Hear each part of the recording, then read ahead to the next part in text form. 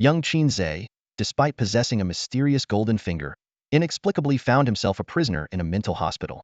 He could create duplicates of himself as easily as a hen lays eggs, yet he had to conceal this extraordinary ability. After 2 months of confinement, his ordeal finally ended. Stepping out of the mental hospital's gates, he felt an overwhelming sense of relief. However, his joy was short-lived as an unexpected encounter loomed on the horizon.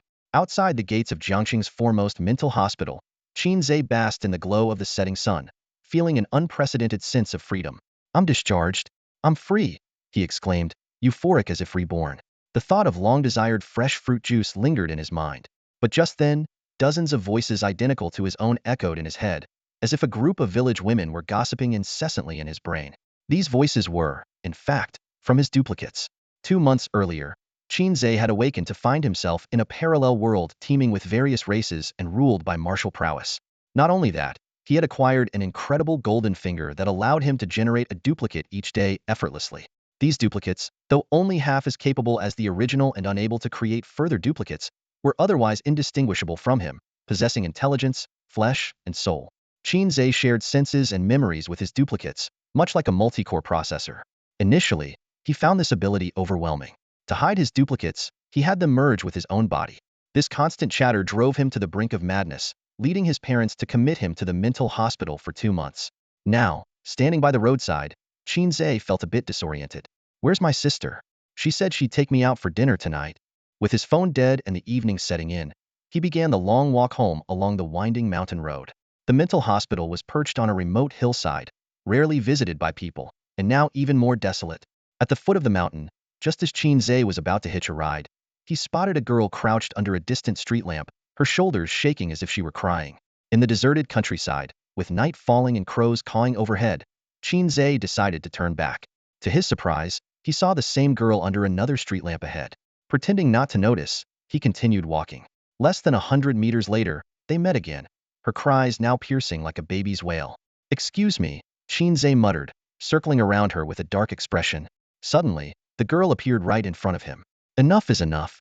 Qin Ze's anger flared.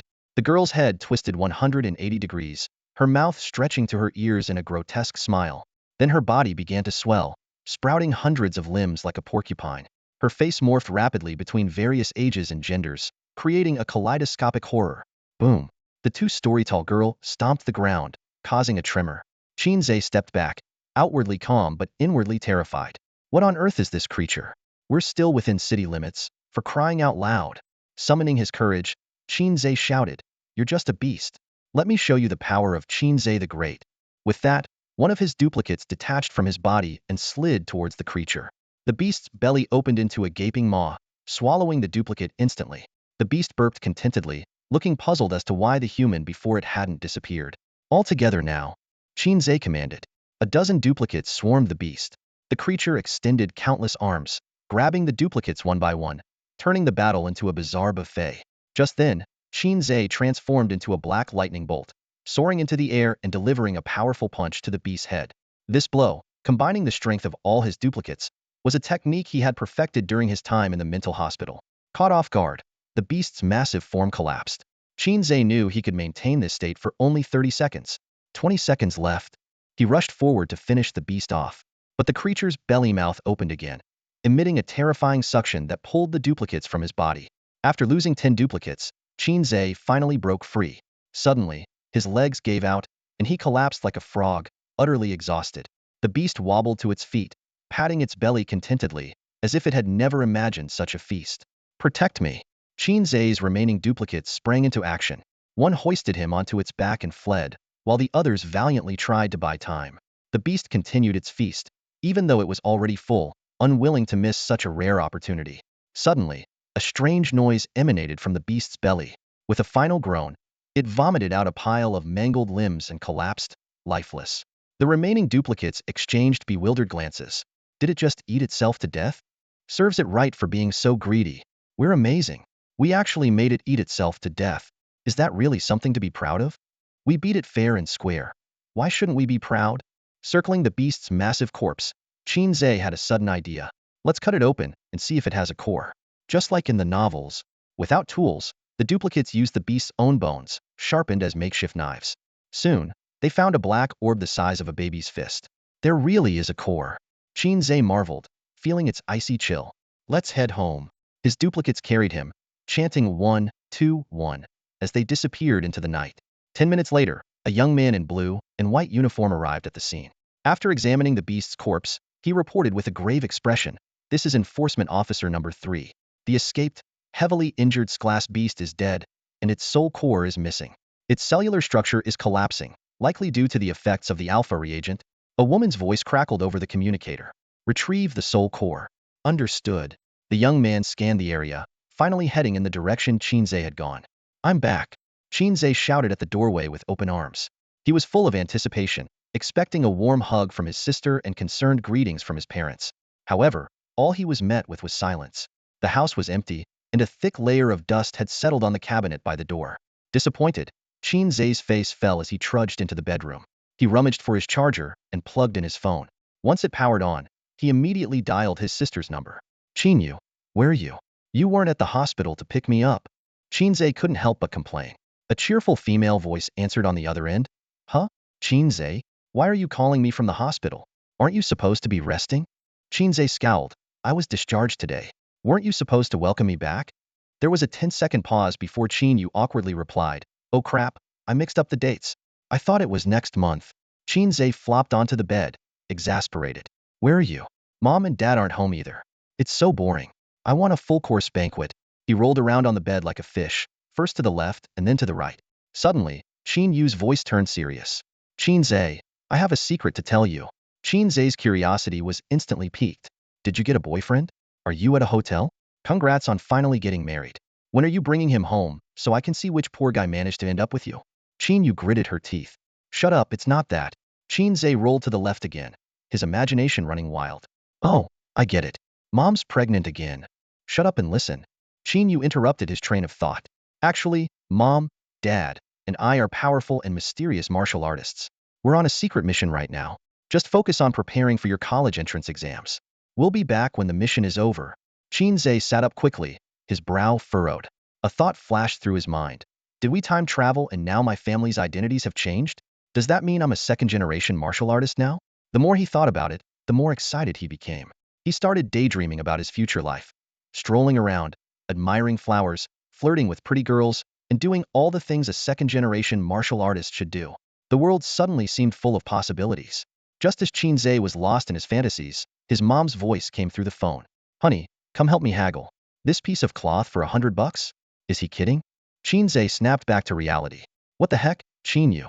So your secret mission is just a vacation without me?" The signal's breaking up. Enemy martial artists are attacking. Gotta go, bye. The line went dead with a series of beeps. Qin Ze was speechless. Even after time traveling, his sister was as unreliable as ever.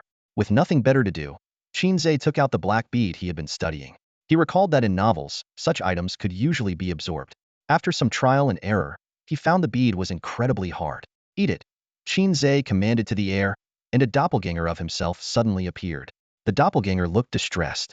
"It's too big. How am I supposed to eat it?"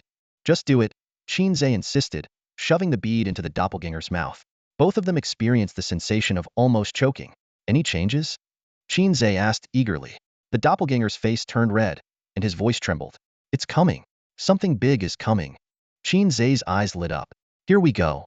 Fart, the doppelganger let out a long fart, and then dashed to the bathroom. Qin Ze stood there speechless. A moment later, he heard the toilet flush, and the doppelganger emerged, looking relieved. "Did you expel it?" Qin Ze asked.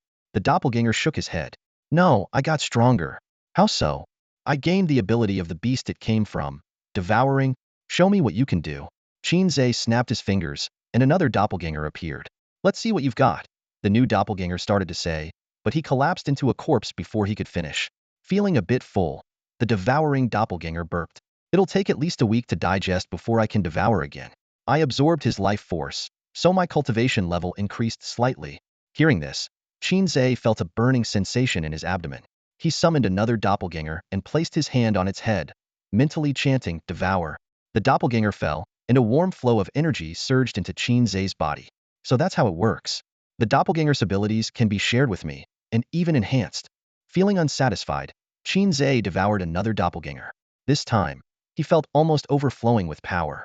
He felt like his entire body was brimming with strength. He wanted to shout, "I can take on 10 of you." Qin Ze felt a warm surge flow into his body, slightly boosting his energy and blood. This was the power shared with him by Swallowing Brother, roughly a third of it. Although his other clones could share power too, they were pretty much useless, and the effect was negligible. Qin Ze glanced around. The sight of 3 fallen clone bodies made his heart tighten. Sigh. 3 more good brothers gone, he murmured softly. Let's observe a 3-second moment of silence. He bowed slightly. Then, angrily muttering to himself, he said, "Qin Ze, you're such a disgrace. So frustrated and cold. When will these clones stand up again?" The clones started chattering among themselves. Qin Ze rolled his eyes and began dealing with the bodies. He was grateful no one was home, or else this scene would have scared his parents and sister to death. The clones huddled around the bodies, clueless, throwing out suggestions. Just dump the bodies? You're not afraid of the police finding out? Dump them in the river. Chop them up and feed them to the dogs? Where are we going to find that many dogs? Sewer? Good idea. Count me in. They got right to work. The clones quickly moved the bodies to the bathroom, grabbing 2 kitchen knives from the kitchen. Although Qin Ze was merely a second-rate martial artist, the clones inherited half of his attributes, making them quite strong. With Swallowing Brother's help, the cleanup went surprisingly smoothly. Qin Ze sat in the living room, leisurely sipping tea. Suddenly, a rapid knocking shattered the tranquility. The bathroom fell silent instantly. "Aunt Wang, what brings you here at this hour?" Qin Ze opened the door to see Aunt Wang from downstairs standing outside. "Ze, you're back from the hospital. I thought your parents were home," Aunt Wang said. "What are you doing? Making such a racket." "Making dumplings," Qin Ze improvised. "Are you wrapping a whole pig in there?" "It's taking forever," Aunt Wang asked skeptically. Qin Ze laughed it off, almost done. "Aunt Wang, just bear with it a bit longer. Make sure you don't make a mess. It's hard to clean up," Aunt Wang reminded him repeatedly before turning to leave. Qin Ze closed the door and shouted towards the bathroom, "Are you done yet?" "Almost, just half a body left," a clone replied. "Hurry up," Qin Ze urged. Blood slowly seeped out from under the bathroom door. A clone wearing a red apron immediately came out with a mop to clean it up. Watching the clones busily at work, Qin Ze nodded in satisfaction, thinking, "If I had this ability before, I could have sent all my clones to an electronics factory to screw in bolts and made a fortune." Suddenly, there was another knock on the door. "Aunt Wang, I told you, just a bit longer and it will be done. I'll bring you some dumplings once they're ready," Qin Ze said as he opened the door, his words trailing off. Standing outside was a young man in a blue and white uniform. The flickering hallway lights cast shadows on half of his face, making him look even more menacing. Seeing the large character law on the young man's chest, Qin Ze's heart tightened, and he immediately sensed trouble. The law enforcement had come knocking. In his understanding, the power of law enforcement was even greater than that of the Jinui in the Ming dynasty. They not only monitored officials and citizens, investigated major criminal cases, but also dealt with exotic beasts. Every law enforcer was a master, at least a second-tier warrior. Suppressing the panic in his heart, Qin Ze pretended to be calm and asked, "What can I do for you?" He guessed the enforcer might be here because of an exotic beast, but he'd never admit to it. His avatar was his lifeline, and he had already consumed the pearl. There was no way he could return it. The enforcer pulled out a large photo of Qin Ze and bluntly asked, "Qin Ze, 18 years old, lives in Building 2, Unit 2201 of Jinyuan Community, a third-year student in Class 1 at Second High School, with college entrance exams in 3 months. You were hospitalized in Jiangqing's first psychiatric hospital for 2 months and discharged this afternoon. Is this you?" Qin Ze decisively shook his head, denying it. "No, it's not." The enforcer frowned and was about to speak when Qin Ze quickly said, "If there's nothing else, I need to close the door and continue making dumplings." He moved to shut the door, but the enforcer blocked it with his foot. "It's you," the enforcer said with certainty. Qin Ze couldn't help but retort, "If you already knew, why ask?" The enforcer explained sternly, "Procedures must be followed." "Is this you?" Qin Ze stubbornly denied again. "It's not me." The enforcer sighed, while Qin Ze chuckled. "Looks like you've hit a bug." A cold glint flashed in the enforcer's eyes. "It seems I'll have to take you back to the enforcement department for questioning." With that, a powerful aura of a second-tier warrior burst forth.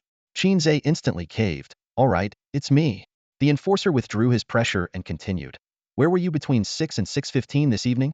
Qin Ze thought for a moment and replied, "On my way home." "Walking? By car?" The enforcer questioned. "Where would you find a car in the middle of nowhere?" Qin Ze made up a story. "I got lucky and hitched a ride. There are no cameras in the suburbs, so you can't check. License plate number? Who remembers the license plate of a random car they hitch a ride in?" The enforcer asked again. "Did you see any suspicious people near the foot of the mountain?" "No." Qin Ze answered flatly. At this point, the enforcer took out a golden badge, also bearing the large character law. As soon as Qin Ze saw the badge, a surge of overwhelming righteous energy rushed into his body. Facing this energy, he felt he couldn't lie, as if any falsehood would result in his immediate death. Qin Ze opened his mouth, about to spill everything that happened that evening, but suddenly felt the righteous energy disperse among his avatars. The remaining energy in his body was minimal and no longer irresistible. He quickly shut his mouth and looked at the golden badge with feigned confusion. The enforcer asked, "Are you lying?" Qin Ze shook his head firmly. "No. If any word I said is false, may my sister never get married." The enforcer stared at Qin Ze for a moment, then put away the badge. The righteous energy disappeared instantly, and Qin Ze felt much lighter. The enforcer advised, "If you remember anything else, you can report it to the enforcement department. Valuable information will be rewarded." Qin Ze feigned ignorance. "So what exactly happened?" The enforcer sneered. An class exotic beast was found dead at the foot of the mountain near the psychiatric hospital. "You left just in time, or you would have been its meal." Qin Ze exclaimed. "Oh my god, that's terrifying. How could there be an exotic beast in the city?" The enforcer snorted and was about to leave when he suddenly sniffed the air. "Why does it smell so bloody?" He craned his neck to look inside the room. Qin Ze quickly stepped aside and explained, "I wanted some fish, so I just killed one. Want to try my cooking?" The enforcer glanced around the living room but said nothing more and left, closing the door behind him. Qin Ze patted his chest, thinking, if a second-tier warrior is this strong, a third-tier warrior must be unstoppable. This was his first realization of the terrifying power of warriors in this world, and he resolved to train diligently. To survive in chaotic times, one must become strong. Opening the bathroom door, he saw his avatars all collapsed on the floor, looking utterly defeated. That badge was too powerful. One avatar complained, in a cultivation world, it would at least be considered a top-grade magical artifact. "I felt like my entire mind was being read," another avatar said. "Almost peed myself." "You did pee." Qin Ze clapped his hands. "Get back to work. It's a good thing the enforcer didn't search the house, or there'd be no explaining this mess." Outside the community, the enforcer took out a communicator and contacted his superior. "I've checked the psychiatric patient. He passed the badges test. Besides, an unranked warrior wouldn't have the strength to kill an class exotic beast. I'll continue the investigation." After ending the call, the enforcer glanced back at Qin Ze's window, still lit, feeling that something was off about him, but couldn't pinpoint what. After 3 hours of hard work by several of Qin's avatars, the cleanup was finally complete. Qin Ze sat outside a street food stall, having ordered dishes early while waiting for someone. The summer evening air was filled with the aroma of barbecue, and the neon lights along the street were already glowing. Before long, a chubby man came running over, panting heavily, with sweat rolling down his round cheeks. "Zeej, you're finally out of the hospital." Lin Ziyuan, the chubby guy, shouted excitedly, his voice clearly labored. Qin Ze looked at his friend, who had been his classmate from elementary school through high school, and couldn't help but smile. Lin Ziyuan wiped the sweat from his forehead, sat down, and immediately raised his glass. "Zeej, this meal is on me. We're celebrating your discharge." The two of them quickly polished off a skewer of grilled kidneys. After a few rounds of drinks, Qin Ze's expression suddenly turned serious. "Fatty, I've decided. From now on, I'm going to train hard and take the martial arts exam." Lin Ziyuan was stunned, looking at Qin Ze with an unfamiliar expression. "Zeej, we haven't even drunk that much yet. How are you already drunk?" Qin Ze shook his head, his gaze firm. "I'm serious.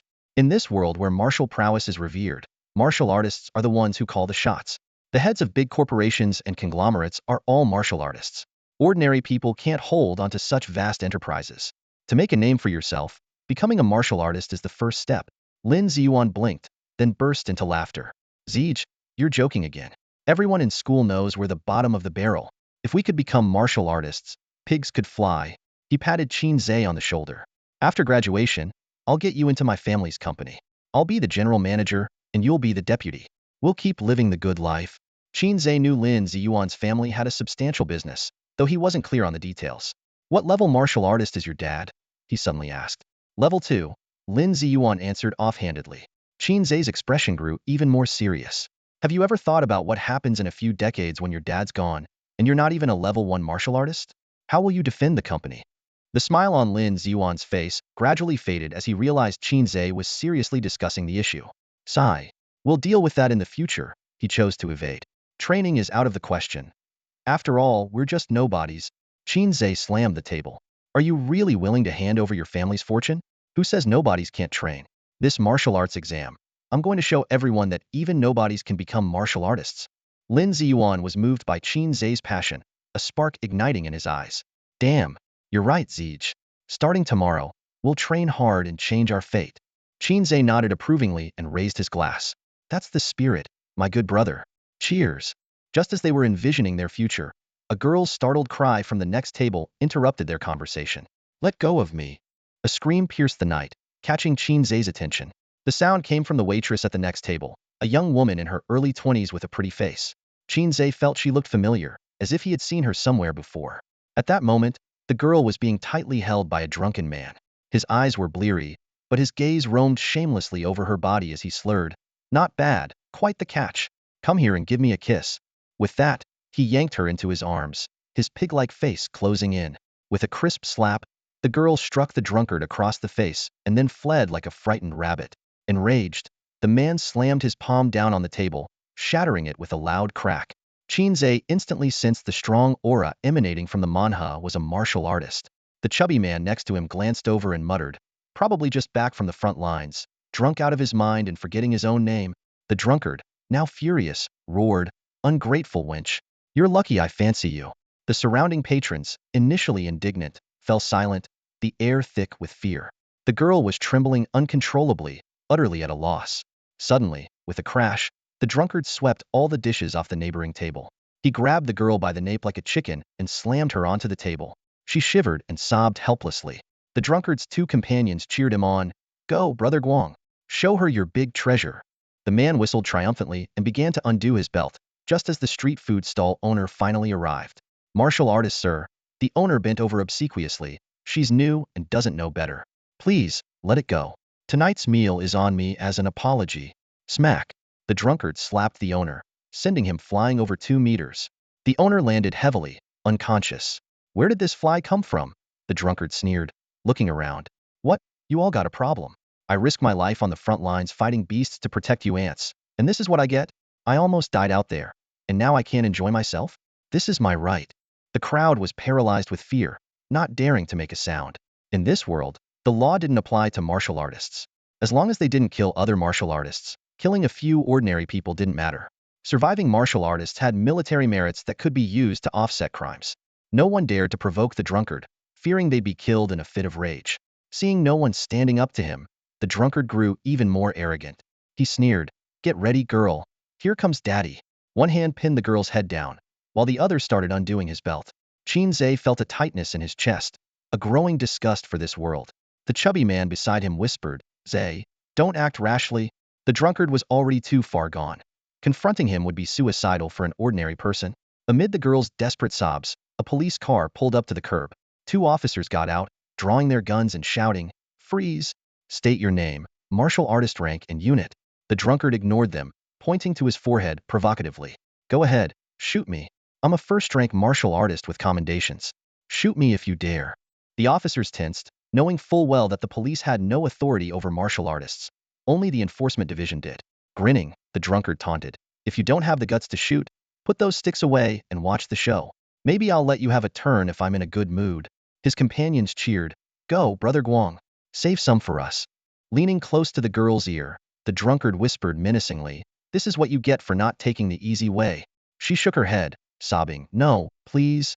The drunkard's eyes gleamed with a sadistic pleasure, as if the battlefield's gloom had been swept away. Just then, with a crack, a beer bottle flew through the air, smashing on his head. Who the hell? The drunkard roared, blood streaming from his head. The diners kept their heads down, except for a chubby man whistling nonchalantly at the road and a young man calmly eating skewers across from him. Smack! Another beer bottle flew at the drunkard as he turned. I knew it was you, he snarled, charging at Qin Ze. The chubby man sighed, Ze, why couldn't you just stay calm? He turned to the drunkard and said seriously, Brother, my dad is Lin Gang from the Lin group. Give me some face and let this go today. The drunkard straightened his collar and scanned the surroundings with a disdainful look. Puffing out his chest, he bellowed in a rough, alcohol-laden voice, Open your damn eyes and see clearly. I'm He Guang, the second son of the He family. The chubby man felt a chill run down his spine upon hearing this. He knew he had run into trouble. The He family was one of the top martial arts families in Jiangsheng, and his own background was nothing compared to He Guang's. Quickly, He plastered on a smile and said obsequiously, "Oh, it's Brother Guang. No wonder you look so familiar. We went to school with Hei Bi. After all, this is just a misunderstanding among friends." He laughed nervously, trying to ease the tension. He Guang ignored the flattery and instead turned his gaze to Qin Ze, a cunning glint in his eye. "You little brat, didn't you want to play hero? I'll give you a chance today." He spread his legs arrogantly and continued, "Crawl between my legs and bark like a dog 3 times, and I'll let that girl go."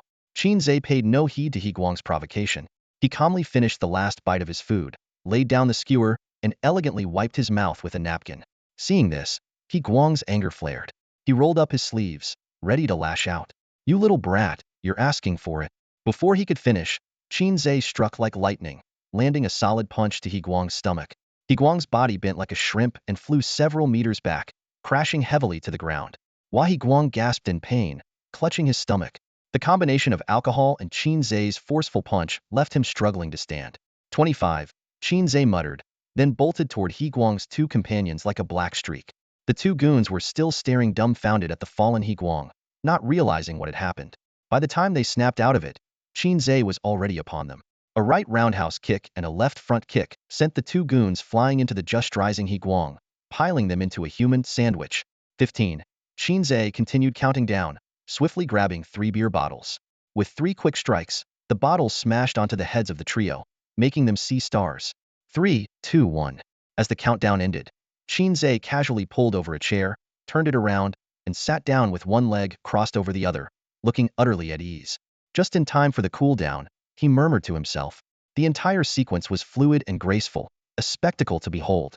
Everyone around was stunned, never expecting a fight to be so elegant. The chubby man stared in disbelief at the scene, swallowing hard. "Is that really my buddy?" he mumbled. "We agreed to be losers together. How did you suddenly become a hero?" Watching Qin Ze, who looked like a superstar under a spotlight, the chubby man clenched his fists and vowed silently, "Brother Ze, I will definitely catch up to you." Pinned at the bottom, He Guang pounded the ground and roared, "Get the hell off me!" But the weight of the 2 goons kept him firmly down, like a fish out of water, unable to rise. Qin Ze, fighting off a wave of discomfort, leaned back and tried to keep his legs from shaking. He looked over at the chubby man and said softly, "Chubby, aren't you going to help me up? You little punk, I'm gonna kill you." He Guang roared, his face red with rage and spittle flying everywhere. "I've fought on the front lines and earned my stripes as a warrior." Qin Ze remained expressionless. Quick as lightning, he grabbed a beer bottle from the table and smashed it over He Guang's head. A crisp crack rang out as glass shards flew in all directions. "Keep insulting me," Qin Ze said coldly. "I'll kill you." He Guang retorted defiantly. Before he could finish, another crack resounded as a second bottle shattered over his head. "Keep insulting me," Qin Ze repeated, his voice still calm. He Guang started, but a third bottle was already flying towards him. Crack! The 4th bottle shattered. Qin Ze reached out and found that the table was now empty of bottles. The onlookers were stunned, their eyes wide with shock. Someone whispered, "Whose subordinate is this? He's so fierce. That guy's a warrior, and he's smashing bottles like he's playing whack-a-mole." At that moment, a chubby guy came running over, panting heavily, with a case of beer in his hands. "Brother Ze, the beer's here." He placed the case at Qin Ze's feet. Qin Ze picked up a bottle and weighed it in his hand. He Guang finally realized the gravity of the situation and hurriedly begged for mercy. "Wait, I won't insult you anymore." But Qin Ze ignored him. With another crack, the bottle landed on He Guang's head. "Even if you stop, you're still getting hit," Qin Ze said nonchalantly, brushing glass shards off his hands.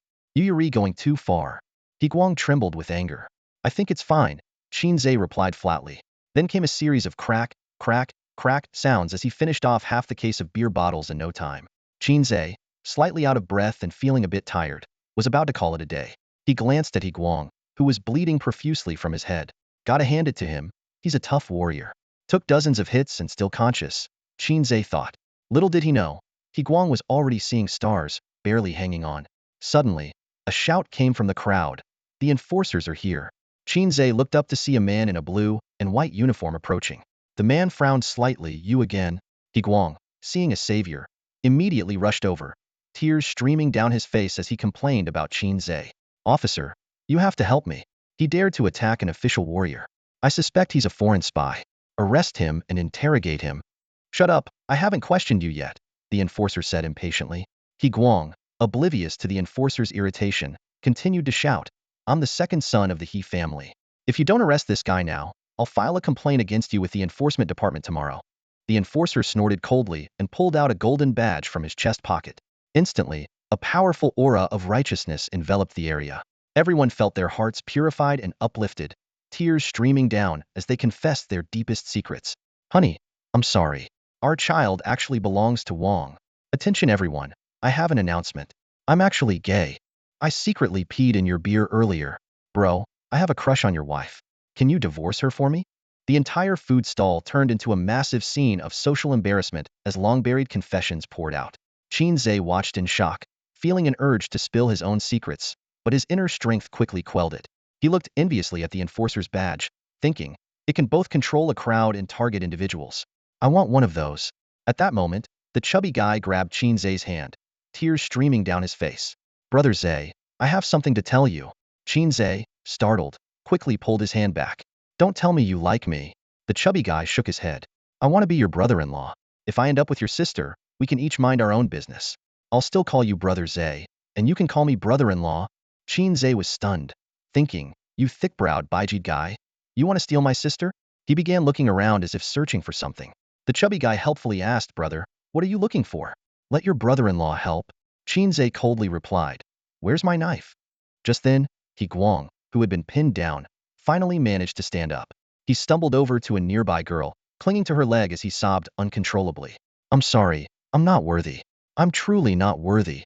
He slapped himself hard as he spoke. I never earned any military honors. I took someone else's credit. On the front lines, I didn't kill a single beast. I was terrified. I even peed myself. Those beasts are huge, so huge. I was so scared, really scared. I didn't want to die. Boo. He Guang's cries were heart-wrenching, moving everyone who heard them. The girl, unsure of what to do, hesitated before saying, I forgive you. Just get up. Having achieved his goal, the enforcer put away his badge, and the aura of righteousness vanished. The place fell into a stunned silence. People began to recall their confessions and were filled with regret. I want to die. There's nothing left worth living for. The chubby guy looked at Qin Ze cautiously. Brother Ze, are you about your sister? Get lost, Qin Ze said coldly. Got it. The chubby guy scampered off to pay the bill. Meanwhile, He Guang, coming to his senses, released the girl's leg and backed away in horror. He glared at the enforcer, gritting his teeth. What the hell did you do? He was so furious he wanted to punch the enforcer's head off. Danger, danger, danger. He Guang's voice echoed through the restaurant as he unwittingly revealed his false claim to military honors. This was a capital offense, and it took considerable nerve to admit it.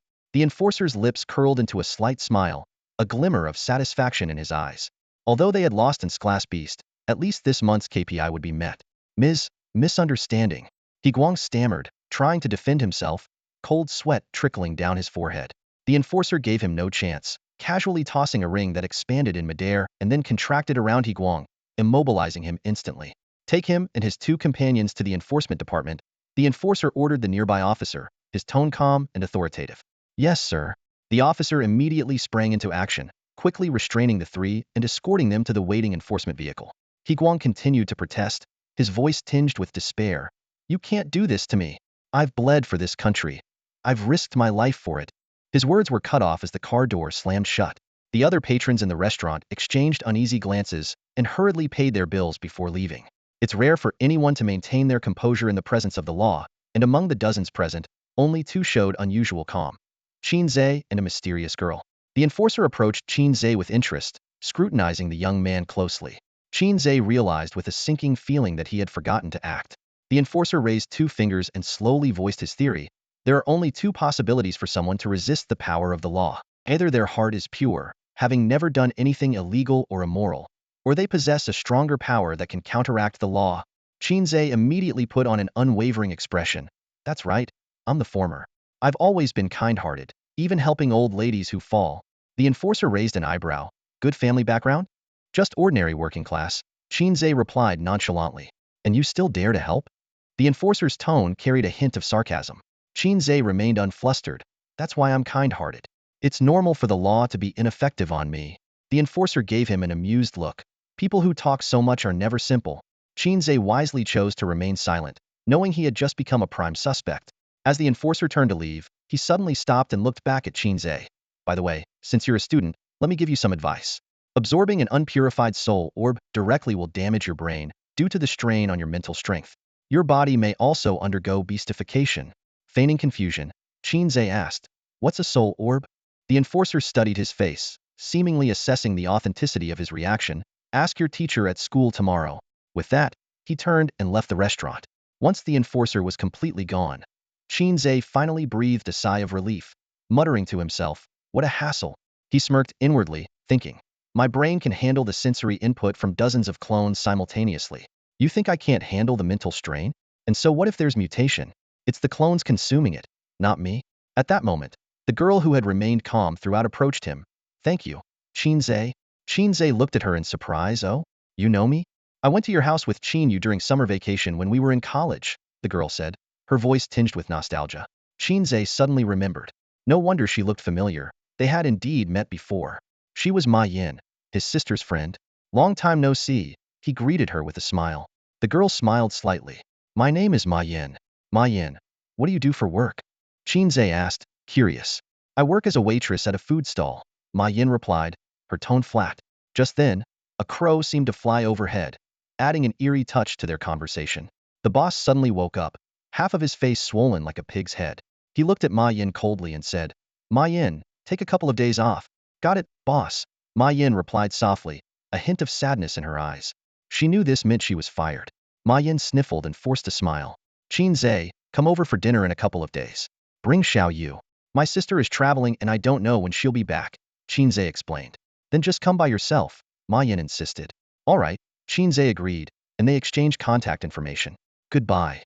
May Yin got on a shabby bicycle that creaked with every pedal except for the silent bell.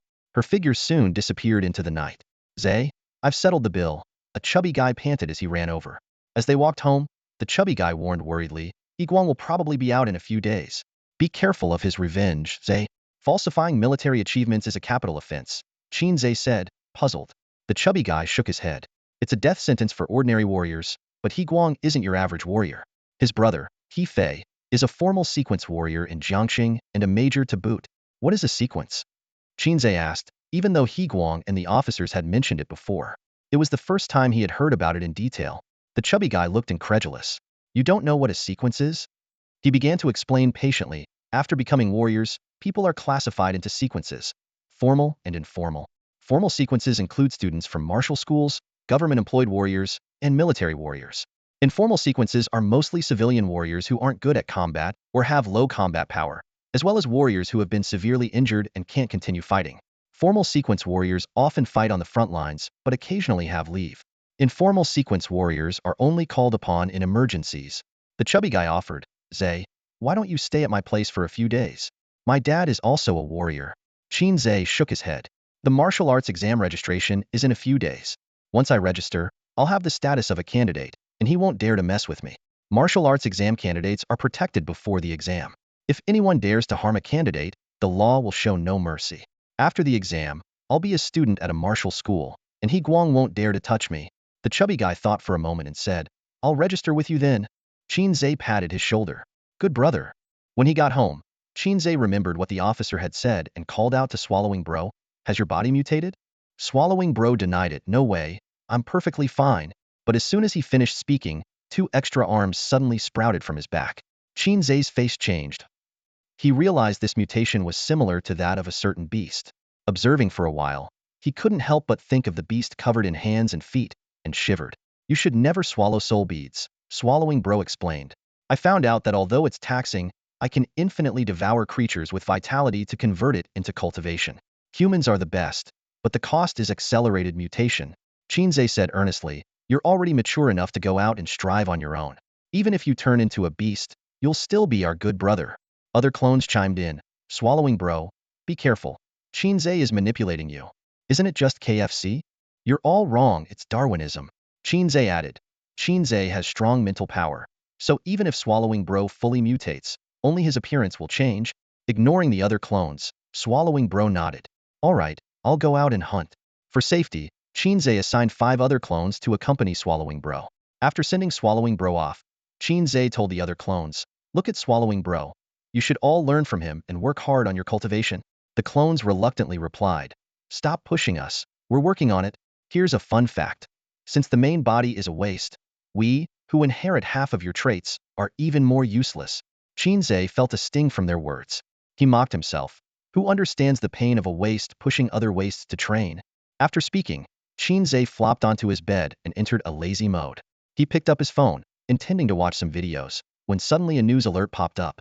Just 1 kilometer southeast of Jiangcheng, a mysterious realm suddenly appeared, causing a citywide uproar. The Defense Department quickly teamed up with the martial arts families in the city to explore this mysterious world under the guise of clearing out dangers. Qin Ze had some knowledge about this. He knew that although the realm was fraught with dangers, it also held great opportunities. As night fell, Qin Ze finished watching some videos on his phone and fell asleep. The next morning, he groggily got out of bed, and his clone immediately stepped forward to help him dress. In the bathroom, the toothpaste was already squeezed onto the toothbrush, so Qin Ze just had to brush his teeth.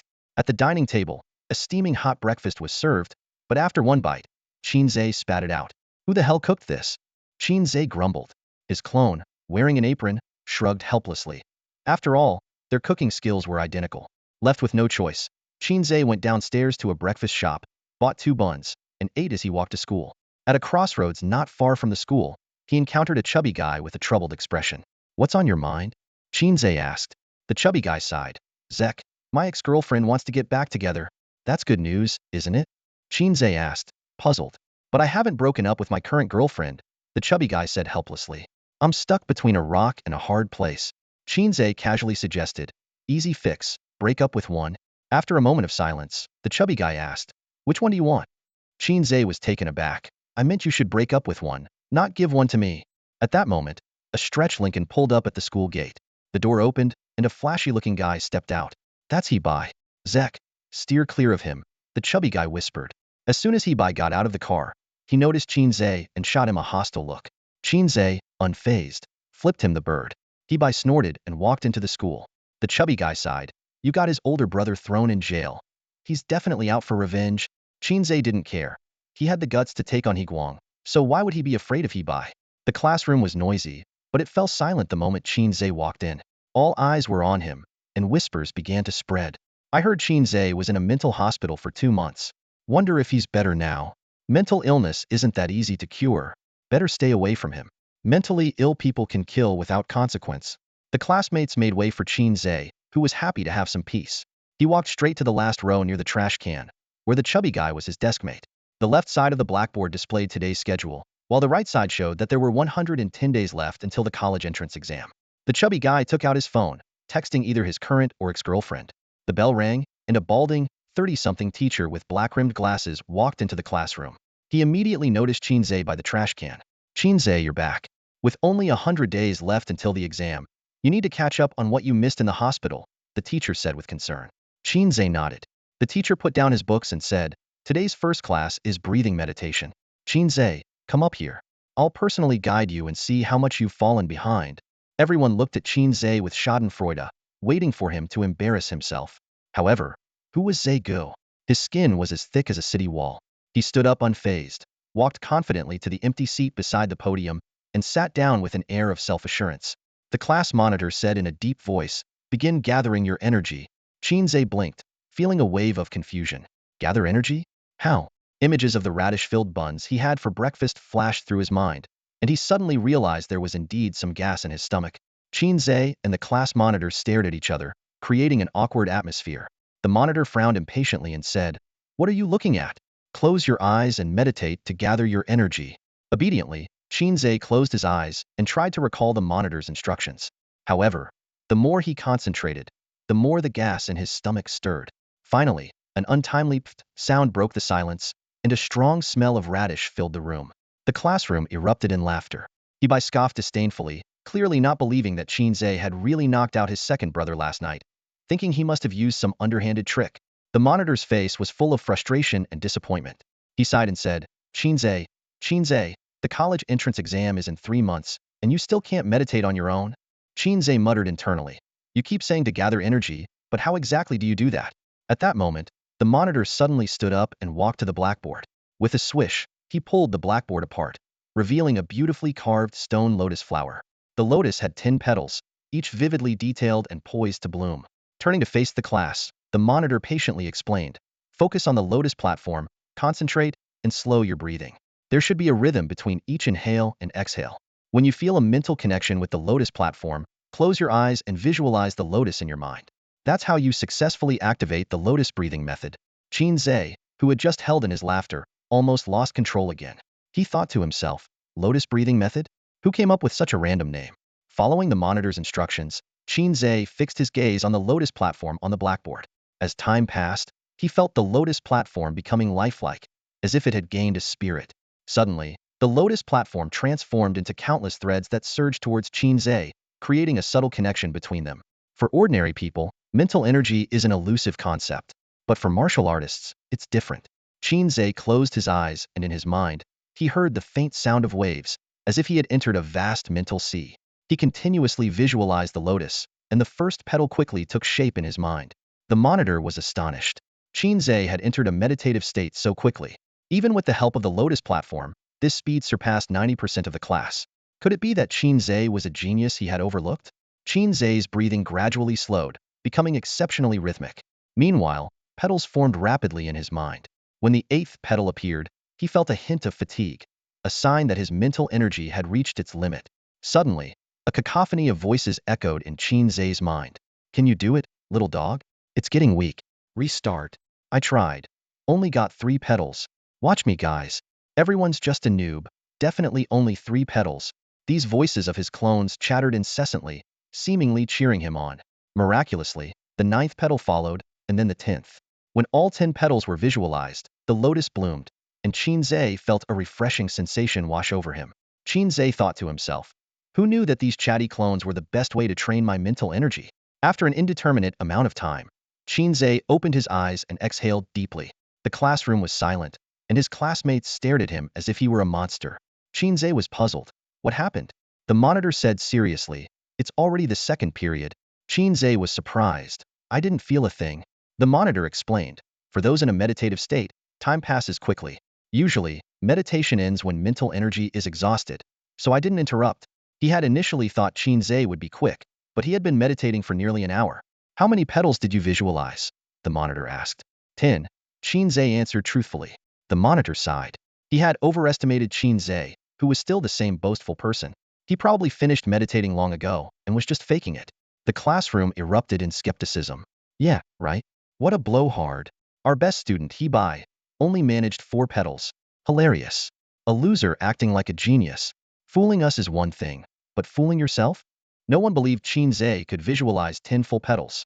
If he could, his mental energy would be comparable to a first-level martial artist. All right, I actually only visualized 1. Qin Ze said helplessly. His classmates wore expressions of I knew it.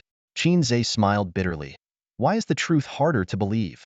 As Qin Ze prepared to return to his seat, the monitor suddenly placed his hand on Qin Ze's abdomen. Don't move, let me check. Qin Ze felt awkward. Where are you touching? The monitor's eyes lit up, exclaiming, it's huge. Qin Ze felt even more embarrassed, but the monitor quickly clarified. I mean, your energy sea is huge. The lotus breathing technique is a cultivation method that harnesses mental energy to gather qi. Qin Ze closed his eyes and focused, feeling the energy circulate within him, eventually converging in his dantian. Over time, this energy gradually transformed into abundant vitality, nourishing his entire body. Although this technique seemed ordinary, it was a fundamental method in martial arts training, crucial for the dual enhancement of mental strength and physical vitality. Mr. Lao Ban watched with a gleam of delight in his eyes as Qin Ze formed such a substantial dantian. He pondered silently, wondering if this seemingly unremarkable student was actually a hidden genius. Encouragingly, he said, well done, well done. Make the most of these 3 months to train hard. Your chances of passing the martial arts exam are very high. The morning's 2 cultural classes passed quickly. During the lunch break, a chubby classmate approached Qin Ze with a mysterious air, handing over a small box. Ze, I've got something good for you. Qin Ze opened the box to find 2 dark pills inside. Lowering his voice, the chubby student explained, these are qi gathering pills. I got my dad to buy them, 1 for each of us. In 2 days, there's a vitality test. If you don't score 100, you can't register for the martial arts exam. These will guarantee you pass. Qin Ze knew how expensive qi gathering pills were and how rare they were on the market. He shook his head and said, you take them all. Seeing the puzzled look on his friend's face, Qin Ze explained, I don't need the qi gathering pills. My vitality score will meet the standard. You should take both and use this time to train hard. Don't waste them. The The chubby student pondered for a moment. Ze, have you really managed to visualize 10 petals? Basic stuff, no big deal, Qin Ze responded calmly, as if it was a trivial matter. The chubby student put away the small black box. I'll keep this chi-gathering pill for you.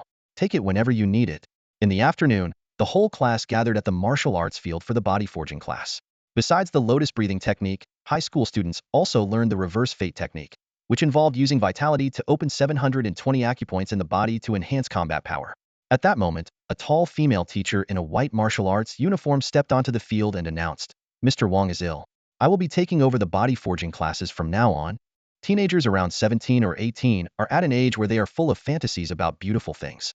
In the classroom, a new female teacher stood at the podium, capturing everyone's attention. She was tall with delicate, well-defined features, and her smooth, jet black hair was tied up in a high ponytail, exuding an air of elegance and vigor. The boys' eyes sparkled with intrigue, while the girls looked on with envy. Qin Ze couldn't help but take a few extra glances, silently admiring her. She really is quite beautiful. I'm the new teacher, Ms. Yao. I hope we can get along well in the days to come. She introduced herself with a smile, then surveyed the classroom. Now, let's start from the front row and go to the back. Show me how far you've come with your fate reversal technique. The first student was Hei Bi. He closed his eyes and began to concentrate his chi and blood. Moments later, a faint thud emanated from his body, sending a small shockwave half a meter in all directions. Wow! The classmates exclaimed in amazement. No wonder he's the prodigy of our class. Hei Bi must have opened over 30 acupoints by now. I bet this year's martial arts exam top scorer will be Hei Bi. Ms. Yao nodded in approval. Not bad. Hei Bi's lips curled up as he stabilized his chi and blood. He had already opened 35 acupoints and felt confident. By the time the martial arts exam comes, opening 80 acupoints will be a breeze. Even if I don't get the top score, I'll easily be among the top few. However, he felt a twinge of disappointment when he noticed the beautiful teacher only gave him a brief glance before moving on to the next student. As he passed by Qin Ze, Hei Bi slowed his pace and whispered a threat. Get ready. I'll be coming for you during the sparring session. A chubby classmate nearby couldn't help but laugh. I don't know where you get your courage from, daring to spar with our Zij. He recalled Qin Ze's smooth combo moves from the night before and felt smug. Forget about Hei Bi. Even 10 of him wouldn't be a match for Qin Ze. Qin Ze ignored Hei Bi's provocation and focused on mentally reviewing the fate reversal technique's incantation. Seeing Qin Ze's dismissive attitude, Hei Bi's anger flared, and he vowed to make Qin Ze bedridden for months. One by one, the students began to demonstrate their skills. Most had opened between 20 to 25 acupoints, showing average performance. Finally, it was the turn of the loser duo by the trash can. The chubby student went first, shouting, "Ha," but nothing happened. Ms. Yao frowned and said, "Not even 10 acupoints? What have you been doing these past 3 years?" The chubby student scratched his head awkwardly. Ms. Yao, it's not that I don't work hard. My chi just can't gather chi, no matter how hard I try. Ms. Yao motioned for him to extend his hand. He hesitantly offered his right hand, and Ms. Yao grasped his wrist, looking puzzled. Strange, she muttered. I've never seen such a peculiar chi. It absorbs chi rapidly, but leaks it just as fast, and its efficiency in converting chi to blood is abysmally low. Ms. Yao, is there any way to fix it? The chubby student's eyes lit up with hope. Ms. Yao sighed. I'm sorry, I'm not an expert in this area. There's nothing I can do. His eyes dimmed with disappointment, a feeling he had grown accustomed to over the years. Finally, it was Qin Ze's turn. The classmates watched eagerly, thinking, a guy who needs external aids just to meditate probably has fewer opened acupoints than the chubby kid. Qin Ze took a deep breath and began to follow the steps he remembered. First step, concentrate your mind. Second step, gather chi and blood through the meridians. He muttered the incantation softly while carefully following the process, causing his classmates to laugh uproariously. Hei Bi sneered, thinking, my second brother actually lost to this loser. How disgraceful. Third step, after circulating through one cycle, charge the acupoints with all your might. Qin Ze suddenly opened his eyes, feeling his chi and blood surge like boiling water. Bang, bang, bang. The chi and blood rapidly opened one acupoint after another, creating a series of explosive sounds. Boom. When the final, 80th acupoint was opened, a powerful wave of chi swept out several meters around him. The chubby student closest to Qin Ze was knocked over, landing on his bottom. Other students were also thrown off balance, ending up dusty and disheveled. Only Ms. Yao remained unmoved, the whirlwind merely lifting her ponytail slightly. Unbelievable. Is this really Qin Ze? He must have opened at least 40 or 50 acupoints, right? No way. It's gotta be 60 or 70. The classmates got up awkwardly, their eyes filled with astonishment. Hei Bi, who had fallen face first, looked sullen. He couldn't understand how this so-called loser had opened more acupoints than him. Ms. Yao's surprise flickered briefly in her eyes before she calmly remarked, "You've already trained the fate reversal technique to the first level. Very impressive."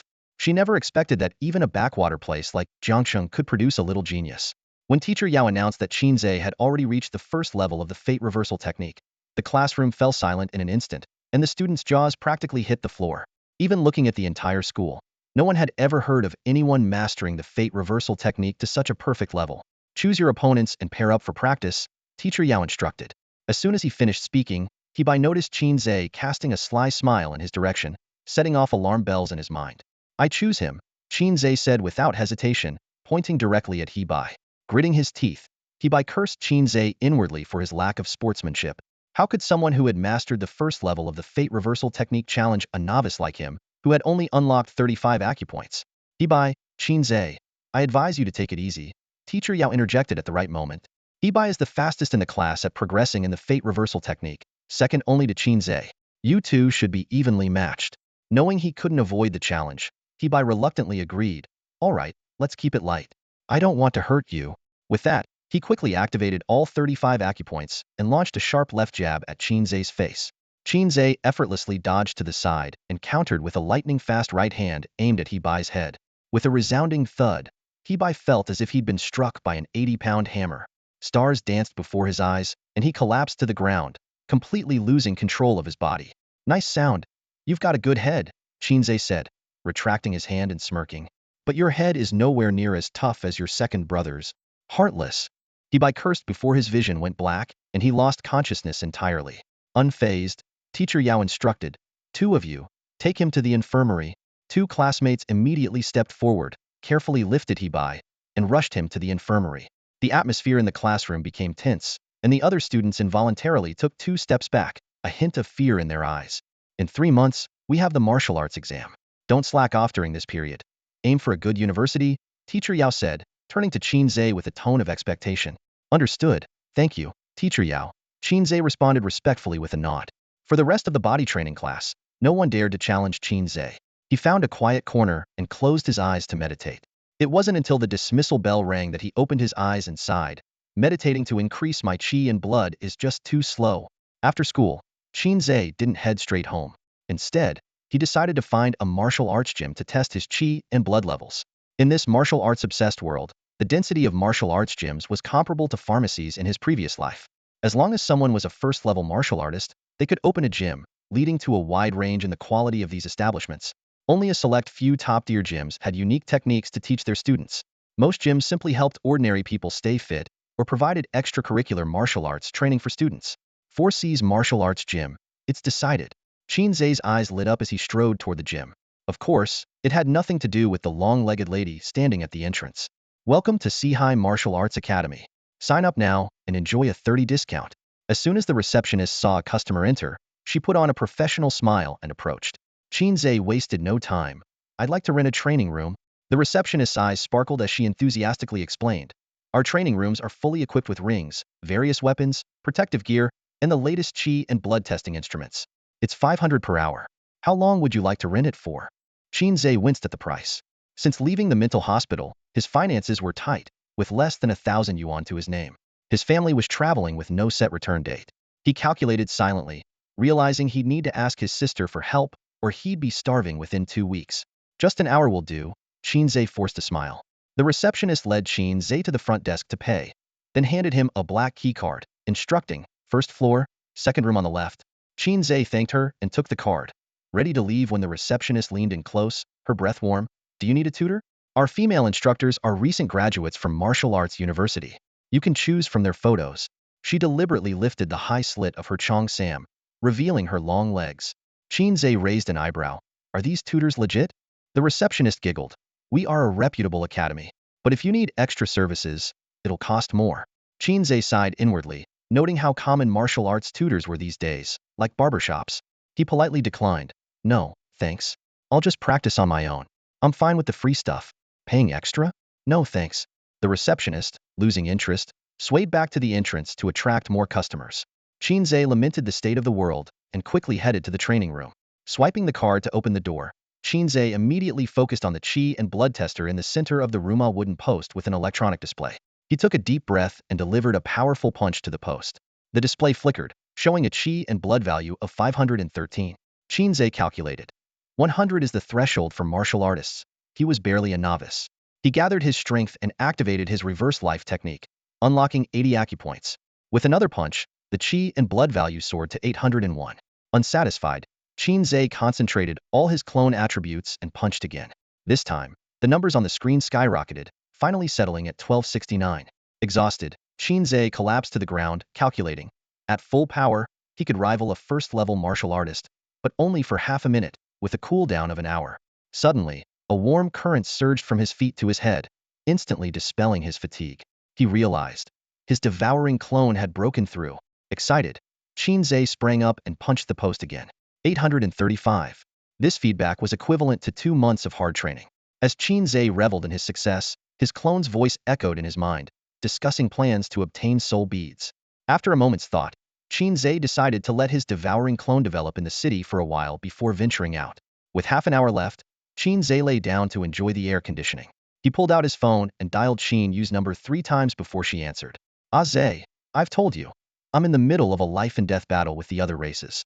Don't call unless it's urgent." Qin Yu's voice was weary, with background noises hinting at her struggle. "Keep up, everyone. We're almost at the summit," the leader called out excitedly. "I've already booked a hot spring hotel, and we'll watch the sunrise tomorrow morning." Qin Ze's face darkened instantly upon hearing this. He couldn't help but grumble to himself. Are we battling at the Forbidden City, or something? Then, in a hurried tone, he said, "Send me money right now. I'm out of food. My top priority is to train." Shaking his head, Qin Ze decided to ignore his sister's vacation plans. "Wait, you need money for food?" Qin Yu asked, looking puzzled. Qin Ze rolled his eyes, a hint of exasperation in his voice. "Of course, who doesn't need money for food?" Qin Yu nodded thoughtfully. "True, never heard of anyone not needing it." Qin Ze continued, "You don't have to pay to breathe air, but do you want to live on it?" "No way," Qin Yu replied decisively. "Me neither," Qin Ze agreed. "No sane person lives on just air." His tone suddenly became urgent. "So, hurry up and send the money." From the other end, Qin Yu's voice came through, muffled and unclear. "Hello? The signal here is bad. I'll call you back." Then there was the sound of the call disconnecting. Gritting his teeth, Qin Ze immediately dialed his parents' number. However, a cold automated voice responded. "Sorry, the number you have dialed is temporarily unavailable. Please try again later." "I've been blocked," Qin Ze muttered to himself, falling into a deep self-doubt. Am I even their real son? Time passed quickly, and Qin Ze walked out of the martial arts training center. The hostess at the door bowed with a smile. "We look forward to your next visit." Curious, Qin Ze asked, "Did you used to work at a hair salon?" The hostess shook her head. "No, I worked part-time at a bathhouse." "Well, close enough," Qin Ze thought to himself. He stopped by a random pork knuckle rice shop near his home and spent 15 yuan. It was just past the meal rush, so the place wasn't crowded. Qin Ze picked a corner seat. The TV on the wall was broadcasting the Jiangxing Evening News. A rift has appeared 26 kilometers east of the city, releasing no fewer than 30 class beasts. Law enforcement is currently handling the situation. Residents are advised not to leave the city unless necessary.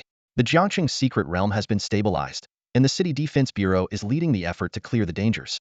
It will be open to the public soon. With just over 100 days until the college entrance exam, the martial arts exam registration starts in 5 days. Students, keep pushing forward for the great revival of humanity. The pork knuckle rice was served, complete with meat, rice, and vegetables. It tasted quite good. Over the next few days, Qin Ze continued his training diligently.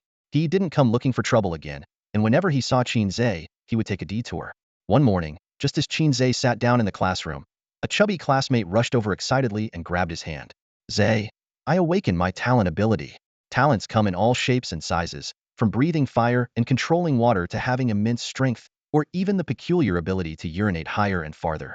These abilities come from 2 sources. The first is an extremely rare natural awakening, happening to 1 in a million.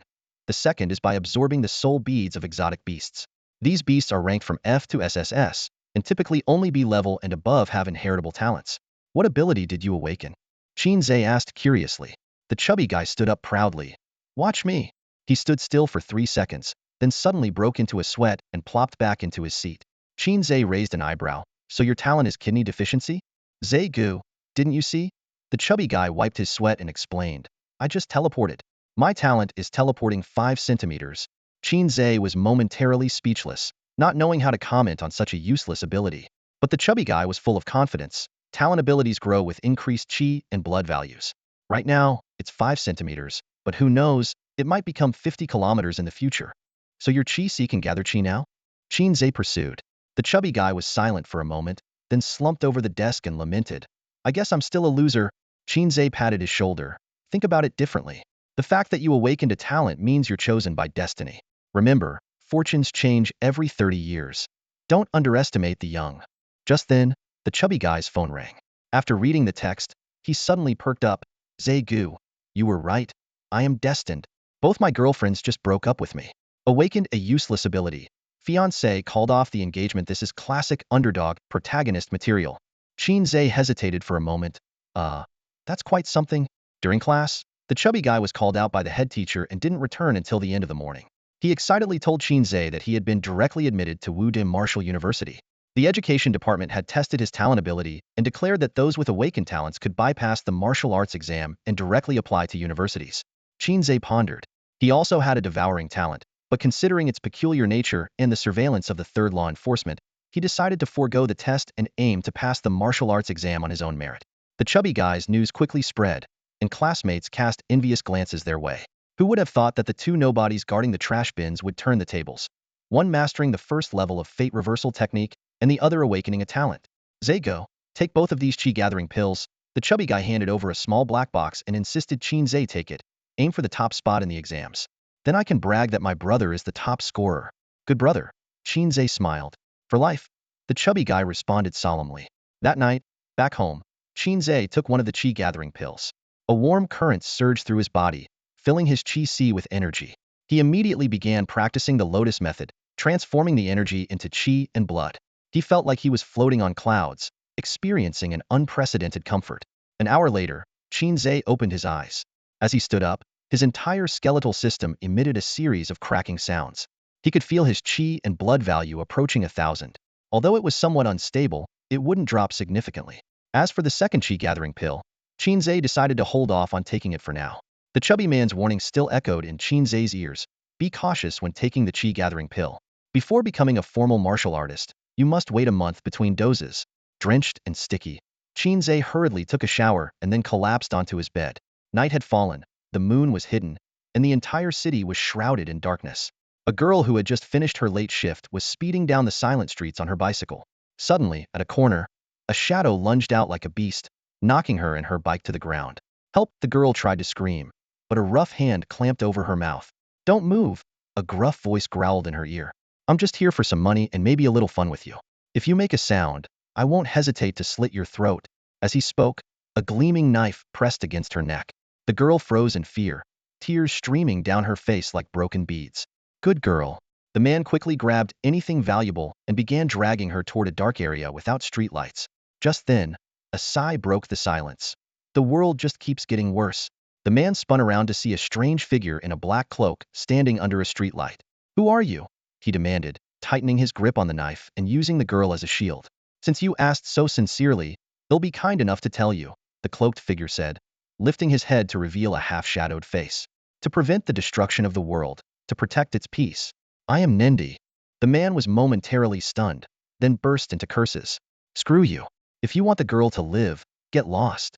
Before he could finish, a gust of wind brushed past his face.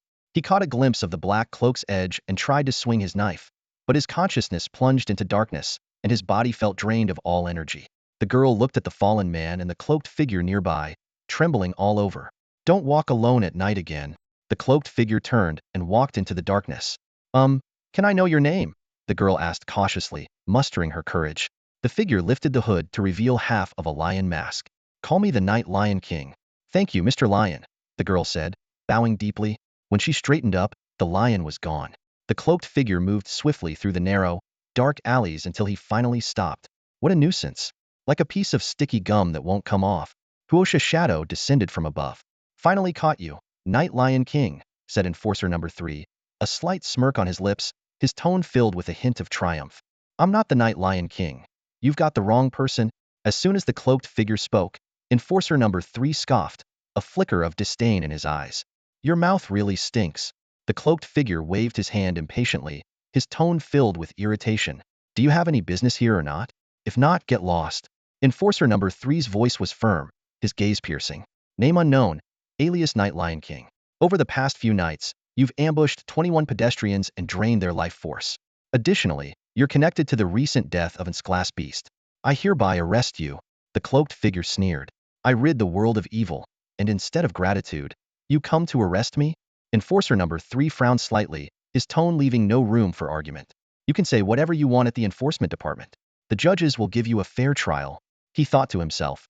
Having tracked the cloaked figure for days, he deeply suspected him of stealing the soul orb of the fallen glass beast. Capturing him would ensure he met his KPI for the month. A playful smile curled on the cloaked figure's lips. What if I refuse to go with you? Without hesitation, Enforcer number three pulled out a golden badge, his voice brimming with authority. You will go with me. As soon as he finished speaking, a powerful righteous energy descended and struck the cloaked figure. The cloaked figure trembled, as if every cell and pore was resisting the badge's power. Enforcer number three, thinking the cloaked figure was subdued, demanded, Who are you really? Suddenly, the cloaked figure looked up and grinned, revealing a set of white teeth.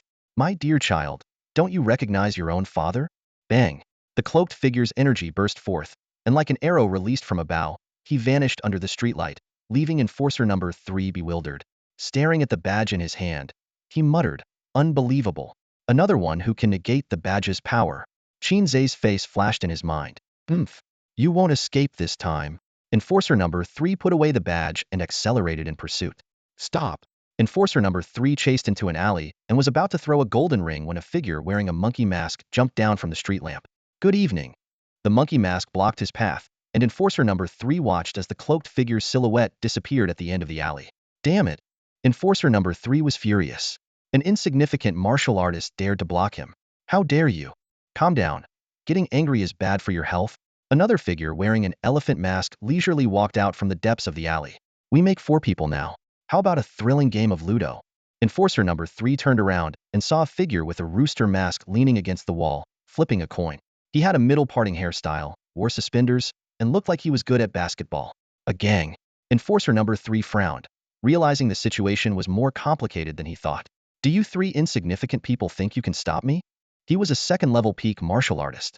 He could easily crush these 3 with one hand. State your identities. He activated the badge's power again. However, the 3 seemed unaffected, looking at him with playful expressions. Enforcer number 3 glanced at the badge, then at the 3 in front of him. He even wondered if his badge was broken. This was a rule-based weapon. How could so many people defy its power? Since you sincerely asked, we will mercifully tell you. The 3 spoke one after another, closing in on Enforcer number 3 in a triangular formation. The rooster mask puffed out his chest proudly. We are from the Hei Bi circus. Silence fell over the scene. The elephant mask asked, puzzled, Who came up with that name? The monkey mask teased, Oh come on. The rooster adjusted his suspenders. The name fits the style I went for today. The elephant raised his hand. As a true fan, I protest. The monkey pondered. Outsiders will think we're a bunch of clowns with a name like circus. The rooster shrugged. Give the clown mask to Binbin. Seeing the 3 chatting away, completely ignoring him, Enforcer number 3's forehead veins bulged. Which mental hospital did these nutcases escape from? Enough. Enforcer number 3 couldn't take it anymore and lunged at the nearest rooster mask. Bring it on. The rooster mask sidestepped and charged forward, meeting the attack head-on. Enforcer number 3 was stunned. What gives a low-level martial artist the courage to challenge a second-level warrior head-on? As they closed in, Enforcer number 3 noticed something was off. The rooster mask's exposed skin turned red, like a boiled shrimp. Number 3 realized the danger was imminent and hurriedly retreated, but it was too late. Rooster spread his arms wide, and his body exploded with a thunderous boom. A blood-red shockwave instantly engulfing number 3. Following closely, elephant and monkey also detonated themselves, causing a massive explosion that collapsed half of the alley. Amidst the flying dust, a small blood-red mushroom cloud slowly rose. Over 10 minutes later, the aftermath of the explosion finally subsided. Number 3, looking disheveled, leaned against a wall, coughing violently as if he were about to cough up bile. His uniform was in tatters, and a faint green shield flickered around him, glowing intermittently. Madmen. A bunch of madmen. Number 3 muttered to himself. These 3 had intended to take him down with them from the start. If he hadn't reacted quickly and activated his defensive gear, he would have been obliterated. The scene was in complete disarray. The three had self-destructed without leaving a trace, and the Lion King was nowhere to be seen. Once again, the trail had gone cold, and number 3 cursed inwardly. Black Circus, he whispered. The fact that such an organization had appeared in Jiangsheng without a sound was alarming. These people treated life as expendable, willing to self-destruct to protect their stronger comrades. Number 3 realized he had to report this immediately, or the consequences would be dire. After taking a moment to catch his breath, number 3 limped away from the devastated alley. The next morning, as Qin Ze was brushing his teeth, one of his clones handed him a towel while reporting, "Last night, Devourer was cornered by that idiot enforcer. We had to sacrifice 3 brothers to help him escape." Although Qin Ze had already known about this through shared memories, hearing the report still gave him a sense of ritualistic satisfaction. Taking the towel to wipe his mouth, Qin Ze instructed, "Send 5 more brothers over." Ever since Devourer had shared some of his cultivation with him, Qin Ze could now create 2 clones each day. The clones he had accumulated recently were enough to serve as cannon fodder for Devourer. By the way, Qin Ze added, "From now on, call me Captain." After finishing his morning routine, Qin Ze had breakfast while summoning 2 clones. He used his devouring skill to drain their life force. Leaving a few clones to handle the bodies, Qin Ze headed out for school. Just as he was about to step through the school gate, number 3 enforcer suddenly appeared in front of him. "Good morning," number 3 said. "Whoa, you walk so quietly." Qin Ze was startled by the sudden appearance of number 3, instinctively taking a half step back. Number 3 squinted, a slight smile forming on his lips. "If you don't have a guilty conscience, you have nothing to fear. Or is there something you're hiding, Qin?" Qin Ze raised an eyebrow, a hint of disdain appearing on his face. "I'm a law-abiding citizen. Don't forget, the law doesn't apply to me." This remark struck a nerve with number 3, reminding him of an unpleasant memory from the previous night. He took a deep breath, trying to maintain his composure. "I'm here to inform you that I've made progress in the investigation of the strange creature at the mental hospital. You're no longer a suspect."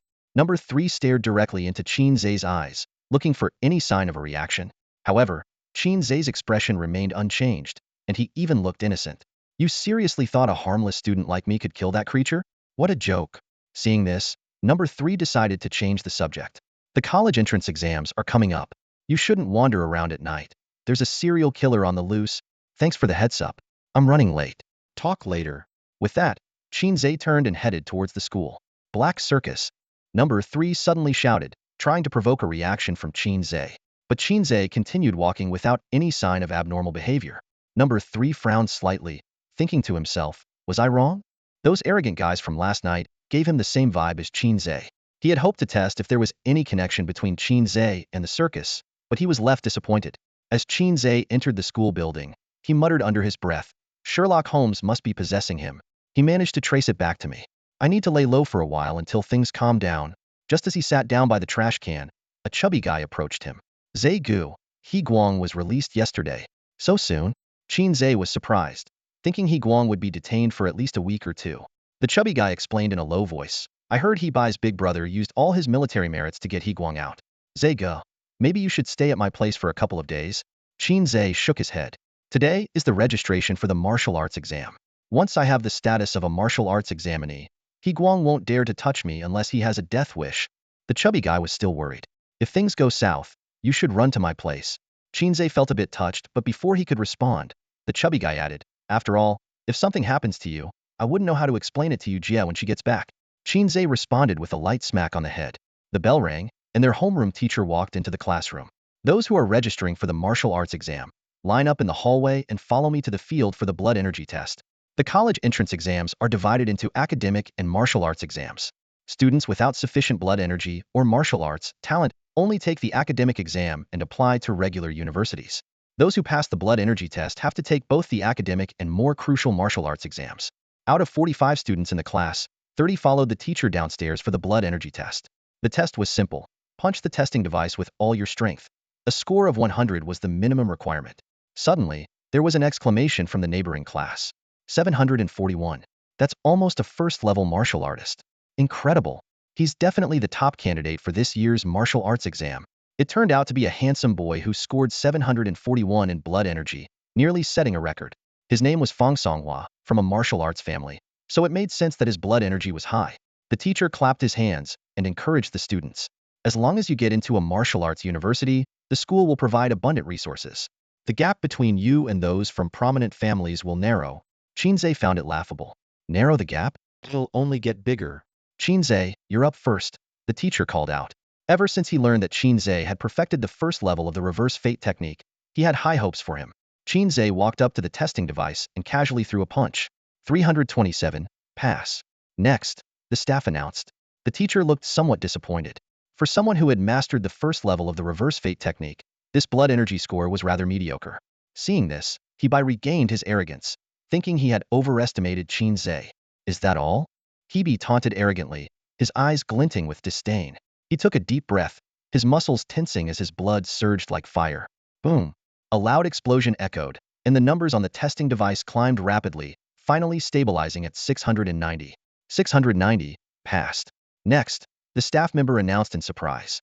This year's talent from number 2 high school is really exceptional. In previous years, the peak blood energy barely exceeded 500, and today we've already had 2 surpassing that mark. Hei Bi returned to the class lineup, smugly casting a provocative glance at Qin Ze. A country bumpkin is still a country bumpkin. Without vast resources, what good is talent? He thought, convinced that he had left Qin Ze far behind. Qin Ze merely yawned lazily, a secret smile playing on his lips. Ever heard of keeping a low profile?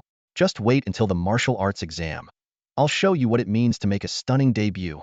By the end of the morning, the blood energy tests for all 321 students were completed. Out of them, 290 passed, with 21 surpassing the 500 mark. The highest was Fong Songhua. This year's average blood energy was significantly higher than previous years, and it was rumored that the situation at number 1 high school was even more impressive. Back in the classroom, the homeroom teacher announced, "Those who passed the test, rest well. Tomorrow, the school will take you to the other world for training. The other world is open to the public?" Qin Ze was taken aback.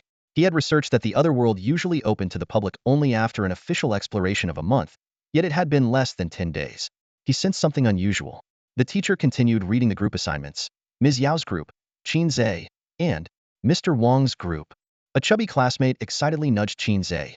"We're in Ms. Yao's group tomorrow, awesome." Other students also cast envious glances. During the afternoon's body forging class, Ms. Yao suddenly asked Qin Ze while guiding him, "I saw you being stopped by the enforcers at the school gate this morning. What happened?" Qin Ze smiled easily. "That was my distant cousin, just dropping off some keys." Ms. Yao nodded and didn't press further, instead saying, "Life-defying techniques and blood energy complement each other. Your life-defying technique has hit a bottleneck. To advance further, you must increase your blood energy." "I understand, thank you, Ms. Yao," Qin Ze replied earnestly. That evening, a hungry Qin Ze was about to head home to eat some steamed buns. His current financial situation was so dire that even buns were becoming unaffordable.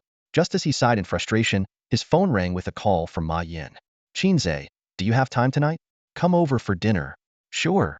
Qin Ze's eyes lit up. Finally, he wouldn't have to eat plain buns. May Yin's home was located in the shantytown by the city wall, the very edge of the city, where the most marginalized people lived. The dirty, chaotic environment bred all kinds of crime. Qin Ze navigated through the maze-like alleys and finally stopped in front of a graffiti-covered security door. He knocked. Knock. Knock. Knock. "It's me, Qin Ze." With a creak, the door slowly opened. May Yin, wearing a black apron and with a loose ponytail draped over her chest, stood there. A thought flashed through Qin Ze's mind. "This lady, you don't want to? Come in, please." May Yin warmly invited him. The inside, though small, was clean and tidy, a stark contrast to the foul-smelling, garbage-strewn streets outside. It was a 2-bedroom apartment with an open kitchen. The furniture was old but well-organized. "Yin Yin, do we have a guest?" A woman's voice came from a half-closed door. "Mom, it's the younger brother of a classmate. He helped me a lot last time, so I invited him for dinner," May Yin explained. "Then we must thank him properly," the voice said before falling silent. "Hello, Auntie," Qin Ze greeted politely, but there was no response. May Yin smiled. "My mom's hearing isn't very good." Qin Ze nodded in understanding. Dinner was ready soon, 4 dishes and a soup. It was simple home-cooked food, but it looked and smelled delicious. For Qin Ze, who had been surviving on plain buns for days, it was a feast. "Is your mother not eating?" Qin Ze noticed it was just the 2 of them. May Yin shook her head. "My mom is bedridden. I'll bring her food later. Let's eat first." They chatted as they ate. May Yin shared many stories about her time in college with Chinu. Qin Ze also learned that May Yin worked as a receptionist at a pharmaceutical company and took on part-time jobs after work to pay for her mother's medical expenses. "What caused your mom's illness?" Qin Ze asked curiously. "My mom used to be a sanitation worker. She accidentally offended a martial artist while working, and then this happened," May Yin said calmly. Qin Ze frowned. Didn't they offer any compensation? May Yin looked at him in surprise. That was a formal martial artist. We're lucky they let us go. Compensation? That's out of the question. To May Yin, this was just the way things were. But Qin Ze felt a surge of anger. By the way, He Guang was released by the enforcement department. Be sure to go home early after work and call me if anything feels off, Qin Ze said, now worried that He Guang might cause trouble for May Yin after hearing about her mother's plight. I'll be careful, May Yin nodded. After dinner, Qin Ze got up to leave. As May Yin saw him to the door, she suddenly said, I heard from Xiao Yu that you signed up for the martial arts exam. Qin Ze, you must become a martial artist. From May Yin's eyes, Qin Ze saw determination, defiance, and a hint of relief. He felt a mix of emotions and smiled slightly. Don't forget to watch me become the top scorer on the day of the exam. May Yin, good luck. May Yin encouraged. After saying goodbye, Qin Ze walked through the shantytown alone. Ragged homeless people and drunken men were everywhere. Out of caution, he left a clone nearby. Meanwhile, at the He family residence, third brother, take this. He Guang called Hei Bi to his room and handed him a short sword. You can unleash slashes by injecting qi and blood. The more qi and blood, the greater the power. Hei Bi looked at the short sword in confusion. Isn't this your standard weapon, second brother? Why are you giving it to me? A sinister look flashed across He Guang's face. Tomorrow, when you go for your trial in the other world, use this to cripple that Qin kid. Make sure he can't get out of bed for the rest of his life. If it weren't for his elder brother's warning about not causing trouble for martial arts exam candidates during this special period, he would have done it himself. Qin Ze wants to take the martial arts exam? I'll destroy his qi and make him a cripple for life. The thought of Qin Ze's future misery brought He Guang some comfort. Second brother, there's no need to go that far. During the last qi and blood test, Qin Ze only had a bit over 300. I can crush him with one hand, Hei Bi said, thinking his brother was overreacting. Once bitten, twice shy. Hearing this, He Guang frowned. Over 300? No way. He Guang shook his head in disbelief, recalling the encounter with Qin Ze that night. Despite the alcohol dulling his reflexes, he was confident that even at his worst, he couldn't have been taken down by a kid with a blood strength of just over 300. He furrowed his brow as he remembered. That punch had at least the strength of 500 blood. I saw the test results myself. How could the machine be wrong? Seeing his brother's caution, Hei Bi sighed helplessly. His words, however, plunged He Guang into a deep self-doubt. He muttered to himself, could it be that I've become so weak that a kid with just 300 blood strength can easily handle me? To be on the safe side, Hei Bi insisted, take the weapon with you and return it to me once you're out of the anomaly. Unable to resist his brother's persistence, He Guang reluctantly accepted the weapon. He patted Hei Bi's shoulder and solemnly promised, don't worry. Tomorrow, I'll make sure to cripple him and get revenge for you. Meanwhile, completely unaware, Qin Ze had already finished his shower and gone to bed, specifically instructing swallowing brother not to move around tonight. In the middle of the night, a sudden downpour hit. The entire city was engulfed in torrential rain, as if the sky had been torn open. On a rooftop in the city center, number 3 sneezed loudly. Despite wearing a raincoat, he was soaked to the bone. This spot offered an excellent view, allowing him to see most of the city. He had been staking out in the rain for most of the night, and as dawn approached, he still hadn't spotted the circus. Can you be more professional? Not coming out because of rain. How can you be a villain with such laziness? Number 3 grumbled through gritted teeth. After another hour, sneezing and cursing, he finally went to find shelter from the rain. The next morning, the students participating in the anomaly trial gathered on the field, ready to board the bus to their destination. This was Qin Ze's first time leaving the city since his transmigration. The view outside the bus window was desolate, with an endless stretch of wilderness and a lone winding road. To prevent beasts from hiding, all tall vegetation within a 10-kilometer radius of the city had been cleared. Half an hour later, the convoy arrived at a heavily guarded temporary base. Soldiers from the city defense department secured the entire area. As soon as he got off the bus, Qin Ze's attention was drawn to a spectacle in the sky not far away. A massive, rainbow-colored bubble floated there, dazzlingly beautiful. Below this brilliant light, a vertical crack about 20 meters long extended from the sky to the ground. At that moment, a loud assembly call broke the silence. Second high school trial team, gather up. Qin Ze quickly found Teacher Yao's team, which consisted of 2 men and 2 women. The group was already assembled. Teacher Yao cleared his throat and began introducing today's trial task. We will be entering a labyrinth-like otherworldly realm. The beasts inside are not very strong, roughly equivalent to level 0.3 martial artists, making them ideal for your practice. Your task is to explore the unknown areas and map them out. Rewards will be given based on your performance, including the number of beasts you kill and the progress of your map. Teacher Yao handed each person a palm-sized locator and a short sword. As Qin Ze accepted the equipment, it dawned on him. Isn't this just making students do free labor to map out the area? It's no different from college interns being sent to work on assembly lines in his previous life. Purely tool people. Everyone, stay close to me and don't get separated, Teacher Yao instructed as he led the 5 of them to a giant crevice. Surrounding them were other students from second high, grouped in teams of 5, some escorted by city defense martial artists. Each group entered the crevice every 3 minutes, and soon it was Qin Ze's team's turn. Don't worry, there's no danger, Teacher Yao reassured them. Qin Ze saw a flash of white light, and a few seconds later, his vision returned. They found themselves in a passageway 3 meters high and 2 meters wide, as if inside an abandoned building. The floor was littered with broken wires, various trash, and unidentified debris. The walls had been painted, and the lights overhead flickered due to insufficient power. Teacher Yao led the group through the winding, narrow corridors. They didn't encounter any beasts or human corpses along the way. The rooms on either side of the corridor resembled dormitories, filled with beds, suggesting that people had once lived there. Teacher Yao, are all otherworldly realms the same? Qin Ze asked curiously. No, each realm is unique, Teacher Yao explained. They can be broadly classified into 2 types, accessible and inaccessible. Inaccessible realms might be filled with poisonous gas or radiation, killing anyone who enters. Accessible realms, while not immediately lethal, are still fraught with danger. You must stay alert at all times when inside. Upon hearing this, the expressions of the 4 other team members tightened, except for Qin Ze. Suddenly, a humanoid beast jumped out from a room on the right. It was hairless, with wrinkled, yellowish-brown skin. The girl at the front froze in shock at the sudden, face-to-face encounter, forgetting to fight back. In a split second, Qin Ze's reverse fate technique activated, and he decapitated the beast with one swift motion. The strength of this beast was nothing compared to the one Qin Ze had encountered at the mental hospital. It was probably no stronger than 3 large geese. Seeing the headless corpse on the ground, the girl who had regained her composure couldn't help but vomit. Qin Ze reacted the fastest. This is the quality expected of a martial artist, Teacher Yao commented with satisfaction. The girl, having finished vomiting, lowered her head in shame. The group continued forward, encountering several more similar humanoid beasts. With Qin Ze's demonstration, the others soon managed to get their first kills as well. Although these beasts were on par with the students in terms of level, they had no weapons and were no match for the students in unknown combat. Teacher Yao stayed at the back, stepping in only when necessary. 2 hours later, they had completed 2/3 of the map. Only a few hundred meters more, and the trial task would be finished. Teacher Yao, I need to use the bathroom, Qin Ze suddenly said, clutching his stomach. Be quick, Teacher Yao allowed. Qin Ze ran back a short distance and ducked into a room.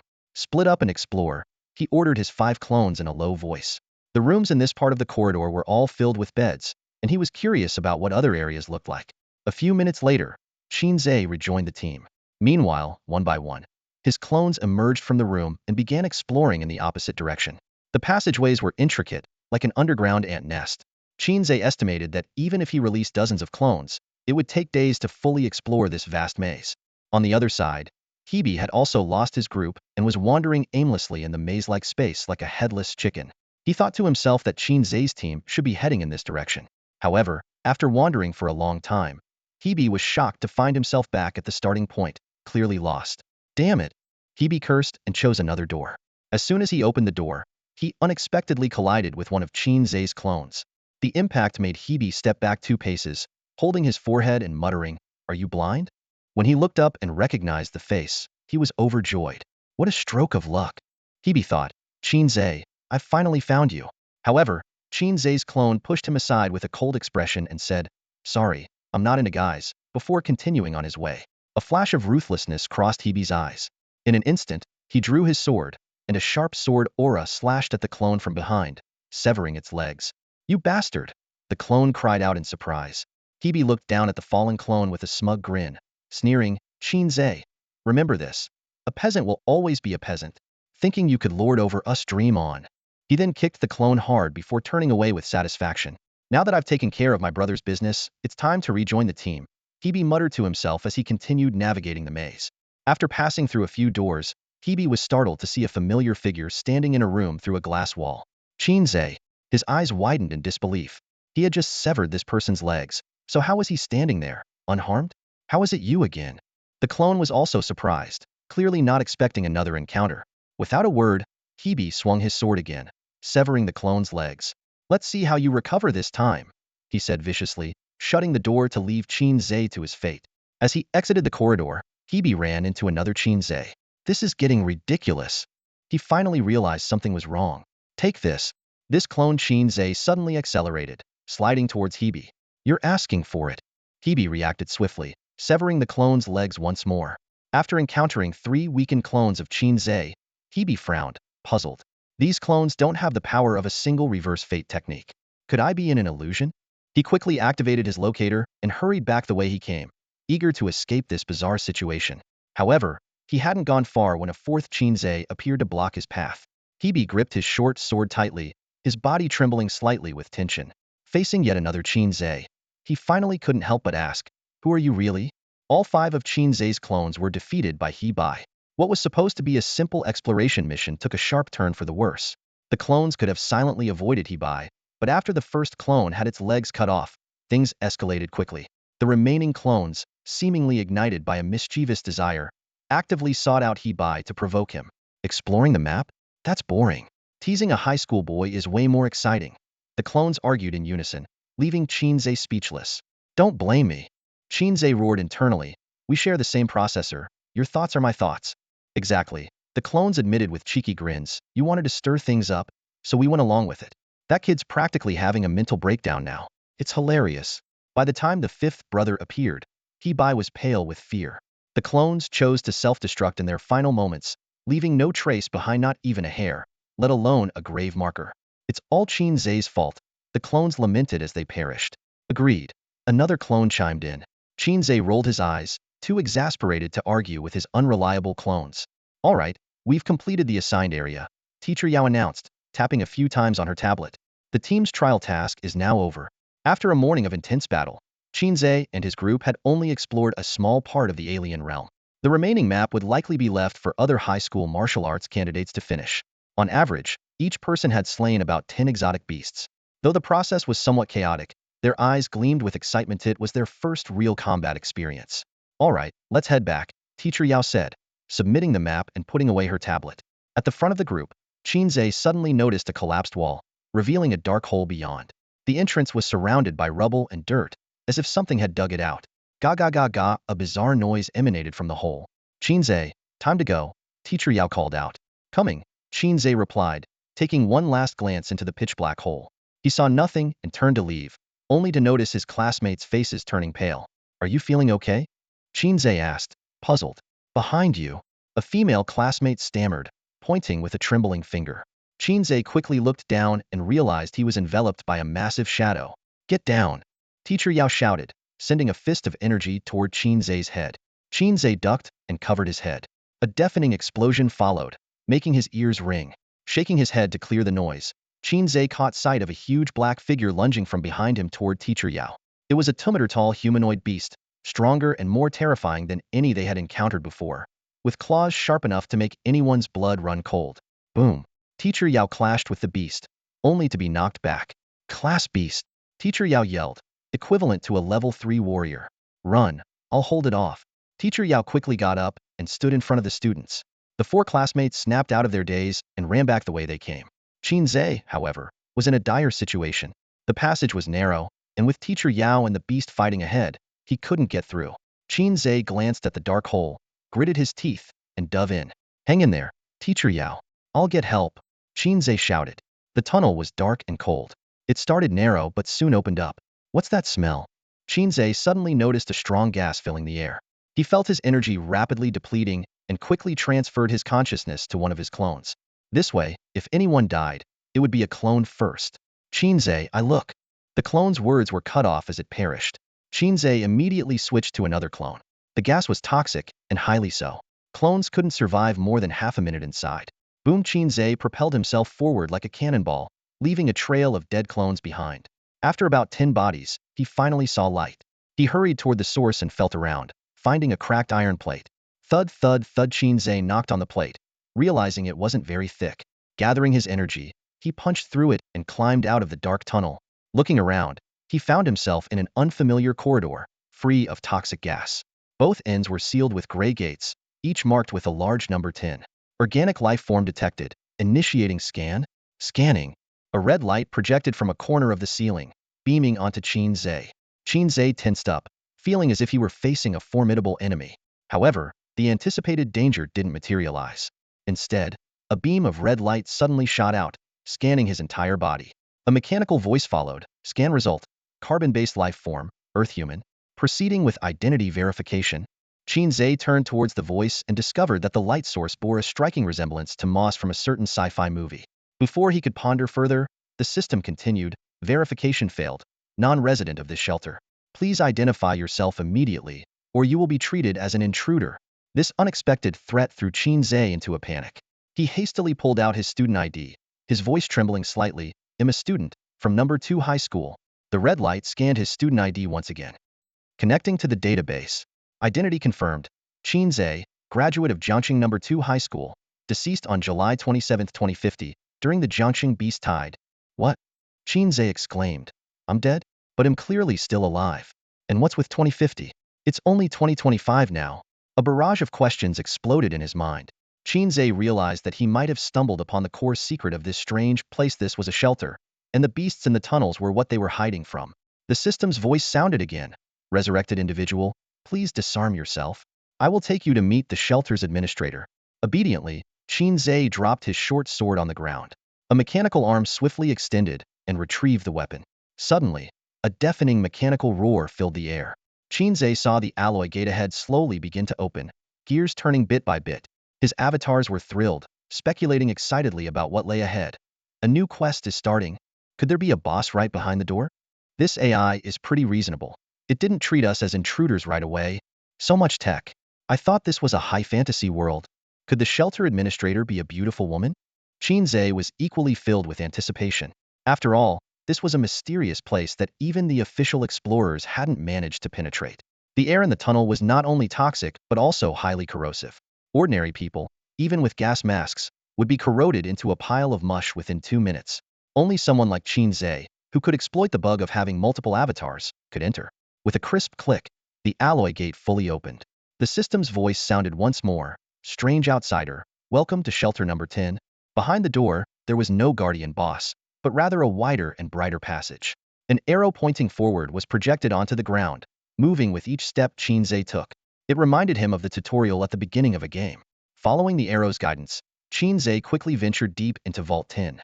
Unlike the outside world, the facilities here were astonishingly complete. There were power plants, water stations, rest areas, gyms, cafeterias, dormitories, and even a massive swimming pool. However, strangely enough, he didn't see a single vault resident along the way. The vast vault was eerily silent, with only the rhythmic sound of Qin Ze's footsteps echoing. Finally, he reached the manager's office. As the arrow disappeared, Qin Ze stood before a tightly shut alloy door. He hesitated for a moment, but eventually raised his hand and knocked on the door. Knock, knock, knock, hello? There was no response from inside. Knock, knock, knock, hello, is anyone there? Qin Ze knocked repeatedly, but the office remained silent. Qin Ze thought to himself, this vault is really strange, better be cautious. But since I'm here, I must see who the manager is. After some internal struggle, he decided to break in. Gathering his strength, Qin Ze delivered a left front kick. Duong, a loud noise echoed, but the alloy door didn't budge an inch. Instead, Qin Ze hopped on one leg, clutching his foot in pain. Ouch, that hurts, he complained through gritted teeth. After studying the door for a while, Qin Ze noticed a handle beside it. He gently twisted it, and with a click, the door opened. Qin Ze stood there in disbelief, mentally cursing the situation. As he pushed the door open, a wave of decayed air hit him. The manager's office was spacious, with screens covering 2 walls, displaying various corners of the vault. In the center of the office was a desk, and on it lay a skeleton. Qin Ze approached and found a handgun beside the skeleton's right hand, with a blackened mark on the right temple. It was clear this person had committed suicide. Could this guy be the vault's manager? Qin Ze's suspicion was quickly confirmed. On the desk was a yellowed diary. Though aged, the writing was still legible. February 21st, 2053. Today is the first day all residents moved into the vault. Everyone is feeling down, filled with uncertainty about the future, including me, the manager. To pass the time, I've decided to start writing a diary. What kind of serious person writes a diary? Qin Ze thought, but he was now sure the skeleton was the manager. But why did he commit suicide? Where did all the residents go? With these questions in mind, Qin Ze continued reading. February 25th, 2053. To lift everyone's spirits, I decided to organize a social evening. The vault is filled with attractive people, carefully selected to ensure the best offspring. During the event, everyone's mood improved, and hope for the future was rekindled. March 10, 2053. There was an issue with the power module. Although we lost power for half a day, the problem was eventually resolved. The vault relies on a nuclear reactor for electricity, which is supposed to last 100 years. Please, reactor, don't fail us. Our hydroponic food and vegetables depend entirely on the power system. March 25, 2053. People are becoming increasingly restless. Life in the vault isn't as good as imagined, as the limited space feels like a prison. Some residents want to go into the cryo chambers for hibernation, but unfortunately, Vault 10 doesn't have any. Cryo chambers consume too much power, and the vault's electricity can't sustain them. Today, during the daily meeting with the managers of the other 9 vaults, I heard some good news. The abyss has closed, and there will be no more mutant beasts. If only the mutants could disappear along with the beasts, that would be perfect. Qin Ze noticed a specific term, mutants. It was deliberately distinguished from mutant beasts. Qin Ze meticulously read through the journal of the shelter manager. As time went on, he could feel the gradual change in the recorder's emotions. On April 13, 2053, bad news arrived. Shelter number 3 had been overrun by the mutants. The journal was filled with self-blame and regret. Damn it, damn it, damn it. I deserve to die. The chaotic handwriting revealed the writer's agitated state. Just 2 weeks later, shelters number 1 and number 5 also lost contact. The decisions made within the shelters began to be questioned, with some doubting whether the strategy of hiding could truly ensure survival. The manager of shelter number 6 had already made contact with Sky Island and planned to open the shelter to join the resistance. The tone of the journal became indecisive. Before, I might have tried to dissuade him, saying that joining the resistance was a dead end. But now, we are merely surviving. By June 1, 2053, the situation had further deteriorated. Only shelter number 9 could maintain stable communication. The manager started to give the residents of shelter number 10 false reassurances, repeatedly emphasizing the shelter's safety. Self-deception was heavily scrawled in the corner of the journal. On October 15, 2053, news came that shelter number 9 had fallen. The manager's confidence completely collapsed. The shelter plan is a joke? In the last communication with shelter number 9, he learned that Sky Island had developed humanoid combat weapons, seemingly eliminating the need for human soldiers. Should we join them? This question was repeatedly pondered in the journal. After a month of careful consideration, the manager decided to contact Sky Island. However, the antenna broke at a critical moment. On November 21, 2053, when they opened the shelter door to repair the antenna, the mutants seized the opportunity to invade. The East Dormitory was overrun in an instant, and 4,000 residents who couldn't evacuate in time were slaughtered. In the following days, the manager struggled to regain control. He isolated the East Dormitory with gates and injected corruption toxin when the mutants tried to dig through. However, the shelter had become a true island of despair. On December 30, 2053, the journal was filled with words of despair. It's over. Everything is over. The rainwater collection system was destroyed, and the food supplies were nearly depleted. The residents formed a strike team to break out, but they couldn't even get past the East Dormitory. On January 23, 2054, all the shelter residents voted and chose collective euthanasia. The next day, the manager personally pressed the button to release the hypnotic gas, and 13,000 shelter residents closed their eyes forever in their sleep. The last few lines of the journal were filled with self-reproach and reflection. I often wonder, what if I hadn't developed the alpha serum? Without the alpha serum, there wouldn't have been the anti-alpha serum, and there wouldn't have been mutants. But without the anti-alpha serum, how would we have dealt with the beasts? Perhaps humanity's end is destined to be destruction. Qin Ze closed the journal and fell into deep thought. This record not only documented the downfall of the shelter, but also revealed the struggles and helplessness of humanity in the face of despair. Diary entry ends here.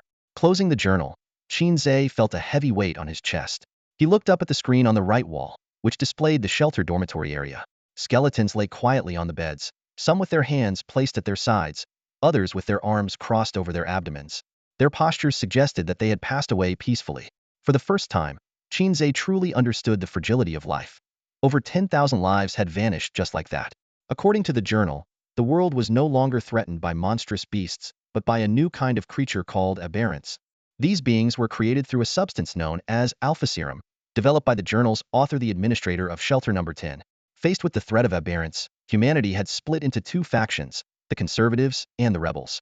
The conservatives had all retreated into 10 shelters, all of which had now fallen. The rebels, also known as the resistance, lived in a place called Sky Island. Qin Ze wondered how the resistance on Sky Island was faring, and if they had managed to defeat the aberrants outside. Another question troubled Qin Ze. Why did another version of himself once exist in this world? His gaze fell on a wrist-mounted mini-computer on the corner of the desk. The device felt oddly familiar. Pip-Boy, Qin Ze muttered to himself, picking up the device and strapping it to his wrist. Upon powering it on, fiery text slowly appeared on the screen. Welcome to Shelter Technology. Shelter Technology is at your service. Qin Ze smirked, the sense of déjà vu growing stronger. Following the prompts, he went through a series of complex identity verification processes, including fingerprint and iris scans. The Pip-Boy appeared to be brand new, never having been used before. Once the identity verification was complete, the screen displayed. Shelter number 10 administration rights have been transferred from former administrator Professor Lin Xiao to the sole human in the shelter Qin Ze. Qin Ze raised an eyebrow in surprise. Just like that, I'm the administrator? That's pretty hasty. Through the administrator terminal on his wrist, Qin Ze discovered he could control the entire shelter, including every door. The terminal also featured a user interface displaying his current physical metrics, including heart rate, blood pressure, and respiratory rate, even his qi and blood levels. Qi and blood. 896, a bit stronger than before. Qin Ze mused. This thing is pretty handy, like a personal qi and blood monitor. Qin Ze attempted to access information about the alpha serum to understand its nature. However, the terminal displayed a line of red text. All data on alpha serum and anti-alpha serum has been sealed. Only Professor Lin Xiao has access. His quest for the truth was temporarily thwarted. Wandering around the shelter, Qin Ze soon found the door to the armory. Let's see what futuristic treasures are in store. He rubbed his hands together, eager for the door to open. With a soft click, the armory door slowly opened. However, the sight that greeted Qin Ze left him stunned. The 200-square-meter armory was completely empty, spacious enough to run a horse through. The terminal indicated that all the shelter's weapons had been exhausted by the assault teams. Qin Ze pulled up the records of the weapons taken from the armory and learned that the shelter residents had formed several death squads in a desperate bid for survival. With all weapons depleted and aberrants still lurking outside, the residents ultimately chose to end their lives. In a corner, Qin Ze found a few black equipment boxes. Curious, he opened them one by one, finding the first few empty. In the last box, he discovered a sleek black handgun. This gun was larger than a typical handgun, with a thicker barrel and an integrated design. The magazine was non-removable. Who put a toy gun in the armory? Qin Ze muttered in disappointment. Just then, the terminal popped up with a message. Weapon, Dragon Might Modified Hand Cannon. Manufactured by Magdu Weapons Research Institute. Description. Absorbs qi and blood to unleash powerful shots. The more qi and blood, the stronger the shot. Note, as the last generation weapon in this world, the Dragon Might Modified Hand Cannon embodies the collective wisdom of the researchers at the Magdu Weapons Research Institute, featuring many surprises and Easter eggs. Its power should not be underestimated. A weapon. Qin Ze's eyes lit up, his face breaking into a wide grin. Looks like I've really struck gold this time. Weapons are the exclusive tools of warriors, capable of unleashing extraordinary powers when combined with one's life force. Qin Ze understood this well, and his eyes gleamed with desire. Weapons crafted from these special materials were not only rare but also exorbitantly priced, far beyond the reach of ordinary warriors. In Qin Ze's memory, he had only ever seen one true weapon, a mysterious talisman in the hands of number 3. He jokingly called it the social death artifact, and it had become his most coveted target. Carefully stowing away his hand cannon, Qin Ze strode determinedly toward the entrance of the shelter. His heart pounded with a mixture of excitement and nervousness at the thought of exploring the unknown world. The shelter had 2 exits, the front door to the east, which had been taken over by the mutated, and the back door, which Qin Ze chose to use. Open, he commanded. The giant gear marked with the number 10 began to turn slowly. With a heavy mechanical sound, the 5-meter-high, half-meter-thick alloy door started to slide open. After years of being sealed, the shelter finally welcomed its first ray of sunlight. Qin Ze took a deep breath and cautiously stepped outside. Surveying his surroundings, he was met with an overwhelming sense of desolation. The land was severely desertified, with hardly a trace of greenery in sight. In the distance, the outlines of tilted buildings loomed, their structures riddled with cracks and dry, yellow plants stubbornly growing from the crevices. The scene resembled an apocalyptic landscape. Determined to explore the city and find more weapons, Qin Ze propelled himself forward like an arrow, swiftly heading towards the urban ruins. As he reached the city's edge, a gust of wind lifted a decayed billboard, which fell at his feet. Bending down to inspect it, he could just make out the faded words. Welcome to Jiangxing. This was Jiangxing? Qin Ze frowned, the desolate landscape before him a stark contrast to the Jiangxing of his memories. Just as he was about to venture deeper into the city, a piercing whistling sound filled the air above. A massive aircraft, billowing black smoke, wobbled into view and began dropping a series of black, oval objects over the city. In an instant, A series of violent explosions erupted in the city center, mushroom clouds rising one after another. Several precarious buildings collapsed into rubble, and even at the city's edge, the shockwave knocked Qin Ze off his feet. The aircraft, having completed its bombing run, turned to head back but exploded in midair, crashing to the ground a few hundred meters away. A thought flashed through Qin Ze's mind. Could it be the work of the resistance forces from the Sky Island? Although he was still hesitant about contacting the local inhabitants, the aircraft had crashed just a few hundred meters away. Deciding to follow the principle of, since I'm here, Qin Ze made his way to investigate. As Qin Ze approached the aircraft, the sight before him made him gasp. This once majestic machine was now a wreck, with its outer paint and skin peeling away to reveal a corroded metal frame. Thick black smoke billowed from its tail. The engine was clearly beyond repair. Qin Ze couldn't help but marvel at how this thing could still fly, truly a testament to the technology of the future. The cockpit door was tightly shut, with no signs of life inside. Standing a few meters away, Qin Ze shouted, "I'm here to rescue you. Are you alive?" He repeated this several times, but received no response. Warily, he drew his hand cannon and cautiously moved closer. Peering through the transparent cockpit cover, Qin Ze froze. The pilot had turned into a skeleton, still strapped tightly into the seat. The skull tilted to one side, its empty eye sockets seemingly staring right at him. Judging by the state of the bones, the pilot had been dead for at least 50 years. Qin Ze's brow furrowed as a terrifying thought crossed his mind. How could a bomber execute missions without a living pilot? A shiver ran down his spine, and an absurd idea flashed through his mind. Could this be a world ruled by Cthulhu-like deities? Were these mutants their minions? On closer inspection, Qin Ze noticed a hole in the cockpit cover, likely the fatal wound that had killed the pilot. Alarm bells rang in his head as he thought, better to retreat for now. After all, he wasn't even a level 1 warrior, and there was no need to be a hero. Just as Qin Ze was about to step back, a small, yellowish head peeked out from the other side of the bomber. It was a mutant child, its large, curious eyes studying Qin Ze. Unlike previous encounters with mutants, this little one didn't seem aggressive. Instead, it appeared innocent, sucking on a few fingers. What shocked Qin Ze even more was that the little mutant spoke, albeit haltingly. "How did you get here?"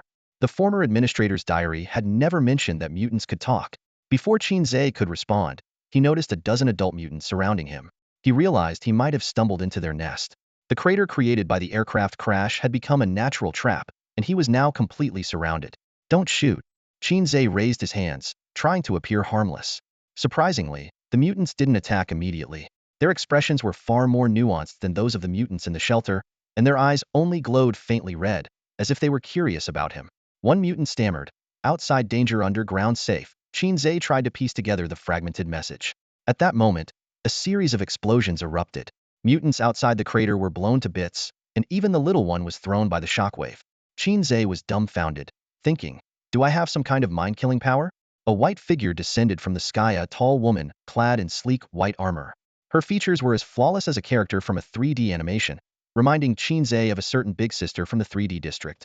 She reported in a mechanical voice, "Detected 11 low-level mutants outside Jiangxing. All have been eliminated." Only then did she notice Qin Ze, her beautiful eyes showing a hint of surprise. Qin Ze quickly explained, "I'm not with them," fearing he might be mistaken for an enemy. The armored woman strode up to Qin Ze, excitedly saying, "A human?" Qin Ze felt a bit flustered, thinking, "Isn't that obvious?" She regained her composure and introduced herself. "I am the last unit of the first batch of BT series weapons." Qin Ze politely responded, "Hello, my name is Qin Ze." Only then did he realize that this was the humanoid combat weapon mentioned in the former administrator's diary. Who could have imagined that such a perfect exterior hit a robot? Faced with this unexpected encounter, Qin Ze decided to retreat for now. He wasn't ready for deep interactions with the local natives, especially given his current weakness. He thought to himself, "Next time, I'll come prepared with a whole squad of clones. That would be quite a sight." Qin Ze's expression suddenly changed, and he said urgently, "I just remembered I left the gas on at home. Let's continue this another day." As he spoke, he turned to leave, but BT reacted quickly, flashing in front of him to block his path. "Please do not move around freely," BT said sternly. "There are many mutants nearby. I have already contacted all the combat units in the area. They will escort you back to Sky Island." Qin Ze's face turned awkward upon hearing this. He thought to himself, "This is troublesome." Sky Island is the local native stronghold, and he didn't want to go there just yet. As he racked his brain for a way to politely refuse, a flash of light caught his attention. He saw a bright soul orb hanging on BT's chest. Qin Ze's gaze was drawn to it, and his breathing became rapid. BT noticed his reaction and casually took off the soul orb, asking, "Human, do you want this?" Qin Ze nodded eagerly, his voice slightly excited. "Can I have it?" "Of course, no problem." BT handed the soul orb over to Qin Ze and explained, "This is a trophy from the last abyssal beast I killed. There are many more on display in the Sky Island Museum." Qin Ze's eyes lit up. "Sky Island has more? A lot more?" He immediately changed his attitude, pretending to be impatient. "When will the main force arrive? I can't wait to meet my fellow humans." Inwardly, he rejoiced. Who would understand that I'm about to get a bunch of soul orbs for free? BT smiled and replied, "Please wait a moment. They will arrive soon." Taking advantage of this break, Qin Ze carefully examined the soul orb in his hand. It was slightly heavier than Miss Swallow's. Upon closer inspection, he could see tiny electric snakes coursing through the orb, and it gave a slight tingling sensation to his palm. Qin Ze's heart skipped a beat. And glass soul orb.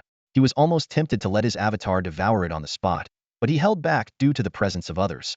He began to speculate about the abilities this soul orb might bring. Just then, a whistling sound came from the sky. White figures descended, all wearing the same type of armor as BT. Each looked different, but was equally beautiful. Qin Ze couldn't help but wonder if the creator had a particular fetish, making all of them female. He mentally complained. "What is this, a battlefield of Valkyries?" One Valkyrie cautiously approached Qin Ze, her eyes full of curiosity. "Can I touch you?" Faced with such eager eyes, Qin Ze couldn't bear to refuse and nodded. Immediately, all the Valkyries gathered around, excitedly touching him as if they were petting cats at a cat cafe. Despite some reluctance, Qin Ze extricated himself and said, "Let's go now." He had already started calculating in his mind. Each avatar with a soul orb, wouldn't that make me ascend right on the spot? When I unleash 100 abilities, how will anyone stand against me? At that moment, the Valkyrie's detection radar suddenly emitted a piercing alarm. Beep, beep, beep. The mutants are attacking. Protect the VIPs immediately. Qin Ze cautiously peeked out from between two waist-high barriers, and the scene before him made him gasp. Not far away, a dense swarm of mutants surged forward like a tidal wave, their sheer numbers overwhelming. A rough estimate put them at around 1 or 200. These mutants were identical to those he had seen in the shelter, blood-red eyes brimming with murderous intent. "Humans, hide quickly. The outside world is too dangerous." Qin Ze's face turned pale, cold sweat trickling down. At that moment, he finally realized how foolish his adventurous behavior had been. Facing this horde alone would likely mean becoming their next meal by the following day. Now, he could only hope that the humanoid combat robots around him could unleash their full power. Open fire. When the mutants entered the 100-meter range, BT decisively issued the attack command. The shoulder and arm cannons of the humanoid combat robots raised in unison, erupting with deafening roars. Boom, boom, boom. Azure lasers sliced through the air like the scythe of death, mercilessly reaping the mutants' lives. The densely packed mutants fell like wheat before a sickle, collapsing in rows. Some lucky ones lost limbs but managed to survive, while the unlucky ones were instantly vaporized into a bloody mist, not even having the chance to scream. Qin Ze watched the battlefield littered with severed limbs and intertwined entrails, swallowing hard. The terrifying lethality of the robots justified their name as weapons. Qin Ze couldn't help but wonder. With such formidable combat power, why did people still choose to hide in shelters? If someone like Li Yunlong had such a force, even the Emperor would have to surrender. Despite the mutant strength, they were no match for the humanoid combat robots. This battle was more of a one-sided massacre than a fight. After a round of bombardment, BT led a dozen companions to charge at the remaining mutants, leaving 3 to guard Qin Ze. The humanoid combat robots displayed their prowess, wielding a variety of weapons. Swords, spears, halberds, and more. BT wielded a silver katana, cutting mutants in half with each swing. Even when heavily surrounded, she remained unperturbed, her figure flickering among the mutants, always managing to teleport out of encirclements and deliver fatal blows. Qin Ze couldn't help but think of Fatty's teleportation ability, but in comparison, Fatty's skill was child's play. Nevertheless, Fatty's ability had potential for growth, and Qin Ze secretly hoped he would one day reach a level akin to BT. The other humanoid robots, while lacking BT's teleportation skill, showcased impressive close combat techniques. They dispatched mutants with ease, as if slicing through vegetables. In less than 10 minutes, nearly 200 mutants were annihilated, not one breaking through the defense to approach Qin Ze. Even more astounding, none of the humanoid combat robots suffered any damage. At least the strength of mid-level warriors, Qin Ze mused. In his understanding, warrior strength was divided into 3 levels, 1 to 3 for beginners, 4 to 6 for intermediates, and 7 to 9 for advanced. The strongest warrior he had seen so far was the second-level enforcer number 3. However, The pressure he felt from Enforcer number 3 paled in comparison to BT's full force. Qin Ze estimated BT could easily handle 10 Enforcer number 3s with one hand. Are you hurt? After the battle, BT immediately ran to Qin Ze, concerned. I'm fine, Qin Ze replied. BT carefully checked him over before finally relaxing. There's an abandoned airport near Jiangxing, with spaceships in the hangar. I'll take you there now. As soon as she finished speaking, BT hoisted Qin Ze onto her shoulder in an awkward position, but facing forward, head backward. This is so embarrassing. I can walk on my own, Qin Ze protested. BT firmly refused. The airport is some distance away. We need to hurry. Can't you carry me on your back, or in your arms? I need my hands free to deal with any sudden mutant attacks. With no other choice, Qin Ze relented. Hold on tight, we're moving out. Qin Ze clung tightly to the Valkyrie's waist, sighing inwardly. This mech is so cold, there's no warmth at all. Whoosh. Blue arcs of light suddenly shot out from the back of BT's legs, and she took off, speeding towards the distance. The other humanoid combat robots followed closely, forming a protective formation around Qin Ze and BT. Half an hour later, Qin Ze finally landed safely at the airport, his hair standing on end from the wind, resembling a bristling porcupine. Wow, no wonder humans can change their hair at will. The humanoid combat weapons gazed at Qin Ze with eyes full of admiration, their praises flooding towards him like waves. Even someone as thick-skinned as Qin Ze felt a bit embarrassed by the overwhelming adulation. It seemed this supreme reverence for humans was hardwired into their mainboards. If Qin Ze were to pass gas, they would probably take a deep breath and give him a thumbs up, exclaiming how fragrant it was. Follow me, sir. I know where the spaceship is, BT said, taking the lead. They traversed the overgrown airport, where a few rusted planes on the runway had turned into heaps of scrap metal. The terminal's glass windows were all shattered, and the walls were riddled with cracks. Occasionally, a black crow or two would fly out, adding an eerie touch to the desolate place. Qin Ze thought to himself that this place would be perfect for shooting a horror movie, no extra set dressing needed. Why don't you just carry me and fly directly to the Sky Island? Qin Ze asked cautiously, trailing behind BT. You can't breathe in space, BT responded succinctly. The Sky Island is in space? Qin Ze was dumbfounded. He had assumed the Sky Island was something like a flying aircraft carrier or a lighthouse floating in the atmosphere. Have people in this world already colonized outer space? If they have that capability, why are they still clinging to Earth? BT tilted its head and looked at Qin Ze, puzzled. Aren't you from the Sky Island? Qin Ze's heart skipped a beat, realizing he might have given himself away. He coughed awkwardly and quickly improvised. Of course, I'm from the Sky Island, but I've been on a secret mission in a shelter. I just came out recently. BT's eyes were filled with confusion. What's a shelter? Now it was Qin Ze's turn to be baffled. You don't know what a shelter is? Seeing BT shake its head, he asked, what year were you manufactured? BT quickly searched its logs and answered, I am the last of the first-generation humanoid combat weapons, produced in 2051. Qin Ze's confusion deepened. The shelters weren't closed until 2053, so how could a BT from 2051 not know about them? He probed further. Have you seen any other humans besides me? BT shook its head again. The Sky Island is the human headquarters. Once humanoid combat weapons are produced, they don't go back. Our mission is to eliminate all mutants. Qin Ze pondered, digesting the information BT had provided. After a moment, he asked, does your database contain any information about the Alpha Serum? BT stood straight, her pupils flashing with streams of data, as if processing vast amounts of information at lightning speed. Her voice was steady and cold. Information about the Alpha Serum is classified level. I don't have the clearance to access it. You can go to Sky Island to check it personally, human. Qin Ze sighed softly, furrowing his brow. So what exactly is the Alpha Serum that it's so tightly guarded?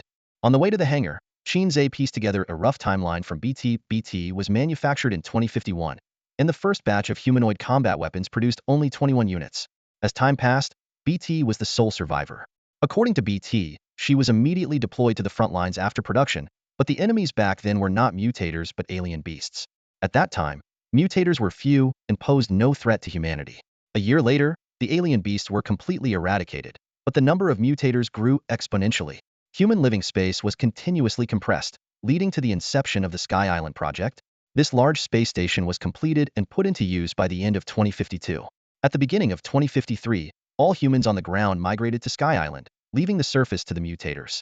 From then on, Sky Island began mass-producing humanoid combat weapons to exterminate the surface mutators. Although subsequent weapons were heavily armed and equipped with martial arts chips, they lacked the special abilities of the first BT series. The number 10 shelter was activated simultaneously with Sky Island in early 2053. Qin Ze was curious about the urgency of the situation back then and puzzled by Sky Island's apparent secrecy about the existence of shelters and humans on the surface. Now it's 2102, and the war between humans and mutators has been raging for half a century. Qin Ze couldn't help but wonder, how were the alien beasts eradicated? Even if all 21 of the initial humanoid combat weapons had the ability to teleport, it seemed unlikely they could turn the tide against such vast numbers of beasts. BT, the alien beasts just started to disappear rapidly. I don't know why either, BT said, scratching her head with a hint of frustration in her voice. I'm just a humanoid combat weapon, not a supercomputer. I don't understand all that. Seeing that BT knew only the basics, Qin Ze decided not to press further. The hangar soon came into view. It had been abandoned for years, and a thick layer of dust covered the ground. In the center stood an aircraft draped with a gray tarp. BT stepped forward and pulled off the tarp, revealing a black flying-wing aircraft resembling a B-2 bomber. After a thorough inspection, BT confirmed that the fuel was sufficient and the engine and avionics systems were in perfect condition, ready for takeoff. The cockpit could accommodate 2 people, with Qin Ze seated in the co-pilot seat and BT taking control. The aircraft slowly taxied out of the hangar towards the runway. Qin Ze noticed a screen filled with densely packed reds and asked in confusion, "What's that?" BT's expression changed abruptly. "Mutators," she exclaimed. She quickly issued a command over the communication channel. "Mutator attack, approximately 300. Ensure the human and I take off safely." "Roger," responded 17 voices in unison. In the distance, a large wave of yellowish-brown mutators surged forward like a flood. The humanoid combat weapons unleashed their full firepower, temporarily halting the mutators' advance. BT's face relaxed slightly. "Don't worry, human. None of the mutators can fly. Once we're airborne, we'll be safe." The engines roared, and a blue flame shot out from the aircraft's tail. After 100 meters of taxiing, the plane soared into the sky, heading towards the hazy horizon. The humanoid combat weapons on the ground took to the air to escort the plane, as the safety of the human was their top priority. "How long until we reach Sky Island?" Qin Ze asked. "About 2 hours," BT replied. Qin Ze's right eyelid twitched incessantly, and a sense of foreboding washed over him. He had a nagging feeling that this journey wouldn't be smooth. Suddenly, the weapon sent a warning. "BT, a large number of flying mutators are approaching from the right. Adjust your course." Qin Ze swallowed hard, sweat forming on his forehead. "Danger, danger, danger," he muttered, regretting his decision to embark on this journey. He longed to return to the safety of the shelter. In the sky, the flying mutators looked like oversized yellowish-brown bats. Their arms and legs were connected by membranous wings, flapping rapidly to maintain flight as they closed in on Qin Ze and BT's aircraft. The humanoid combat weapons opened fire in unison, a dense barrage engulfing the mutated beings. Those hit instantly turned into fireballs, trailing long plumes of smoke as they plummeted to the ground. Qin Ze breathed a sigh of relief, grateful that these low-level mutants lacked long-range attack capabilities. Otherwise, this massive aircraft would have been an easy target. Noticing Qin Ze's pale face, BT softly reassured, "These are the lowest-level mutants, nothing to worry about. As long as higher-level mutants don't appear, we're absolutely safe." Qin Ze frowned and retorted, "Sis, can you not jinx it?" No sooner had he spoken than one of the escorting humanoid weapons shouted, "Attention! A high-level mutant spotted 500 meters ahead." Qin Ze's mouth twitched in resignation, thinking BT's jinx had come true. A sudden blast of flame surged toward the aircraft. BT reacted swiftly, yanking the control stick to the side. The aircraft veered sharply, the flames grazing its underside and leaving a glaring black scorch mark. "BT, we'll hold it off. You get the human lord out of here." The escort formation instantly split into 2 groups, one continuing to fend off the flying mutants on the flank, while the other charged at the high-level mutant. Seizing the moment, BT maneuvered the aircraft through. Through the cabin screen, Qin Ze witnessed a shocking scene. A high-level mutant, nearly 5 meters tall with wings sprouting from its back and claws like knives, sliced a humanoid combat weapon in half with a single strike. Unfazed by the sacrifice, BT said flatly, "Death is the ultimate fate for every weapon. Dying for the human lord is our honor." Qin Ze felt a tangle of emotions, wanting to say something but ultimately only managing a sigh. "Prepare yourself, we are about to breach the atmosphere," BT reminded, then tilted the aircraft's nose upward and accelerated. In that critical moment, the rear of the aircraft suddenly exploded, and both engines went dead. The powerless aircraft plummeted rapidly. Simultaneously, a massive shadow dived from the clouds, crashing violently into the aircraft. Another high-level mutant. It had been lurking in the deep cloud layers, launching a deadly ambush. The mutant's grotesque face pressed against the transparent cockpit cover, its twisted features resembling a hideous flower, smiling menacingly. Hold on to me, human lord. BT quickly unfastened the safety belt and cradled Qin Ze like a child. The aircraft's automatic escape system activated, ejecting the cockpit cover forcefully. The immense impact flung the unprepared high-level mutant away. BT immediately engaged the leg thrusters, carrying Qin Ze away from the doomed aircraft. Here is our secret safe house, hidden within the ruins of the small town. The mutants will never find it. BT led Qin Ze through the concealed passageways among the debris, arriving at the safe house of the weapons. Pushing open the heavy metal door, the space inside, though small, was meticulously organized. Various repair tools were neatly arranged on the workbench, and a row of charging stations along the wall emitted a faint blue glow. BT walked straight to one of the charging stations, and with a soft click, her exoskeleton opened up like a butterfly spreading its wings. Qin Ze watched in awe as BT effortlessly stepped out of the exoskeleton, marveling at the lifelike appearance of the humanoid combat robot. Out of the suit, BT was clad in a form-fitting black underlayer that accentuated her tall and lean figure. She deftly plugged a cable into the exoskeleton, and with a hum, it began to charge. My apologies, sir, BT said with a note of regret.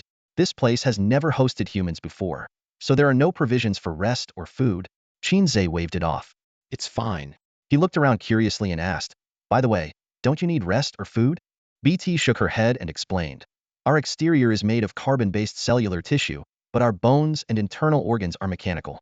We don't get tired, need no rest, and don't require food. Energy liquid is sufficient for us. As she spoke, she took out a bottle of white liquid from a nearby cabinet, resembling a nutrient drink.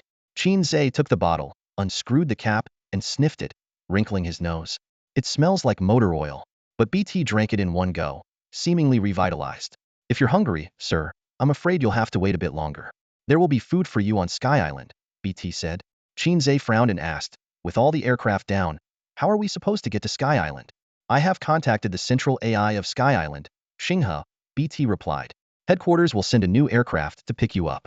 We just need to wait here. What about the others? Qin Ze pressed. When will they be back? BT's eyes flickered with data streams as she calmly replied. The standby signals of 17 weapons have completely disappeared. The number of mutants was too great, and there were high-level mutants among them. They could have evacuated safely, but they stayed to cover the human lord. Qin Ze sighed, feeling a mix of emotions. BT, however, showed no expression. Your comrades died, and you're not sad? Qin Ze couldn't help but ask. BT tilted her head and responded with confusion. Why be sad? Death is the fate of every weapon, especially when it's for the sake of a human lord. Humanity protects all beings, and all beings follow. Qin Ze fell into contemplation. Despite any preconceived notions, it was hard for him to see these beings, with their thoughts, souls, and emotions, as mere disposable weapons. One moment calling him human lord, the next sacrificing themselves for him, turning to dust. He pulled out 3 cigarettes from his pocket intended as bribes for local inhabitants. Qin Ze lit the cigarettes and placed them solemnly on the table, clasping his hands together. BT watched, puzzled by the ritual. In our culture, Qin Ze explained, we offer 3 incense sticks to the deceased as a sign of respect, wishing them well in the next life. We don't have incense here, so I'm using cigarettes instead. BT was taken aback. So, the human lord is mourning the weapons? She couldn't understand, as her emotional modules lacked such programming. Though they aren't human, Qin Ze said calmly, their self-sacrificial spirit is nobler than that of most humans. He closed his eyes and softly said, rest in peace. May you be reborn as humans. BT blinked and, mimicking Qin Ze, whispered, rest in peace. As the last wisp of smoke dissipated, the 3 cigarettes burned down to ashes. BT stared at the remnants, lost in thought. Half an hour later, a sudden, urgent knock broke the silence. Qin Ze, drowsy, was about to get up when BT stopped him. She shook her head and quickly donned her fully charged exoskeleton. Just then, a loud bang shattered the alloy door, sending fragments flying. BT instantly shielded Qin Ze, slicing the incoming door panel in half with a swift motion. Divergence! Qin Ze exclaimed, his eyes fixed on the massive, dun-colored creature outside the door. He sighed inwardly, realizing that the so-called safe house had never truly been safe. In this critical moment, BT sprang into action. She swiftly grabbed Qin Ze around the waist and leaped out the window, soaring into the air. As they ascended, Qin Ze looked down and gasped. The safe house was surrounded by a writhing mass of divergents, like a living carpet. To make matters worse, the elite flying divergents had caught up, trailing a horde of their minions. The sight was both awe-inspiring and terrifying. We have a traitor, BT suddenly whispered. her voice tinged with a subtle worry. What? Qin Ze looked puzzled, clearly not grasping BT's meaning immediately. BT's face remained tense as she explained. The locations of all safe houses are top secret. The divergents couldn't have known unless someone informed them in advance. But didn't you say their signals had all disappeared? Qin Ze frowned. I had called out to other units on the public channel. They also knew our location, BT added, a hint of guilt in her voice. Surveying the relentless pursuit around them, Qin Ze realized that reaching the Sky Island today was impossible. He made a quick decision. Head back to Jiangcheng. Jiangcheng was not far, and he planned to escape the anomaly from the shelter there. With his current limited strength, he had to rely on BT's protection. He calculated in his mind, planning to bring Devourer next time after gaining more power. He still had a new soul gem, which could birth another Devourer. Just then, BT spoke up, Sir, I've just contacted Xinghe. The Sky Island aircraft has arrived. It can't land near the safe house due to the divergence, so it's parked 15 kilometers away on an abandoned highway. Once you're on the aircraft, you'll be safe. However, the elite divergents were closing in, their speed clearly surpassing BT's. At this rate, they would catch up in less than 10 kilometers. Head back to Jiangcheng, Qin Ze reiterated firmly. The shelter's gate is thick. Divergents can't break through it directly. No matter how many come, it's futile. That's the real safe house. Understood, BT responded without hesitation.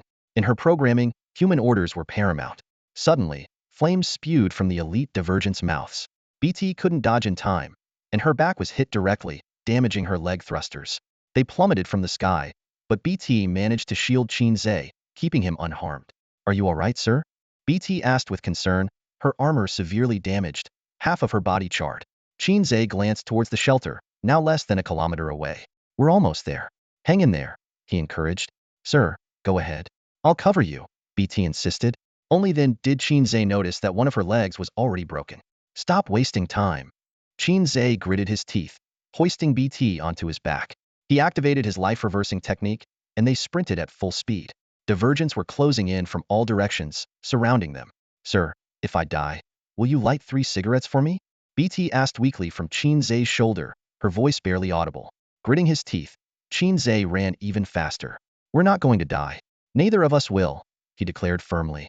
The shelter's gate soon came into view. Qin Ze began the opening procedure through the administrator terminal. The process took time, so he pulled out his Velen pistol, firing rapidly at the divergents around them with pinpoint accuracy. BT's breath grew weaker, her hands too limp to lift. Even if the gate opens, the divergents will follow us in. No one will get out alive, she said softly, her eyes suddenly glowing red. Backup power activated. With a mechanical sound, Qin Ze felt his shoulder lighten. BT transformed into a blur, charging resolutely into the swarm of divergents. BT seemed to unleash an inner force, unstoppable and fierce. Her katana danced through the air, creating a storm of blood and gore. The mutated creatures swarmed like a tide, but none could get within 2 steps of her. Within seconds, the ground was littered with severed limbs. However, the number of mutants was overwhelming.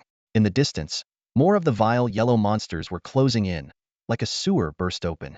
At this moment, the shelter's door was already open. Qin Ze jumped in and immediately shut the door through the terminal. BT, get in here.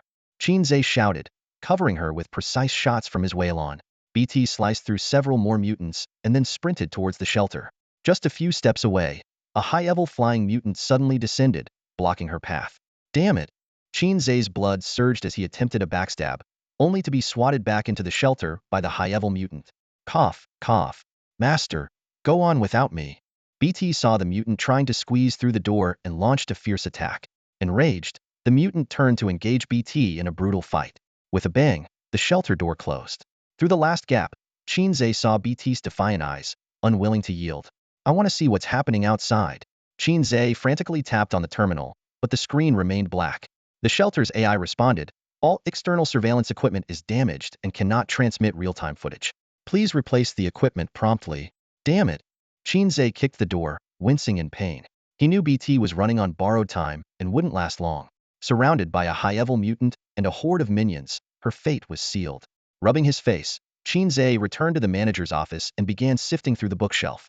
He hoped to find more information about the mutants, the floating island, and humanoid combat weapons.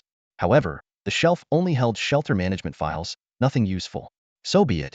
Qin Ze opened the shelter's map navigation, preparing to head to the east dormitory area to leave the aberrant zone.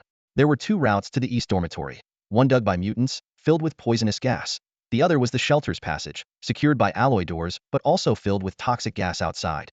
Fearing mutants might guard the entrance, Qin Ze chose to exit through the door. He first vented the gas, then re-injected it after leaving. Instinctively, Qin Ze glanced at his locator, finding it damaged by the corrosive gas. This gas is really potent, even corroding mechanical equipment, he muttered to himself. With the map on the terminal, Qin Ze no longer wandered aimlessly. The fallen area had extensive residential zones and some living facilities. After navigating through several doors, he encountered an unexpected person. Qin Ze. Hei Bi was studying a wall map when he heard footsteps and turned sharply. Seeing Qin Ze, whom he had killed 5 times, unharmed, he exclaimed, "You're really hard to kill. Are you human or ghost?" Hei Bi retreated cautiously, maintaining distance from Qin Ze. "Talk about a narrow escape," Qin Ze said coldly. Hei Bi drew a short sword given by his second brother. "I don't know how you managed to survive, but it doesn't matter. If you can't stay dead, I'll just kill you again and again until you do." Hei Bi slashed down, sending a blood-red sword energy towards Qin Ze. "A weapon?" Qin Ze rolled to dodge the attack. Hei Bi raised an eyebrow. "You have some knowledge. Dying under my weapon is an honor. Any last words?" Qin Ze rolled his eyes. "You talk too much." He quickly aimed his Wailon at Hei Bi. Seeing the Wailon, which looked like a toy gun, Hei Bi sneered. "You think a toy gun can scare me? How naive." Bang! Before Hei Bi could finish, his stomach bent backward like a bow, and blood mist exploded from his back. With a splat, he was plastered against the wall behind him. The blood splatter on the white wall had an oddly artistic flair. Why bother looking down at the gaping hole in your stomach, where your intestines have been blasted to bits? You can see right through it to the other side. The impact felt like being hit by a speeding train, leaving no time to react. He collapsed weakly to the ground, his body convulsing as blood gushed from his throat. Qin Ze approached, expressionless, holding his Wailong gun. He aimed it at Hei Bi's head. Hei Bi's eyes widened as he recognized the weapon. How could an ordinary student have such a high-grade firearm? The question flashed through his mind but was quickly drowned out by fear.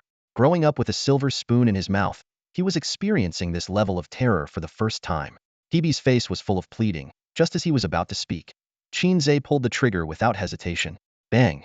Hei Bi's head exploded into a mist of blood. Qin Ze coldly stared at the corpse on the ground, thinking to himself, when a common man gets angry, the world turns white with mourning. Even the anger of a lowly person is not something everyone can withstand. To cover up his crime, Qin Ze quickly went into action. He didn't take Hei Bi's weapon but instead found a weak, mutated Kuan. With one punch, he killed it. Dragging the mutant's body to Hei Bi's side, he meticulously staged the scene to look like an attack by the mutant. Qin Ze looked around, confirming there were no cameras or witnesses. He gripped the soul bead given to him by BT, silently vowing to quickly increase his strength. This world was too dangerous, and he had already marked the Hei Bi family in his mental blacklist. Just as Qin Ze was about to leave, he heard a faint coughing sound from the next room. He frowned, raising his Wailong as he approached. The doorknob didn't budge, it was clearly locked. Bang! Qin Ze shot the lock and kicked the door open. "Teacher Yao!" Qin Ze exclaimed. In the corner of the room, Teacher Yao was sitting weakly against the wall, her breath labored. Qin Ze's heart sank, realizing she might have heard everything that just happened. The thought of silencing her flashed through Qin Ze's mind. At this distance, he was confident he could shoot her in the head. But just then, Teacher Yao started coughing violently, as if sensing the danger. She struggled to speak. I didn't hear anything." "You didn't hear anything? Mr. Yao, isn't that a bit too obvious?" Qin Ze sneered as he toyed with the Wei-Long pistol in his hand, his sharp gaze piercing through Mr. Yao. Mr. Yao's heart sank, and he trembled all over. He could clearly feel the icy killing intent emanating from this young man.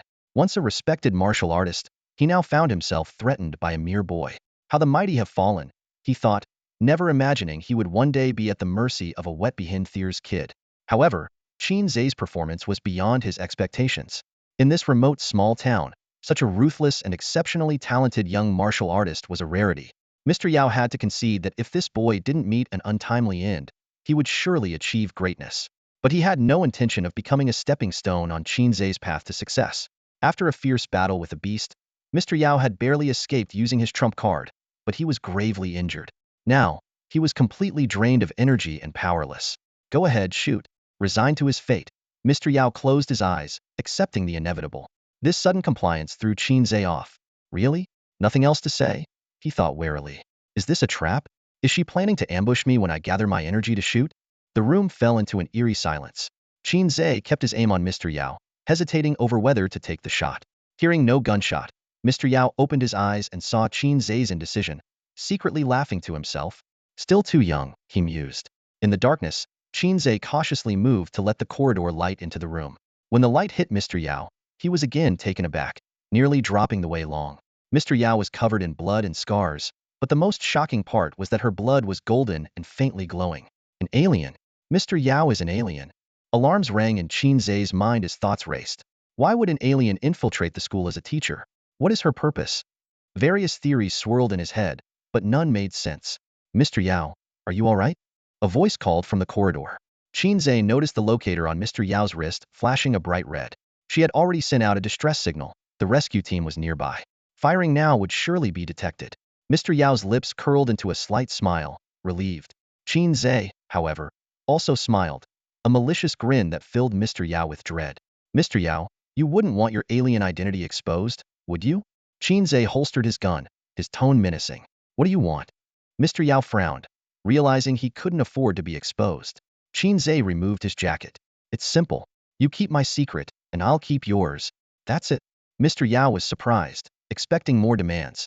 Deal. Pleasure working with you. Qin Ze tossed the jacket to Mr. Yao, who quickly put it on. The oversized school uniform covered her wounds perfectly. Mr. Yao is here. Qin Ze stepped out and waved down the corridor. Four heavily armed city defense soldiers rushed in, visibly relieved to see Mr. Yao alive. Mr. Yao, can you move? The captain asked with concern. Yes. Mr. Yao glanced at Qin Ze, who immediately understood. Teacher, let me help you. Qin Ze offered his support, letting Mr. Yao lean on his shoulder. The soldiers formed two groups, one in front and one behind, escorting Qin Ze and Mr. Yao. Qin Ze was puzzled by the city defense's sudden diligence. As they passed Hei Bi's body, Mr. Yao spoke up. Wait, he was my student too. Qin Ze's eyelid twitched, giving Mr. Yao a knowing look. Mr. Yao glared at Qin Ze and continued. He was killed by a beast's ambush. I was too exhausted to help. Take his body out. I'll apologize to his family. The captain hesitated. The place was crawling with beasts, and it was hard enough to evacuate the living, let alone carry a corpse. Carry him. Mr. Yao ordered firmly. The captain gritted his teeth and nodded. Understood. He then hoisted Hei Bi's headless body onto his shoulder. The group quickly evacuated, heading towards the safe zone. On their journey, they encountered several strange beasts blocking the way, all of which were shot dead by the soldiers. Qin Ze watched the soldiers' gun barrels and noticed that the bullets they fired were unlike ordinary ammunition. When these bullets hit the beasts, their bodies rapidly disintegrated and turned into a pool of blood within a minute. Even Ms. Yao, who was witnessing this for the first time, was filled with astonishment. A soldier noticed their reactions and took the initiative to explain. This is the latest alpha reagent developed by the Heishan Research Institute, loaded into the bullet heads. It's particularly effective against beasts below F grade. Qin Ze's heart skipped a beat when he heard alpha reagent. This was exactly what the administrator's diary had mentioned. He couldn't help but wonder, how could items from the anomalous realm appear in the real world? Seeing Qin Ze's dazed expression, Ms. Yao mistakenly thought he was feeling guilty about Hei Bi's death. She softly comforted him. I know you're very upset about Hei Bi's death. I will take full responsibility for it, as I promised. You don't need to overthink it. Qin Ze snapped out of it and forced a smile. Ms. Yao, you shouldn't blame yourself too much either. At that moment, a deafening roar shattered the brief silence. From around the corner, the grayed beast that Ms. Yao had heavily injured earlier suddenly lunged out. The soldier at the front was caught off guard, instantly pinned to the ground, and had his head crushed by the beast's foot. Open fire. The remaining soldiers reacted immediately, 3 guns simultaneously spitting out scorching bullets. However, the alpha reagent seemed to have no effect on the grayed beast and only enraged it further. The beast's sharp claws swept out, and the captain, unable to dodge, was cut in half. The ordinary soldiers were roughly at level 0.5, while the injured grayed beast, despite its wounds, unleashed power comparable to a level 1 warrior. Run! Ms. Yao pushed Qin Ze aside and rolled to the side, narrowly avoiding the beast's lethal strike. Qin Ze thought to himself, at least you have some conscience. He quickly gathered the attributes of his clone and dashed to the beast's front, sweeping its legs out from under it. Then, he smashed his right fist into the beast's head, unleashing over 1,000 units of blood energy, blowing its head to pieces. The 2 surviving soldiers stared at Qin Ze in shock, thinking to themselves, are high school students this powerful nowadays? Ms. Yao noticed Qin Ze leaning against the wall, his legs trembling slightly, and guessed that he might have used some kind of body overdrafting secret technique. She approached him and asked, can you still walk? They steadied each other. Qin Ze, barely holding on, replied, no big deal. He turned to the soldiers and said, "By the way, bring my soul bead." The soldier shook his head. "Beasts from the anomalous realm don't have soul beads." Qin Ze then realized he had overlooked this detail. The soldier added, "Generally, only beasts above grade have soul beads, but only those above grade contain innate abilities. Ordinary soul beads, when purified and absorbed, only enhance blood energy." Though the journey remained perilous, the group eventually reached safety. 20 minutes later, they finally exited the anomalous realm. At the entrance, a woman in a white lab coat was directing the scene. When Qin Ze saw her face, he was stunned. It was Lin Xiao. On the desk in the overseer's office of Vault 10 lay a photo of a young Lin Xiao. Qin Ze instantly recognized the familiar face, his gaze drawn to it. "Keep staring, and you'll find yourself as a lab rat." Mr. Yao beside him snorted, his tone laced with a warning. Lin Xiao, sharp-eyed, noticed Qin Ze's attention and walked straight towards them. Her eyes first landed on Mr. Yao, and she asked with concern, "Are you all right?" There seemed to be an unknown history between them. "As you can see, still alive," Mr. Yao replied coldly, his tone distant. Lin Xiao, unfazed, became even more eager. She pulled out a syringe from her pocket and said urgently, "Let me draw some blood and check your health, just to make sure there's no hidden illness." "Get lost." Mr. Yao snapped angrily. "Your kindness is wasted on me." Lin Xiao shrugged indifferently. Mr. Yao pulled his school uniform tighter around himself and quickly walked towards a black stretch limousine parked by the roadside. "Miss, the doctor at home is ready," the driver said respectfully from the driver's seat. Mr. Yao nodded and instructed briefly, "Take me home." "Oh, and look into a student from second high, Qin Ze." "Yes, sir," the driver responded. As the luxury car drove away, Qin Ze couldn't help but think, money does make life easier. He grew more puzzled about Mr. Yao's identity. If Mr. Yao was truly from a different race, why be so high-profile? And how did he know top-tier researchers without fearing exposure? Lin Xiao turned her gaze to Qin Ze, her tone inquisitive. "Your name is Qin Ze?" Qin Ze was startled and asked, "Do you know me?" He had never met this top researcher before. Lin Xiao calmly explained, "Not long ago, an glass beast, injected with a large amount of alpha serum, escaped from the lab. The beast died, and its soul gem went missing. Coincidentally, you were seen at the scene." She then produced the syringe again. "Come on, let's draw some blood." Qin Ze grew wary, suspecting that this woman might have a peculiar obsession with drawing blood. "Relax," Lin Xiao chuckled. "Let's see how healthy you are." She swiftly drew less than 5 milliliters of blood from Qin Ze's arm. She then took out a palm-sized device from her pocket and dropped the blood onto it. Observing the data on the device, she muttered, Let's see. High blood vitality, almost a first-level warrior. Cells are normal, no mutation." She put the device away and said to Qin Ze, "Looks like you didn't absorb the glass beast's soul gem." Qin Ze sighed in relief, outwardly feigning nonchalance. "Of course not.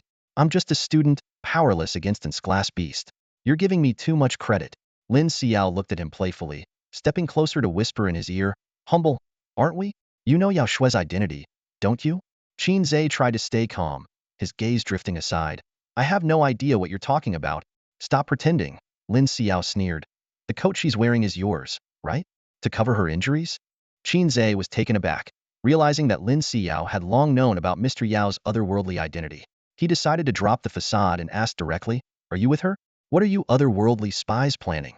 Until now, Qin Ze had thought otherworldly beings were monstrous. He hadn't expected them to look so human. If they could infiltrate on such a large scale, humanity would be hard-pressed to defend against them. Lin Xiao laughed lightly. "I'm a genuine earthling, and she's not an otherworldly spy, though she wishes she were. I'm just reminding you not to spill the beans. Some things you'll understand when you're older, little brother." With that, she swayed away gracefully. Qin Ze pondered deeply. Mr. Yao's identity seemed more complex than he had imagined. Though only a few knew of his otherworldly nature, at least he wasn't a spy. This realization slightly eased Qin Ze's guilt. On the bus back to school, the atmosphere was heavy and oppressive. The sudden appearance of a class beast had triggered a beast rampage. Not only did more low-level beasts appear, but there were even 2 class ones. This unexpected event had caused significant casualties in the trial team. Besides Hei Bi, 3 other classmates from Qin Ze's class were still missing, likely dead. Their homeroom teacher stood at the front of the bus, his voice booming, "Everyone, pull yourselves together. If this minor setback makes you lose your warrior spirit, then you might as well give up on the martial arts exam. From the day you chose to become warriors, you should have been prepared to fight the beasts to the death. Just a few low-level beasts, and you've already lost your confidence? What will you do when you face the Abyss battlefield? Despair completely?" These words hit like a hammer, breaking the stifling atmosphere in the car. Although the students still looked shaken from their brush with death, a spark of hope began to rekindle in their eyes. When Qin Ze got home, he collapsed onto the couch, and his phone rang immediately. It was Fatty. Thank goodness you finally answered. Fatty's voice was filled with urgency. I heard something happened in the other world. I'm so glad you're still alive, Ze. Qin Ze replied calmly. Some classmates didn't make it. I was lucky to survive. Hei Bi didn't. Hei Bi is dead? Fatty gasped. Oh no. He Guang is definitely going to blame you for this. Qin Ze was unfazed. Yao Laoshi was there when Hei Bi died. She'll vouch that it had nothing to do with me. Fatty sighed in relief. With Yao Laoshi around, that's good. Even if He Guang tries to pin it on you, he won't have any evidence. Don't worry, I'm fine. Qin Ze reassured him. They chatted a bit longer, making plans to grab some skewers over the weekend, and then ended the call. Leaning back on the couch, Qin Ze finally allowed himself to relax. The various scenes from the other world flashed through his mind. Exploring the labyrinth, stumbling upon shelter number 10, gaining administrator access, meeting BT and her companions, being chased by the mutated, killing Hei Bi, discovering Yao Laoshi's true identity, and Lin Xiao. Qin Ze gradually pieced together the nature of Jiangqing's otherworld, a parallel world, remarkably similar to the real one. People who exist in reality also exist in the parallel world. However, some details still needed to be confirmed on his next visit. The mutations in the otherworld were caused by the Alpha Serum, putting Qin Ze in a dilemma. Should he stop Lin Xiao? But the facts he had witnessed showed that the Alpha Serum could indeed destroy the mutated. Alpha Serum, anti-Alpha Serum. Qin Ze muttered to himself. What exactly is the anti-Alpha Serum? These complex questions gave Qin Ze a headache. He fished out the soul orb that BT had given him from his pocket. The most urgent task was to increase his strength. Without enough power, he wouldn't even qualify to uncover the truth. Eat it. Qin Ze instructed a clone he summoned. Grumbling about always being used as a guinea pig, the clone reluctantly swallowed the soul orb. Having gone through this before, the process was smoother this time. How do you feel? Qin Ze asked. The clone opened its eyes, which now sparkled with electric light. Watch me shatter the darkness with thunder. Before he finished speaking, blue electric snakes were already crackling around him. The clone's hair suddenly stood on end, with blue sparks crackling at the tips. He clenched his fists, his body trembling, emitting a low ah sound. Suddenly, he thrust his right fist forward, and a bolt of lightning shot out from between his fingers, shattering the ceiling light with a bang. The room plunged into darkness, except for the faint glow from the electricity dancing on the clone's body. Qin Ze impatiently shouted, Are you out of your mind? The clone retorted defiantly, If I'm crazy, then so are you. Qin Ze cursed under his breath. Replaced the light. The clone put his hands on his hips and arrogantly declared, From now on, no one is allowed to speak to me loudly. Call me the Thunder King. Without a word, Qin Ze kicked the clone to the ground. Replace the light, he repeated, his tone leaving no room for argument. The Thunder King got up angrily, glaring at Qin Ze. Electricity crackled all over his body, and a thick electric snake coiled around his waist, ready to strike. After a moment of tense silence, the Thunder King finally relented. Fine. I'll replace it, he yelled, stomping off to the storage room to find a spare bulb. Qin Ze sat on the sofa, feeling the cultivation feedback from the Thunder King. This soul bead was of a very high level, and the Thunder King had directly advanced to a level 1 martial artist, bringing a surge of vital energy to Qin Ze.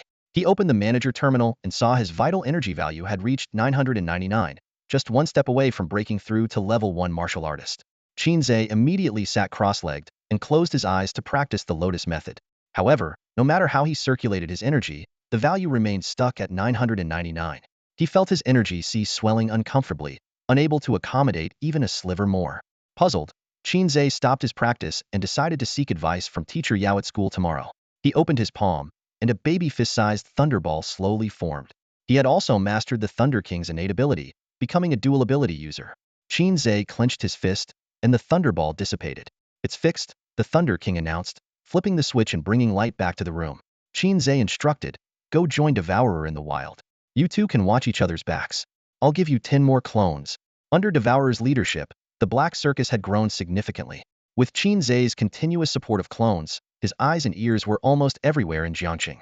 The addition of the Thunder King undoubtedly made the circus even stronger. After the Thunder King left, Qin Ze began to plan his next steps. The most pressing matter was the martial arts exam in less than 100 days. He estimated he would reach level 1 martial artist by then, allowing him to re-enter the alternate realm. He had accumulated enough clones.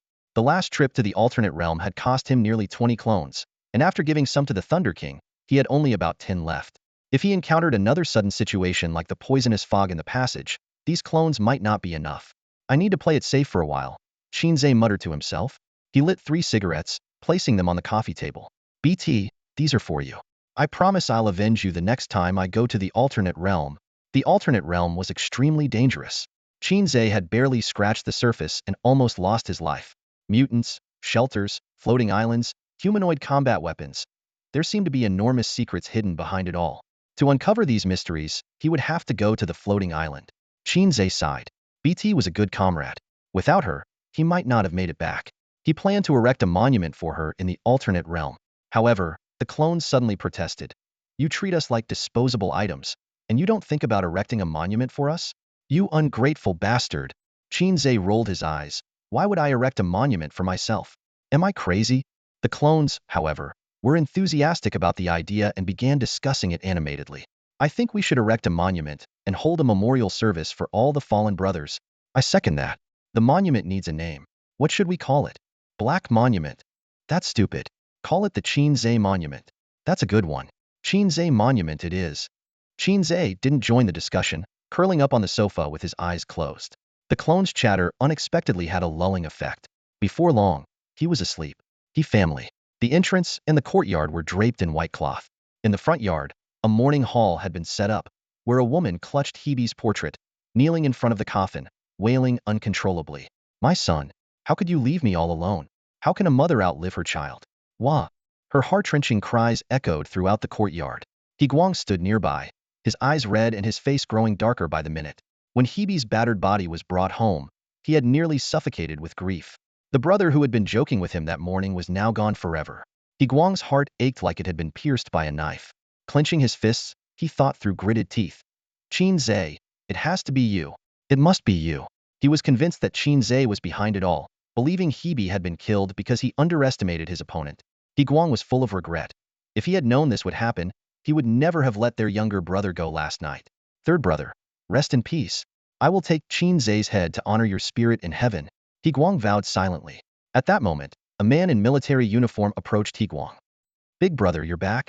Seeing the man beside him, Guang felt a slight relief. This man was Fong, the eldest of the He family and a second-level martial artist in the city defense department. Since their father's early death, Fong had been the family's backbone. Take the madam to rest, Fong ordered in a deep voice. The crying woman was helped away, leaving only the extended family members in the mourning hall. Come with me, Fong said. Leading Guang to the study, he sat down and put his feet up on the desk. Tell me what happened. Biting his lip, Guang recounted the plan he and their younger brother had made the previous night. Big brother, it must be that Qin kid. I need to avenge our brother. Bang! Fong slammed his hand on the desk. Look at the mess you've caused. Isn't it enough already? Guang was taken aback. His impression of his elder brother was that he always protected the family, so this reaction was unexpected. Fong spoke coldly. A teacher from the school explained that third brother was killed by a beast. She was too exhausted to save him and has already apologized and promised compensation. This matter ends here. Guang protested. Just a teacher? Who does she think she is? Letting him die like that, she deserves to die too, to accompany our brother. Fong's voice grew even colder. Second brother, when will you grow up? Do you think I can just let this go? The message came from my direct superior. The teacher didn't even see me. My superior specifically told me to downplay this and mentioned that it had nothing to do with Qin. Guang was stunned, pondering who exactly this teacher was. Fong stood up, his tone leaving no room for argument. It doesn't matter who she is. What matters is that this ends now. Also, stay at home and behave yourself until next month when you go to the Abyss. Don't cause any more trouble. Watching his brother leave, Guang bit his lip until it bled. The next day, a heavy atmosphere pervaded the classroom. The bodies of the classmates who went missing yesterday had all been found, and the City Defense Bureau and the school were discussing compensation with the families of the deceased. The students who participated in the trial had received their rewards, each got 1,000 yuan, with additional blood crystals awarded to those who performed exceptionally well. Qin Ze stood at the back of the classroom, playing with 2 blood crystals the size of a baby's fist in his hand. These were his rewards from Teacher Yao for receiving an S rating, filled with rich qi and blood energy. He was currently at a bottleneck and couldn't absorb them yet, so he carefully put them away. Zegu, did you hear? A chubby classmate leaned over, lowering his voice. My dad said the City Defense Bureau has sent intermediate warriors into the alternate realm to clear out those high-threat beasts. He patted his chest in relief. Luckily, I overslept yesterday and missed the number 2 bus, or I'd have been done for. Qin Ze nodded, his gaze sweeping across the classroom. Groups of students huddled together, whispering, their faces showing a mix of fear and relief. Although the trial tasks had been suspended, the gloom had not lifted. Zegu, what's that thing on your wrist? The chubby classmate suddenly noticed the device on Qin Ze's wrist. Qin Ze casually waved his wrist. It's a little Genius Phone Watch Plus. The chubby classmate instantly lost interest. You're so boring, Zegu. During the body forging class in the morning, everyone was surprised to see Teacher Yao, who had been injured yesterday, appear on the podium right on time. She was still wearing her white martial arts uniform, showing no signs of injury.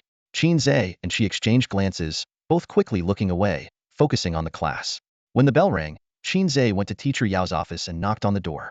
What's the matter? Teacher Yao put down her documents and looked at him in confusion. Qin Ze grinned. Teacher Yao, I have a question. Do you know how to break through to a level 1 warrior? A look of surprise flashed across Teacher Yao's face. Are you about to break through? Qin Ze nodded. Yes, I am. Teacher Yao stood up and grasped Qin Ze's wrist. After a moment, she stared at him in disbelief, as if looking at a monster. Your qi and blood levels have reached the limit. You're indeed about to break through.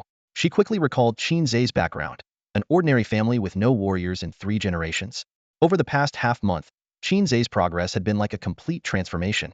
Breaking through to a level 1 warrior before the age of 18 was a feat even the geniuses from martial families found hard to achieve. Have you been practicing any forbidden techniques? Teacher Yao asked, her brows furrowed. Qin Ze answered calmly. I've only been practicing the reverse fate technique and the lotus meditation method.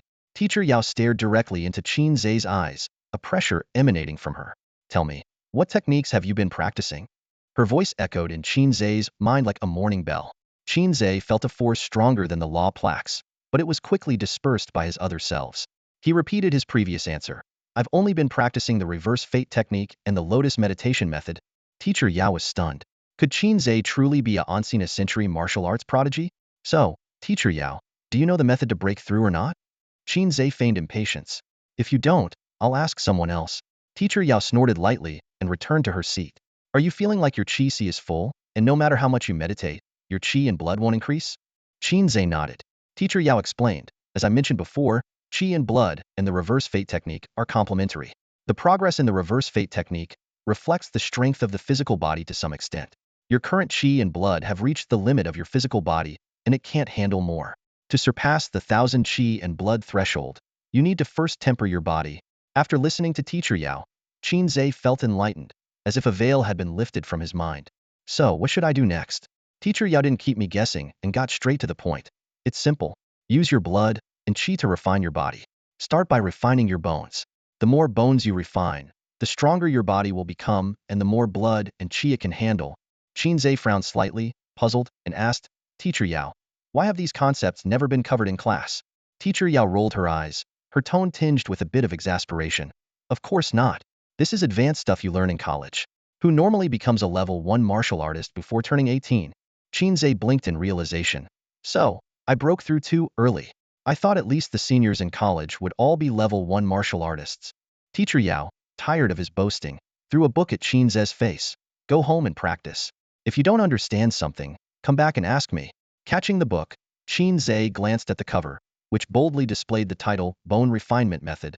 In the upper left corner, there was a small line of text, 3rd edition, Martial Arts University textbook. His eyes lit up with excitement. Oh, it's a college textbook. Thank you, Teacher Yao. Seeing his reaction, Teacher Yao advised earnestly. There are always people better than you. Don't get arrogant just because you have some talent. Especially when you get to Martial Arts University, you'll be surrounded by talented individuals. Qin Ze nodded seriously. Don't worry, teacher. They'll stay humble. Goodbye, teacher. As he spoke, he made sure to close the door behind him. Teacher Yao looked at the closed door and muttered to herself. This little Jiangxing has produced quite a remarkable youngster. She glanced at the file on her desk with Qin Ze's photo on it, then picked up her phone and dialed a number. Send the compensation gift to the He family today, and remind them once again that He Bi's death has nothing to do with Qin Ze. Teacher Yao instructed concisely. The voice on the other end responded quickly. Understood, Mississippi. The head of the family just asked about the task progress. When should we proceed with the next step? Teacher Yao circled a date on her calendar with a pin. Today. Notify everyone that the mice can be released. Yes, the voice on the other end replied. Qin Ze walked back to the classroom, holding the book with joy, thinking to himself, Soon, I'll be a level 1 martial artist. However, after reading through the book, he realized that breaking through wasn't so simple. He couldn't help but smile wryly. 81 trials, and I've only just reached Gao Laozhuang. An adult human has 206 bones. Among them, there are 29 bones in the skull, 51 in the torso, and 126 in the limbs. Qin Ze was flipping through a martial arts manual, his eyes gleaming with a thirst for knowledge. The book detailed the key to a martial artist's training: bone tempering. To advance to each level, a martial artist must temper at least 10 of their bones to expand their qi and handle more qi and blood. Qin Ze's fingers lightly traced the pages as he calculated. After 9 rounds of tempering, all bones would be completed, reaching 90 progress, which corresponds to the 9th level of a martial artist. The method for the 10th tempering wasn't mentioned, but for now, this was enough for Qin Ze. Taking a deep breath, Qin Ze began his first tempering session. Following the book's instructions, he started with the bones in his limbs, then moved to the torso, and finally the skull. Closing his eyes, Qin Ze guided his qi and blood into the targeted bones. It was a long and tedious process, much like repeatedly washing clothes, requiring patience and perseverance. After dozens of attempts, Qin Ze opened his eyes, a delighted smile spreading across his face. "I did it," he murmured, extending his right pinky finger. The freshly tempered fingertip looked no different from the rest, but Qin Ze could feel his qi had noticeably expanded. Running the technique again, he found the absorption of qi and blood much smoother. Although the qi and blood value on the administrator's terminal only displayed whole numbers, Qin Ze estimated his current level to be 999.1. Glancing at the classroom clock, he was surprised to see it was already 4 p.m., with only half an hour left before school ended. The entire afternoon had slipped away unnoticed. Qin Ze frowned, calculating in his mind. At this pace, finishing the first round of tempering for over 20 bones would take at least 2 months. Too long. Suddenly, an idea flashed across his mind. If my clones can feedback my cultivation progress, can they also feedback the bone tempering progress? Qin Ze's eyes lit up. The book didn't specify that bones had to be tempered only when qi and blood were full. It just mentioned that it was more efficient that way. But for the clones, efficiency didn't matter as long as they could contribute to the progress. Without hesitation, Qin Ze commanded his dozen or so clones to start tempering bones. Sure enough, as the clones began their work, Qin Ze felt a slight increase in the progress bar. Not bad, he thought, pleased. Now I can take it easy. Qin Ze estimated that if his clones continued to increase in number and worked tirelessly on bone tempering, the first round could be completed in less than a month. He decided that he only needed to temper occasionally, leaving most of the work to his clones. Just as Qin Ze was immersed in his plan, a voice pulled him back to reality. "Zego, you finally woke up. You need to know your limits. Overdoing it will burn you out," warned his chubby friend in a low voice. It was a self-study period, and students preparing for the martial arts exam were mostly meditating, while those only taking academic subjects were frantically working on practice papers. Ms. Yao, their teacher, glanced at Qin Ze but didn't say anything. "Is it self-study the whole afternoon?" Qin Ze asked. "Ms. Yao's self-study period," the chubby friend confirmed with a nod. "Why didn't you wake me up for class?" "I was going to, but Ms. Yao didn't let me," the chubby friend replied, his eyes gleaming with gossip. "Zegu, is there something going on between you and Ms. Yao? I heard that when you came back from the other realm, Ms. Yao was wearing your school uniform?" Annoyed, Qin Ze pushed his friend's face away. "Mind your own business, kid. Wake me when school ends." Bone tempering consumes a lot of mental energy, requiring sustained focus. Any distraction can ruin the effort. Qin Ze felt as exhausted as if he had pulled an all-nighter at an internet cafe. The chubby friend watched as Qin Ze closed his eyes again, muttering, "Pace yourself, say go." When the school bell rang, the chubby friend gently woke Qin Ze. Although he had only slept for half an hour, Qin Ze felt refreshed, as if reborn. As Qin Ze was about to leave, Ms. Yao called him at the classroom door. "Wait a moment. Do you need something, teacher?" Qin Ze asked, puzzled. "Show me your hand," Ms. Yao instructed. Qin Ze complied. Ms. Yao held his wrist, and after a moment, a look of joy crossed her face. She knew Qin Ze had spent the entire afternoon tempering his bones and had specifically instructed the chubby friend not to disturb him. Ms. Yao was curious to see how far this genius had progressed in one afternoon. According to the standards of top martial arts universities, a genius could typically temper 2 to 3 hand bones in an afternoon. Qin Ze had only completed one. Just average, Ms. Yao thought. That makes sense. Even geniuses can't excel in everything. When God opens a door, he also closes a window. Qin Ze's blood and energy growth rate was astonishing, but his bone tempering progress was mediocre. This imbalance left him a bit puzzled. "Ms. Yao, did you win the lottery?" Qin Ze asked, perplexed by Ms. Yao's sudden excitement. Realizing she was too obvious, Ms. Yao quickly retracted her smile and coughed to cover up. Ahem, nothing much, just thought of something happy. She then said seriously, bone tempering is a long process. You must persevere. Quitting halfway won't make you a warrior. Qin Ze nodded earnestly. I understand. Ms. Yao intended to pat Qin Ze's head like an elder to encourage him, but awkwardly found she couldn't reach. Standing on tiptoe, she managed to pat his shoulder and said in a profound tone, keep practicing well, I'll be waiting for you at Wuda. With that, she turned and left, assuming a wise demeanor. Watching Ms. Yao's departing figure, Qin Ze thought to himself, a high school teacher can skip grades to Wuda? Impressive, Ms. Yao. With the prize money, Qin Ze no longer had to worry about meals. He planned to save up until his parents and sister returned from their trip. After a simple meal of pork knuckle rice downstairs, Qin Ze opened his computer to check the news about the other world. Sure enough, as his chubby friend said, the other world was once again sealed off. Qin Ze browsed the images casually until a striking headline caught his attention. The Maka tribe delegation will arrive in Jiangxing next month to jointly develop the Jiangxing Otherworld. As strategic partners of humanity, Jiangxing warmly welcomes the Maka tribe. Aliens coming? Qin Ze felt a bit annoyed. This was clearly an otherworld on Earth. Why develop it with outsiders? The comment section was already in an uproar. Some complained, what are those officials even doing? There's not enough cake for our own people, and they're sharing it with outsiders. Others had different opinions. That's a narrow view. The authorities are making decisions from a global perspective. Biased. I think it's fine. The Maka tribe has been good to us. It's like paying a protection fee. The otherworld should be under civilized control. Handing Jiangxing's otherworld to the Maka tribe is the best choice. Putting facts aside, the Maka tribe has more experience in exploring the otherworld. Traitors, all of you. Qin Ze frowned slightly. The Maka tribe seemed formidable. Would they withstand the toxic gas in the passage? This thought made Qin Ze a bit anxious. He warned himself, no more slacking off. Get back to bone tempering. However, as he reluctantly stared at the computer screen, he couldn't help but think, maybe just a little longer? A few more minutes won't hurt. Scrolling down, Qin Ze found another curious headline. Universal Celebration. The disgrace of humanity, Wang Biao, to be executed in 10 days. Qin Ze quickly skimmed through the news, his brow furrowing involuntarily. This man named Wang Biao turned out to be quite a fierce character. The news starkly reported that no fewer than 20 martial artists had died by his hand, including 5 enforcers from the law enforcement department and even a judge. Qin Ze was secretly astonished. Enforcers were at least second-level martial artists, and judges started at the third level.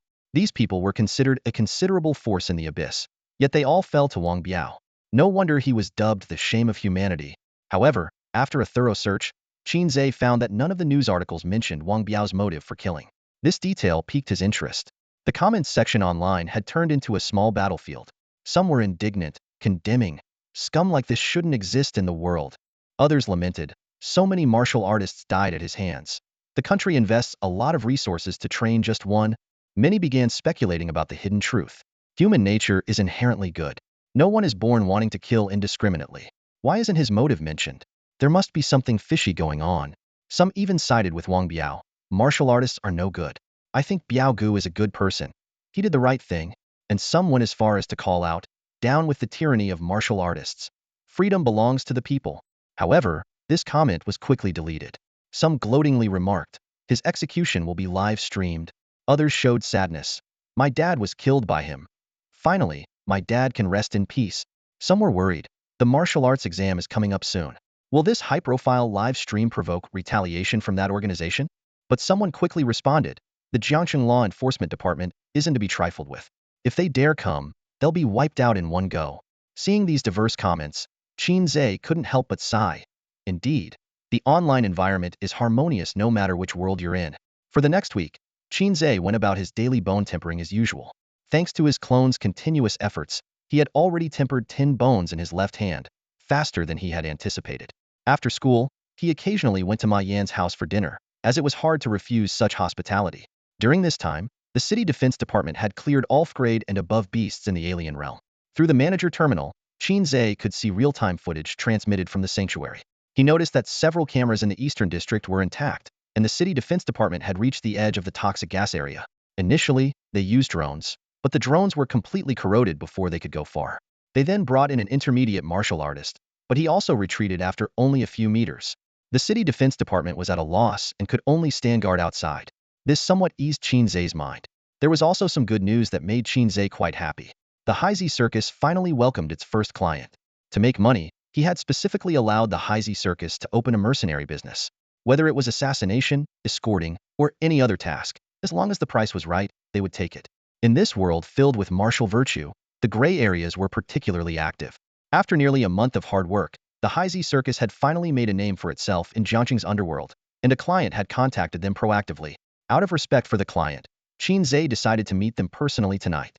As night fell and the city lights came on, Qin Ze arrived at a warehouse in the northern part of the city. This was the circus's headquarters. The originally dilapidated warehouse had been converted into a somewhat decent office. Given Qin Ze's current financial situation, this was the best he could afford. This area was the true melting pot of Jiangqing, the heart of the gray zone. Compared to it, Gotham and Queens seemed tame, and even the police were reluctant to come here. Qin Ze sat in the boss's chair, spun around, and nodded in satisfaction. Not bad. Looks pretty legitimate. Devourer and the Law King stood on either side of him. Devourer wore a lion mask, while the Law King had a minotaur look. The Law King placed a mask in front of Qin Ze. The mask was divided along the bridge of the nose, with the left side entirely black and the right side pure white, outlined with golden patterns, giving it an alluring and mysterious appearance. Qin Ze picked up the mask and said softly, "Well prepared?" Qin Ze put on the mask and instantly slipped into character. Inside the base, besides the two trusted lieutenants, the Law King and Devourer, there were 27 operatives scattered around. In Jiangqing, Qin Ze had placed over 30 clones at key locations, creating an invisible intelligence network. When people arrive, stay sharp. Qin Ze tapped his finger on the table, his voice low. "I don't care how you act normally, but in front of outsiders, at least try to look respectable." The Law King bowed elegantly. "As you wish, Captain." His demeanor was like that of a well-trained butler. Devourer raised his head, a fierce glint in his eyes. "Don't worry, the reputation of the Night Lion King is already established. We won't tarnish it." Qin Ze rolled his eyes. "You better keep it that way." Footsteps echoed outside the door. A clone wearing a rooster mask entered and respectfully announced, "Captain, the guest has arrived." Qin Ze waved his hand. "Bring my esteemed guest in." Rooster turned and left, returning shortly with a tall figure draped in a black robe. Standing nearly 2 meters, the guest's presence was imposing. From head to toe, he was shrouded in black, his face hidden behind a dark mask, more concealed than a Middle Eastern woman in a veil. "Please have a seat." Qin Ze poured a glass of water, his movements unhurried. The robed figure sat down, his wary eyes scanning the room before settling on Devourer and the Law King. The aura these two exuded made him tense. They had surpassed the first level of martial artists. Yet, these powerful figures showed utmost respect to the seemingly ordinary Qin Ze, leaving the robed man puzzled. However, having two first-level martial artists present was already sufficient. Qin Ze placed his crossed hands on the table, his voice calm. "Allow me to introduce myself. I am the leader of the Black Circus. You may call me Captain Zero." The robed man's voice was raspy, like rusty iron scraping together. "Very well, Lord Zero." Qin Ze got straight to the point. "What is your mission?" Zero spoke. "My mission is of great importance. It requires not just strength, but also courage. Do you have it?" Before he finished speaking, a lightning snake slithered around the Law King's waist, crackling. The Law King coldly warned, "Show some respect to our captain." Zero's eyes narrowed. An ability user, and a rare, powerful lightning controller at that. He was taken aback and quickly lowered his head. "Forgive my lack of respect, Captain." Qin Ze chuckled lightly. "Let's not dwell on trivial matters. Please, tell us your mission, friend." Zero took a deep breath and stated his purpose word by word. "I need you to storm the execution ground. Time, place, and target." Qin Ze opened his notebook, gripped his pen, and assumed an attentive posture. The man in the black robe hesitated for a moment, surprised. "Boss, are you really this calm? We're talking about breaking into an execution ground, not catching a cheater or playing paparazzi." Unfazed, Qin Ze repeated, "I need specific details on the time, place, and target." The man in the black robe couldn't help but applaud. "Professional. So professional. We've definitely found the right person this time." He added, "The person we need you to rescue is Wang Biao. He's scheduled for execution at Yunshan Execution Ground in 3 days. Qin Ze frowned slightly. The name sounded familiar. "Is he the one the news calls the disgrace of humanity?" "That's right, it's him." The man in the black robe suddenly became emotional. "But he's not the disgrace of humanity. He's a hero, a fair enforcer." Qin Ze thought to himself, "It really is Biao." He began to consider the feasibility of the mission. Wang Biao had become an internet sensation, constantly trending on social media. News articles criticized him in every way possible, from disgrace of humanity to traitor to the human race. The execution would undoubtedly be heavily guarded. Glancing at the man in the black robe, Qin Ze suspected he might be part of the same organization as Wang Biao. He stated bluntly, "You probably understand Wang Biao's situation better than I do. Breaking into the execution ground will be extremely difficult. Not only will the police be there, but other law enforcement agencies will likely be present as well." The man in the black robe looked disappointed. "So, you're not going to take the job?" Qin Ze shook his head. "It's going to cost more." The man in the black robe seemed prepared for this. "Name your price." Qin Ze held up 5 fingers. The man paused for a moment, then gritted his teeth. "Fine, 5 million it is. I'll give you 3 million up front, and the rest after the job is done." Qin Ze's breath quickened. He had only intended to ask for 500,000, but the offer had jumped to 5 million. He suppressed his excitement and said calmly, "Just so we're clear, given Wang Biao's situation, we can't guarantee a 100 success rate." The man in the black robe nodded in understanding and placed a cash-filled briefcase on the table. Qin Ze's 2 accomplices, Fa Wang and Tun Shirgu, nearly had their eyes pop out at the sight of so much money. After a quick internal discussion, Qin Ze closed the briefcase and placed it by his feet. He asked, "Once we rescue him, where should we take him?" The man in the black robe replied, "To the top of Black Wind Mountain. There's a crooked tree where I'll be waiting." Qin Ze nodded, indicating he understood, and promised to devise a detailed plan within 3 days, keeping lines of communication open for any questions. After seeing the man in the black robe off, Qin Ze signaled for the others, who were wearing various animal masks, to come out from the back room. He opened the briefcase full of money, grabbed a handful of cash, and tossed it into the air, excitedly announcing, "First job, we're in business." The accomplices cheered, some wanting to buy bicycles, others wanting to dye their hair green. When someone suggested splitting the money, Qin Ze kicked him to the ground, sternly putting an end to the idea. Bang! The sound of Qin Ze closing the suitcase echoed through the warehouse. He glanced around, his eyes sweeping over familiar yet strange faces. These were all his duplicates. "I'll allocate 1 million for your operational expenses," Qin Ze announced with an air of authority. "Now let's discuss the action plan for 3 days from now." The duplicates exchanged puzzled glances, seemingly struck dumb. Qin Ze's lips twitched in frustration as he silently cursed these useless fools. "Fa Wang, you speak," Qin Ze commanded, breaking the suffocating silence. Fa Wang pondered for a moment, a cunning glint in his eye. "How about we bail on this job?" The suggestion was like a bomb, instantly igniting the enthusiasm of the other duplicates. They chimed in eagerly. "Sounds good. This dump of a warehouse only cost a few $100. We can just abandon it. Breaking someone out of an execution ground is no joke. Who knows how many of us will get caught? Let's bail. The world is big. We can set up shop anywhere. Pack up and move now." Qin Ze's face darkened, and he finally interrupted. "Bailing on our first job?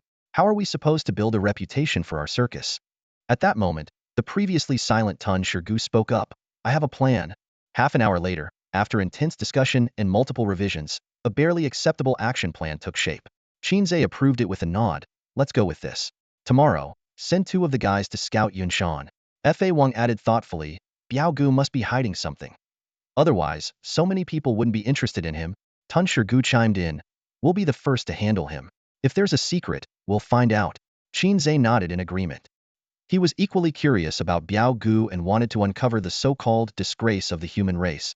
Standing up and straightening his clothes, Qin Ze declared loudly, "Everyone, our first performance in this world is about to begin. Even if there's no applause, remember to bow out gracefully."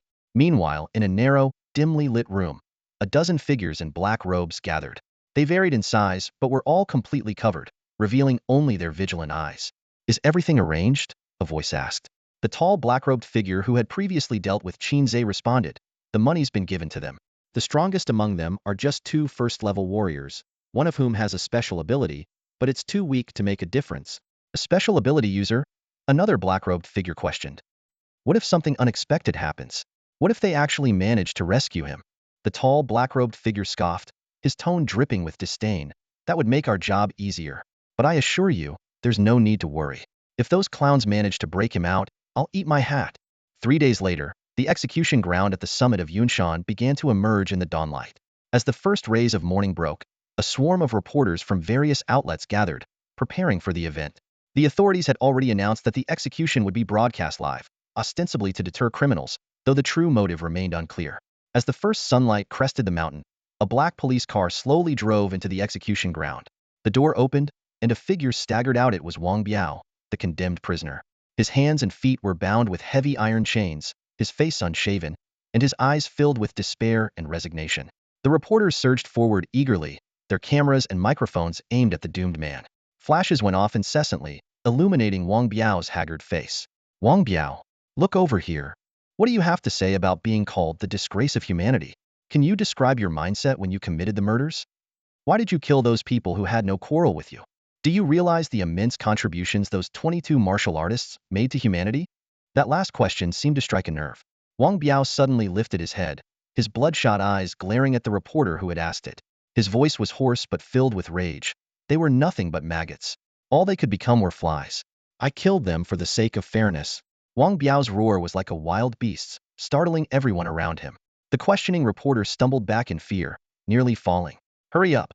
One of the officers pushed Wang Biao forward, forcing him onto the execution platform.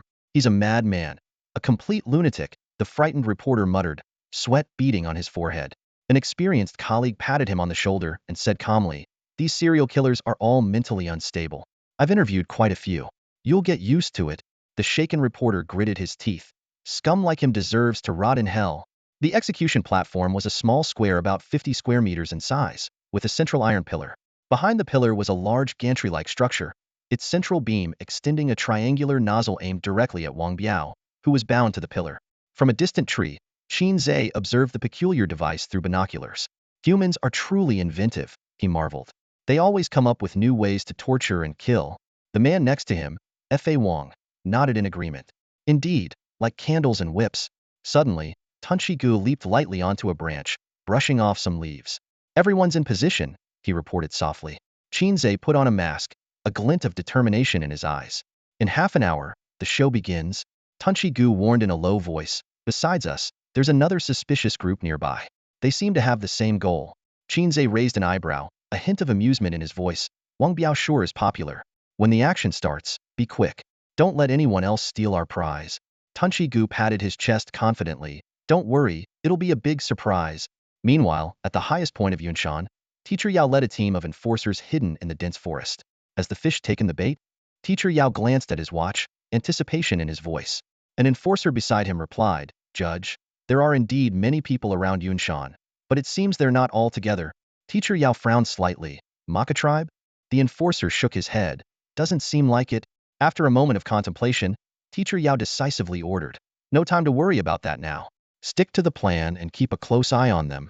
By the execution platform, enforcer number 3 stood as straight as a javelin.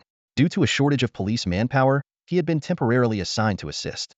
His right eyelid twitched incessantly, and he muttered, something's going to go wrong. The time for the execution was approaching. 20 meters away, on a high platform, the dignified Chief Justice sat. His voice boomed through the loudspeakers, echoing across the ground. Wang Biao, you stand accused of murdering 22 martial artists, including 5 enforcers and 1 judge. This court has found you guilty of murder, intentional killing of martial artists, treason, home invasion, and a total of 13 charges. You are sentenced to death, to be carried out immediately. Do you have any last words? All the cameras turned towards Wang Biao. He sneered, a flash of disdain in his eyes. What crimes have I committed? The live broadcast chat exploded with comments, the audience's emotions reaching a fever pitch as they awaited the imminent execution. Facing death, he still won't admit defeat. Pathetic. In the square, the crowd murmured among themselves. Someone remarked, Brother Biao was once a respectable man. Spit on the ground before you go. As soon as the words were spoken, another voice shouted, finally, he's dead. Suddenly, a voice rang out from the crowd. Down with the martial tyrants. Freedom belongs to the people. The statement was quickly silenced. Someone whispered, do you think someone might try to rescue him? Wang Biao looked around, roaring like a wild beast. These 20-odd scumbags trafficked women and underage girls, forcing them into prostitution. Those who resisted had their organs harvested. Do such martial artists deserve to live? What the heck? There's more to this. A voice exclaimed in shock. Another voice chimed in. That does sound like something martial artists would do. Someone else shouted, down with the martial tyrants. Freedom belongs to the people. Again, the statement was swiftly deleted. I don't believe it, someone argued. He's probably just making it up. The martial artists risk their lives every day fighting off monstrous beasts to protect humanity. How could they do such things? Even if what he says is true, it's not up to him to judge them, a rational voice interjected. Everyone upstairs must be martial artists, someone mocked. Boring, I want to see bloodshed. a cold voice said. Wang Biao continued to shout. The existence of this privileged class of martial artists is inherently unfair. They even stand above the law, pretending to be righteous while secretly engaging in all sorts of shady activities. All martial artists deserve to die. The chief judge, enraged, shouted. Nonsense. Execute him immediately.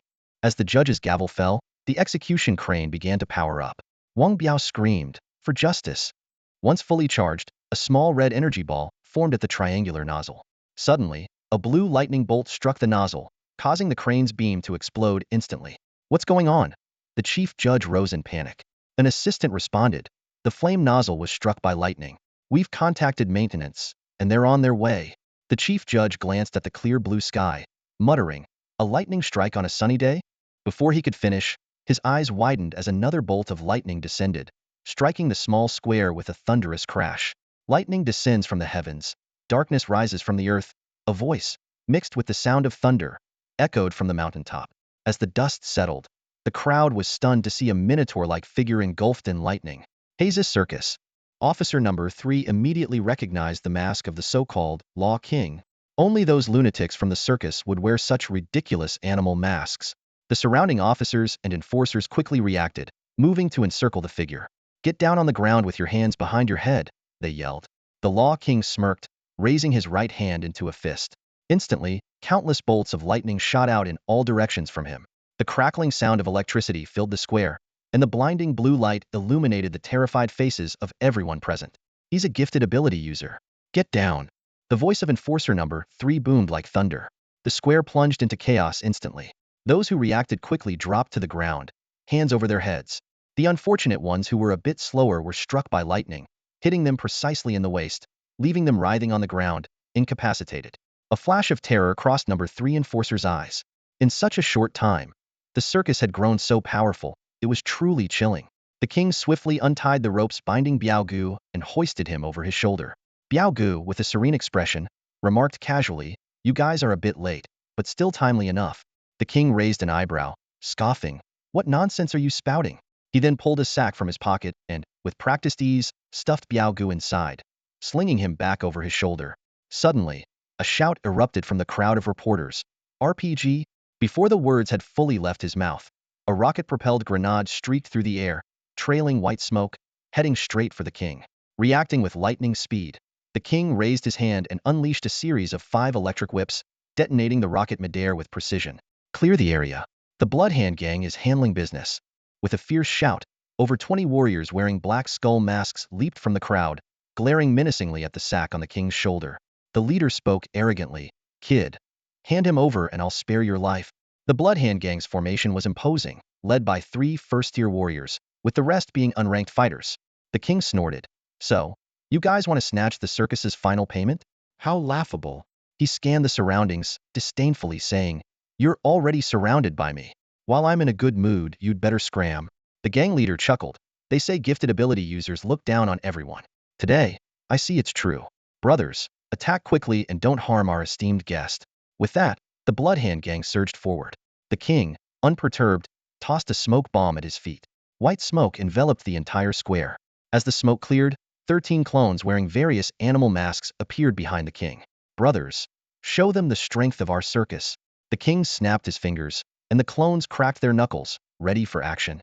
The gang leader was dumbfounded. Where did all these people come from? A magic trick? It turned out that due to the tight security of Yunshan, Qin Ze had decided on a strategy of dividing and conquering. The combat-capable clones had all been hidden within the king, who then brought them into the execution ground. For 3 million. Damasha. Char. Blackies, attack. The clones shouted various bizarre slogans, their morale high. The gang leader, infuriated, spat on the ground and yelled, kill. The 2 groups clashed fiercely. Enforcer number 3 shouted, all enforcers, follow me and arrest the criminals. The surviving dozen or so enforcers joined the fray under his lead, turning the square into a chaotic battlefield. The reporters had long fled, leaving their cameras to continue broadcasting unattended. Holy crap, it's a bloodbath. These enforcers are useless. They act tough every day, but in a real fight, they go down in 1 round. Am I the only one who thinks the circus is pretty cool? Place your bets. Left for Bloodhand Gang, right for the circus, middle for the enforcers, down with martial tyranny, freedom for the people. Deleted. The circus is hardcore. They go for self-destruction if they can't win. Brainwashed. Look, Biao is being taken away by the Minotaur. The battle's outcome in the small square was quickly decided. Although the Blackies were outnumbered, they employed a radical strategy: close-range self-destruction. After 4 or 5 consecutive explosions, the Bloodhand gang and the enforcers were terrified. Madmen. They're all madmen. The gang leader trembled with fear. Despite both sides being unranked fighters, the Bloodhand gang had a slight advantage in numbers and average level, but the Blackies' unpredictable tactics caught them off guard. They fought recklessly, willing to blow themselves up without hesitation. This chaotic, relentless assault was hard to counter, no matter how skilled the opponents were. Boss, we should retreat. We've lost more than half our men. The Bloodhand gang's morale was shattered, and they began to retreat. However, the Blackies pursued them relentlessly, refusing to let them escape. The gang leader gritted his teeth and finally ordered, "Retreat. You need to be alive to spend money." With that command, the Bloodhand gang started to flee. Enforcer number 3, having learned his lesson, had already warned the other enforcers to watch out for self-destruction. The enforcers responded cautiously, avoiding the explosions but unable to control the chaotic situation. Biao Ji's head poked out of the burlap sack, his eyes wide with shock. Panting heavily, he exclaimed in disbelief, "I was only gone for a few months, and the fighting style has already become this fierce? Brothers, which unit are you from?" The man known as Fa Wang grinned, showing a set of white teeth. "Hei Bi Circus," he replied, pressing down on Biao Ji's head. "Hold tight, we're moving out." With that, he shoved Biao's head back into the sack and, in a flash, transformed into a streak of blue lightning, racing down the mountain. The moment Fa Wang left, the remaining clones erupted in a blinding light. A thunderous explosion shook the ground, ripping the small square into pieces. Dust billowed like a tidal wave, sweeping across the area. From the highest vantage point, Teacher Yao observed the breathtaking scene, his brows furrowed and expression grim. A nearby enforcer asked cautiously, "They've taken the man. Should we pursue them?" Teacher Yao responded sternly, "Wait for the scouts to return." Soon, the scouts returned, panting heavily. "No sign of fair society in the vicinity," one reported. Teacher Yao frowned. "So, neither of those groups were from fair society?" The scout replied, "Bloodhand is an old local gang with 3 top-tier fighters. As for the circus, they just appeared recently, and we have no intel on them yet." Rubbing his forehead, a trace of frustration flashed in Teacher Yao's eyes. "Follow them. We can't let them get away with the man." He silently calculated his next move. The plan was to use Wang Biao as bait to draw out fair society. But now, the bait was taken. Fair society didn't show up, and a bunch of lunatics calling themselves a circus had appeared out of nowhere. The situation was spiraling out of control. Meanwhile, Fa Wang, carrying the burlap sack, stopped by a large boulder, gasping for breath. "I'm exhausted." Suddenly, the sound of rustling footsteps surrounded him. Fa Wang looked up to see a dozen figures in black robes closing in from all directions. A tall figure in a black robe remarked in surprise, "I didn't expect you to actually bring him out." Fa Wang glanced at him, puzzled. "Weren't we supposed to meet at Heifeng Mountain?" The tall figure replied indifferently, "It doesn't matter. We didn't really expect you to succeed. We just wanted you to stir things up, making it easier for us to take advantage." Fa Wang suddenly understood. "So, you hired Bloodhand too?" The black-robed figure nodded. "Exactly. It's like the mantis stalking the cicada, unaware of the oriole behind it." He extended his hand, his tone turning icy. "Hand over the sack, and then you can die." Fa Wang set down the sack, confused. "Why kill me?" The tall figure explained impatiently, "To prevent you from learning about the key from Wang Biao. The fewer people who know about the key, the better." Fa Wang was baffled. Seeing the black-robed figures closing in, ready to strike, he suddenly raised his hands and shouted, "Wait a minute, I have a proposal." "What do you want to say?" The tall man in a black robe asked coldly, a flicker of impatience in his eyes. His voice was deep and authoritative, as if it came from the depths of hell. "Given that you successfully brought the person to me today, I'll give you a chance to say your last words." The Fa Wang took a deep breath and spoke earnestly, "I want to join you." The tall man in the black robe was taken aback by this, a look of disbelief flashing in his eyes. He was silent for a long time, seemingly contemplating the sudden request. Finally, he slowly spoke, "Are you serious?"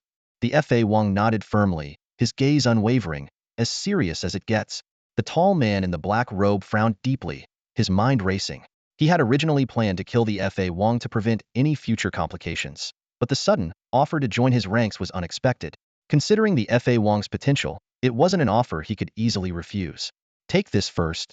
The tall man in the black robe pulled out a small black box from his robes and tossed it to the Fa Wang. The box opened to reveal a small, blood red pill. It's called the gut rot pill, the tall man explained coldly. If you don't take the antidote within 3 days, your internal organs will rot away. As long as you behave, I'll give you the antidote in 3 days. The Fa Wang hesitated, holding the pill. He looked up at the tall man, his voice trembling slightly. Are you serious? The tall man sneered, a look of disdain in his eyes. What? Not going to take it?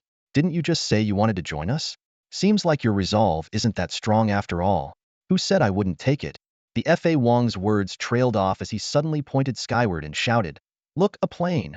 The black-robed men collectively displayed looks of contempt. The tall man was furious. Do you really think we're that stupid? Since you won't take it willingly, I'll make you take it. With that, he waved his hand, and 2 black-robed men stepped forward to block the Fa Wang's escape. The Fa Wang cried out again, Look, there's someone behind you. The tall man's patience snapped, and he roared, You've exhausted my patience, you little brat. At that moment, a whistling sound cut through the air above them. 2 flashes of cold light appeared, and the 2 black-robed men blocking the Fa Wang were instantly pinned to the ground by long swords, blood slowly dripping down the blades. Who goes there? The tall man spun around, on high alert. His eyes scanned the surroundings, muscles tense and ready for an attack. The Fa Wang spread his hands helplessly, his tone laced with exasperation. Why does no one believe me when I tell the truth? Yao Laoshi emerged from the dense forest with a group of enforcers, each exuding a powerful aura. The Fa Wang was momentarily stunned, puzzled. Why is Yao Laoshi here? And she seems to be the leader, with all the enforcers following her lead. He muttered to himself, so Yao Laoshi, with those thick eyebrows and big eyes, is actually an enforcer? Even non-humans can become enforcers these days. The tall man in the black robe narrowed his eyes, a hint of disdain in his voice. I thought I was being cautious this time, yet you still found us. He looked coldly at Yao Laoshi. Tell me where the key is and I'll give you a quick death. Yao Laoshi flipped her wrist, and a blue long sword appeared in her hand. Her voice was cold and firm. It seems you got nothing useful from Wang Biao. He really has a tough mouth. The tall man grinned, showing a row of white teeth. Unfortunately, only Wang Biao knows about the key. He said he'd reveal it to whoever rescues him. Why else would we go to such great lengths to save a traitor? He paused, a hint of mockery in his tone. Although, in a way, he is a champion of fairness. Yao Laoshi felt a twinge of disappointment at this answer. The plan to obtain the key had failed, but as long as Wang Biao was alive, they could eventually extract the information from him. Today's gains were already significant. The elusive Fairness Society had been exposed. These men represented at least half of the Fairness Society's power in Jiangxing. Taking them down would achieve the main objective. Execute them all. Leave no one alive. Yao Laoshi ordered coldly. With her command, the enforcers each chose their targets and charged forward, engaging in fierce combat. Amidst the clash of swords and cries of pain, the battle raged on. Yao Laoshi and the tall man in the black robe had a clear objective, the sack containing Wang Biao. For the black-robed man, this operation was all about rescuing Wang Biao. For Yao Laoshi, Wang Biao was bait, still valuable and not to be lost. Seeing the 2 powerful warriors charging towards him, the Fa Wang felt a pang of fear. He swallowed hard, his voice trembling. I just remembered I left the gas on at home. Let's continue this another day. With that, the Fa Wang tossed the sack off his shoulder and fled like a bolt of lightning. Yao Laoshi and the tall man both reached for the sack, ignoring the fleeing Fa Wang.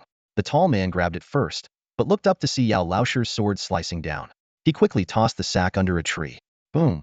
The tall man's arms surged with power, unleashing the full force of his reverse life technique.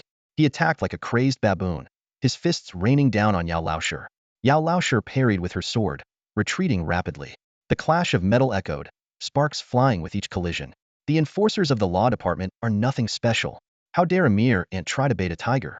The tall man in the black robe shouted arrogantly, his fists raining down on Teacher Yao.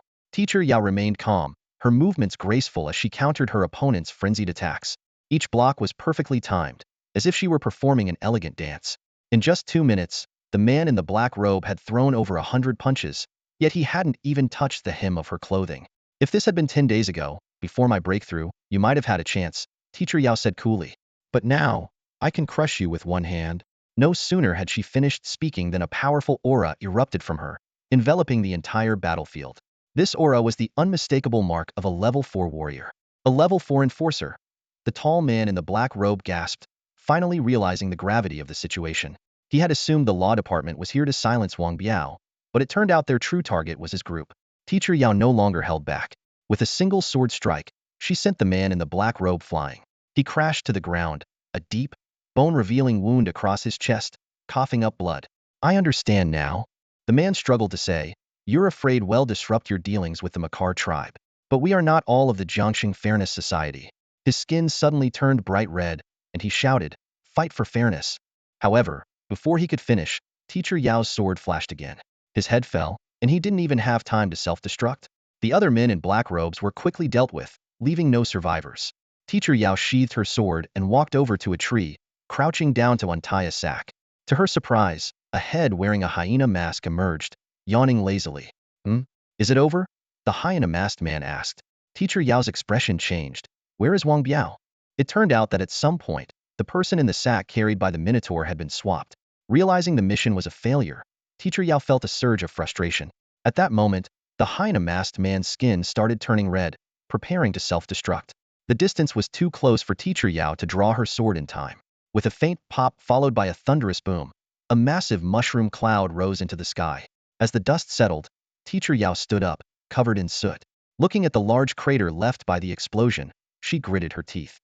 The Black Circus. Meanwhile, by a lake near Yunshan, Qin Ze was lounging against a rock, basking in the sun with a fishing rod beside him. Suddenly, the water churned, and the swallower emerged, carrying a sack on its back. Qin Ze was intently focused on fishing when he suddenly heard footsteps behind him. Frowning, he said, can't you come from the other side? You're scaring away all the fish. With that, he decisively reeled in his fishing rod. Tunchi glanced at the empty fish basket and couldn't help but mock. With your skills, you'll be fishing here for a year and still catch nothing. Qin Ze pouted, feeling a bit frustrated. Who was it that told me there were fish in this lake? Just then, there was a loud thud as Tunchi threw a heavy sack to the ground. He shook himself off like a wet dog, and with a swift movement, the water on his clothes evaporated completely. Qin Ze watched enviously. It's so nice that you guys can break through the first level without bone tempering. Tunchi sensed the underlying jab and immediately showed off his prowess. Several extra arms and legs suddenly sprouted from his body. You could do it too if you transformed like this, he explained. Although we don't temper our bones, the unpurified soul beads mutate our cells. Both Tunchi and Fa Wang had their entire cellular structure altered by soul beads, allowing them to harness more energy. They had taken the path of beast evolution. Normally, they looked human, but when they unleashed their full power, their cells would mutate uncontrollably, resulting in a monstrous appearance. It's such a nice day.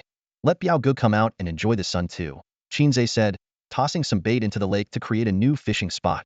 Tunchi untied the sack, revealing Biao Gu, who was pale and barely conscious. Smack! Smack! Tunchi slapped him hard on both cheeks. Wake up! Biao Gu coughed up some water and slowly opened his eyes. Seeing the two masked figures in front of him, he hesitated before asking, aren't you guys from the Fairness Society? Qin Ze, still facing away and focused on casting his line, replied calmly, the Fairness Society hired us to rescue you, but after we succeeded, they tried to kill us to cover their tracks. Qin Ze and a group of tacticians had devised a simple plan. Fa Wang and some expendables would engage in a high-profile frontal assault, then bag the target and fly low over the lake to drop the sack. A clone attached to Fa Wang would enter the new sack and crawl onto Fa Wang's shoulder, while Tunchi, who had been lurking underwater, would retrieve the sack and deliver it to Qin Ze. To get the remaining payment, Qin Ze had intended to hand over the target. But when the Fairness Society betrayed them, only the timely intervention of Teacher Yao saved Fa Wang from certain death, leaving Qin Ze furious. Biao Gu forced a bitter smile. That's typical of the Fairness Society. He cautiously asked, so, what do you plan to do with me? Qin Ze replied sternly, first, I have two questions for you. What exactly is the Fairness Society? Biao Gu was taken aback. You don't know about the Fairness Society? Standing like a vigilant bodyguard beside Qin Ze, Tunchi coldly said, answer the question. Biao Gu shook his head helplessly. Once a formidable figure, he now found himself completely at their mercy. The Fairness Society aims to create a world of fairness and equality, without class distinctions. Their slogan is, Fight for Fairness, and their mission is to eliminate the tyranny of the martial artists and ensure freedom for all people. Qin Ze scoffed. A bunch of lofty ideals. Biao Gu, do you also think the Fairness Society is just a pipe dream? He reeled in his fishing rod again. Another fish gone. There is no absolute fairness in this world, Qin Ze continued. Even if the martial artist class disappears, a new class will emerge. I don't believe everyone in the Fairness Society is truly equal, with the same rights. Biao Gu pondered for a moment. The conflict between martial artists and ordinary people is real and growing. The Fairness Society, despite its flaws, seeks to address this conflict. Qin Ze shook his head. Their approach is meaningless. Eliminating all martial artists won't solve the problem. It's just treating the symptoms, not the cause. Like you said, if the Fairness Society succeeds, what's to stop them from becoming the new ruling class? Biao Gu was at a loss for words. He found Qin Ze's argument compelling but couldn't help but retort, so we do nothing? Let the martial artists trample over everyone? Qin Ze clarified, I'm saying the Fairness Society's approach is wrong. Without martial artists, who will fight the beasts? The Fairness Society's incompetent members? This world is fundamentally flawed and needs a complete restructuring. Biao Gu, being a warrior, struggled with these complex issues. Qin Ze watched Biao Ge's smug expression and sighed inwardly.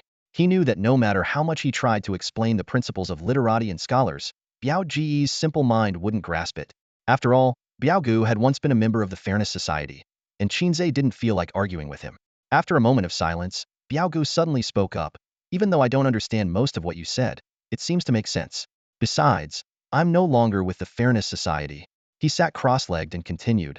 Those people are too rigid, always following orders to the letter. Just kill them directly instead of all this dawdling. It's so annoying. Qin Ze nodded, thinking, typical warrior mentality. Biao Gu went on. I didn't follow orders, so they kicked me out. But I still think the slogan, fight for fairness, is pretty good. Qin Ze interrupted his reminiscing and got straight to the point. I don't care about your grievances with the Fairness Society. Let's talk about the key. Biao Gu squinted his eyes as he recalled. About 2 months ago, I discovered a human trafficking and organ-selling ring in the neighboring city of Yun. Following the clues, I found out that a few martial artists were behind it. It was raining heavily that night, and I killed them all. That's when I got the key. As he finished speaking, Biao Gu took off his shirt, revealing a small, intricate tree tattoo on his chest. Though only about 4 inches long, the tattoo was so lifelike it seemed ready to sprout leaves. This is the key, Biao Gu said. Qin Ze scrutinized the tattoo but found nothing special about it. A key to what? He asked. Biao Gu scratched his head and admitted, I don't know. It was a small sapling about the size of half a palm, planted in a flower pot. They said it was the key to opening some new world. I didn't bother listening to their nonsense and just killed them all. After hearing this, Qin Ze's stereotype of the brainless warrior deepened even further. Biao Gu continued, I touched the sapling, and it turned into this. Later, I got caught by law enforcement. During a live news broadcast, I shouted into the camera that whoever rescued me would get the key. The Fairness Society came as expected. He finished with a proud look, seemingly waiting for praise. Qin Ze couldn't help but ask, didn't the law enforcement notice this key? Biao Gu scoffed, if I didn't say anything, who would know the key was a tattoo? Besides, having a tree tattoo seems reasonable, right? Qin Ze thought to himself, who in their right mind would get a tree tattoo? It has no class at all. But he kept his thoughts to himself. Biao Gu said solemnly, I, Wang Biao, keep my word. Since you saved me, the key is yours now. It's practically welded onto me. Are you planning to cut off that piece of skin for me? Qin Ze asked with a hint of sarcasm, frowning. Biao Gu chuckled nonchalantly. That's easy. He extended his right hand and pressed it firmly against Qin Ze's chest without hesitation. Qin Ze immediately felt a searing heat, as if a branding iron was pressed against his skin. Instinctively, he wanted to pull back but held himself in place. In less than a minute, Biao Gu withdrew his hand, a satisfied smile on his face. Done, Biao Gu said softly, glancing down at his own body. The mysterious little tree had vanished. Qin Ze hastily unbuttoned his collar and looked down, finding that the small tree had indeed transferred to his chest. To his surprise, he felt a strange connection with the tree. With just a thought, he could return the tree to Biao Gu or pass it to the silent, swallowing brother standing nearby. You're just giving it to me like that? Qin Ze asked, incredulous. Though he didn't know the exact function of the small tree, the Fairness Association and law enforcement's interest in it suggested it was no ordinary item. Biao Ge's generosity was unexpected, almost like the impulsiveness of a brash warrior. Biao Gu waved dismissively. It's useless to me. Consider it your payment. The Fairness Association didn't finalize your last payout anyway. He pondered silently, noting that Qin Ze, with his sharp mind and strategist-like demeanor, was the perfect custodian for such a mysterious key. I'll take it. Qin Ze nodded, turning his attention back to fishing. Swallowing brother stood respectfully by, hands behind his back, silent. Biao Gu scratched his head, feeling a bit neglected. Hey, what are you planning to do with me? He asked, uneasy. Get lost. Go wherever you want. Qin Ze replied without turning around. Biao Gu was taken aback. You're just letting me go? Qin Ze glanced back at him. What else? Invite you for dinner? The key's in hand, and I've got all the intel I need from the Fairness Association. You're no longer of use to me. A reckless warrior like you would only bring trouble. Better to let you go. Biao Gu grinned. You're my kind of guy. He'll continue fighting for the new order. He slowly stood, using a tree for support. The effects of the suppressant injection had not entirely worn off, leaving him weak. Qin Ze, aren't you fighting for fairness? Biao Gu suddenly asked. That was before. Qin Ze replied nonchalantly. Now I think your new order sounds more impressive. What exactly is my new order? Biao Gu looked confused. Qin Ze shook his head. Doesn't matter. I just think you're right. Biao Ji's face lit up with determination. Exactly. Qin Ze rolled his eyes. What level of warrior are you? Level 5, Biao Gu answered proudly. No wonder you've killed so many warriors and still walked away unscathed. Goodbye, Qin Ze said, returning to his fishing. Biao Gu tried to sprint across the water to the opposite bank but lost his balance halfway, falling in with a splash. Moments later, he surfaced, cursing as he swam across. Damn it, showing off failed. My strength hasn't fully returned. Swallowing brother watched Biao Gu leave, and then turned to Qin Ze. Why didn't you finish him off? If he blabs about the key, we'll be everyone's target. Qin Ze chuckled. Didn't you hear? He's a level 5 warrior. Even without his strength, we couldn't take him down. Besides, Biao Gu is a good source of amusement. I look forward to our next encounter. What Qin Ze didn't realize was that his casual actions and decisions would later make Biao Gu a loyal missionary for the circus. Yao Laoshi returned home with a grimy face, shedding her tattered coat as she walked into the bathroom. She stood under the shower, turning on the hot water and letting it wash away her exhaustion. Steam filled the room, casting a hazy reflection on the glass door. Suddenly, the phone rang in the living room. Yao Laoshi ignored it, biting her lip, her heart filled with frustration. Damn it! She punched the wall, cracking the marble tiles. Her plan had been flawless, accounting for every possible scenario, but something had gone wrong. The circus. Yao Laoshi vowed to hunt down and eliminate every last one of them. Turning off the shower, she wrapped herself in a towel and stepped out. Seeing the missed call, a flash of fear crossed her eyes. Taking a deep breath, she dialed back. A man's voice answered on the other end. Wang Biao is missing. Your trial task failed. The family is very disappointed in you. Yao Laoshi hurriedly explained. Wang Biao's disappearance was an accident. I've already eradicated the Fairness Association's main force in Jiangqing. Give me a little more time, and you'll find Wang Biao. Failure is failure. I don't want to hear any explanations or excuses. Come back immediately. The man's icy voice on the other end of the phone left no room for argument. Ms. Yao gripped her phone tightly, her voice trembling slightly. I found some leads. Wang Biao was taken by a local up-and-coming organization. I can definitely find him. Come back, the man ordered again, his tone even harsher. Wang Biao might just be a decoy. The key isn't on him. The family has a new task for you. Return within 2 days. The call abruptly ended, leaving only the busy tone. Ms. Yao slowly put down the phone, her face filled with frustration and sorrow. She curled up on the sofa, the silver moonlight streaming through the window, casting a cold glow over the dim room. After a long while, a sigh of resignation broke the silence of the dark room. Meanwhile, in a dimly lit conference room, 3 mysterious figures in black robes sat around a massive round table. The table was surrounded by 12 chairs, each engraved with the symbol of a zodiac sign. At this moment, only the chairs of Leo, Aries, and Pisces were occupied, each person wearing a mask matching their zodiac sign. Leo spoke in a deep voice. All our members in Jiangqing have been wiped out by the enforcers, including 2 gray-robed stewards and 26 members. The president is furious. He turned to Aries. Aries, you were in charge of Jiangqing. Do you have anything to say? Aries shot a cold glance at Pisces, his tone filled with resentment. If it weren't for that damn key, my people wouldn't have been exposed. Pisces let out a mocking laugh. Who was it that was so eager to claim credit and came to me for cooperation? Enough.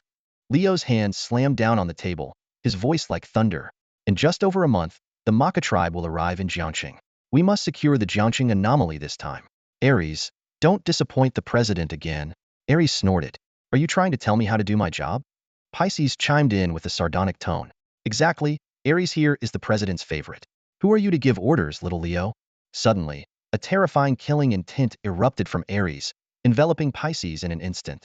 Feigning nonchalance, Pisces taunted. Oh, I'm so scared as he spoke. His own aura flared up, clashing with Aries' killing intent. Stop it, both of you. Leo's pressure was palpable, instantly dominating the room. Compared to him, Aries and Pisces' auras flickered like candles in a storm, ready to be snuffed out at any moment. Pisces' eyes widened in shock. You've broken through? Aries also straightened up, his expression serious. Leo didn't answer, but merely issued orders in a calm tone. Pisces, continue tracking the key. Aries, handle the Jiangqing anomaly. Fail again, and you'll answer with your head. With that, Leo's figure vanished from his chair. Pisces crossed his legs, a playful smile on his face. So, Aries, still want to team up with me? Get lost. Aries spat out a single word before disappearing as well. TSK, can't take a joke? Pisces muttered, then left his seat. The conference room plunged back into darkness, the 12 empty zodiac chairs silently bearing witness to the events that had just transpired. Classmates, Mr. Yao is sick. From now on, I'll be taking over the body casting class, announced the homeroom teacher. As soon as the words left his mouth, the training ground was filled with groans. The departure of the beloved female teacher left the students feeling down, and the classroom atmosphere turned gloomy in an instant. Standing among the crowd, Qin Ze's eyes flickered. He couldn't help but recall the scene of Ms. Yao leading the enforcement team yesterday.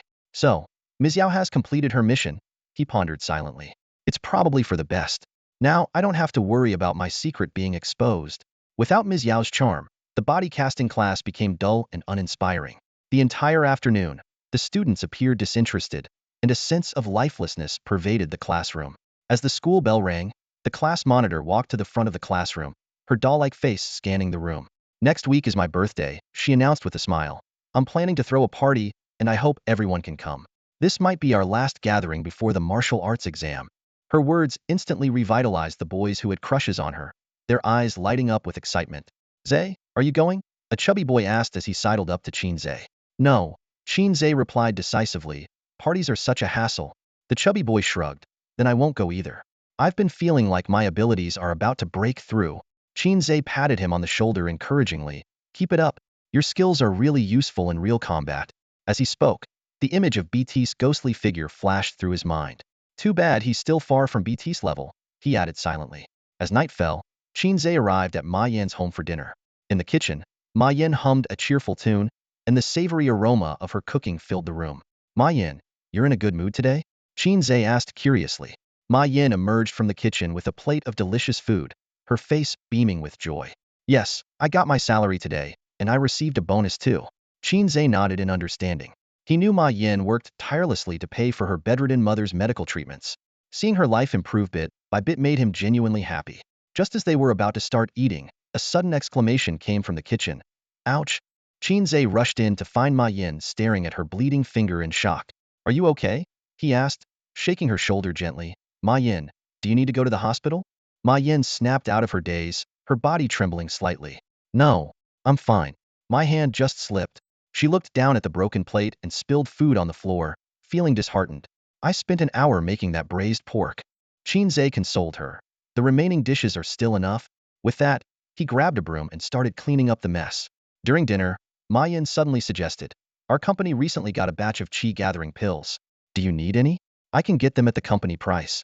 Qin Ze shook his head and politely declined. Qi gathering pills won't help me at this stage. His qi had already reached its limit, and more pills wouldn't make a difference. What he needed now was bone refinement. All right, just let me know if you ever need them, May Yin nodded. After dinner, while May Yin was washing dishes in the kitchen, Qin Ze discreetly left some money behind and quietly slipped out. Meanwhile, in a top-tier private room at Jiangqing Grand Hotel, 3 middle-aged men were drinking and chatting. Damn it! What the hell is the enforcement team doing? Letting Wang Biao escape? Cursed the balding man.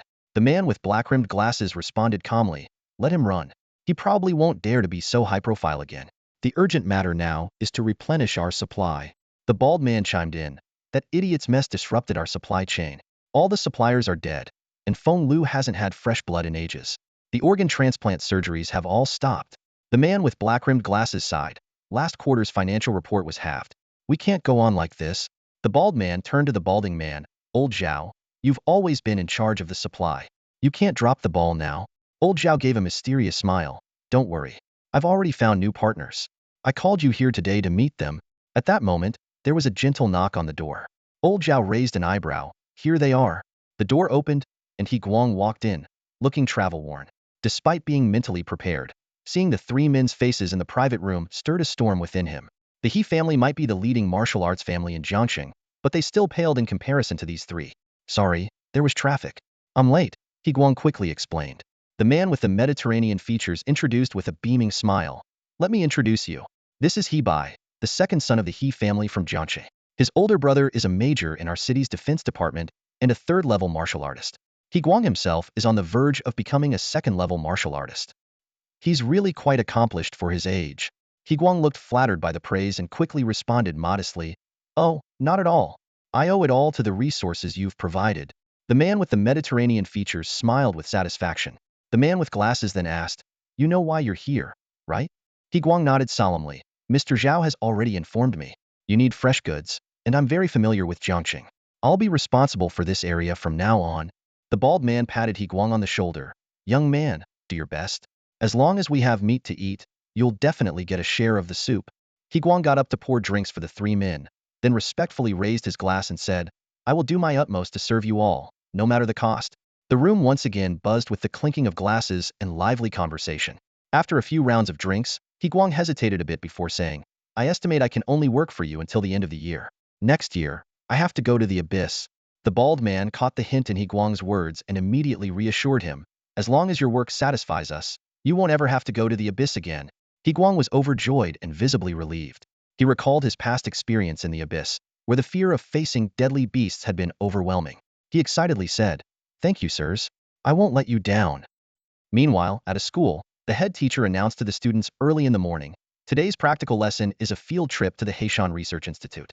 Classes 1 to 3 will go first. The bus is already waiting in the playground, so let's gather there." Practical lessons were scheduled at the end of each semester, usually involving visits to companies related to martial arts. The Hei Research Institute specialized in developing martial arts elixirs and techniques, and it was rumored that they even researched exotic beasts. Due to its generous benefits, many recent graduates competed for positions there every year. The institute also offered scholarships, signing agreements with select students who, in return for financial support, had to work at the institute for 10 years after graduation. Qin Ze boarded the bus with a sense of anticipation. He knew that Lin Xiao, a researcher at the Hei Research Institute, was involved in the production of alpha serum there. Half an hour later, the bus stopped in front of a massive alloy gate at the base of a mountain. With a thunderous roar, the 10-meter-high alloy gate slowly opened. The students, seeing such a grand gate for the first time, exclaimed in awe. Qin Ze, however, was unimpressed, thinking that the gate lacked the imposing presence of the one at the sanctuary. Inside was a vast parking lot with a central track where a black train was stationed beside a platform. A staff member in a research institute uniform was already waiting there, warmly saying, "Welcome to the Hei Research Institute, students. Good morning. Welcome to the Hei Technology Transportation System. This system aims to provide a comfortable and safe travel environment for the Research Institute staff." The train slowly entered a deep tunnel, and the calm voice of the announcer filled the carriage. "The current time is 9:37 a.m. The weather is clear, with an outdoor temperature of 27 degrees Celsius and an indoor temperature of 22 degrees Celsius. The students excitedly pressed their faces against the glass, curiously peering outside. Under the dim tunnel lights, they occasionally saw workers wielding welding torches, focused on welding equipment along the tracks. The train moved at a leisurely pace, giving the students ample time to observe this mysterious underground world. "Wow, this tunnel is so deep," someone exclaimed. "Did they hollow out the entire mountain?" With such a hidden location, even if a beast tide came, it wouldn't be able to break through, right? Another student speculated. The previously dull atmosphere of the classroom was replaced by a buzz of excited chatter. Today's practical lesson had truly opened the eyes of these young people. A chubby student marveled. "Although my company collaborates a lot with Hei Research Institute, this is my first time seeing it in person." He paused. "I used to think about coming here for some experience after graduation before taking over the family business. But now," his voice trailed off, clearly uncertain about his previous plan. In contrast, Qin Ze remained unusually calm throughout. To him, the shelters he had seen before were the real awe-inspiring places. What lay before him now was merely a small fry. "The train has arrived at platform 1. Please disembark in an orderly manner." The announcement echoed once more. About 10 minutes later, the train smoothly halted at the platform. The students, guided by staff, disembarked in an orderly manner and formed neat lines. Following the staff, they were about to enter the actual Hei Research Institute. The group stood before a tightly shut alloy door, filled with anticipation for the unknown. With a gentle swipe of a key card by the staff, the heavy door slowly opened, revealing a spacious hall inside. People bustled about, their hurried footsteps echoing in the space. In the center stood a large sign clearly marking the research departments on each floor. The sign shows that the Research Institute has 5 floors. "We are currently on the first floor, the reception hall," the staff explained. "Next, I'll take you to visit our specimen gallery." The group took the elevator down to the second floor, which housed the entire specimen gallery. Inside transparent glass cabinets, various bizarre-looking beast specimens were quietly displayed, some reduced to mere bones. Even in death, The massive bodies and ferocious appearance of these beasts imposed significant psychological pressure on the novice students. The specimen gallery has everything from grade beasts to scrade beasts, the staff introduced. By dissecting these beasts, we can understand their genetic sequences and cell strength, thereby finding their weaknesses. So, it's not just the warriors who fight the beasts. There's also a vast number of researchers involved. He looked at the students who hadn't taken the martial arts exam and said gently, "Don't be discouraged if you didn't take the martial arts exam. Get into a good university, and you're welcome to join Heishan Research Institute after graduation." He then began detailing the institute's various benefits and welfare policies. Qin Ze listened and chuckled to himself.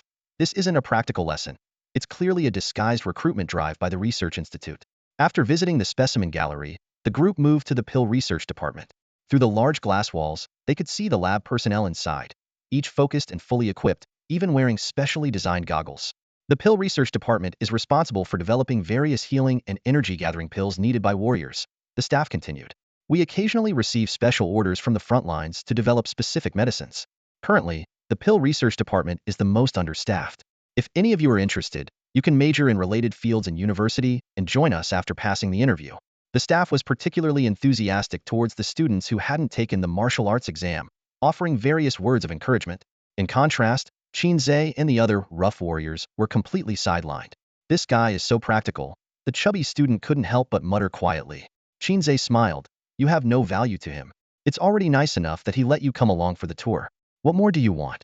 After visiting the research department, Qin Ze felt the urge to use the restroom and said to the staff, "Excuse me, I need to use the bathroom." The staff pointed down the hallway, straight ahead and then turn right. He wasn't worried about Qin Ze going somewhere he shouldn't. Almost every few meters in the research institute, there was a door that required a key card to enter. "Wait up, Ze." The chubby student hurried after him. Besides him, Qin Ze also noticed the class monitor following along. On the way to the restroom, the class monitor suddenly asked, "Qin Ze, will you come to my birthday party next week?" Qin Ze apologized. "Sorry, the martial arts exam is coming up soon, and I need to keep training." "I see." The class monitor's eyes dimmed. Standing side by side at the urinals, the chubby student suddenly whispered, "The class monitor likes you. Can't you tell?" Qin Ze calmly replied, "The three great illusions in life. A phone vibrating, I can counterattack, and she likes me." The chubby man sighed deeply. "You're really impossible to deal with."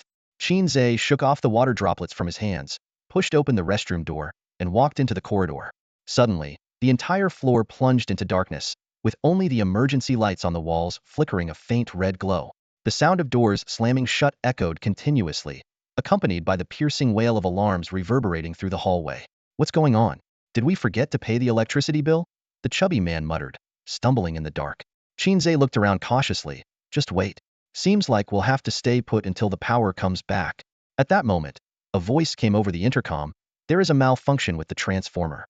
Our staff is working on urgent repairs. Please remain where you are and do not move around. The situation will be resolved shortly." The chubby man shook off the water from his hands and complained, "We're really unlucky, bumping into all kinds of trouble." Qin Ze frowned slightly, his sixth sense tingling. Suddenly, a loud noise came from the women's restroom nearby, followed by a sharp scream. "It's the class monitor." Qin Ze and the chubby man rushed into the women's restroom. In the dim red light, they saw the class monitor collapsed on the floor, with a ventilation duct panel lying nearby, having shattered 2 tiles. What was even more shocking was the hunched humanoid figure standing not far from the class monitor, emitting a low growl. What is that thing?" the chubby man asked, trembling. Qin Ze squinted, trying to make out the blurry figure, feeling a sense of familiarity.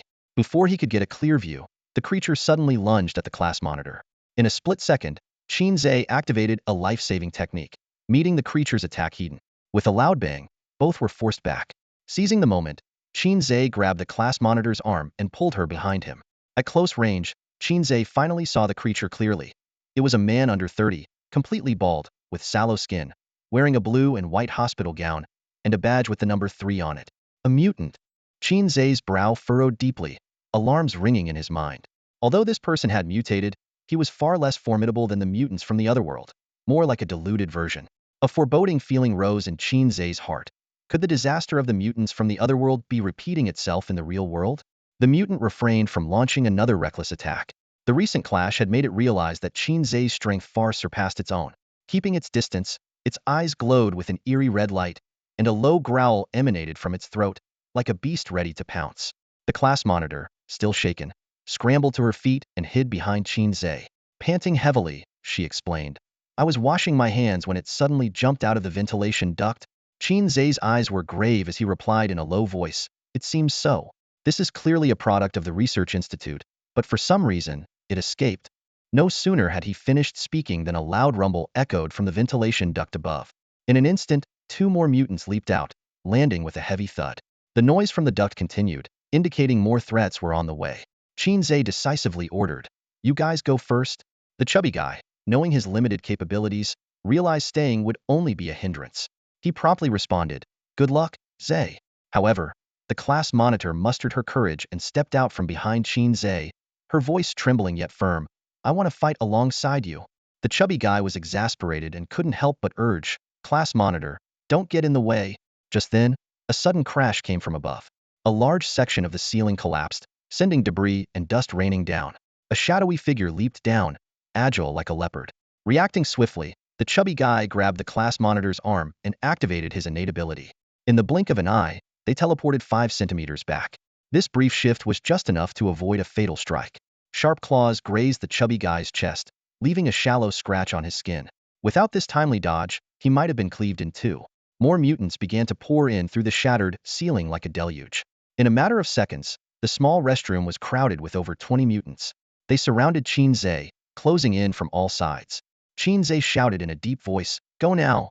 The chubby guy grabbed the class monitor and bolted, yelling, "I'll get security." 2 mutants attempted to give chase, but Qin Ze flicked his fingers, sending a bolt of lightning that instantly knocked them to the ground, their bodies convulsing. This maneuver immediately drew the attention of all the mutants. Qin Ze carefully assessed the group. They all looked similar. Crimson eyes, sallow skin, smooth heads, and identical uniforms.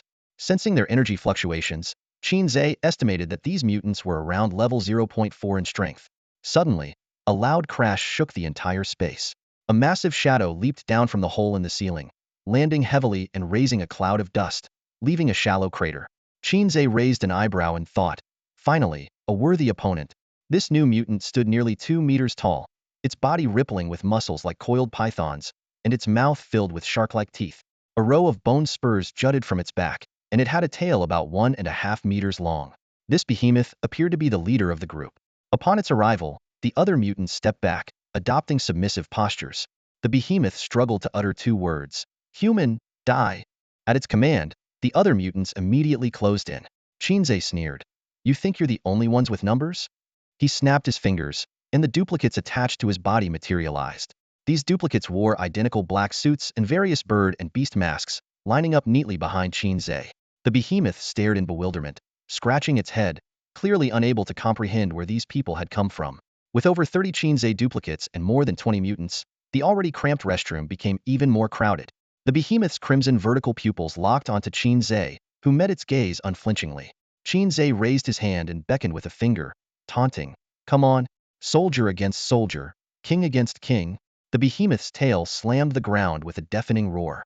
The mutants, beating their chests and roaring, launched a ferocious attack. Despite the mutants' beast-like ferocity, Qin Ze's duplicates remained undaunted. They charged forward, shouting various battle cries. "Demacia! For the commander! Yura! Give your hearts! Let's do this!" The 2 sides clashed fiercely, the sounds of battle echoing throughout. The duplicates, generally between levels 0.4 and 0.5, matched the mutants in strength. The brawl was intense, but with the duplicates' superior numbers and ability to employ encirclement tactics, they gradually gained the upper hand. The bathroom was cramped, and Qin Ze regretted not being able to summon more doppelgangers. Various tactics flashed through his mind: attacking the opponent's lower body, feigning sleep to lure the enemy, or having his doppelgangers launch a side attack. Feeling a surge of excitement, Qin Ze prepared to unleash a killer move. However, instead of surrendering, the enemy began to counterattack. The doppelgangers were locked in fierce combat, and Qin Ze was ready to join the fray. "Come at me," Qin Ze taunted. The brute took the bait, his muscles overtaking his brain. He lunged at Qin Ze, his tail sweeping across the room. One of the mutated beings nearby was caught off guard and instantly turned into a mist of blood. Qin Ze shook his head. "You don't even spare your own comrades when you get serious." The brute's tail whistled through the air, aiming for Qin Ze's head. Qin Ze gracefully sidestepped, the tail brushing past his nose and slamming into the floor. Quick as a flash, Qin Ze bent down and grabbed the tail tightly. The brute's body tensed, and the spines on his back stood on end. He thrashed, trying to free his tail, but Qin Ze's grip was like a steel vice, tightening with every struggle. Ready? Qin Ze whistled and thrust his hips forward. The brute was lifted off the ground like a giant hammer and sent flying. Boom! The brute crashed through the wall of the women's restroom and landed heavily in the men's restroom next door.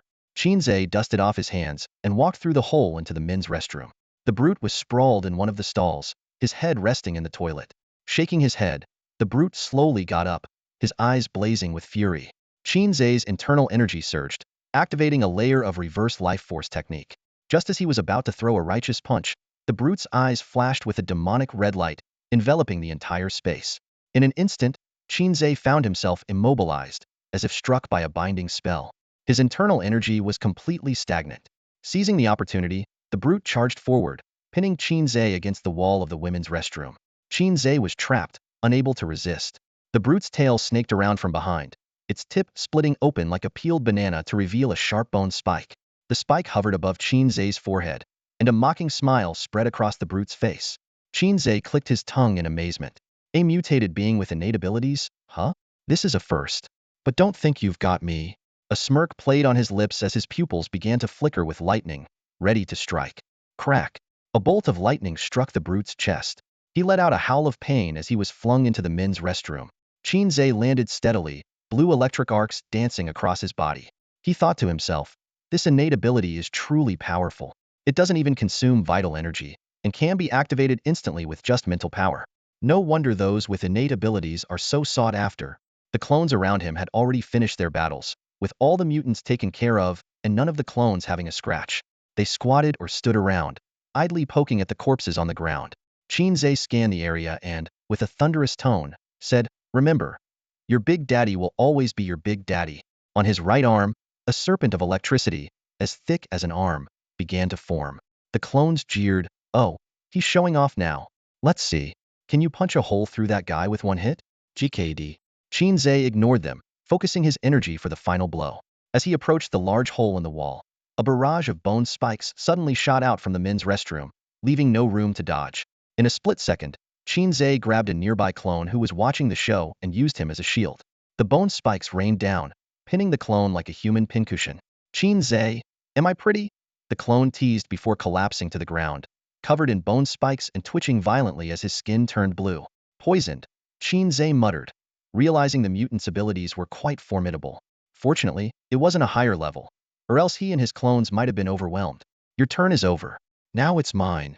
Qin Ze stepped into the men's restroom, seeing the brute leaning against the wall, panting heavily, clearly drained from the earlier attack. Seeing Qin Ze unharmed, the brute hesitated for a moment before mustering his remaining strength to charge. Roar! Face the judgment of thunder. Qin Ze threw a straight punch. The lightning serpent on his arm surged forward, piercing through the brute's chest. The dim space lit up with the burst of lightning, which then continued into the stalls. Boom! The toilet exploded, sending filth everywhere. Qin Ze stepped back with a darkened expression, narrowly avoiding a shower of sewage. Damn it! Who doesn't flush after taking a dump? The brute collapsed with a smoking hole in his chest, the air filled with the smell of burnt flesh. The clones searched thoroughly but found no soul beads. Qin Ze glanced thoughtfully at the blue and white striped hospital gowns on the mutants, a bold hypothesis forming in his mind. Suddenly, the lights came on. The emergency lights in the hallway turned off, and the outer gates began to open one by one. The clones remerged into Qin Ze, including the one who had narrowly survived the poisoning. Outside the restroom, urgent footsteps echoed. A squad of fully armed security guards filed in, led by a man in a black trench coat and sunglasses. He surveyed the scene, his brow furrowed. The gaping hole in the brute's chest was a testament to a lethal blow, and the other mutants lay dead in various twisted forms, as if they had suffered inhuman torture. "Did you kill them all?" The trenchcoat man's gaze fixed on Qin Ze, his voice filled with shock. Qin Ze shrugged and replied calmly, "As you see." The trenchcoat man felt his worldview shatter. A middle school student, relying on incredible strength, managed to single-handedly defeat over 20 mutated beings. The scene was a mess, with twisted and deformed corpses scattered on the ground, one of which bore a highly dangerous tag from the research institute. A man in a trench coat stood in the center of the bloody battlefield, pressed the communicator at his ear, and spoke in a low voice. "I've arrived at the scene. All experiment subjects are dead." He paused. "Yes, understood." Qin Ze leaned against the wall, yawning casually. "Can I leave now?" The trench coat man quickly stepped forward, blocking his path with a serious expression. Sorry, not yet. Qin Ze immediately put on a pitiful expression, his voice trembling. Are you really going to trouble a minor student like me? I just came to participate in a practical class, and I almost lost my life. Now that I've barely survived, you still won't let me go? Do you know how much trauma my fragile heart has endured? I'm devastated. The trench coat man glanced at the weak and pitiful boy in front of him, then at the corpses on the ground, his mouth twitching involuntarily. He took a deep breath, suppressing the urge to retort, and said calmly, Indeed, this was a failure on our research institute's part. We will discuss compensation with your school shortly. Rest assured, everything you've lost will be compensated. Qin Ze sniffed, pretending to be in shock. Then why won't you let me leave? The trench coat man patiently explained. We need your cooperation for an investigation. Once we have all the necessary information, you can go. Qin Ze leaned against the wall, his gaze wandering. I forgot to mention, I'm not just devastated. I also have claustrophobia. I can't stay here too long. Weak, pitiful, and helpless. The trench coat man clenched his teeth, his fists tightening and loosening unconsciously. Just then, the sound of sharp high heels echoed down the hallway. Well, little brother, we meet again, a woman's voice said. Lin Xiao, wearing a lab coat and high heels, with her hands coolly in her pockets, stood at the doorway. Her eyes scanned Qin Ze up and down, excitement gleaming in them. The trench coat man immediately stepped forward to report, Professor, he killed all the experiment subjects. Lin Xiao's gaze lingered on Qin Ze, as if admiring a rare treasure. Qin Ze instinctively took 2 steps back, alarm bells ringing in his mind. Don't look at me like that, I'm still a kid. Qin Ze tried to stay calm, but his voice wavered slightly. Lin Xiao grinned, revealing her pearly white teeth. Tisk, tisk. I've never seen a kid this capable. Come, let big sis see how well you've developed. Saying this, she pulled a syringe from her pocket and began to walk slowly towards Qin Ze. Qin Ze swiftly dodged Lin Xiao's sudden attack. He thought to himself, is there something wrong with this woman? She's always looking at people like she wants to draw their blood. Lin Xiao, however, seemed unfazed. She casually brushed her bangs aside and smiled. Don't be nervous, it's for your own good. Qin Ze warily glanced at the man in the trench coat and questioned, does cooperating with the investigation include drawing blood? The trench coat man cleared his throat and then said to Lin Xiao, Professor Lin, let's focus on the task at hand. Lin Xiao pouted, but reluctantly put the syringe back in her pocket. She first carefully examined the small bodies on the ground, then focused on the wound on the chest of the big one. The wound was cleanly cut with charred edges, clearly caused by a strong electric current. Impressive, Qin Ze thought. She can determine the cause of death with just one look. Lin Xiao's interest was piqued again as she scrutinized Qin Ze. I didn't expect you to have special abilities. Is it electricity manipulation? Her eyes sparkled with curiosity, almost as if saying, I really want to draw your blood. Qin Ze quickly changed the subject. So, what's the deal with these creatures? They're not creatures, Lin Xiao muttered under her breath, then explained, this was an accident at our research facility. They broke free when the guards were inattentive, damaged the transformer, and tried to escape through the ventilation ducts. Fortunately, you were here. Qin Ze responded calmly. All I know is that a powerless student almost lost his life just now. Lin Xiao rolled her eyes. You, powerless? We'll compensate you. But first, you need to sign a confidentiality agreement. She placed a document in front of Qin Ze. Knowing his situation, Qin Ze signed the agreement without hesitation. Lin Xiao nodded in satisfaction. Good. I thought I'd have to persuade you. With so many muscle men around, Qin Ze thought, if I said no, they'd pin me down in a second. He then asked, so, what kind of compensation are we talking about? Lin Xiao put away the agreement and explained, we'll announce that you subdued the intruders at the research facility. I'll give you full marks for this practical lesson, plus a bravery reward. And Qin Ze pressed. The hush money is just that, don't expect more. Lin Xiao paused. I heard from Yao Yuan that you're at the bone tempering stage. I'll give you an extra bottle of advanced bone tempering liquid. She gestured, and the trench coat man produced a brown plastic bottle filled with a black liquid that looked like pesticide. What's this for? Qin Ze asked. Lin Xiao explained. The bone tempering liquid is used to strengthen bones. Just soak the bone you want to temper in a solution of 1 part liquid to 10 parts water. Qin Ze's eyes lit up, thinking this was just what he needed. He feigned shock. So many creatures popping up in the middle of the night. Do you know how much trauma that causes a young boy like me? I'm almost breaking down here. Lin Xiao rolled her eyes. 2 bottles. Qin Ze sighed. I tend to talk in my sleep. If I say something I shouldn't. Lin Xiao's forehead veins bulged slightly, feeling extorted by a kid. 3 bottles, no more. This advanced bone tempering liquid is rare and costs millions per bottle on the market. Qin Ze grinned. Thank you, sister. With this, I can focus on my training and won't talk in my sleep. Lin Xiao snorted. Take your bone-tempering liquid and get lost. Annoying brat. Goodbye, sister. Qin Ze cheerfully stuffed the 3 bottles into his pockets. Lin Xiao added, by the way, Yao Shui asked me to tell you that she's taking care of the He family. Just focus on preparing for the martial arts exam, and don't worry too much. Qin Ze was a bit surprised and felt a touch of warmth. He didn't have much of a relationship with teacher Yao, but her efforts moved him. With the He family no longer a threat, he decided to recall the clone he had sent near May Yin's house, as the circus needed more hands. Where did teacher Yao go? Qin Ze asked casually. I'm not her mother. How would I know? Now get out, Lin Xiao said irritably, clearly upset about the ruined experiment and being extorted for 2 bottles of bone-tempering liquid. Is this woman in menopause? Qin Ze wondered. She's as fickle as a dog. Ze, you're finally out. The chubby guy shouted excitedly when he saw Qin Ze was safe and sound. The class monitor also patted his chest, repeatedly saying, It's good that you're okay. The teacher walked over quickly, carefully examining Qin Ze before finally breathing a sigh of relief. Qin Ze calmly explained, It was just a few intruders in the research facility. I subdued them. I handed them over to the facility's security, so everything's fine now. Just intruders? The chubby guy mumbled to himself, recalling the pitch-black scene. He hadn't seen the attackers clearly, but since Ze said it was fine, he decided not to overthink it. The sudden incident caused the practical class to end early, and the students boarded the bus back to school. As night fell, Qin Ze returned home and eagerly prepared a basin of bone-quenching water. The liquid was black and sticky, emitting steam.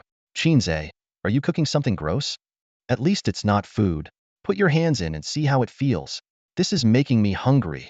This one's even more intense. The clones teased him, seizing the rare chance to see the original in an awkward situation. Taking a deep breath, Qin Ze resolutely plunged his hands into the basin. A tingling sensation spread from his fingertips throughout his body. This feels amazing, he exclaimed. Like getting a top-notch massage. Have you had one before? I've imagined it.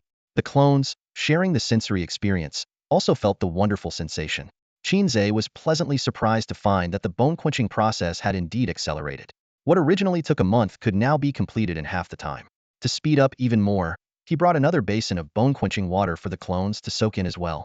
For the next week, Qin Ze took leave from school to focus on the bone-quenching process at home. He kept his hands in the water almost 247, and even the clones were suffering, their hands turning white and wrinkled. But the results were significant. In just a few days, the final hand bone needed for the first round of bone quenching was nearly complete. As the sun set, Qin Ze resolved to push through and complete the breakthrough tonight. While the dusk deepened outside, his heart burned with anticipation for the future. Ring, the phone rang. Qin Ze glanced at the caller ID. It was May Yin. Qin Ze, I bought a chicken. Come over for dinner later, okay? May Yin's voice was filled with excitement. Whenever she found something delicious, she always thought of Qin Ze first. The last time Qin Ze secretly left some money, she discovered it and insisted on returning it, saying, I have my own hands and feet. I don't need charity. Qin Ze could hear the joy in May Yin's voice and couldn't help but ask, Did you get another bonus? How did you know? May Yin asked in surprise, then happily explained, I joined a new project at the company, and we've made some progress recently. This is the second bonus. Qin Ze smiled, realizing she wanted to share her happiness. He politely declined, I have to train tonight, so I can't make it. Save me a drumstick. I'll come by tomorrow. After a few meals together, they had become good friends. May Yin was a bit disappointed but cheerfully agreed. All right, I'll save one for you. Keep training hard. You must become a warrior. Qin Ze almost blurted out, after tonight, I'll be a level 1 warrior, but he changed it to a simple I will. After hanging up, Qin Ze immersed his right hand into the bone-quenching water. This was the last batch. After a week of relentless training with his clones, the bone-quenching liquid was nearly exhausted. But the dawn was near. Qin Ze gathered his energy and began refining the bone in his right thumb. The pain of the process felt like a heavy weight repeatedly crushing his finger, while the comfort of the bone-quenching liquid acted like a sedative. This intense experience of both ice and fire lasted for over 2 hours. Finally, with a splash, Qin Ze lifted his right hand. The last bone in his thumb was refined, marking the completion of his entire right hand. Though his fingers didn't glow, Qin Ze could feel the significant change. His energy reservoir suddenly expanded, and a constant flow of energy surged through his limbs. It felt like dozens of soft hands massaging his body. As the energy coursed through him, his muscles and veins thickened, preparing for future battles. After a quarter of an hour, Qin Ze opened his eyes and exhaled deeply. Suddenly, with a bang, Two of his clones set off party poppers, showering him with colorful streamers. Another clone popped open a bottle of champagne, spraying it everywhere. From now on, you're a level 1 warrior. One clone shouted excitedly. Does that mean new clones start at level 0.5? Damn, I had to fight tooth and nail to get to 0.5, another clone complained. No worries, you can always start over, Qin Ze casually reassured. Should we throw a party to celebrate? We still haven't had the memorial service. Let's do both. Yay, memorial service party. Over 40 clones bustled around the living room. Qin Ze ignored them and went to the kitchen to make some instant noodles.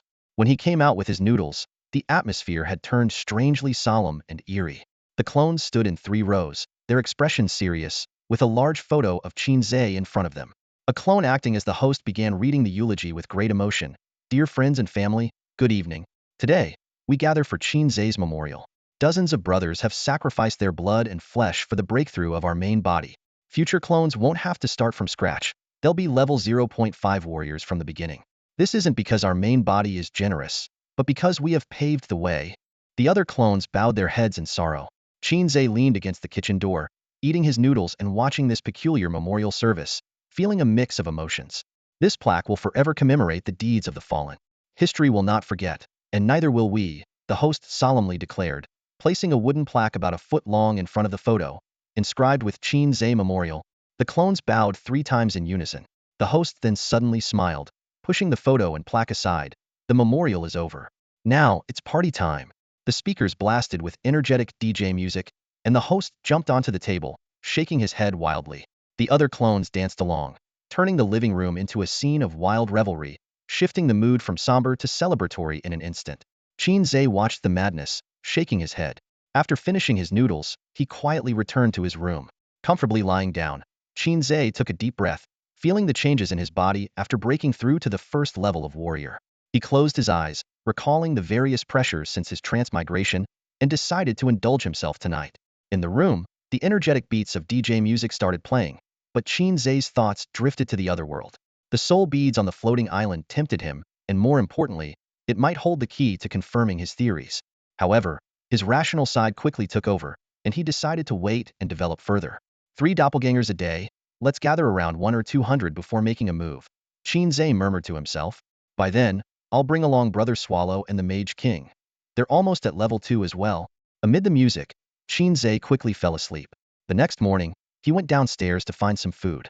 His leave was up, and he had to report back to school today. Boss, 3 baskets of steamed dumplings, 2 bowls of porridge, and a plate of pickled vegetables, Qin Ze ordered, sitting in a corner, feeling the strong appetite that came with his warrior status. The TV on the wall was broadcasting the morning news from Jiangxing. Recently, there have been multiple cases of missing persons in our city, primarily women aged 16 to 30. The news anchor's voice caught the attention of the diners. The Jiangxing police have obtained preliminary leads and are working tirelessly to solve the cases. They also remind women not to go out alone. The anchor continued. Additionally, there was an arson incident in the shanty town last night, resulting in significant property damage and 1 death, though no injuries. The police preliminarily determined that the perpetrator was a woman who could no longer bear the burden of taking care of her bedridden mother, leading her to commit arson. The deceased was the perpetrator's mother. The suspect is currently on the run, and anyone with information is urged to contact the police. The diners began to discuss among themselves. How heartless. Raising her for nothing. Burning her own mother alive. How could she do that? In ancient times, matricide would be punished by death by 1,000 cuts. She deserves to die. She looked so kind in the photo. Who knew she could do something so cruel? Qin Ze was busy wolfing down his food, but curiously glanced at the TV to see who could be so ruthless. When he saw the suspect's photo, he was stunned, and the dumpling in his mouth fell to the ground. The photo was none other than May Yin. Qin Ze's mind went completely blank, and a wave of intense discomfort surged from deep within his throat.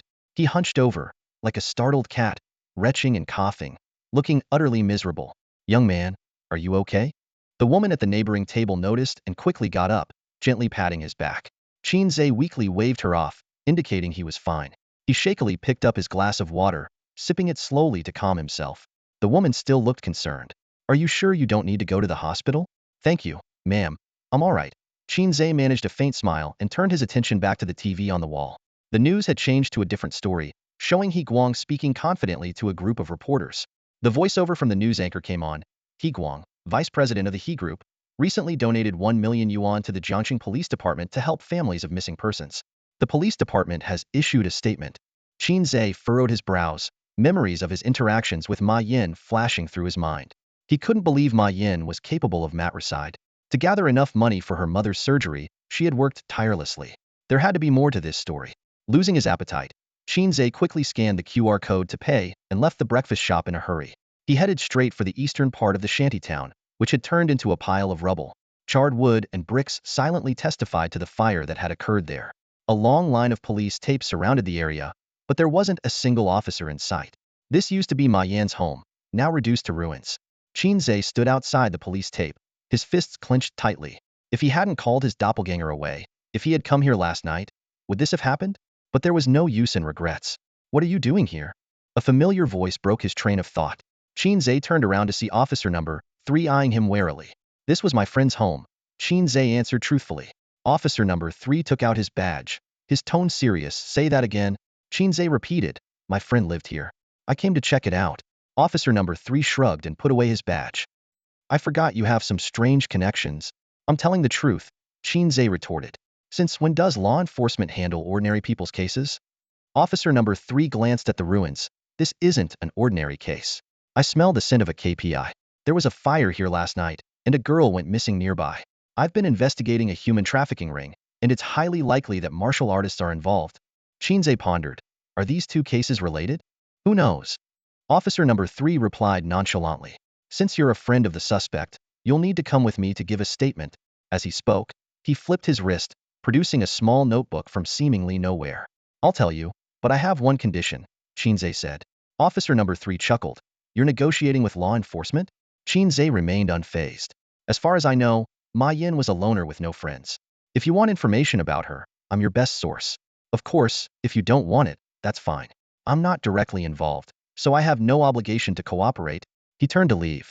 Gritting his teeth, officer number 3 relented for the sake of his KPI. All right, what's your condition? Qin Ze stopped and smiled. Simple. I want to join you in the investigation. He needed to uncover the truth himself. He trusted no one else. You. Officer number 3 scoffed. An amateur martial artist? What if something happens and you die? Who's responsible then? Qin Ze flexed his arms, unleashing his full reversal technique, exuding the aura of a level 1 martial artist. Officer number 3's smile froze, and he rubbed his eyes in disbelief. A level 1 martial artist? A high school kid? That's unbelievable. Now, do I qualify? Qin Ze asked calmly, steadying his breath. Officer number 3 tilted his head. Fine, I agree, but you follow my orders. I'll do my best, Qin Ze replied succinctly. Qin Ze then answered all of officer number 3's questions about May Yin. Officer number 3 mused. From what you said, she was incredibly devoted to her mother. She wouldn't commit matricide. That's why I need to find out the truth and clear her name, Qin Ze said firmly. Officer number 3 nodded. Fair enough. Follow me.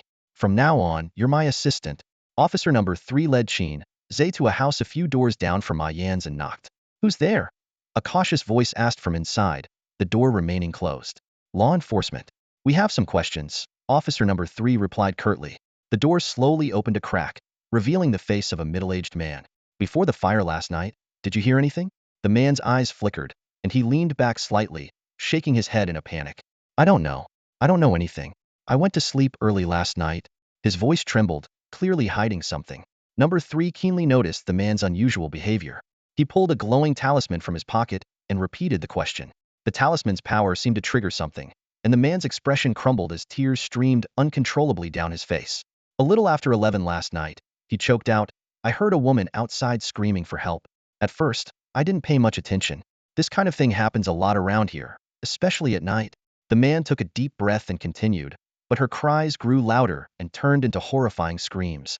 I was debating whether to open the door when Miss Ma from next door opened hers first. I heard her shout, Who are you? And then there was silence. Right after that, the fire started.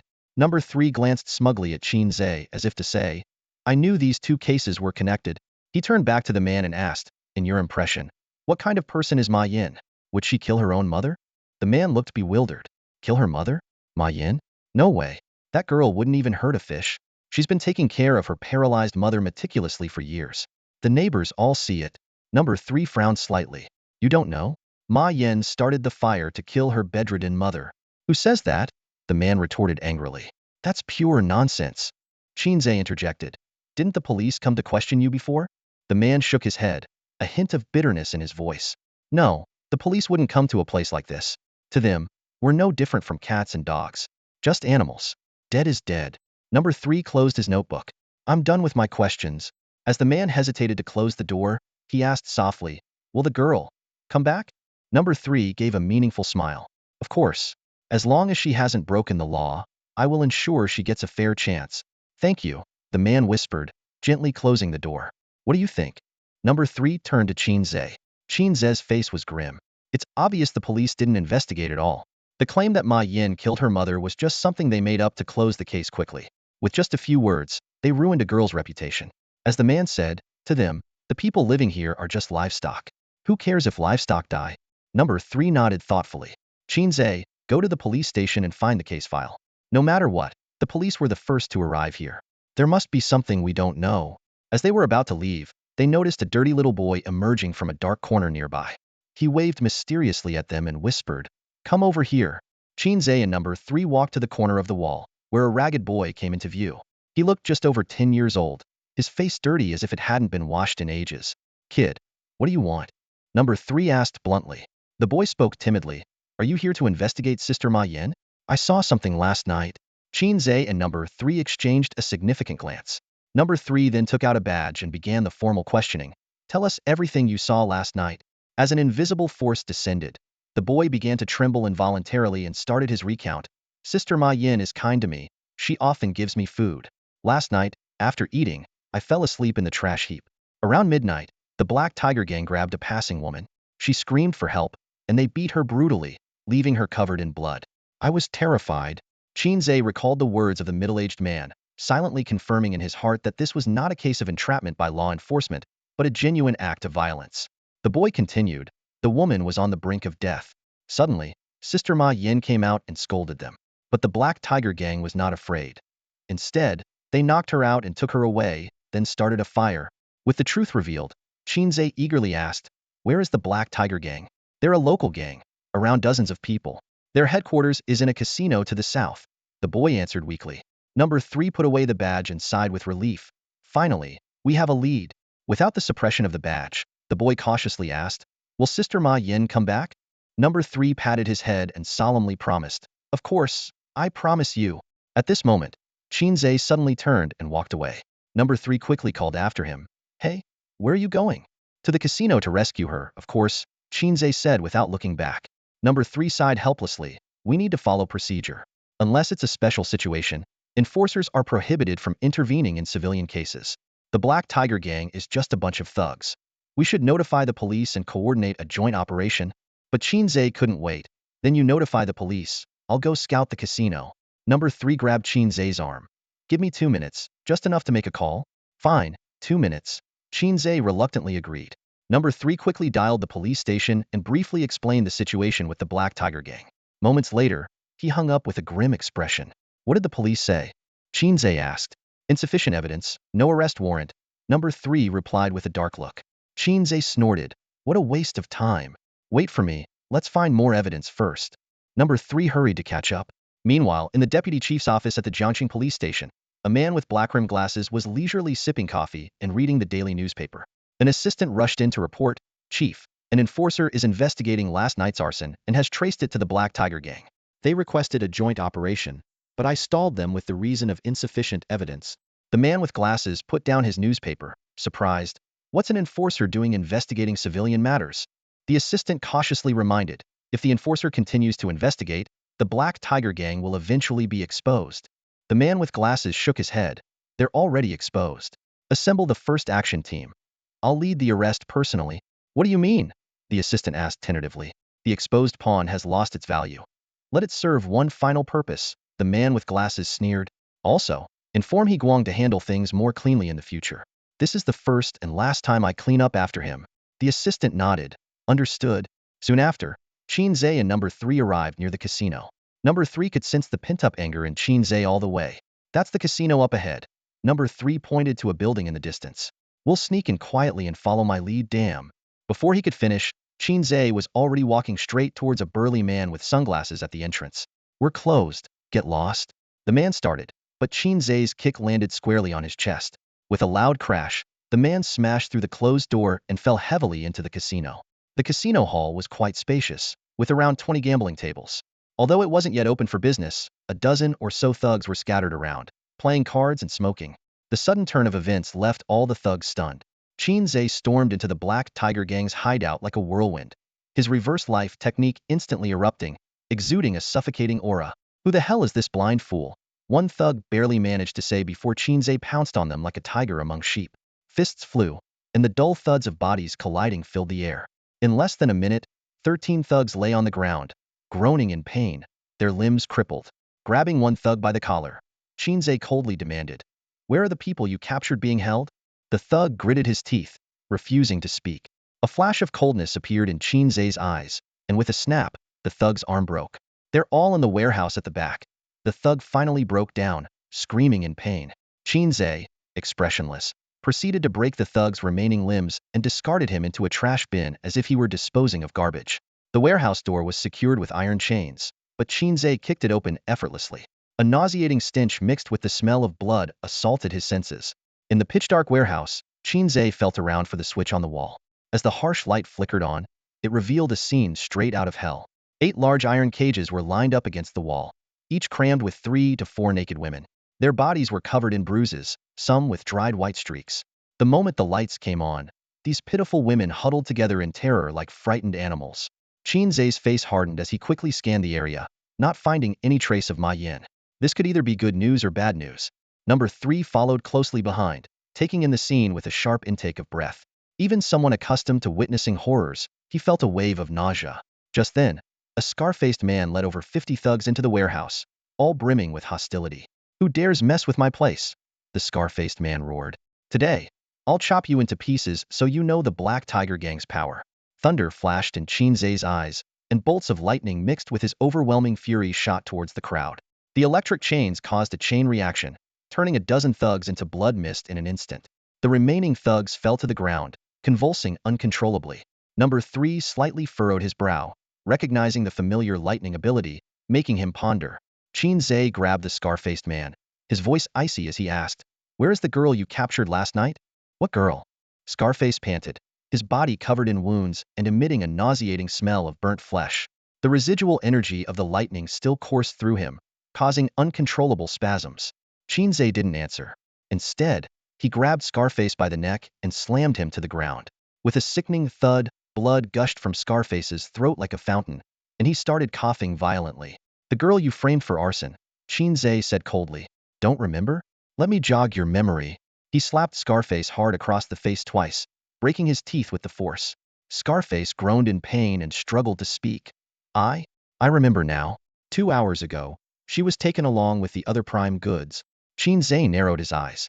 "So, there's a higher-up involved. No way a few small-time thugs like you would dare act so brazenly on your own." He pressed on. "Where was she taken? Who are you working for?" Seeing Scarface hesitate, Qin Ze slapped him a few more times to help him remember. Finally, Scarface spoke up. "The person is..." Before he could finish, a burst of energy flew in from the side, piercing his head instantly. Scarface's eyes went blank, and life drained from his body. Who are you working with?" Qin Ze roared, throwing Scarface's lifeless body to the ground. "Who did this?"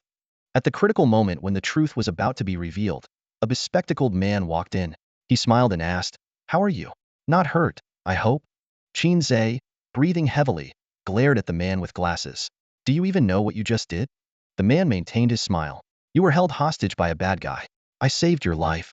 "Save my ass," Qin Ze shouted furiously, about to charge at him, but was stopped by number 3. The bespectacled man calmly said, "You all did well. I'll make sure you get a commendation." As he finished speaking, a fully armed team filed in. The surviving thugs were taken away, and the women in the warehouse were rescued. Number 3 said in a low voice, "Half an hour ago, you told me there wasn't enough evidence for an arrest." The bespectacled man waved a hand dismissively. "I didn't want to alert them prematurely. This human trafficking ring is finally busted. On behalf of the people of Jiangsheng, I thank you." He turned to his subordinates. "Move quickly. Take all the bodies away." 2 team members stepped forward to carry Scarface's body. A small black piece of paper fell from his pocket. Qin Ze quickly stepped on it, keeping it hidden from view. The scene was soon sealed off, and Qin Ze and number 3 were ushered out as irrelevant personnel. Your law enforcement isn't so tough now, is it? Acting all timid, Qin Ze mocked. Number 3 rolled his eyes. Do you know what it means to be outranked? That guy is the deputy chief of Jiangxing Police Department. I'm just a regular enforcer. Unless a tribunal officer is present. That guy's suspicious, Qin Ze said, referring to the bespectacled man. His timing was too perfect. Number 3 replied. I'll report this to the tribunal. This case will be handed over to the enforcement department. He paused, scrutinizing Qin Ze with a serious expression. But before that, I have one question I'm curious about. Qin Ze's heart sank, realizing his lightning abilities had been exposed. He'd been too desperate earlier to consider this. Number 3 continued. I was at the execution ground on Jayan Mountain that day. I saw the Lightning King with my own eyes. Not long ago, I encountered another lightning ability user. His techniques were very similar to yours. For a moment, I saw your shadows overlap. As he spoke, number 3's hand moved to the golden hoop at his waist.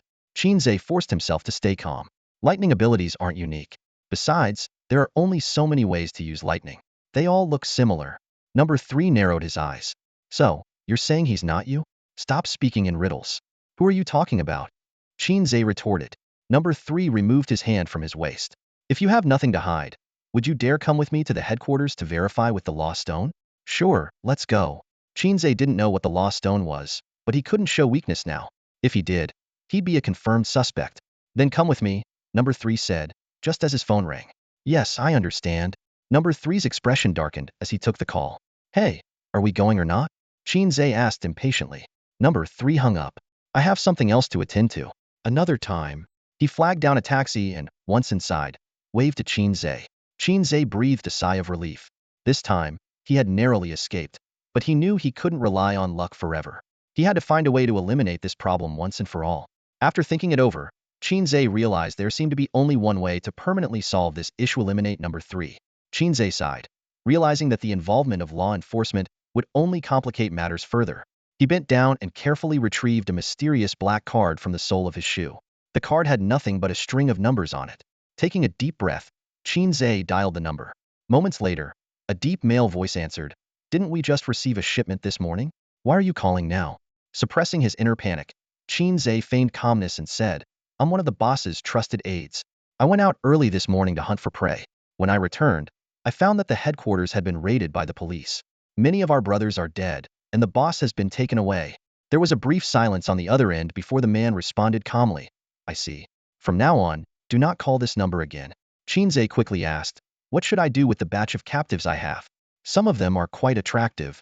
The man fell silent again, this time for a full 5 minutes before speaking. Tonight at 7, behind the Rubik's Cube building. Got it. Qin Ze hung up, feeling a sense of relief. A new lead had emerged, but he decided not to inform number 3 and planned to act alone tonight. Glancing at the date on his phone, Qin Ze had a sudden flash of inspiration and came up with a perfect plan. He immediately called Fatty. Fatty, what are you up to? Playing games. What's up, Ze? Fatty replied lazily.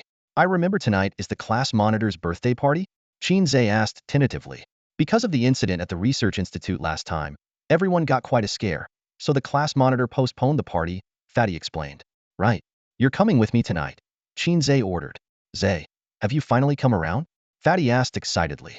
Come around my foot, be there at 7, and don't be late, Qin Ze said impatiently before hanging up, feeling satisfied. This would serve as his alibi. As night fell, a black van silently pulled up behind the Rubik's Cube building. The door opened, and a man wearing a hood stepped out, roughly dragging 14 women with plastic bags over their heads out of the vehicle. The goods are here, the man said curtly. Several men in black approached to count the women, then handed a stack of cash to the hooded man. Don't come back, they warned. The man got back into the van and left quietly, while the men in black led the women into the building. All right, time to inspect the goods, one of the men in black said with a lecherous grin. Let me check out those delicate feet first. Another man in black eagerly grabbed one of the women's feet. From inside the plastic bag came a soft sigh. Anything delicate will only bring you harm. Before the words had fully registered, the delicate foot suddenly kicked the man in black in the chest with such force that he was sent flying backward. The plastic bag was removed from the head, revealing a man wearing a black and white mask. Woohoo, the boss is here. A bold shout shattered the silence of the room. Qin Ze strode in with 13 similarly dressed women trailing behind him. He scanned the room, a smug smile tugging at the corners of his mouth. Take a good look at your dad's elegance, will you? As soon as he finished, Qin Ze swiftly raised his hand. All right, everyone, eyes on me. With a rustling sound, all 14 of them simultaneously removed their plastic bags. What had seemed like delicate women instantly transformed into men in women's clothing, donning various animal masks. The men in black barely had time to react before their initial arousal quickly dissipated. Enum, one of the men in black, started to shout, but Qin Ze dashed forward like lightning, knocking him out with a fierce kick. The others charged at the remaining guards like wild horses. In no time, all the enemies were easily taken down. Qin Ze looked around and realized they were in a lavishly decorated suite. His team quickly searched the room but found no one else. They silently exited and began to search the entire floor. Qin Ze soon discovered something unusual. The whole floor was luxuriously decorated, and the elevator required a code to operate, making it impossible to leave without it. Each of the over 20 rooms housed an extremely beautiful girl, all in dire straits, suffering perverse torture. Desperate, Qin Ze searched the entire floor but couldn't find any trace of May Yin. Just then, a service staff appeared around the corner. Qin Ze swiftly pulled him into an empty room. Where are the girls who arrived this morning? Qin Ze demanded harshly. The staff, terrified, stammered. They're still in the training room. Where is the training room? At the end of the corridor, there's a statue. Turn its head to open the secret door to the training room. What are they being trained for? They won't be harmed right now. They have to go through training before serving the distinguished guests. Furious, Qin Ze knocked the staff out with a slap. He immediately took Fei Wang and Gu and hurried to the end of the corridor. Sure enough, a statue of a Venus de Milo stood quietly there. Without hesitation, Qin Ze twisted Venus's head. With a click, a hidden door in the wall slowly opened. Behind the secret door was a corridor with an elegant red carpet, and soft amber lights hung on the walls. In the distance, faint sobbing of women could be heard. Without a word, Qin Ze kicked open the door at the end of the corridor. Before him was a spacious room with 3 large beds, and a cabinet full of various small tools along the wall. 5 fully clothed women huddled on one of the beds, trembling and covering their mouths to stifle their cries. On the right side of the room, 2 men and a woman lay in pools of blood, their chests hollowed out, intestines scattered on the floor. Next to one of the male corpses, a woman was feasting, the sound of her chewing disturbingly clear in the silence. Qin Ze recognized the familiar figure. He removed his mask and called softly, "Sister May Yin?" The figure paused and slowly turned. It was indeed May Yin, but not entirely the May Yin Qin Ze remembered. One of her eyes was now blood red, her clothes soaked in blood, and she was still chewing on a piece of flesh. Qin Ze. May Yin was stunned. "It's me, Qin Ze. It's me," Qin Ze said urgently. May Yin suddenly broke down, tears of blood streaming from her eyes. What's happening to me? What am I doing? Qin Ze, I killed them. I didn't mean to kill them. I don't know why I'm like this. She collapsed into Qin Ze's arms, sobbing uncontrollably. The red in her right eye gradually faded. Qin Ze sighed and gently patted her back. "Let's go home. I'll take you home." At the word home, May Yin's body trembled. She looked up at Qin Ze with tear-filled eyes, shaking her head. "No home. There's no home. The fire. Mom died." Qin Ze's heart churned, unsure how to comfort May Yin. He could only whisper, "It will get better. It will." Just then, a cold voice came from the doorway. "So it was you. I wondered who dared to cause trouble in my Fenglu." He Guang entered the training room with over 10 security guards, accompanied by a second-level warrior. He looked at the 3 corpses on the floor, fury blazing in his eyes. "Great. You killed my trainers. None of you are leaving alive today.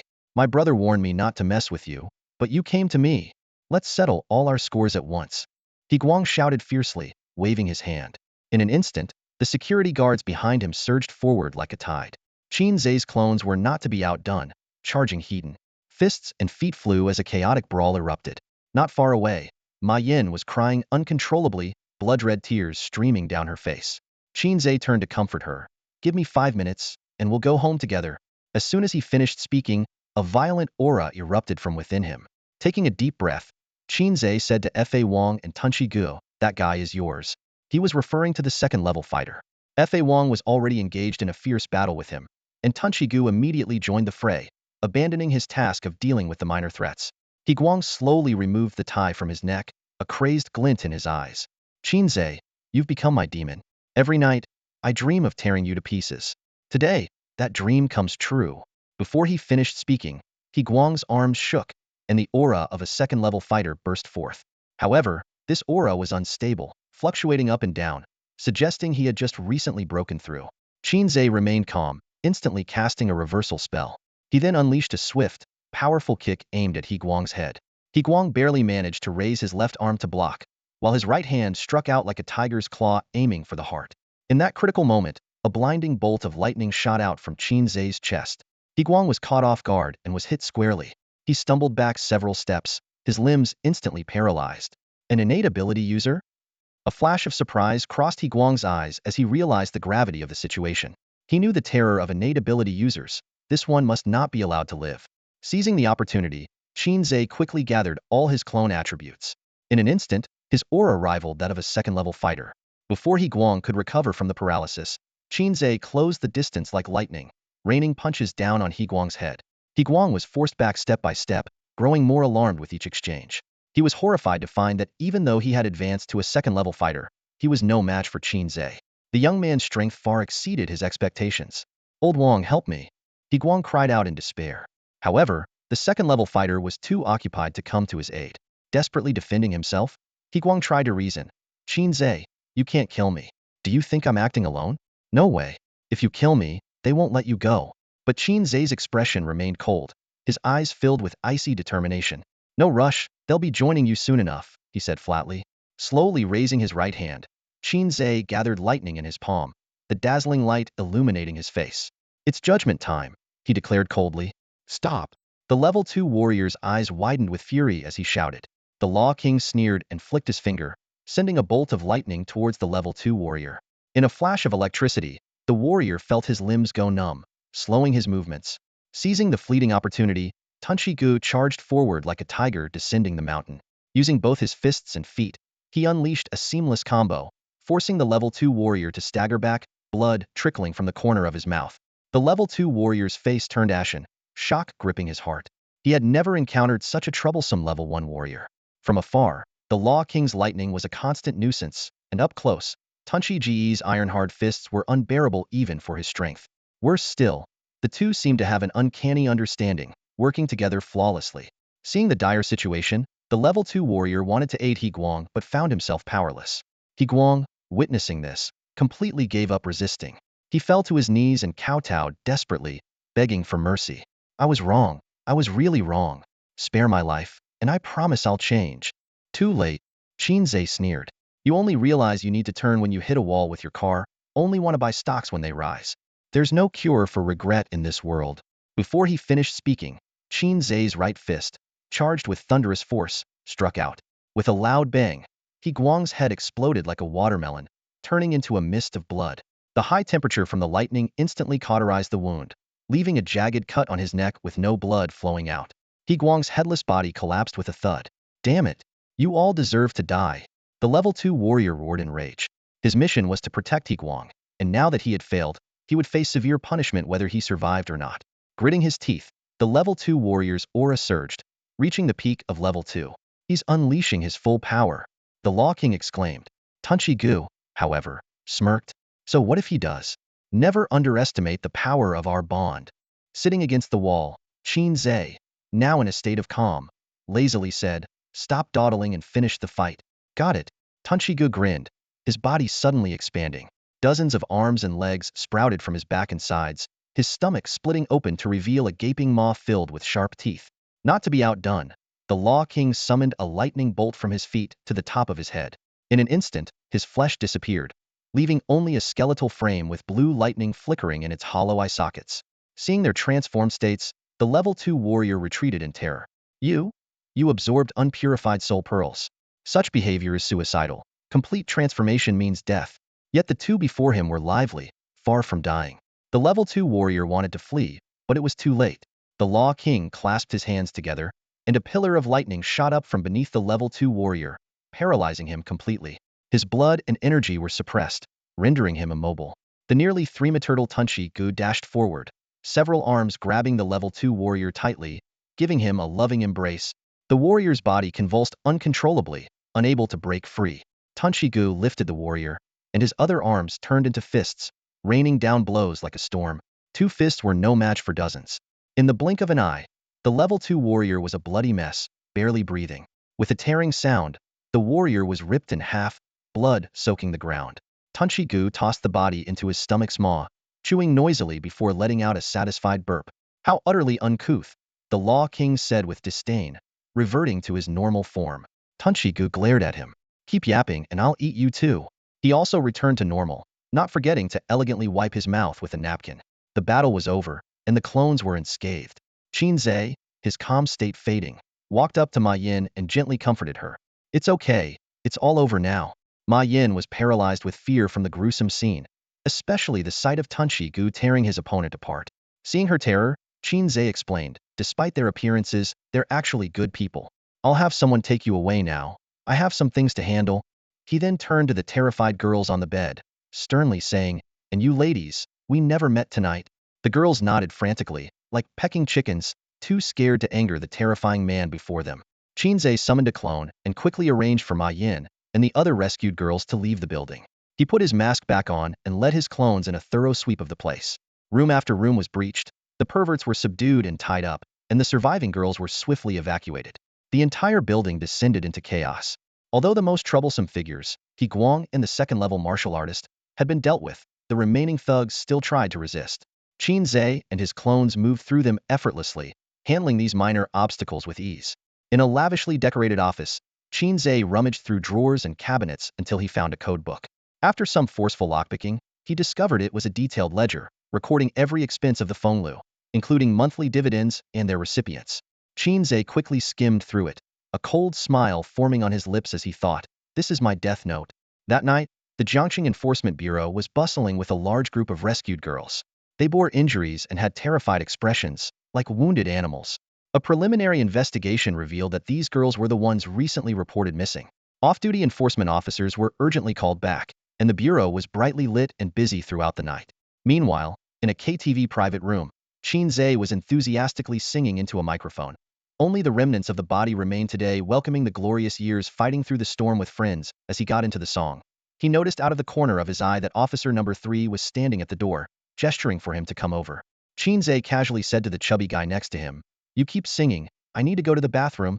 The chubby guy reminded him, there's a restroom in the room. Ignoring him, Qin Ze walked out of the private room, closing the door behind him. What's up? Qin Ze asked. Officer number 3 looked Qin Ze up and down and said, I used to think you were the same person as that lightning ability user in the circus. Now I see I was wrong. Qin Ze was puzzled. Circus? Who watches traditional circuses these days? Number 3 rolled his eyes. Not that kind of circus. The hideout of that human trafficking ring was raided just now. The girls were all rescued, including May Yin. Qin Ze was overjoyed. Really? Who did it? That's fantastic. Number 3 calmly replied. An executive officer came down today because the matricide arson case had a terrible impact. He personally reviewed it, and the case has been overturned. May Yin is innocent. Also, this officer is leading a team to arrest everyone involved with the human trafficking ring. None of them will escape tonight. I just wanted to let you know that your friend is safe and receiving treatment at the hospital. Make sure to watch the news tomorrow morning. Just after Qin Ze asked, number 3 nodded, his face showing admiration. That's right. At first, I thought this official was just another bureaucrat who needed the entire department to welcome him for an inspection, but I realized I was completely wrong. Qin Ze raised an eyebrow. He's not ordinary? Number 3 excitedly replied. More than that, he's extraordinary. Qin Ze showed a helpless expression. Listening to you is like listening to nothing. Ignoring Qin Ze's sarcasm, number 3 continued. As soon as the official arrived, he gathered all the law enforcement officers to inquire about our current cases. When he learned from me about the connection between the human trafficking and arson cases, he immediately took over the investigation from the police station. Number 3's voice was filled with admiration. We had some leads during the day, but the real surprise came at night. The rescued girls all came to the law enforcement office and handed over a ledger. With that, the official started arresting people based on the names listed in the ledger. Qin Ze secretly breathed a sigh of relief. The ledger didn't contain any names from the law enforcement department, which was why he had the girls take it there. However, he kept a copy as a backup. If the law enforcement played dead, he wouldn't hesitate to bring justice to light. Unexpectedly, the new official was so decisive and efficient. Qin Ze couldn't help but ask, is the position of an official very high in the law enforcement system? Number 3 explained, at the bottom are the regular officers, like me, working hard. Above us are the judges, at least level 3, mostly level 4 and above, handling major cases that regular officers can't. In a small place like Jiangxing, there are only 3 to 4 judges. Above the judges are the officials, each being level 6 or higher. Officials are like firefighters, going wherever they're needed. Qin Ze's heart skipped a beat. Going wherever they're needed? Is there a place in Jiangxing that requires high-level martial artists? He suddenly thought of a possibility. Oh no, it's the Jiangxing anomaly. Number 3 didn't seem to notice Qin Ze's reaction and continued. Above the officials are the 9 governors and the chief, all said to be level 9 martial artists. His face was full of longing and admiration. Qin Ze waved a hand in front of his face. What are you dreaming about, worker bee? Did you meet your KPI this month? Number 3 snapped out of his daydream and rolled his eyes. Oomph. The wheel of fortune turns. Don't underestimate the young. Qin Ze laughed. The dead deserve respect. Ignoring Qin Ze's teasing, number 3 said, I'm too busy to argue with you. I have to go make arrests. Making arrests at the KTV? Right upstairs in the presidential suite. I'm guarding the door. Just then, a voice came through number 3's earpiece. Yes. With a serious look, he hurried off without even saying goodbye. Watching number 3 leave, Qin Ze sighed in relief. Poor worker bee. His identity crisis was finally resolved. While the incident at Fenglu happened, Qin Ze was singing at the KTV. Number 3's suspicions were completely eliminated. But who would have thought that the Qin Ze at the KTV was just a doppelganger? Ze, why were you in the bathroom for so long? The chubby guy asked when Qin Ze returned. Qin Ze laughed and replied, a man can't admit to being short. After the party, everyone went their separate ways. The class monitor wanted to say something to Qin Ze several times, but ultimately said nothing. Qin Ze's home was nearby, so he decided to walk back. At the KTV entrance, Qin Ze and the class monitor helped their classmates into taxis one by one. When the class monitor was the last to get into a taxi, Qin Ze suddenly said, Happy birthday, class monitor. The class monitor was momentarily stunned, then smiled warmly. Thank you. This has been my happiest birthday ever. As the taxi drove away, Qin Ze walked into the night, whistling with his hands behind his head. That night, Jiangxing was engulfed in a storm of blood and violence. 92 law enforcement officers, for judges, all led by an official, were fully mobilized. Everyone associated with Fenglu, whether martial artists or not, regardless of their status, was arrested. Those who resisted were killed on the spot. Simultaneously, over a dozen notorious gangs were eradicated. For a time, the criminals in Jiangxing were terrified, fearing for their lives. As dawn approached, the lights in the official's office at the Jiangxing Law Enforcement Department were still on. A young man, not yet 30, sat in a large office chair. He was tall, with striking features and a piercing gaze that swept over a stack of capture reports just handed to him. Suddenly, the silence in the room was broken by the sound of light footsteps. Sir, your coffee is ready. A maid, dressed in a black and white uniform and with a graceful figure, elegantly placed a steaming cup of coffee in front of him. The man merely waved his hand lightly, and the maid respectfully retreated, her high heels making a faint clicking sound on the floor. The room had just returned to silence when it was interrupted again by a series of urgent knocks. After 3 knocks, a middle-aged man, nearing 50 and looking weary, entered. He was the judge of Jiangxing, and there was a flicker of unease in his eyes. Sir, regarding the Fenglu case, the judge began cautiously, there are 48 martial artists and 126 ordinary people involved. How should we proceed? The young man took a leisurely sip of his coffee, his gaze icy, but his tone was unsettlingly calm. Kill them all, to set an example. The judge, though somewhat expecting this, still felt a wave of shock. He knew that among these martial artists were some high-ranking individuals, and mishandling the situation could trigger a chain reaction. Shouldn't we at least hold a trial? He asked tentatively. No trial. Execute immediately, the young man snapped. Also, contact the reporters. I want tonight's actions and results publicized. The judge quickly nodded in agreement, but the young man was clearly not finished. His voice rose, filled with undeniable authority. And investigate this Heise circus thoroughly. How could such a large organization operate under your noses without you knowing? Incompetent fools. How can you enforce the law like this? The judge trembled under the rebuke and hastily replied, Your Excellency is right. I will personally oversee the investigation. With that, he hurriedly left the room, fearing further angering the young officer. Shortly after the judge left, the phone on the desk rang. The young man answered, and an obviously displeased voice came through. I didn't send you to Jiangxing to carry out a purge. Don't forget the main task. The young man responded calmly. Isn't what I'm doing important? You know what I mean. The voice on the other end grew more severe. And you know what I mean, the young man replied, unyielding. There was a prolonged silence on the other end of the line. Finally, the voice seemed to concede. My phone has been ringing off the hook. Someone is pleading for you to spare a few individuals. The young man replied coolly, too late. They were all dead before you called. The other side gritted their teeth, fine, fine. The young man sipped his coffee and said, yes, yes. The call ended abruptly with the other side hanging up in anger. The young man raised an eyebrow and muttered to himself, Is that all? After finishing his coffee, the young man stood up and stretched. Through the window, he saw the distant sky beginning to lighten, with the dawn's first rays signaling the start of a new day. Meanwhile, on the other side of the city, Qin Ze hurried to the hospital with a basket of fresh fruit to visit May Yin. As he pushed open the door to her room, he saw May Yin lying in bed, her eyes vacant, her body exuding an air of desolation, like a puppet without a soul. Even the sound of the door opening elicited no response from her. Qin Ze called out softly, "Sister May Yin, I've come to see you." His voice was full of concern, hoping to revive the once vibrant woman. Qin Ze pushed open the hospital room door and saw May Yin leaning against the headboard, staring blankly out the window. He gently called out, "May Yin, you're here." May Yin slowly turned her head, her voice raspy like sandpaper rubbing together. "Do you feel any discomfort?" Qin Ze sat down by the bed and began peeling an apple from the fruit basket with practiced ease. May Yin shook her head slightly. Recalling a reminder from the doctor, Qin Ze suggested, "How about watching some TV?" He picked up the remote and tuned into Jiangqing's morning news channel. The news anchor was passionately reporting on a large-scale operation from the previous night. Under the leadership of the newly appointed enforcer, the Jiangqing Law Enforcement Department successfully dismantled a human trafficking ring and 17 local gangs. The screen switched to a list of the criminals and footage of their executions. Qin Ze couldn't help but admire the enforcer's decisive approach, captured and executed on the same night, leaving none behind. Next, the news shifted to an arson and matricide case from the night before last. The host detailed the case. The Black Tiger Gang kidnapped a passing girl, and May Yin, acting heroically, was taken captive. The gang set a fire to frame her. Thanks to the enforcer's investigation, the truth was revealed, and the entire Black Tiger Gang was brought to justice. May Yin not only cleared her name but also received a reward of 10,000 yuan for her bravery and was named an outstanding citizen. However, these good tidings did little to lift May Yin's spirits. She was blind, paralyzed, and had lost her loved ones. Qin Ze offered her the peeled apple, but she fumbled several times, unable to grasp it. Just then, a nurse entered, pushing a cart and expertly setting up an for May Yin. Qin Ze took the opportunity to ask about May Yin's vision.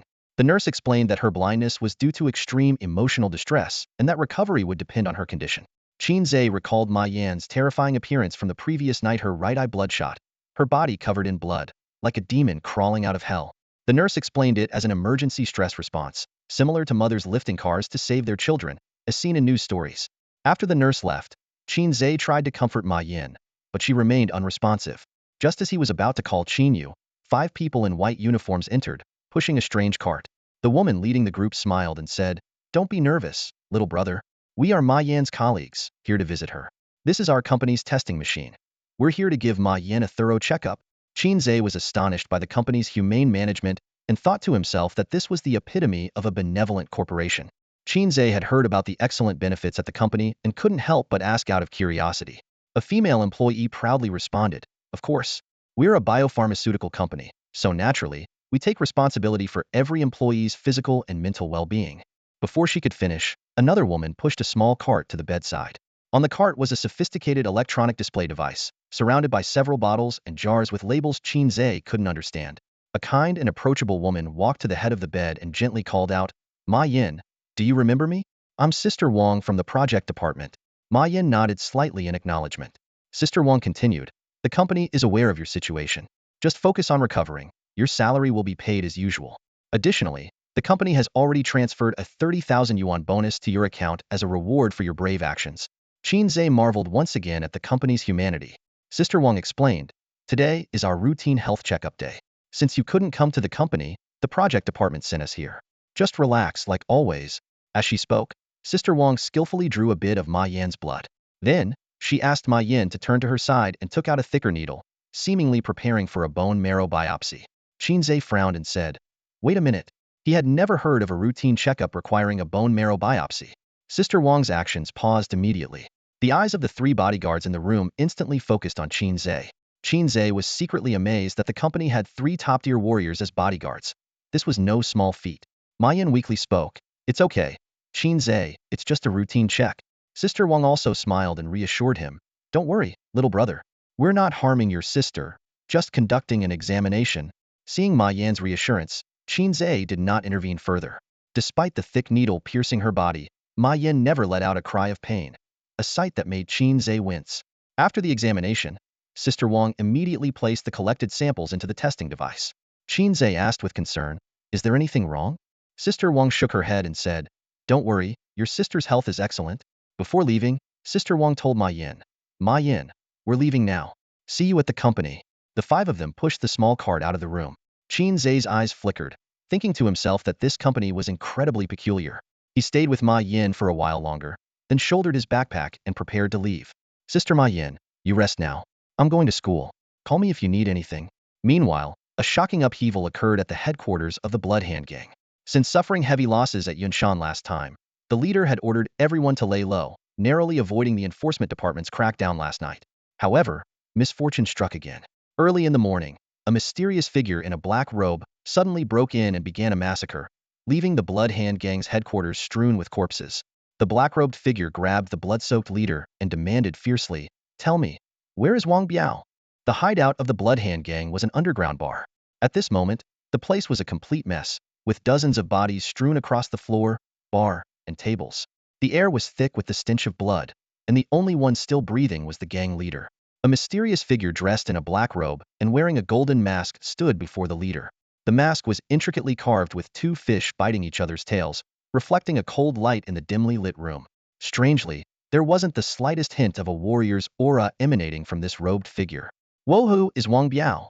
the gang leader stammered, his face battered and swollen to the point where his eyes were nearly shut. His voice was filled with fear and confusion. He couldn't fathom how he had provoked such a deadly foe. Early that morning, this robed figure had kicked down the door and started killing without a word. Despite their combined efforts, his dozens of subordinates couldn't even touch a hair on this intruder. The robed figure slapped the gang leader hard across the face, shattering his teeth instantly. "Yunshan execution ground, Wang Biao, remember now?" the figure asked coldly. "If you don't, I can help jog your memory." The gang leader nodded rapidly like a pecking chicken. I remember, he said, feeling a deep sense of grievance. He thought to himself, why kill so many just to ask questions? If he had known it would come to this, he would never have taken that job for the money. Now, he hadn't even had the chance to spend it, and his life was at risk. "Where is Wang Biao?" the robed figure pressed on. "He was taken by a group called the Hei Bi Circus," the gang leader quickly replied. "Their leader has lightning abilities and is incredibly strong. We weren't their match, so we abandoned the mission." "Where did they take him?" "I don't know. I really don't know." The gang leader shook his head. "Hei Bi Circus is always very secretive. After the Yunshan incident, we haven't seen them at all. Their old base is empty now. We tried to retaliate, but when we got to their warehouse, it was already cleared out. That's all I know. Please spare me," the gang leader begged. "Snap without hesitation." The robed figure snapped the gang leader's neck. "A bunch of scum who disrupt fairness," he muttered, standing up and dusting off his hands.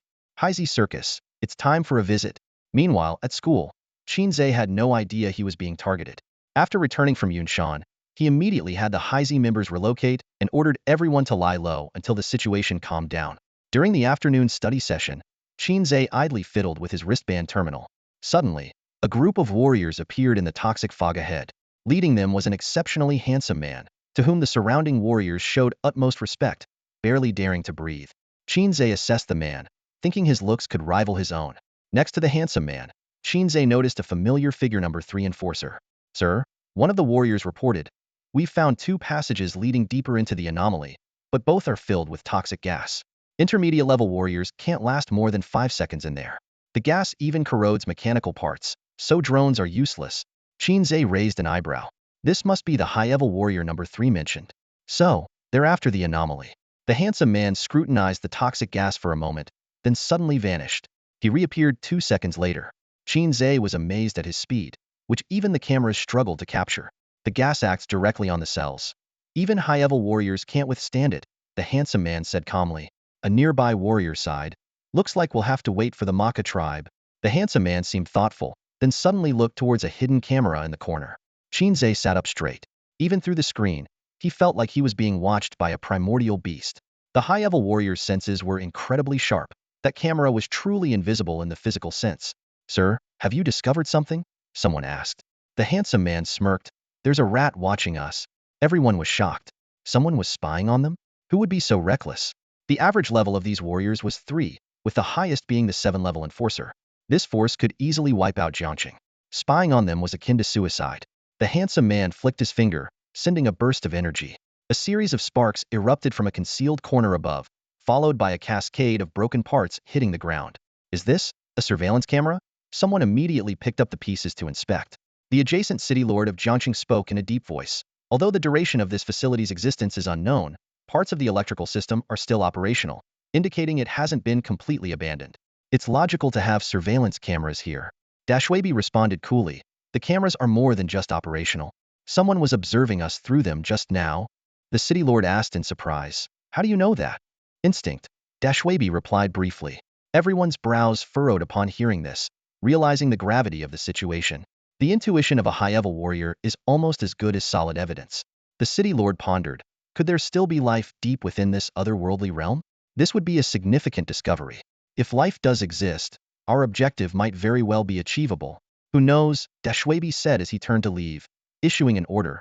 From now on, this realm is sealed off. No one is allowed entry without a document from the law enforcement department. Understood. The city lord responded immediately. Qin Ze stared at the pitch-black terminal screen, feeling a chill run down his spine.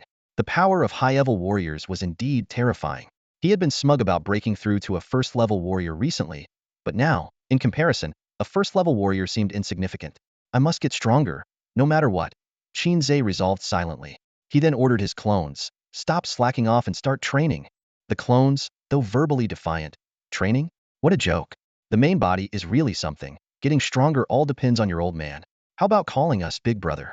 That bone-tempering liquid was great last time. Give us another 100 doses. Still felt the urgency and began meditating earnestly.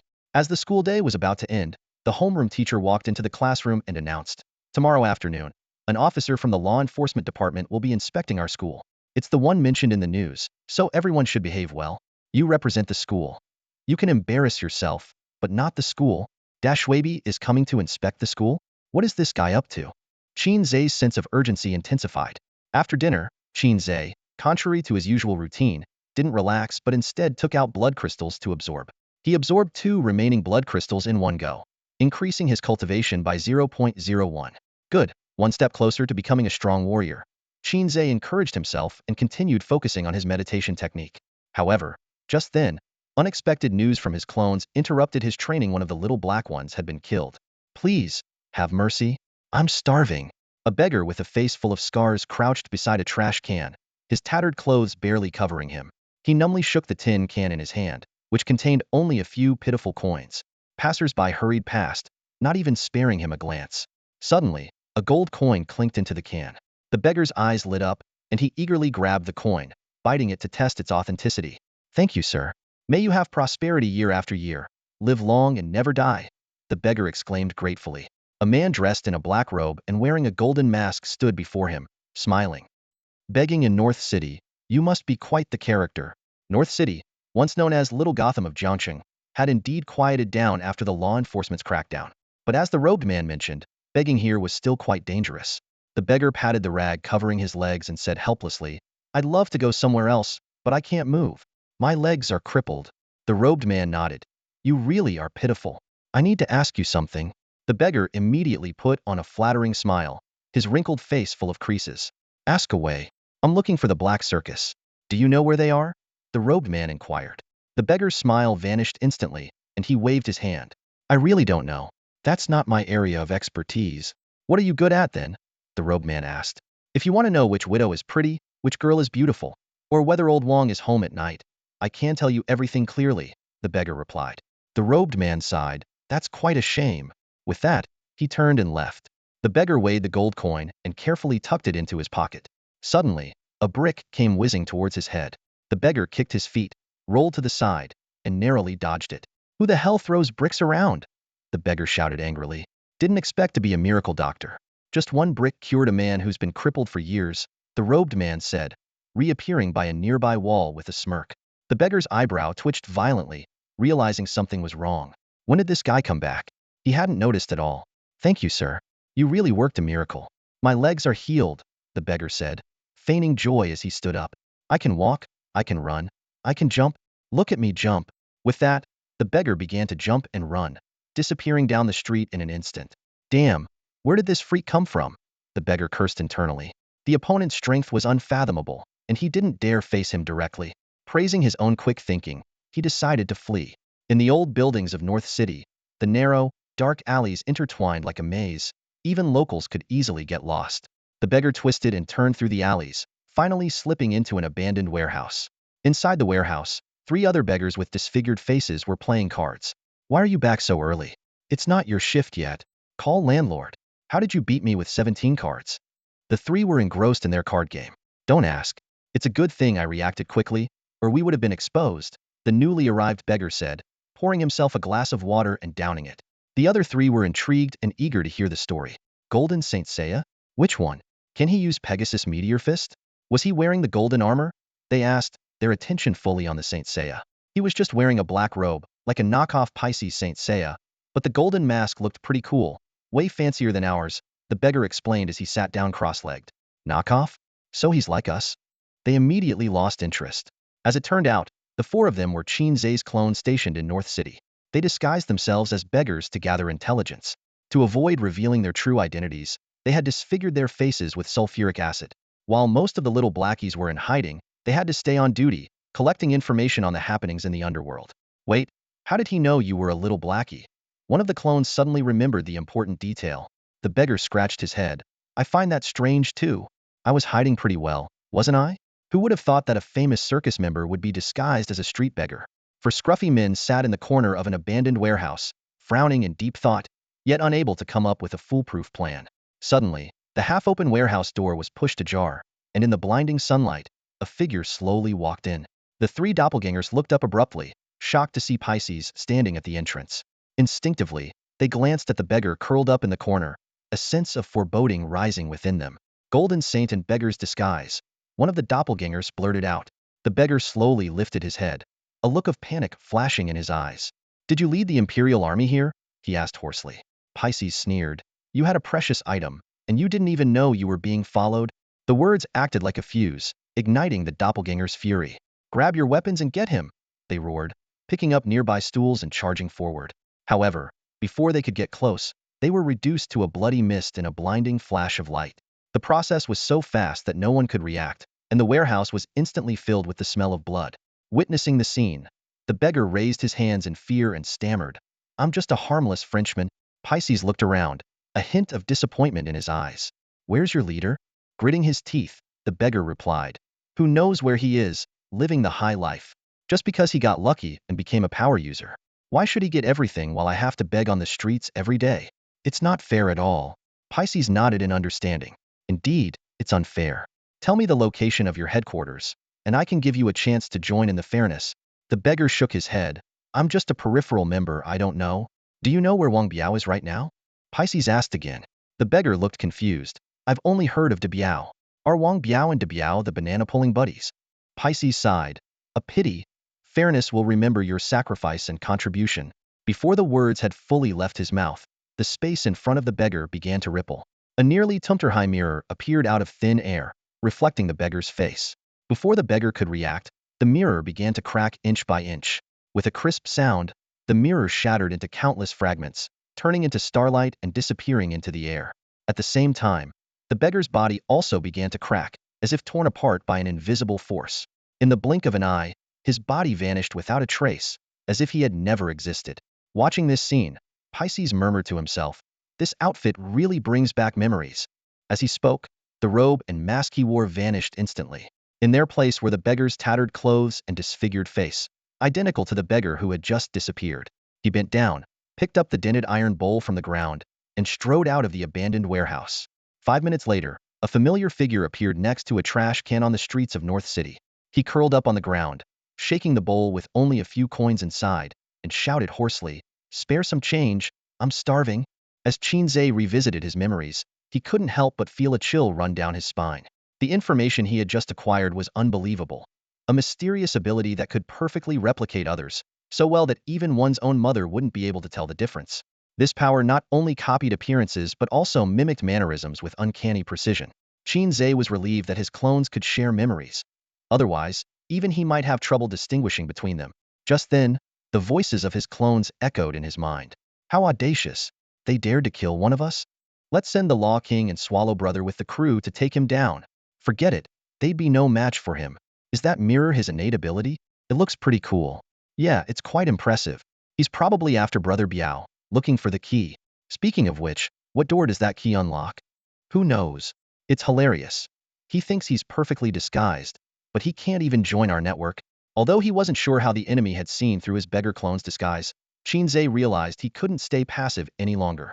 He decided to hold his ground and ordered all his clones outside to return home immediately. Retreat now! Qin Ze pulled down his collar and glanced at the lifelike tree tattoo on his chest. He pondered. What exactly is this thing that so many people are after? If so many people want it, it must be valuable. Although he didn't know what the key was for, he knew he couldn't lose it. Yawning, Qin Ze praised himself. I've trained for an hour today, really pushing myself. Then he lay down and covered himself with a small blanket, instructing his clones, don't sleep, keep training. How can you sleep at your age? The clones responded in unison. Qin Ze, am I dazzling or what? In the morning, the school held a thorough cleanup to prepare for the arrival of the afternoon's official. The students were excited, eager to catch a glimpse of the legendary high-ranking warrior. Though puzzled as to why such a prominent figure would visit the small city of Jiangxing, everyone was thrilled. In the afternoon, Qin Ze's grade was in the training field for a body conditioning class. Suddenly, the principal led a large group of people toward them. At the forefront was the handsome official from the surveillance footage, followed by key figures from Jiangxing and a team of law enforcement officers. Qin Ze noticed that number 3 was among them, winking and greeting him. The principal introduced, these are all the students from our school taking the martial arts exam this year. He then signaled the students, who welcomed the official with enthusiastic applause as rehearsed. The official glanced around and said, the students here are full of vigor. The principal replied with a smile, it's all because they heard you were coming today, making everyone excited and eager. The official continued, Jiangxing has produced great talents, including an 8th level Blade King. Let's see how the young generation of Jiangxing is doing. The principal immediately called upon the prearranged top students like Fang Songhua to demonstrate. These well-off and diligent students had an average blood vitality of 800, equivalent to a 0.8 level warrior, an impressive feat for their age. After a round of sparring, the official seemed unimpressed. The principal, noticing this, quickly called out, Lin Zion, show the official your unique ability. The chubby student stepped forward, focused, and prepared to demonstrate his power. With a loud shout of ha, his body suddenly shifted forward by 5.5 centimeters. The atmosphere became awkward. The principal hadn't anticipated this outcome but led the applause anyway. The accompanying warriors, being polite, offered some simple praise. The commander's interest was piqued. He turned to the chubby man and asked, what's your current mental power level? The chubby man puffed out his chest proudly and replied, 0.3 sure. He then explained, sure is the unit used to measure mental power. To put it simply, if you can use your mental power to move a standard measurement stone, your mental power reaches 1 sure. The commander nodded approvingly and said to the chubby man, your innate ability has great potential for development. It's very useful in combat and can often achieve surprising results. Receiving praise from the officer himself, the chubby man became even more proud, standing tall like a proud rooster. Suddenly, the commander changed the subject and asked, by the way, I heard there's a student at your school who has mastered the 1st level of the reversal technique. Who is it? The principal immediately responded, Qin Ze, step forward. The officer wants to see your reversal technique. His eyes scanned the crowd and quickly locked onto Qin Ze. The principal had some impression of this student. After all, very few high school students could cultivate the reversal technique to such a level. He once had high hopes for Qin Ze, but his ordinary performance during the blood and energy test had made him gradually forget about him. Qin Ze walked nervously to the commander. It was his first time being so close to a high-level warrior. To his surprise, the commander's aura was warm and gentle, like a spring breeze, far from the oppressive presence he had imagined. The commander keenly sensed Qin Ze's nervousness and said with a smile, you seem a bit afraid of me. Qin Ze hurriedly explained, this is my first time meeting a high-level warrior. I'm indeed very nervous. The commander looked Qin Ze straight in the eyes, his smile gradually fading. He said in a serious tone, first time meeting? Your reaction doesn't seem like it's your first time seeing me. Qin Ze's heart skipped a beat, astonished at the high-level warrior's sharp intuition. A sense of danger echoed in his mind. Just as the tension reached its peak, the commander suddenly burst into laughter. I'm just messing with you. Look how scared you are. I have to say, your reaction is quite cute, like a little machi. Qin Ze's mouth twitched, unsure how to respond to the unexpected joke. The commander then straightened up and said seriously, show me your reversal technique. Qin Ze took a deep breath and flexed his arms.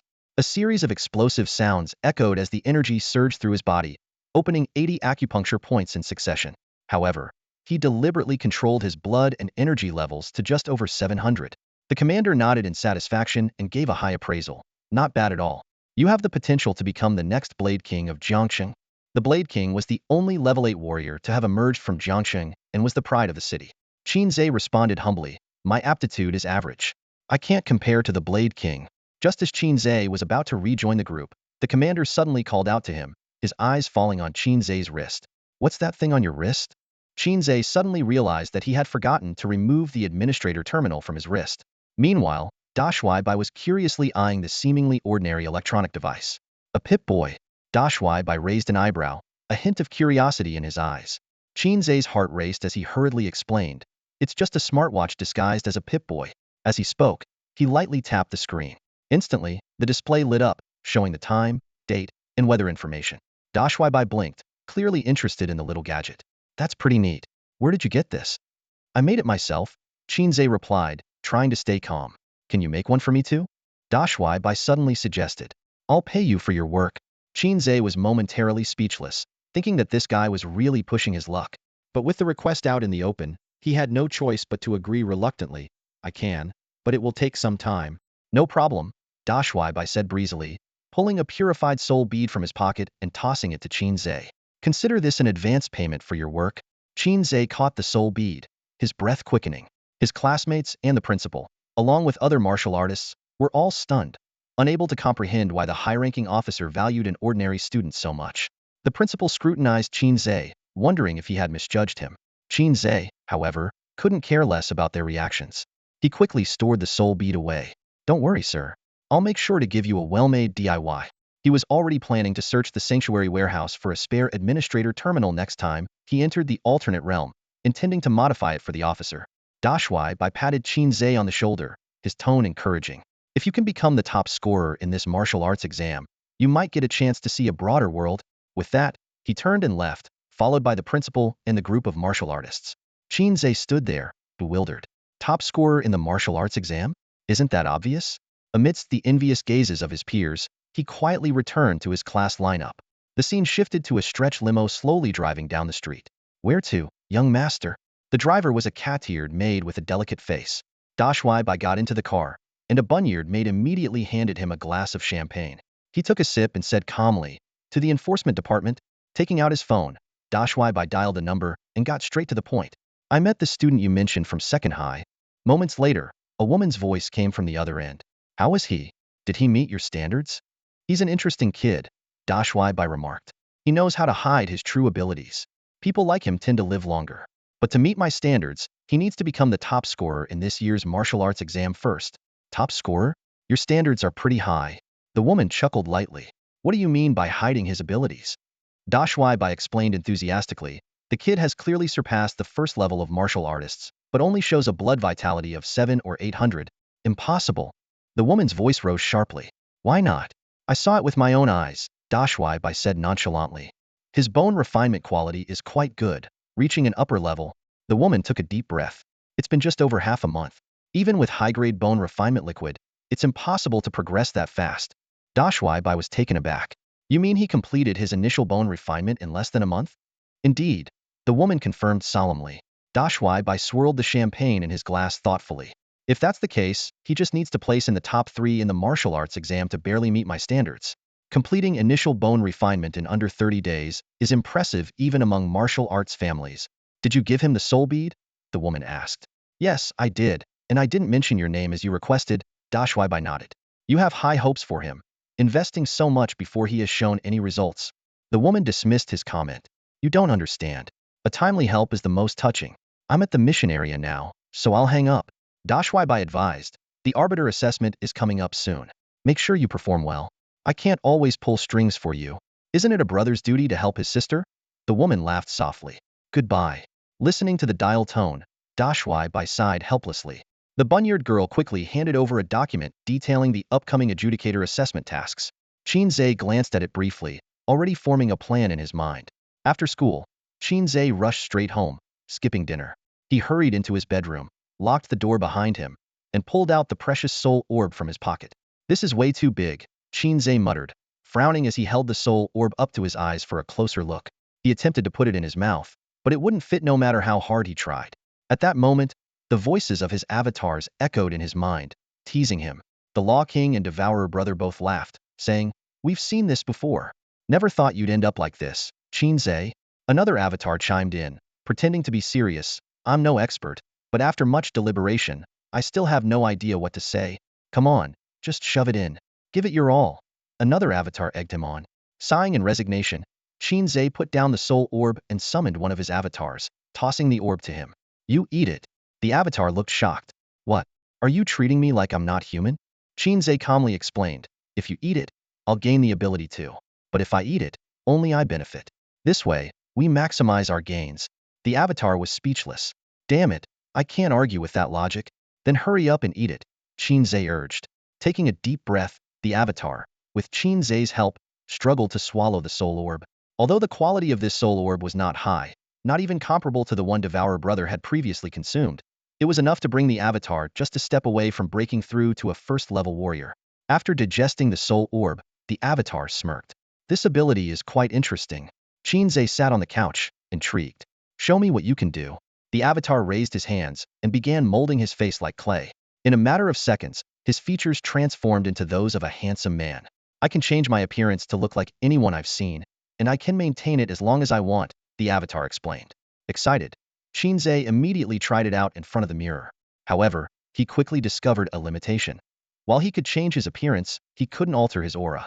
Staring at the reflection of Biao Ji's face, a sudden idea struck Qin Ze's ingenious plan to deal with that beggar. The blood feedback from the Thousand Faces clone arrived as expected. Qin Ze eagerly opened the terminal to check. The numbers on the screen made his eyes light. Uff's blood value had soared to 1238, with the clone contributing over 100 points. The efficiency was worlds apart from meditation practice, many times higher. Even though he hadn't done anything himself today, Qin Ze felt a deep sense of satisfaction. He exaggeratedly wiped non-existent sweat from his forehead and lay down comfortably on the bed. Just before falling asleep, he mentally instructed his clones to keep up their efforts in training. On the weekend, Qin Ze and Fatty met up at a street food stall as planned. Amidst the wafting smoke, Fatty excitedly showed off his hard-earned progress from the past few days. His teleportation distance had increased by 0.01 centimeters. Fatty proudly declared that while this was a small step for him, it was a giant leap for mankind. Boss, 2 more skewers of kidney. Make them with the original oil, Fatty shouted. As soon as the words left his mouth, Enforcer number 3 suddenly appeared out of thin air, sitting steadily in the empty chair next to Qin Ze. The bustling street food stall fell silent instantly, as if someone had pressed the pause button. Nearby diners hurriedly paid their bills and left, anxious to not linger a second longer. In the blink of an eye, only Qin Ze's table remained. The stall owner, seeing this, nervously shrank back and reluctantly placed 2 skewers of kidney on the grill. The flames licked the meat, producing a sizzling sound. Qin Ze couldn't help but tease. You're really a bringer of bad luck. Fatty recognized number 3 and exclaimed, Aren't you the one from last time? Number 3 nodded in confirmation. Yes, that's me. It's late, and the area isn't safe. I'm here to ensure you martial arts examinees are protected. Qin Ze smirked and asked, Have you met your KPI for the month and started slacking off? Number 3 smiled lightly, Thanks to you. The chief put the performance for the arson case on my record. Not just this month, but next month's KPI is also met. This whole area is my patrol zone. What's wrong with having a skewer after my rounds? As long as you're happy, Qin Ze shrugged. Watching Qin Ze chat and joke with the enforcer, Fatty couldn't help but feel admiration, thinking, truly, he is my Ze bro. Qin Ze suddenly changed the subject. When did enforcers become so lowly, doing patrol work? Number 3's expression turned serious. Lately, it's not safe to wander around at night. I've received reliable information that at least one high-level martial artist from a terrorist organization is in the city, and we haven't located them yet. A flash of the mysterious beggar crossed Qin Ze's mind. He hesitated whether to share this clue with number 3. After a moment of thought, he decided to stay silent. Unless the top enforcer personally intervened, the entire Jiangqing enforcement team combined might not be a match for that person. Besides, Qin Ze already had a preliminary plan, just lacking the right opportunity. Number 3 sighed and added, Also, in 10 days, the Maka delegation will be visiting Jiangqing. The whole city is tightening security, and we enforcers have to work overtime every day. Listening to number 3's complaints, Qin Ze suddenly realized that enforcers were just overworked employees. However, when he heard about the Maka delegation's upcoming visit, his eyes lit up. An opportunity, wasn't this it? Your kidneys are ready. The stall owner cautiously served the 2 steaming skewers. Number 3 picked up a skewer and raised it, saying, Let's toast with kidneys to your success in the martial arts exam and prosperous future. Qin Ze clinked his lamb skewer against it, replying, And to your swift promotion to judge. In the following days, Qin Ze and his team plunged into intense preparations for their performance. The general outline was quickly finalized, with only some details left to discuss. However, they were all seasoned performers, having been through one stage performance already. Even if unexpected events occurred, they could adapt on the fly. Besides preparing for the performance, Qin Ze made time after school every day to visit May Yin in the hospital. Over time, May Yin's physical condition slowly improved, but her spirits remained low, and her eyes had not recovered, still unable to see. During this period, Qin Ze encountered the company's medical team in the hospital again. This time, after obtaining the test samples, they seemed to show a hint of excitement. Qin Ze grew more curious about this mysterious company, but unfortunately, May Yin was unwilling to discuss the topic further. In anticipation of the Maka delegation's arrival, Jiangcheng was adorned with decorations. Colorful banners hung from streetlights and utility poles, creating an atmosphere of enthusiastic welcome everywhere. Banners and slogans such as "Long live the friendship between humans and the Maka tribe" and "Warmly welcome the Maka tribe delegation" were everywhere on the city streets, making it feel like a festival was approaching. At the same time, city security had noticeably tightened, with many gang members who had previously escaped being apprehended again. After school, Qin Ze went to the hospital to visit May Yin as usual. However, when he pushed open the familiar door to the hospital room, the scene before him left him stunned. The room was empty, the bed neatly made, and all personal items on the table were gone. Instinctively, Qin Ze checked the room number again to make sure he hadn't gone to the wrong place. Just as he was feeling puzzled, Qin Ze saw the nurse who had previously given May Yin injections walking down the corridor. "Where's the patient?" Qin Ze asked, his brow furrowed. The nurse replied, "She was discharged." "When did this happen?" "May Yin didn't mention anything about being discharged when I visited last night," Qin Ze pressed. "It was this morning. A few of her friends came to pick her up," the nurse explained. Qin Ze immediately thought of the company's medical examination team. Were there 3 men and 2 women? The men looked like they had lost their mothers, and the women were quite attractive. The nurse nodded in confirmation. "Yes, that was them. Is she well enough to be discharged?" Qin Ze continued to ask. The nurse looked a bit puzzled. "Why wouldn't she be? She's very healthy now, and just needs some rest. Besides, she personally signed her discharge papers." "I see," Qin Ze said thoughtfully as he walked into the room. On the neatly folded blanket, he found a note in May Yin's handwriting. "Qin Ze, I've been discharged. You were right. People should always look forward. I think it's time for me to embrace a new life. Thank you for taking care of me during this time. You're about to take the martial arts exam, and I don't want to delay your training. Qin Ze, you must become a martial artist. I'll come to see you again once I've fully recovered. By then, you will have completed the exam and become a martial artist. Looking forward to our next meeting. Don't worry." May Yin. After reading the note, Qin Ze let out a long sigh. Although he still had some doubts, it seemed May Yin had indeed left voluntarily. Just as he was about to leave the room, his phone suddenly rang. Seeing the caller ID, Qin Ze's expression turned to one of disbelief. It was Chinu, who had long blocked him. A familiar voice came through the phone. "Qin Ze, I'm back. Hurry up and welcome me." Qin Ze stood at the exit of the bus station, glancing occasionally at the clock on the terminal. Chinu had said over the phone that she would arrive in 20 minutes, but nearly an hour had passed. The station was still bustling under the night sky, with beggars and homeless people curled up in dark corners, occasionally emitting soft snores.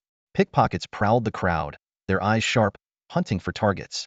Middle-aged women held up colorful accommodation signs, weaving through the crowd and soliciting customers. 81 yuan a night, with hot water. "Hey handsome, wanna relax? Massage and lodging, just nearby." Qin Ze yawned and politely declined the enthusiastic offers from 2 of the women. Another bus slowly pulled in, and a large group of people disembarked. From a distance, Qin Ze spotted a striking red dress swaying in the crowd, waving at him. Chinu, with facial features similar to Qin Ze, but more defined and delicate, was known as the beauty of the area. Qin Ze quickly stepped forward and took the 2 heavy suitcases from her. "Why the delay?" Chinu rubbed her sore shoulder and sighed. "Don't mention it." A group of strange beasts appeared outside the city. Thankfully, the city defense team arrived in time, or else you wouldn't be seeing me now. She put on a pitiful expression, drawing sympathetic glances from the men around. Qin Ze rolled his eyes. "Come on, you're tougher than a turtle. It's not that easy to get rid of you. Good thing Mom and Dad didn't come with you." Chinu shot him a sharp look. "They're still busy fighting the invaders and couldn't come. They specifically sent me to check on you." "Well, I really appreciate it," Qin Ze replied sarcastically. Back home, Chinu collapsed on the sofa like a frog, losing all semblance of ladylike behavior. She rolled around on the sofa and took a deep breath. No place like home. Suddenly, she frowned. "Why does it smell so bloody? Are you on your period?" Qin Ze's face darkened. "It just ended this afternoon." Chinu got up and walked into the bathroom. where she saw several cleaned fish in a basin. Qin Ze had just practiced with his clones that morning and bought the fish to cover up the scent. His devouring ability had significantly improved. He no longer felt bloated after creating 2 clones and could digest quickly. Now, he could replenish his energy by devouring his clones, with a conversion rate of 1 to 1. This meant that in battle, Qin Ze could maintain infinite energy. My little brother has grown up, knowing to make good food for his sister, Chinu said happily. I'll call May Yin later and invite her over to taste your cooking. It's been a while since we've seen each other. Qin Ze's tone turned serious. Sis, there's something I need to tell you. Chinu blinked. Could it be? You two are together? In your dreams. Qin Ze knocked her on the head. Chinu, when will your brain start functioning like a normal human's? Chinu clutched her head, looking aggrieved. Then what is it? Qin Ze took a deep breath and started from the arson case, explaining everything up to May Yin's recent discharge from the hospital without notifying anyone. Qin Yu's bright eyes dimmed. May Yin has always been like that since I met her, stubborn as a mule. She feels like you've been taking care of her too much and doesn't want to hold you back from your martial arts exam. The atmosphere grew heavy. Qin Ze changed the subject. I'm already a martial artist. Qin Yu's eyes lit up. Really? Watch this. Qin Ze flexed his arms, and the aura of a first-level martial artist burst forth. Seeing the shock on his sister's face, Qin Ze felt an unprecedented sense of satisfaction. Wow. Qin Yu hugged her brother's arm, showering him with praise. You're amazing, Ace. When you ascend to greatness, don't forget your sister at home. Qin Ze, brimming with pride, said, perform well, and I'll take you along for the ride. Qin Yu bowed playfully. Yes, sir. Years ago, Qin Yu had failed to pass the martial arts exam due to her poor aptitude. After graduation, she didn't find a job and relied on their father's salary, using her charm to get by. But now, in her eyes, her little brother had become a rising star. I want to eat fish. I'll cook it. Qin Yu picked up the basin of fish and cheerfully headed to the kitchen. Qin Ze was overjoyed. After being overshadowed for so many years, he finally felt like he had the upper hand. Qin Yu, who would have thought you'd be in this position one day? The delegation from the Maka tribe arrived in Jiangqing at 9 a.m. today. The city's lord personally led a team to greet them, and the two sides held a cordial and friendly closed-door meeting. A welcome banquet is scheduled for 8 p.m. tonight at the Jiangqing Grand Hotel. It is reported that the purpose of the Maka tribe's visit is to jointly explore and investigate the newly discovered anomaly in Jiangqing. This visit aims to further deepen the bilateral cooperation between the human tribe and the Maka tribe, fostering a strong strategic partnership. As Qin Ze chewed his breakfast, he focused on the midday news playing on the TV. His attention was captured by the footage of the Maka tribe delegation. He noticed that they resembled humans, with the only difference being their pointed, elongated ears, which made them look somewhat elfish. This reminded Qin Ze of Teacher Yao, a mysterious figure with golden blood. He thought to himself that now the delegation had arrived, the main event was about to unfold. While Qin Ze was engrossed in the news, Qin Yu emerged from her room, yawning and shuffling in her slippers. Her eyes were half closed, clearly still tired from the previous night's excitement. Up so early, aiming for grad school? She asked, rubbing her eyes. Qin Ze recalled the events of the previous night and shook his head. Qin Yu had dragged him along to choose a car, claiming it was for mother's pride, since, as the eldest sister, she considered herself half a mother to him.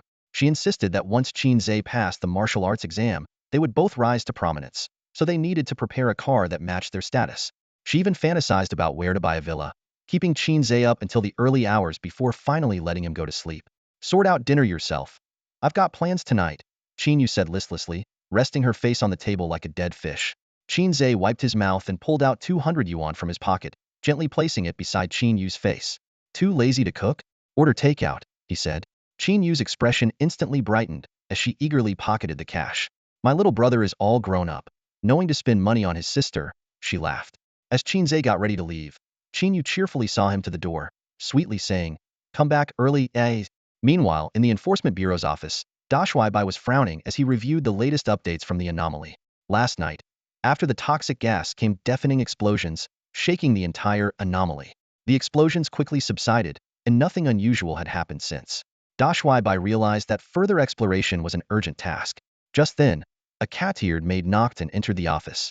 Young master, she said respectfully, a child just delivered an invitation and asked me to hand it to you personally. It's signed by Hei Bi Circus. Black Circus? Hand me the invitation. Hei Bi barked, his expression turning grim. For days, he had been on the trail of this elusive circus, but every lead had turned cold as if they'd vanished into thin air. Now, with the invitation suddenly in front of him, he couldn't wait to get to the bottom of this. Hei Bi took the invitation and examined it closely. The black exterior was elegant and dignified, with a vivid flame pattern in the center. He nodded in approval, thinking at least these people had some taste. However, as he opened the invitation, his brows furrowed. The inside was scribbled with a few lines, so messy they resembled tadpoles. Even a first grader could write better. We cordially invite your department to join us at 8 p.m. tonight in Banquet Hall Number 1 at Jiangxing Grand Hotel. Light refreshments will be served. We look forward to your esteemed presence. Black Circus. Bang! Hei Bi, seething with rage, slammed his hand down and shattered the solid wood table in front of him. The maid standing nearby was unfazed by the outburst, having seen it many times before. Provocation. This is blatant provocation. Hei Bi gritted his teeth. Banquet Hall Number 1 at Jiangxing Grand Hotel was the venue for tonight's welcoming party for the Maka tribe. Inviting the law enforcement department to this place at this time, what else could it be but a challenge? Suddenly, Hei Bi calmed down and fell into deep thought. What was the circus's true intention? If they really planned to cause trouble at the banquet, why give a heads up? This would only make the law enforcement more vigilant. After pondering for a long time, Hei Bi still couldn't figure it out. But whether it was a prank or a genuine threat, he was determined to meet these black circus members in person tonight. Initially disinterested in such events, he now felt a surge of anticipation. Very well, you've successfully grabbed my attention, Hei Bi sneered. The maid softly reminded him, young master. The boy who delivered the invitation is still in the reception hall. He said a man wearing a bull mask gave it to him. Do you want to question him further? Hei Bi waved his hand dismissively. These rats are too cautious to leave any clues with a child. Let him go, he added. Prepare an evening suit for me. I'm attending the banquet tonight. Meanwhile, at the circus's headquarters, the black circus members were gathered. Qin Ze saw the Law King return and asked, did you deliver the invitation? The Law King gave an okay sign, bought it for 50 cents on the street, and I wrote it myself. Qin Ze nodded. As long as he sees that invitation, we can be sure our esteemed officer will show up at the banquet tonight. Anyone with a bit of pride wouldn't tolerate being taunted like that. He continued giving orders, swallowing brother, go invite tonight's second main character. Everyone else, get into makeup and be ready. We go on stage in less than 3 hours. The clones buzzed with excitement, chattering away. Got it. We're all seasoned performers. Can I switch to the self-destruct group? I want to experience what it feels like to explode. The self-destruct group is full. Sign up earlier next time. I'm a complete newbie. Any tips for a first-time performer? I'm so nervous. Glue yourself together to calm down. Meanwhile, near a trash can in the northern part of the city, a ragged beggar lay curled up on the ground. Occasionally, passers-by would toss a few coins into the metal bowl in front of him, and the beggar would bless them with eternal life. This beggar was actually Pisces, who had been in disguise for over 10 days, waiting for the circus to make contact. Just as Pisces began to doubt whether he had been exposed, a man wearing a lion mask suddenly appeared before him. Pisces instinctively started his usual spiel. May the boss prosper and stay healthy. Famous far and wide. Today, his words trailed off as he looked up and recognized the man. Was this the lightning wielder? He wasn't sure. Although a warrior's level could be gauged by their blood energy, the situation with this man seemed a bit peculiar. But the true capabilities can only be known when displayed. Pisces took a deep breath, suppressing his inner tension, and respectfully bowed to Leo. Sir, he stammered. He thought to himself, a second-level warrior must be a pillar in the circus. Showing respect is never wrong. Leo asked in a deep voice, I just went to the stronghold. Where are the other 3? Pisces trembled all over, his voice shaking. They all ran away. It's just been me these past few days. Hearing this, Leo flew into a rage, gritting his teeth. Those traitors. If I catch them, I'll tear them to pieces. Then he patted Pisces on the shoulder, his tone softening. You've done well. The organization is currently short on manpower, and we need loyal warriors like you. Pisces felt a surge of joy inside, thinking he finally had a chance to infiltrate. He immediately responded, sir, just give the order. I'll go through fire and water without hesitation. Leo nodded in satisfaction. Follow me. Tonight, I'll take you to a banquet. Pisces quickly declined. I am not worthy to accompany you to a banquet, sir. Hearing such flattery from a high-level warrior, Leo knew it was an act, but he couldn't help but feel pleased. He sneered. You really think we're going there to eat? Dream on. That scoundrel Yun Shan tricked us last time. I heard he will be at the banquet tonight, hosted by the foreign tribe. We, the Hei Bi, always repay our grudges. Tonight, we must teach him a lesson. Yun Shan? It's Wang Biao. Pisces was ecstatic inside, realizing that Wang Biao had not fallen into the circus's hands and had escaped. If so, the key must still be with him. He immediately decided to go along with it. He deserves it. Leo nodded in approval. Follow me. I have an important task for you. With that, he led Pisces out of the northern city. As night fell, the Grand Hotel of Jiangxing was brightly lit in the main banquet hall. Dozens of warriors gathered, enjoying the welcome performance on stage. Seated at the head table were the city lord of Jiangxing and the leader of the Maca delegation, with the Grand Marshal sitting prominently to the city lord's left. An elegant dance performance concluded, and the actors on stage took their bows and exited. The audience politely applauded. The host was about to announce the next act. Next, please enjoy. Suddenly, with a click, all the lights went out. The large hall was instantly plunged into darkness. Is it finally here? De Shuai suddenly straightened up, shedding his usual lazy demeanor. The venue was plunged into darkness, but for a high-level warrior like him, seeing in the dark was second nature. His sharp eyes scanned every corner, but to his disappointment, he found nothing unusual. The city lord quickly explained to the alien captain beside him, it must be an aging circuit. The lights should be back on soon. The captain nodded slightly, a hint of superiority in his tone. Considering you're a lower race, it's understandable that your infrastructure is lacking. The city lord's face showed an awkward expression, internally cursing the engineer responsible for tonight's power supply. De Shuai let out a cold snort and retorted sharply, if the macarons are so superior, why are you so keen on spying on our so-called lower world? The captain's smug expression froze, and he countered defensively, we're doing it for your own good. Without the macarons' protection, how could your human race hold any ground in the abyss? How could you develop the world's will? De Shuai shot back, in that case, we won't trouble you any longer. You can leave tomorrow. The alien captain's face turned dark. The city lord, sensing the tension, quickly intervened. We've been collaborating for years. We're practically family. Let's not talk like strangers. The captain took the cue to de-escalate, changing the subject. Speaking of which, we do have some ties. How's your sister doing? De Shuai crossed his arms and stared at the stage, replying coldly, she's doing fine. No need for your concern. The captain smirked. She's had a tough life, hasn't she? Surrounded by misfortune since birth. Or perhaps her birth itself was a mistake. As soon as he finished speaking, a powerful aura erupted from De Shuai. Not to be outdone, the captain slammed his right hand on the armrest, releasing his own high-level warrior aura.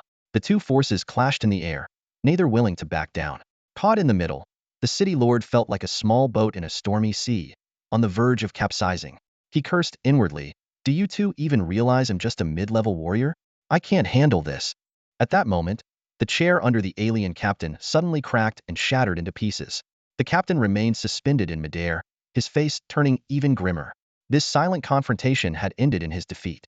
Both withdrew their auras simultaneously. De Shuai's lips curled into a slight smile as he ordered, someone, get the esteemed macaron captain a new chair. The city lord wiped the sweat from his forehead and shouted to the back, where's the power engineer? What on earth are you doing? If the power isn't restored in 5 minutes, consider your head forfeit. The assistant, trembling, went off to relay the message in the dark.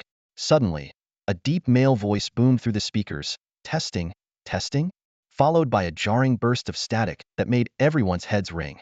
Damn! The person behind the mic was evidently startled too. Sorry, first time handling this. Testing, testing, can you hear me now? The city lord's brows furrowed, his anger rising. He vowed to severely reprimand tonight's event coordinator once the banquet was over. De Shuai's eyes narrowed, sensing something amiss. The voice continued through the speakers. The host had to rush home due to a gas leak. I'll be taking over. Ladies and gentlemen, next up is the stage play, Dance of the Demons, performed by the Hei Bi Circus. Please give a warm welcome to the performers. Showtime. Rousing music filled the hall. De Shuai raised an eyebrow and immediately issued orders through his earpiece. The target has appeared. Proceed as planned. His expression was grave, determined to capture the audacious Hei Bi performers. The alien captain, noticing the shift, showed a glint of interest in his eyes. As a diplomat of the Maca tribe, he had witnessed countless welcoming performances. But tonight's bizarre show was unlike anything he had ever seen. An eerie sense of anticipation hung in the air, as if something extraordinary was about to unfold. Suddenly, with a swish, blinding beams of light shot down from the ceiling, illuminating the previously dim stage. To everyone's astonishment, more than a dozen figures wearing various animal masks swiftly descended along ropes from the light beams, moving with astonishing agility. The mayor's brow instantly furrowed, a sense of foreboding washing over him. He sprang to his feet and shouted, "Security! Arrest all of them!" No sooner had the words left his mouth than over 40 security guards surged towards the stage like a tidal wave. Just then, the sound system crackled to life with the host's deliberately hushed and mysterious voice. Act 1. Art is Patrick Star. Boom, boom, boom. Boom. Almost simultaneously with the host announcement, the 13 animal masks on stage exploded in succession. The deafening blasts filled the air, fire and debris flying everywhere. The guards rushing the stage were caught off guard, thrown into disarray. A few unlucky ones at the front were blasted dozens of meters away, embedding heavily into the walls, almost as if they'd turned from three-dimensional beings into flat images, impossible to extricate. The explosions had barely ceased when a round of enthusiastic applause erupted. Clap, clap, clap. 9 Maka tribe representatives, including their leader, stood up and clapped. Their faces were alight with excitement and admiration, as if they had just witnessed a spectacular performance. The alien leader, brimming with excitement, exclaimed, "Art, truly art. How did they achieve that self-destruction effect? It looked so real." Beside him, the mayor couldn't help but roll his eyes, cursing inwardly. How could you ask such a question? How am I supposed to answer that? The mayor's head buzzed. The scene of over a dozen people self-destructing right in front of him was overwhelmingly shocking. He couldn't fathom where these lunatics had come from or what they wanted. Did they really think a group of second-rate fighters blowing themselves up could harm the foreign guests? They might only pose a threat to low-level warriors. The aftermath of the explosions left the venue in chaos. The already dimly lit hall was now filled with smoke and debris. Among the high-ranking warriors present were only Hei Bi and the alien leader. With the lights now off, no one else could see anything. Amidst this chaos, another group of figures wearing animal masks charged out from backstage. They brandished weapons, shouting incoherent slogans. "Banzai for the tribe. De Biao, come out. It's Inaima Wang Biao. Oh, Wang De Biao, come out and meet your doom." Behind the curtain, Pisces stared in shock at the scene before him. Over a dozen circus members were blowing themselves up without hesitation, their faces even showing signs of excitement as they competed to be the first to trigger the explosion. This madness made Pisces wonder, what kind of circus is this? Their brainwashing techniques are terrifying, surpassing even those of the infamous Fairness Society. A surge of intense curiosity rose within Pisces. He even felt an urge to meet the circus leader and ask how they trained their subordinates to be so loyal, surpassing even the most devoted warriors. Just as he was lost in thought, Swallow Brother slapped him on the shoulder, snapping him back to reality. "What are you daydreaming about? It's your turn." Pisces quickly regained his composure and asked, "Sir, what's my mission?" Swallow Brother briefly explained, "Tonight's target, Wang Biao, is disguised as a waiter and hiding behind the foreign delegation. Do you remember what he looks like?" Pisces nodded in confirmation. "Good," Swallow Brother continued. "Your task is to blend into the crowd and pull Wang Biao out. Once you find him, report immediately, and I'll handle him. If you can get the key he's carrying, there will be a reward." Hearing this, Pisces smirked inwardly. These people are so foolish, thinking the key is just an ordinary key. But as long as he captures Wang Biao, his mission from the president will be accomplished. At that moment, Swallow Brother impatiently slapped him on the head again. "Stop spacing out. Get moving." This time, Pisces felt a surge of anger. No one had dared to treat him like this for years. But to avoid blowing his cover, he suppressed his rage and rushed out with the last group of little blackies. Seeing this, Swallow Brother smirked and reported over the local network. "He's in." Meanwhile, in the director's room, Qin Ze sat leisurely in a chair, holding a microphone. The original director and staff were tied up in the corner, and 10 little blackies had taken over the room. Hearing Swallow Brother's report, Qin Ze chuckled. "Good. Time to let Thousand Faces take the stage." He then picked up the microphone and announced, "Now, please enjoy Act 2. Where can Wang Biao hide?" In the audience, Hei Bi's face turned pale. What did he just hear? Wang Biao is here too? The little blackies were all shouting Wang Biao's name. It dawned on him. The circus's target is Wang Biao. But hadn't the circus already replaced Wang Biao? Did he escape again? And what is Wang Biao's purpose here? One question led to a cascade of new ones. Hei Bi suddenly felt like a pawn in a complex chess game. He wanted to calm down and sort things out, but there was no time as the little blackies were already upon him. At the same time, the foreign leader was clapping enthusiastically. "This is the most amazing welcoming performance I've ever seen." The city lord's face darkened as he said helplessly, "Brother, how have you managed to survive with that brain of yours?" "Leader, please take your people and find shelter." The foreign leader was puzzled. "Shelter from what?" He pushed the city lord aside. "You're blocking my view. I want to watch the show." A little blackie with a baseball bat rushed up to the foreign leader, and the two stared at each other. The little blackie thought, why isn't this foreigner dodging? Meanwhile, the foreign leader wondered, is this part of the audience interaction? With a thud, the little blackie swung the bat at the foreign leader's head. The bat broke on impact, and the little blackie winced in pain, exclaiming, "Damn, that's tough." The city lord immediately reacted, punching the little blackie in the chest. The little blackie's chest caved in, and he flew back like a sandbag. The foreign leader was furious.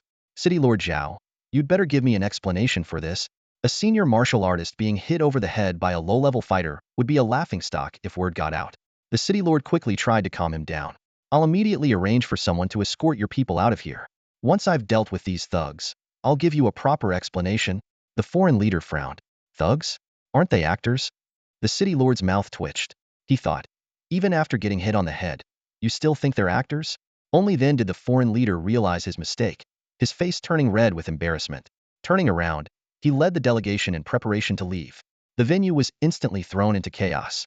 High-ranking martial artists from Jiangxing and their ordinary family members rushed towards the exits, while the security guards, hearing the explosion, were hurrying inside. The two streams of people collided at the entrance, creating a scene of congestion and noise. Move it! Why are you blocking the way? Someone shouted impatiently. Who touched my butt? Another voice angrily exclaimed.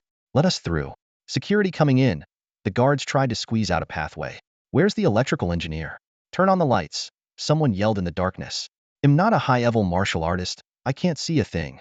Amidst the chaos, Pisces stealthily approached the crowd, keenly searching for Wang Biao. Soon, a suspicious-looking waiter caught his attention. The man was quietly moving towards the foreign delegation. Pisces squinted, scrutinizing him. It was Wang Biao. His heart leaped with joy as he thought, what a stroke of luck. But why was Wang Biao approaching the foreign delegation? Disguised as a waiter, Biao Ge, played by Qin Ze, had been observing Pisces all along. Noticing that he had been discovered, he smirked inwardly. Suddenly, he kicked off the ground, leaping onto a table and shouted, Foreigners, where do you think you're going? Hand over the keys you have. I, Wang Biao, am here today for three things. Fairness, fairness, and more damn fairness. The foreign delegation leader frowned, alarmed. How does he know I have the key? Dashwai Bai suddenly realized, slapping his thigh. So Wang Biao is after the key the foreigners have. But wasn't everything about the key and the world's top secret? Just how much does Wang Biao know? Pisces froze for a moment upon hearing this, his gaze shifting to the foreign delegation leader. The foreigners have a key too? So there are two keys? Why didn't the guild leader mention this? After quickly weighing his options, he decided. Since there are two keys, we'll take them both. First, I'll deal with Wang Biao. Pisces dropped his disguise, and the powerful aura of a high-level martial artist erupted, sweeping across the venue. Dashwai Bai and the foreign delegation leader turned their heads to look at him, each with their own thoughts. Just then, with a loud crash, the glass on the second floor shattered. Dozens of law enforcement officers jumped in through the broken windows, swiftly surrounding the scene. Happy Dragon Boat Festival. Why is it so dark? Someone turn on the lights. An officer grumbled quietly in the darkness. Where's the target the chief mentioned? Who knows? It's pitch black everywhere. Don't push me! Another voice snapped, clearly indicating the team was already in disarray. Following orders from their superior, a group of officers broke in through the windows. However, the moment they landed, they found themselves in trouble. The darkness was so impenetrable that they couldn't even see their own hands. The overcast night only made things worse, with not even a sliver of moonlight breaking through. Meanwhile, in the director's room on the second floor, Qin Ze was well prepared. He handed a night vision device to his doppelganger and whispered, report the positions of those officers downstairs. With this advantage, the operatives on the ground moved as if they had X-ray vision, wreaking havoc without restraint. The newly arrived officers were their primary targets. Although the operatives were not individually strong, they had numbers and moved unpredictably. The officers felt surrounded by a swarm of buzzing flies impossible to hit and impossible to drive away. Adding to their frustration, these operatives focused their attacks below the belt, showing no honor. Pair up, back to back, one officer shouted. Fire the signal flare and regroup with the chief. If someone kicks me again, I'm really going to lose it. Another angry voice yelled in the darkness. The scene was chaotic, and the chief's face was dark with anger. As a high-level martial artist, being toyed with by a group of low-level fighters was a new low for him. However, his attention was quickly drawn to another high-level martial artist who had suddenly appeared. Pisces. The chief began to suspect that this mysterious figure might be the true mastermind behind the circus. At the same time, the leader of the alien delegation realized something was wrong. We've been set up, he said coldly. Set up how? A confused subordinate asked. The alien leader explained with an all-knowing tone. These so-called rebels are just a ruse by these despicable humans. They want to use the chaos to steal our key. The subordinate gasped. Are they insane? Doing this would break the alliance between the Maka and the humans. We can't worry about that now, the leader said sternly. We must break through and ensure the key's safety. The Maka delegation consisted of 9 members. The leader, who was a high-level martial artist, 3 mid-level fighters, and 5 low-level ones. The leader threw a powerful punch at the door, a wave of energy from a 7th-level martial artist crashing into the crowd. Just then, the chief descended from above, blocking the attack. "What are you doing?" he demanded, his face livid. "Attacking your own kind. Do you take me for a fool?" The alien leader responded coldly, "Of course, I'm opening the door. Don't think I don't know your plans. This chaos tonight is your doing." The chief frowned. "What nonsense are you talking about? If it's not you, then let us leave now," the alien leader insisted. "Leave? No one is leaving tonight," the chief retorted firmly. As tensions reached a breaking point, a 2-meter-tall mirror suddenly appeared in the void nearby. Out stepped Pisces, no longer in rags but dressed in a black robe and wearing a golden mask of 2 fish biting each other's tails. "The Fairness Committee," both the chief and the alien leader exclaimed in unison. "Now you should believe this wasn't orchestrated by us humans," the chief said to the alien leader. Upon seeing Pisces, a high-level martial artist, countless possibilities flashed through the chief's mind, but he never expected it to be one of the Fairness Committee's 12 Zodiac members. He began to wonder if the Black Circus was a puppet of the Fairness Committee, or if Pisces was also caught in a larger scheme. If it was the latter, then the circus was far more terrifying than he had imagined. Pisces spoke coldly. "Hand over the key, and I'll give you a quick death." He initially planned to subdue Wang Biao, but changed his mind upon noticing the alien delegation's intention to flee. He couldn't let them escape. As for Wang Biao, a mere 5th-level martial artist, he could be dealt with any time after handling these nuisances. "Scared me to death." Thousand Faces patted his chest, still shaken. Just moments ago, when Pisces released his aura, he thought he was done for. At that moment, Qin Ze's message came through the local network. "Move into position, the next act is about to start." Hearing this, Thousand Faces began to sneak towards the window. Meanwhile, the high-level martial artists' battle had already begun. The alien leader struck first, his right fist blazing with purple flames, smashing into Pisces' face with lightning speed. The golden mask cracked, and the fissures quickly spread across Pisces' body. Crack! Pisces shattered like glass, dissolving into countless fragments that vanished into the air. "Watch out behind you." In an instant, Hei Bi conjured a 3-foot-long sword, its sharp edge gleaming. His figure flickered, and the sword tip aimed directly at the back of the alien leader. Sword energy roared like a dragon, splitting the air and exploding. The alien leader spun around quickly, only to see the would-be assailant, Shuang Yuzhua, shatter into countless fragments once again. Cold sweat trickled down his forehead, and he felt a lingering fear. If it weren't for Hei Bi's timely intervention, he would have been dead by now. "Ha ha ha ha!" Shuang Yu's eerie laughter echoed in the air. Suddenly, countless mirrors appeared out of nowhere, surrounding the alien leader and Hei Bi. Reflected in the mirrors were their images, along with Shuang Yu's sinister face. "Which one is me? And which one is you?" Shuang Yu's voice came from all directions. The reflections in the mirrors stepped out and launched a fierce attack on the two. "Tricks of the trade!" The alien leader roared in anger. Purple flames surged from beneath his feet, instantly reducing all the approaching reflections to ashes. However, this high-intensity attack also rapidly depleted his vitality and mental strength.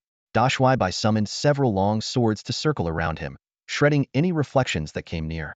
"This ends now," he murmured, a glint of coldness flashing in his eyes.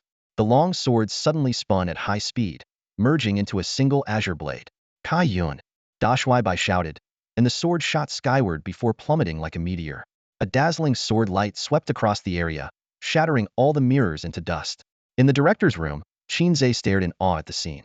Is this what a duel between masters looks like? Each move more spectacular than the last. "I'm so envious. I wish I had that power."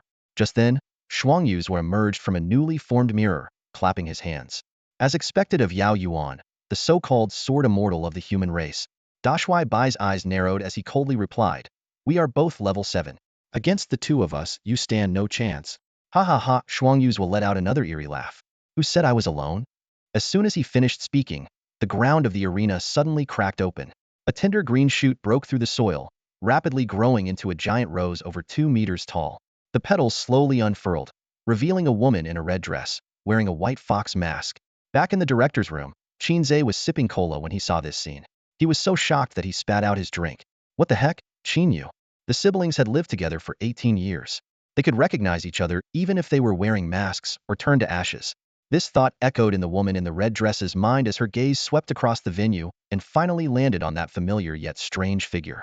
Casually, she scattered some seeds on the ground, and as if by magic, dozens of pea plants grew to 2 meters tall in the blink of an eye. The pods burst open, revealing mysterious figures clad in black robes. "You've finally arrived," Pisces said with a smile, his eyes gleaming with anticipation. After tonight, we owe each other nothing. The woman in the red dress responded coldly, her tone carrying a hint of complex emotion. In the director's room, Qin Ze frowned, his eyes glued to the monitor. It's not Chinu, he muttered to himself. The voice is wrong, and the size doesn't match. If the former can be disguised, the latter is definitely real.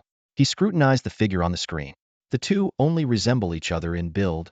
Taking a deep breath, Qin Ze said, "It's time for the final act." De Shui Bai's face was stern, a flicker of caution in his eyes.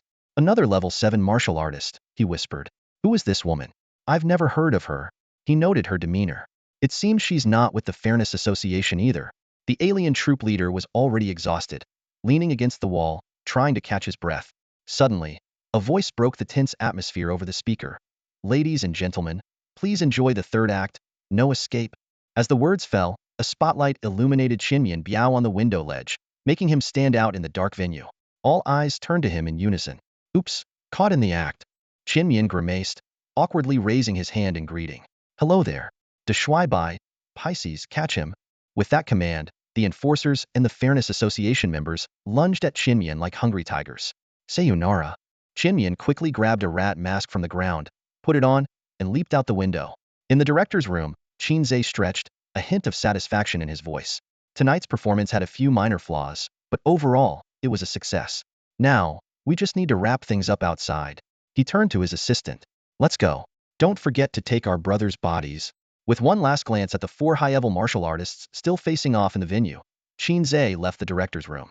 Inside, chaos had erupted. "Catch Wang Biao. Fairness Association scum. Get lost. Enforcers, make way for your grandpa. Take this. Eat my punch." Shouts and sounds of fighting filled the air. Jiangcheng Resort Hotel was nestled halfway up a mountain on the outskirts of the city. After jumping out the window, Qin sprinted, with the Enforcers and Fairness Association members hot on his heels. The two groups, already at odds, quickly started fighting each other as they chased the same target. The Enforcers had 3 adjudicators leading the charge, while the Fairness Association had sent 2 slightly higher-ranked mid-level martial artists. Enemies faced off with intense hatred, and soon, everyone was dragged into the battle. Only a dozen Enforcers and Fairness Association members continued the pursuit of Qin. "The one in the black waiter's jacket is Wang Biao." A shout came from behind. Hearing this, Qin quickly shed his jacket and tossed it into the bushes. "The one in the white shirt is Wang Biao." The pursuers were relentless. Qin gritted his teeth, unbuttoning his shirt as he ran, and soon discarded the white shirt as well. "The shirtless one is Wang Biao." Qin couldn't help but curse. "Are you kidding me?" Up ahead was a field of waist-high weeds. Qin made a sharp turn into it. "Oops, I tripped," he shouted dramatically, falling and disappearing into the tall grass. At the moment he fell, a shirtless doppelganger wearing the rat mask emerged from Qin's body. "Good brother, it's up to you now." Qin patted the doppelganger's shoulder, his face full of solemnity. "I'll make sure to engrave your name on Qin Ze's monument." The doppelganger, however, seemed eager and unfazed. "Finally, I get to experience self-destruction firsthand." With that, the doppelganger stood up and shouted to the pursuers, "Come on, your daddy's here." To cover for Qin, the doppelganger sprinted in the opposite direction. Qin lay in the grass like a dog, hardly daring to breathe. Only after all the pursuers turned to chase the doppelganger did he slowly start rolling away. 15 minutes later, the doppelganger stopped at the edge of a cliff. 7 enforcers stopped behind him. The Fairness Association members had been held back by other enforcers. "Damn, you can really run," one enforcer panted. "Wang Biao, you're under arrest. This cliff is about 200 meters high. Even if you're a mid-level martial artist, falling from here will turn you into a pancake. Come with us quietly, and don't make things worse for yourself." The 7 figures swiftly drew out their golden staffs and assumed formation. Facing Biao, their expressions were grave, not daring to show any hint of laxity. The judge was just behind them. They only needed to delay him briefly. The clone let out a deep sigh and slowly turned to face the 7 enforcers. His voice suddenly became impassioned. "I, Wang Biao, have fought for justice all my life. Today, I risk my life to seize what belongs to humanity, unwilling to let our wealth fall into the hands of aliens. Who would have thought I'd fall into the trap of traitors like you? It seems my end is near." With that, he laughed heartily, exaggerating his plight. The 7 enforcers exchanged confused glances, bewildered by this sudden, emotional outburst. One of them muttered under his breath, "What's going on? Aren't we supposed to fight?" Another one echoed, "Exactly, we don't even have a mid-level warrior.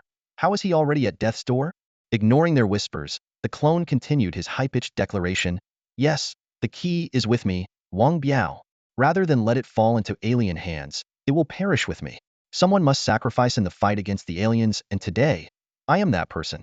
After I am gone, they will continue to resist the aliens and strive for humanity's benefit. Not out of conscience, but because I was here. As soon as he finished speaking, his skin began to turn red rapidly. The 7 enforcers, realizing something was amiss, retreated hastily, fearing the impending explosion. Boom, a thunderous blast echoed, and a plume of blood mist drifted over the cliff's edge. The 7 enforcers cautiously approached the cliff, exchanging puzzled looks. One mumbled. What was he saying? Couldn't hear over the wind. Another frowned. Why do we sound like the villains here? Someone else questioned. By the way, is a level 5 warrior's self-destruction supposed to be this week? It's like a fart. Who knows? One enforcer shrugged. Have you ever seen a level 5 warrior self-destruct? Nope. Another shook his head. Have you? Neither have I. Finally, one enforcer issued the command. All right, he's gone. Let's report back. The 7 enforcers, filled with questions, retraced their steps. Meanwhile, banquet hall number 1 was in complete disarray. The windows were shattered, leaving only the load-bearing walls standing. The floor was covered in thick green vines, and 2 large spheres made of thorny vines stood in the center. The woman in the red dress and Pisces stood nearby. Their expressions varied. Pleasure working with you, Pisces said with a smile. In truth, he had informed the woman in the red dress before coming to the banquet. Without her cooperation, he wouldn't have dared face the 2 formidable enemies alone. The woman in the red dress snorted coldly. We're even. Pisces nodded in agreement. The handsome man and the alien leader had both been subdued. Their mission seemed complete. Just as the woman in the red dress was about to leave, she suddenly sensed an overwhelming surge of sword energy emanating from the green vine sphere. This unexpected development made her instantly vigilant, ready to face any new challenge that might arise. Not good, act quickly, Pisces commanded gravely, waving his hand. Instantly, mirrors materialized out of thin air, forming around the vine-covered sphere. The woman in the red dress showed a trace of surprise in her beautiful eyes. It was the first time she had seen someone counterattack while being restrained by poisonous vines. The mirrors shattered one after another, producing a piercing crackling sound. Sharp fragments, like countless tiny knives, shot toward the vine sphere emitting sword energy. Suddenly, a beam of white sword energy soared into the sky and exploded with a thunderous roar. The vines and mirror shards were pulverized by the immense force. As the dust settled, dashing hero stood on the fractured ground, gripping a long sword in his right hand, his clothes billowing in the wind. His eyes gleamed with sharp sword intent, transforming him into a living, breathing weapon capable of cutting through anything. The woman in the red dress and Pisces couldn't bear to look him in the eye, stunned. He had broken through. Pisces, overwhelmed with shock, turned and dove into a mirror behind him without a word. The woman in the red dress reacted even faster, her body exploding into a flurry of rose petals that swiftly floated out the window. In that instant, a dazzling white sword light burst from dashing hero. Wherever the sword light touched, the 12-story building above the hotel was blasted into the sky. The unstoppable sword light continued upward, illuminating the night sky as if it were daytime. The entire hotel above the first banquet hall vanished, leaving only a high platform. As the sword light faded, dashing hero fell to one knee, his energy utterly depleted. Sigh. I still can't fully control this power, he muttered to himself. Nearby, the vines restraining the Maka clan leader withered rapidly. Pale and exhausted, the leader collapsed to the ground, saying with a hint of sarcasm, "Is this how your people treat guests?" Clearly, he had just narrowly escaped death. Dashing hero slowly stood up and explained, "The Fairness Society is always elusive. No one can predict their actions. In other words, everything tonight was just an accident." His long sword disappeared as he continued, "Rest well. In a few days, we'll discuss how to jointly develop the Jiang City anomaly." With that, he turned and left the hall. Once alone, the clan leader finally relaxed. He wiped the cold sweat from his forehead with his sleeve, relieved that despite the near-death experience, he had kept the key safe, and the development of the Jiang City anomaly could proceed. His mission was not a failure. Meanwhile, Qin Ze, who had slipped down the mountain, saw the hotel roof flying into the sky and was secretly amazed. The power of high-level warriors is truly terrifying. Witnessing the battle between high-level warriors firsthand made him feel an urgent need to become stronger. Although tonight's performance was a success, he knew he couldn't always rely on luck. Using high-level warriors as pawns was like dancing on the edge of a knife. Walking a dangerous path for too long would inevitably lead to disaster. Determined, Qin Ze resolved to push his avatars hard tonight, forbidding them from slacking off. They had to train diligently. At least the trouble with Pisces was resolved, and no one would suspect the circus of having the key anymore. Everything had disappeared with Biao Ge's self-destruction. With that settled, Qin Ze rubbed his growling stomach and decided to get something to eat. He hadn't had time for dinner, having only downed a bottle of cola while directing the night's events. Back home, Qin Ze knocked vigorously on Chinu's door. Chinu, I know you're in there. Open up. A moment later, the door opened, and Chinu appeared, yawning and with messy hair. Qin Ze quickly scrutinized his sister. She seemed to have been sleeping in her room the whole time and hadn't gone out. Plus, Chinu was only an A-cup, while the woman in the red dress was at least a clever warrior, clearly not a match. Give me your hand, Qin Ze said, holding her wrist and feeling no energy fluctuations. He thought to himself, I was overthinking it. There's no way it's her. What are you up to now? Chinu rolled her eyes. Qin Ze pushed her back into her room, closing the door behind her. Nothing, you're dismissed. Qin Ze then went to the kitchen, made a bowl of noodles, and ate before lying down in his room to review the night's actions. His avatars were particularly excited, chattering non-stop. Our circus made quite a name for itself tonight. A name? More like we got on the most wanted list. From now on, we're veteran performers. Even without the Devourer and the Lord, our little Hei Bi alone can hold the stage.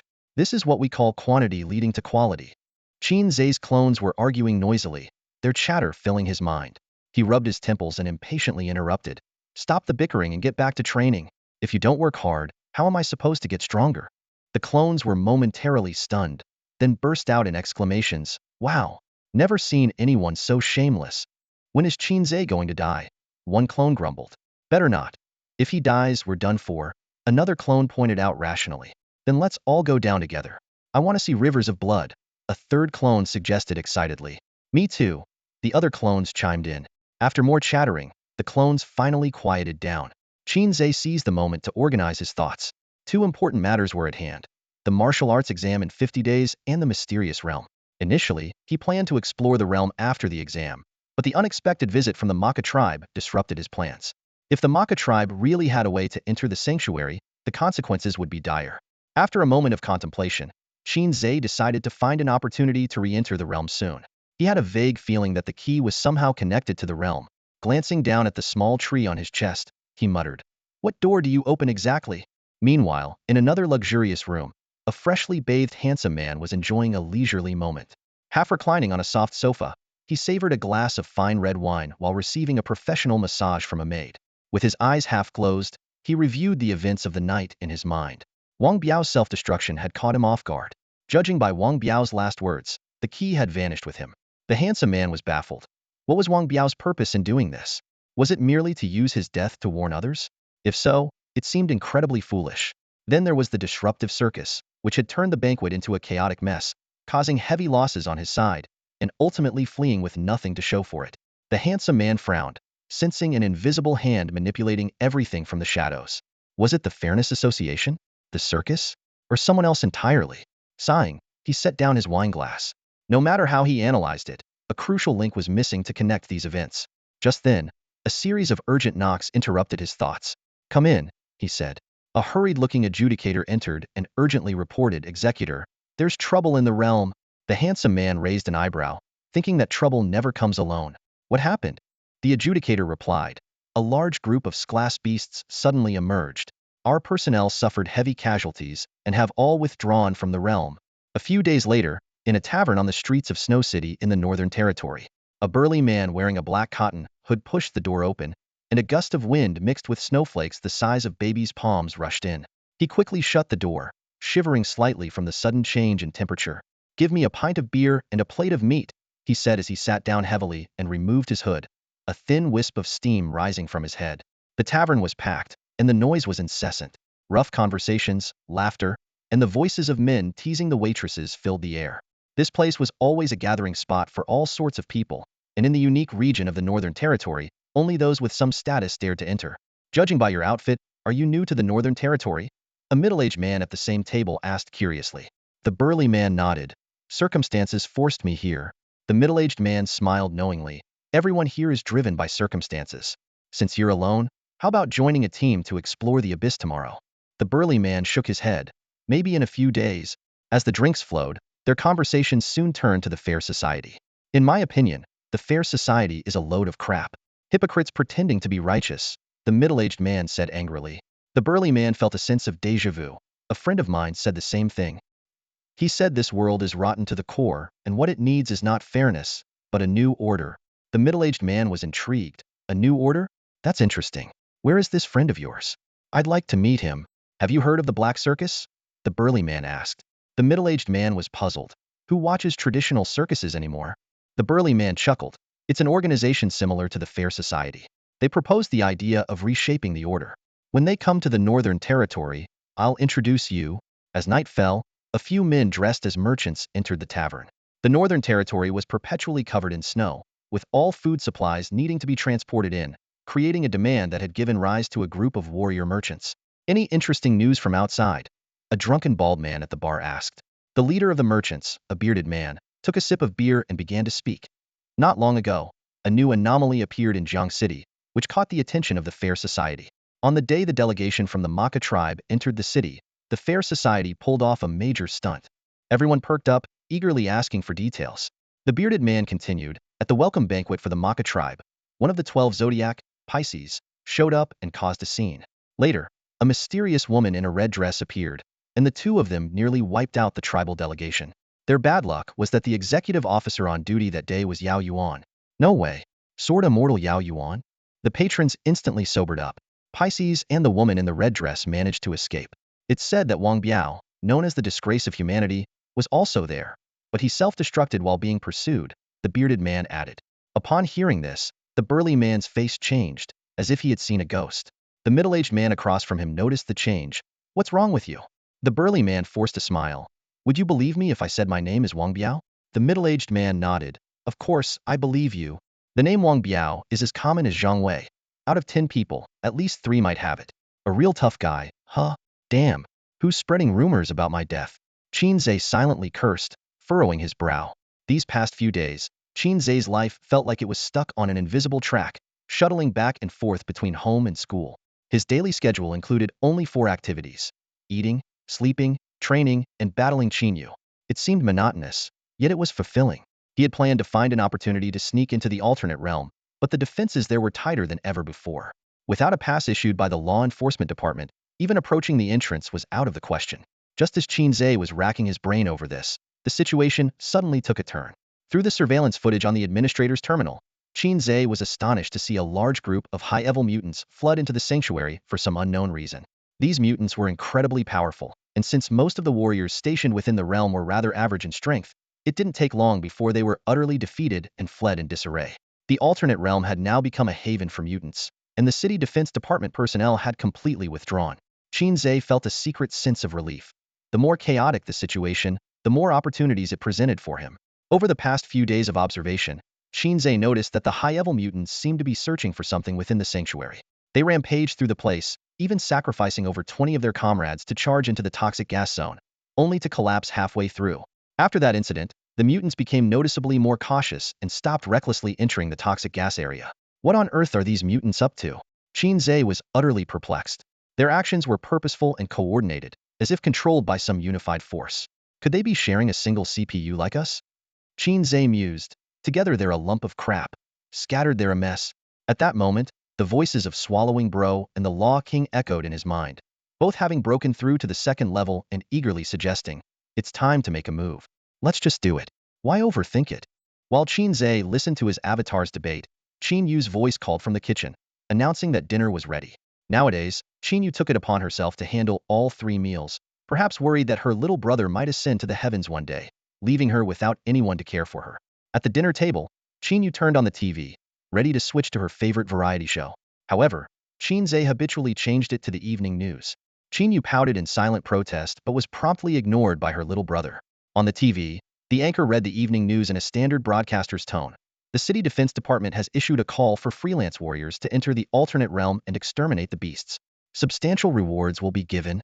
Hearing this, Qin Ze's eyes lit up with excitement. He thought to himself, hey, race my chance.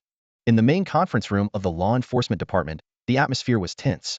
Yao Yuan sat at the head of the rectangular table, his gaze sharp and focused. To his left were the revitalized alien tribe leader and 6 of his people, while to his right were the city lord and the adjudicators. How's the recruitment of warriors going? Yao Yuan asked in a deep, urgent tone. His assistant immediately responded from behind him, Currently, we have 236 first-level warriors, 178 second-level, 66 third-level, 12 fourth-level, and 1 fifth-level warrior. Recruitment is ongoing, and we estimate the numbers will double by tomorrow morning when we enter the other realm. The assistant added, due to favorable conditions, intermediate warriors from surrounding cities are responding enthusiastically. The Black Mountain Research Institute has also provided the latest alpha serum, which is highly effective against beasts below level. Professor Lin hopes you can visit the institute to discuss breakthrough advancements in the anti-alpha serum. Yao Yuan nodded, a hint of satisfaction in his eyes. That'll do. Tomorrow, the intermediate warriors will form a team led by me and the tribe leader to eliminate the level beast horde. The rest will clear out the remaining lesser creatures. The serum will be given to the regular soldiers. They will be responsible for constructing the defense line. The assistant quickly took notes and left the room. Suddenly, the alien tribe leader spoke up, his tone slightly provocative. Now that the action plan is set, shouldn't we discuss the division of the world source? Yao Yuan raised an eyebrow, about to respond, but the leader interrupted, 2 parts for the humans, 8 for us. That's the decision from above. I'm just the messenger. Upon hearing the term Abyssal tide, Yao Yuan's expression changed dramatically. He fell silent for a moment, then stood up. I need to make a call. 5 minutes later, Yao Yuan returned with a grim look. We enter the other realm at 9 tomorrow morning. Don't be late. The alien tribe leader left with a knowing smile, leaving behind a cryptic remark. Even the sharpest sword is still wielded by someone. The city lord fumed. Those Maka pigs are too greedy. They won't even give us half. Yao Yuan explained solemnly. With the abyssal tide approaching, we can't hold out without the Maka tribe. He clenched his fist, a flash of pain in his eyes. The human race is too weak. The city lord sighed. Looks like I'll be conscripted back to the abyss after this mission.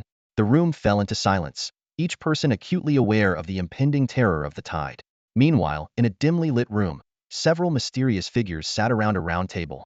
Wang Biao is dead. Your mission failed, Leo said coldly. Pisces was filled with regret. Something unexpected happened. If I had known, I would have taken Wang Biao down directly. Ares mocked with glee. Who was it that said they could definitely get the key? Well, now I'm all set on my end. Where's your key? Pisces gritted his teeth, unable to respond. So, does my mission continue? He looked at Leo. Leo replied sternly, continue. Both Yao Yuan and the Maka tribe leader each have a key. Since we don't have our own key, we'll just take theirs once they finish dividing the source of the world. Ares raised an eyebrow, his tone tinged with uncertainty. Leo let out a cold snort, his gaze sharp as he stared at Ares. You go unknown with the human sword immortal, Yao Yuan. His tone was unwavering. A look of surprise flashed across Ares' face. Boss, you want me to take on Yao Yuan alone? Isn't that a bit too much credit for me? Leo's voice was as cold as ice. Pisces will assist you. If we fail again this time, the consequences will be severe. Before he finished speaking, his figure vanished from the seat. Pisces turned to Ares with a playful grin. Looks like we have to team up again. Ares responded coldly, just don't drag me down. With that, he left as well. The smile on Pisces' face gradually disappeared. He slammed a fist onto the table, muttering under his breath, useless rage. The next morning, the entrance to the Jiangxing anomaly was bustling with people. Warriors who had completed their registration queued up to enter the anomaly, while those unregistered lined up at the registration desk. Qin Ze arrived early, secretly observing everything. He quickly realized a critical problem. To register for this mission, one had to present a warrior ID. And he didn't have one. In that case, I'll just have to borrow one. Qin Ze thought to himself, then followed a newly registered level 1 warrior into the restroom. Just as the man was about to relieve himself, Qin Ze appeared suddenly. Hey buddy, I need a favor. The man was so startled that he sprayed urine everywhere. What the? He looked up to see a gun pointed at his forehead and immediately put on a fawning smile. What do you need, big brother? Qin Ze got straight to the point. I need to borrow your registration card and warrior ID. The man looked troubled. Can't you find someone else? Qin Ze pressed the muzzle of the gun closer. The man's expression changed instantly. All right, you win. Here, take them. He quickly handed over his registration card and warrior ID with both hands. Good job, Qin Ze said, taking the documents. He then knocked the man out with a punch, tied him up, and threw him into the farthest stall. Just as Qin Ze was about to leave, he heard a loud fart from the first stall. He kicked open the door to find a young man with yellow hair sitting on the toilet, looking embarrassed and terrified. Have you eaten? The yellow-haired youth asked cautiously. Qin Ze frowned slightly. How long have you been here? The young man swallowed hard. Technically, I was here first. But don't worry, I kept watch for you. No one saw anything. Pow! Qin Ze knocked the young man out with a straight punch and tied him up as well. A few minutes later, Qin Ze used his Thousand Faces ability to disguise himself as the level 1 warrior and blended into the crowd. The loudspeaker blared. All registered warriors, please gather at the right side of the entrance. The main group is about to depart. Standing among the crowd, Qin Ze gazed at the colorful rays of light descending from the sky and took a deep breath. Anomaly, here I come. At the forefront of the entrance to the alternate realm stood around 100 intermediate fighters. They were dressed in uniform combat attire, their expressions solemn. Leading the group were Yao Yuan and the alien clan leader, both standing at the head of the formation, their gazes sharp. Qin Ze glanced at them from a distance before turning his attention back to his own team. The lower-level fighters were divided into 13 teams, each consisting of 30 people. Qin Ze's team was designated as Team 1. They stood in orderly rows, awaiting the command to move out. With a single order, the intermediate fighters stepped into the shimmering glow and vanished. Half an hour later, it was the lower-level fighters' turn to depart. Qin Ze took a deep breath and followed his team into the light. A familiar feeling of weightlessness washed over him, and with a flash of white light, he found himself in the alternate realm. As they took in the scene before them, everyone gasped in shock. The ground was strewn with the massive corpses of over a dozen high-level mutants, and the area was in complete disarray, bearing the marks of intense battle. Qin Ze couldn't help but marvel at the structural integrity of Refuge 10. Its walls were so sturdy that even high-level fighters couldn't breach them, a stark contrast to the flimsy construction of Jiangqing Hotel, where a single strike could send several floors flying. Over 20 high-level fighters guarded the entrance, most of them bearing injuries. Some were severely wounded, covered in blood, with even limbs missing. Through their conversations, Qin Ze learned that Yao Yuan was leading a team deeper into the realm to clear out more high-level mutants. Without lingering, Qin Ze's team advanced along their predetermined route. They encountered only low-level mutants along the way, which posed no threat to the experienced team. They proceeded with ease, covering nearly 200 meters in just 20 minutes without any casualties. Qin Ze periodically checked Yao Yuan's progress through his terminal and noticed that their directions were completely opposite. It seemed Yao Yuan's team had stirred up a hornet's nest of mutants, causing them to swarm out continuously. Due to limited surveillance, all the invisible monitoring probes ahead had failed, leaving Qin Ze unable to see real-time footage, which made him anxious to separate from the main group. A command to rest for 5 minutes came through, and everyone sat down to recover their strength. Some casually commented, "This fight is too easy. It's nothing compared to battles in the Abyss." Another chimed in, "No wonder so many people rushed to sign up. We're lucky we acted quickly. Just a stroll in here and we get paid. It's great." The group seemed relaxed and at ease, showing no signs of being in a battlefield. Suddenly, a loud explosion shattered the brief tranquility. A concealed gate burst open, and a massive, dung-colored bat, another high-level mutant, charged out. Qin Ze quickly retreated, knowing that even humanoid combat machines would struggle against such a mutant, let alone the fighters present. As expected, the sudden appearance of the giant bat caused significant casualties within moments. The team leader shouted, "Fall back. I've notified the remaining intermediate fighters. They're on their way to support us." Despite the sudden crisis, the seasoned fighters who had survived the Abyss battlefield managed to organize a methodical retreat. Seizing the opportunity, Qin Ze immediately broke away from the team and headed for the alloy gate sealed with toxic gas. With the manager terminal in hand, he had a full view of the map, allowing him to bypass all the mutants effortlessly. 10 minutes later, Qin Ze reached the toxic gas barrier. He operated the manager terminal, activating the ventilation system. Within a minute, the toxic gas in front of the alloy gate was completely cleared. Qin Ze stepped forward and connected the manager terminal to the alloy electronic lock on the gate. Linking. Link successful. Starting identity verification. Visitor code 0000. Verification passed. Welcome home, manager. With the system prompt, the alloy gate slowly opened. Qin Ze slipped inside before the door fully opened, then quickly closed it and refilled the area with toxic gas. He walked briskly into the manager's office, unceremoniously pushing Lin Xiao's skeleton off the chair and seating himself in the comfortable office chair. "AI of the Refuge?" Qin Ze called out. "I'm here." The AI responded promptly. "How much control over the East District do we still have?" 9%. Qin Ze pulled up a photo of Yao Yuan and commanded, "Tell me the direction this group is heading." Moments later, the Refuge AI replied, "They are heading towards the East District Gate, which was breached by mutants who have now established a nest there." Qin Ze frowned, realizing that his worst fears had come true. The control over the door to leave the shelter wasn't entirely in his hands. Qin Ze stood inside the shelter, frowning as he pondered the complex terrain of the Eastern District. Without a map, the Eastern District seemed like a massive labyrinth filled with countless mutants. The City Defense Agency had long abandoned clearing this area, which was why the door hadn't been discovered yet.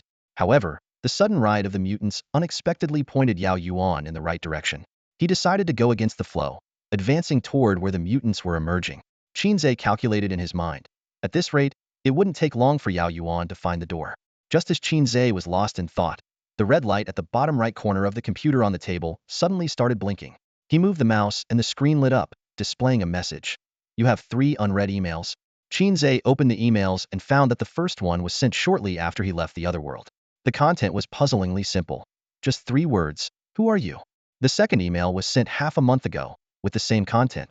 The third one arrived a week ago, and the tone had become noticeably impatient. If you don't reply, we will attack. All 3 emails were signed by the Sky Island Operations Command Center. Qin Ze couldn't help but think of the recent mutant riots inside the shelter. Could this be what they meant by attack?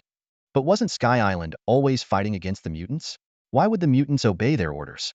Scratching his head, Qin Ze felt a new idea forming. He decided to send a brief, provocative reply. Your dad's here. In less than 2 seconds, the other side responded. Who the hell are you? Qin Ze thought for a moment and cleverly avoided a direct answer. I'm not an expert in this field, so it's hard for me to say who I am. As I mentioned earlier, I'm not an expert. The other side seemed confused by this reply and only responded with a string of question marks. With a smirk, Qin Ze continued. Let's meet. Some things are better discussed face-to-face. This time, the other side was silent for a full 10 minutes before finally replying. In half an hour, an aircraft will land at the shelter's entrance to take you to Sky Island.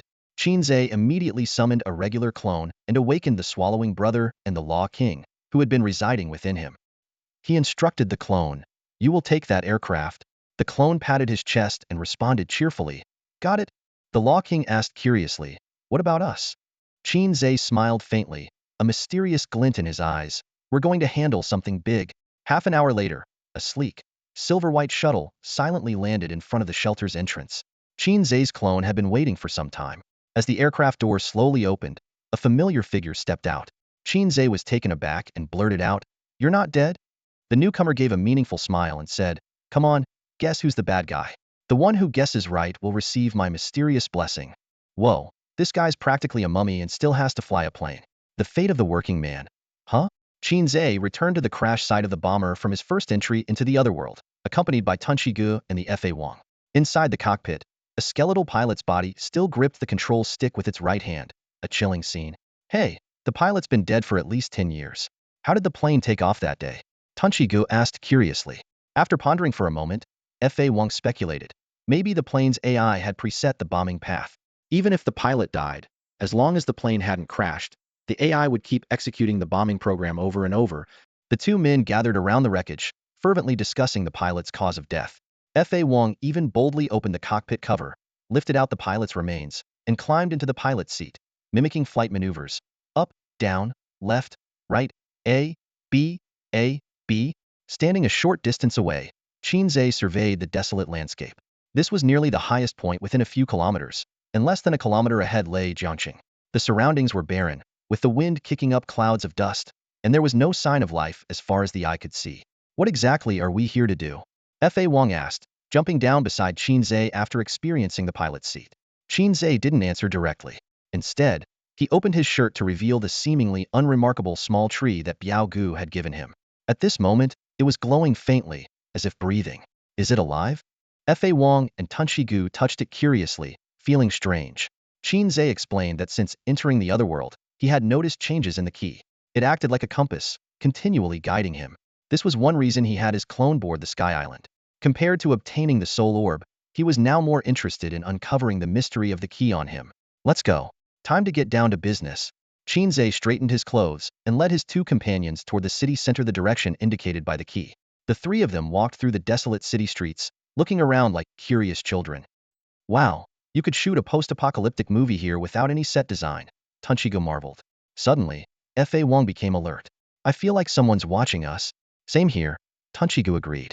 Qin Ze had already sensed it. His mental acuity had sharpened due to frequent communication with his numerous clones. Fa Wang dashed like a lightning bolt toward an abandoned car and pulled out a small, yellowish mutant, less than 1.3 meters tall, throwing him at Qin Ze's feet. It's you.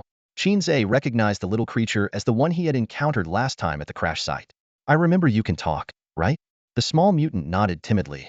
Yes, a little. Tunchi pondered. Doesn't he look like those mutants we saw at the Black Mountain Research Institute? Qin Ze frowned slightly. Although they looked similar, this little creature seemed more human, with richer emotions, reactions, and even thoughts. The mutants at the Black Mountain Research Institute and the shelters were more like mindless beasts, driven solely by the urge to kill. Could it be that the types of mutants were becoming more diverse? How did you guys get out? The small mutant asked cautiously, eyes filled with confusion. The three quickly communicated in their local network, guessing that there might be others here. But get out from where? The Sky Island? But wasn't the Sky Island resistance known for hunting down supernaturals? Why can't we come out? Qin Ze countered. The small mutant answered anxiously, can't come out, just can't come out.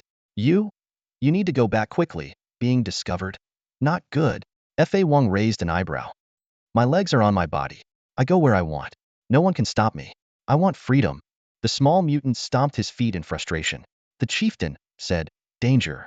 Qin Ze's eyes lit up, finally catching a crucial piece of information. Can you take us to see your chieftain? We have some questions for him.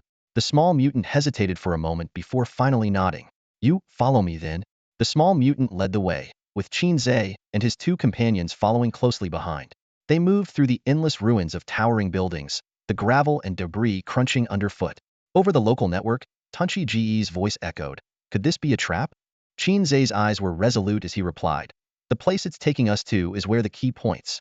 Even if it's a trap, we have to check it out. Fuang scoffed. Last time, one of its kind was taken down by BT in an instant. Their combat abilities are average at best. If they're all like that, I could single-handedly wipe out their base. Tunchi Ge couldn't help but admire. Impressive.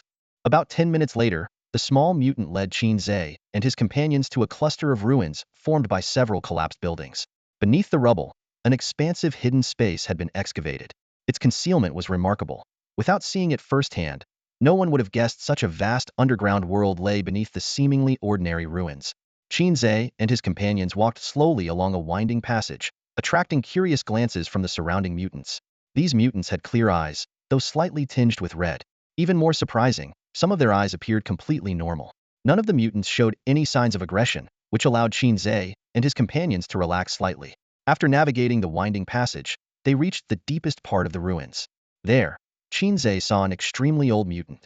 He wore a tattered cloth around his waist, and his skin was wrinkled, but his eyes were as deep and kind as those of a regular person, reminding Qin Ze of the elderly men who basked in the sun by the community flower beds. The small mutant hopped over to the elder, stuttering as he recounted his encounter with Qin Ze and his companions. Elder, I met 3 people outside. The elder waved his hand gently, and the small mutant cheerfully scampered away. Qin Ze asked gravely, what exactly are you? In a calm tone, the elder replied, we are the same as you. We are human. Despite having anticipated this answer, Qin Ze's heart still surged with shock. He pressed further. Why have you become like this? The elder's deep gaze met Qin Ze's as he slowly said, it seems you didn't come from there. Qin Ze decided to be frank. We come from a place far away. It's hard to explain exactly where.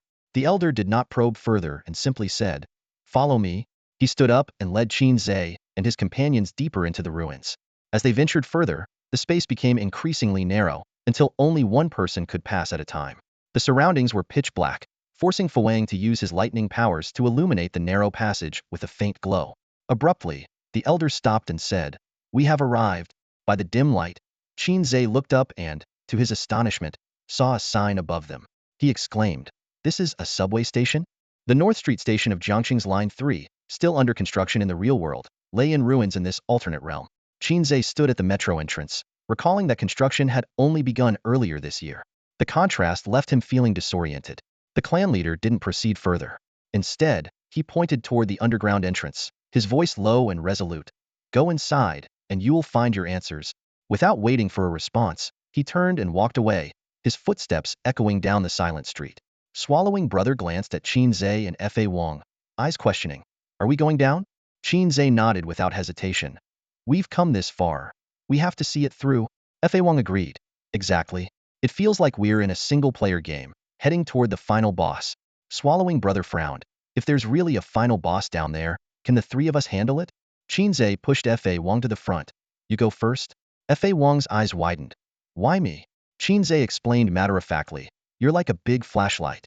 You go first to light the way and attract any danger. Fa Wang rolled his eyes, muttering, yeah, Attracting danger is the key part, isn't it? Despite his grumbling, he didn't argue further. With a flick of his arms, the electricity around him intensified, illuminating the dark entrance. The three of them proceeded in single file, Fa Wang leading, Qin Ze in the middle, and swallowing brother bringing up the rear. They descended the stairs slowly, the air thick with dampness and decay. Finally, they reached the platform. The sight was shocking, debris scattered everywhere, safety gates shattered, rails broken, and the tunnel walls riddled with cracks and bullet holes. It was clear a fierce battle had taken place here. Both ends of the track were blocked. One end was piled high with rubble, and the other was sealed by a massive metal door. Fa Wang looked at the mess and couldn't help but complain. Nothing here. That old guy couldn't have been clearer? Is he a riddle master? Frustrated, he unleashed a bolt of lightning, which crackled wildly across the platform. Swallowing brother jumped back in alarm. Watch it! Don't zap me! At that moment, a faint click sounded, and suddenly the platform was bathed in bright light. Fa Wang's lightning had inadvertently activated a generator. The three cautiously approached the mysterious metal door. It resembled the alloy gates of Vault 10, with a large mechanical gear lock in the center. Thick dust indicated it hadn't been opened in a long time. Unlike Vault 10, this door bore no numerical designation. It clearly wasn't one of the known vaults. Qin Ze knocked on the door. Knock knock, anyone in there? He waited, but there was no response. Growing impatient, Fa Wang struck the door with another bolt of lightning. The powerful current didn't leave a scratch, merely dislodging some dust. Swallowing brother remarked, "This door is as tough as a vault door." Suddenly, a red beam descended from above, enveloping the trio. An icy electronic voice emanated from the door. Identity verification and progress verification complete. Human. Not on the citizen registry. Qin Ze, wearing his mask, raised an eyebrow. This scanning method was identical to the one used when he first entered the vault, likely to verify the visitor's species. If that's the case, there might be living people inside. He raised his right hand, which bore the administrator's terminal, and said firmly, "I am the administrator of Vault 10. I mean no harm. I just wish to speak with your vault's administrator." The red light scanned Qin Ze's terminal and then disappeared. There was still no response from inside. Just as Qin Ze was about to give up, the mechanical gear on the door began to turn slowly. Click, the door opened. Swallowing brother stepped forward. "I'll go first." His body was the strongest, capable of serving as a shield if danger arose. Qin Ze and Fa Wang followed closely, the three of them carefully passing through the gate. Boom, the gate closed behind them. They found themselves in a spacious hall, leading to another closed alloy gate. The sight that greeted them made them instantly wary. A squad of fully armed soldiers awaited, over 30 gun barrels aimed directly at them. Even more alarming were the 2 sentry guns and a uniquely designed cannon, ready to fire. The firepower here was at least 10 times that of Vault 10.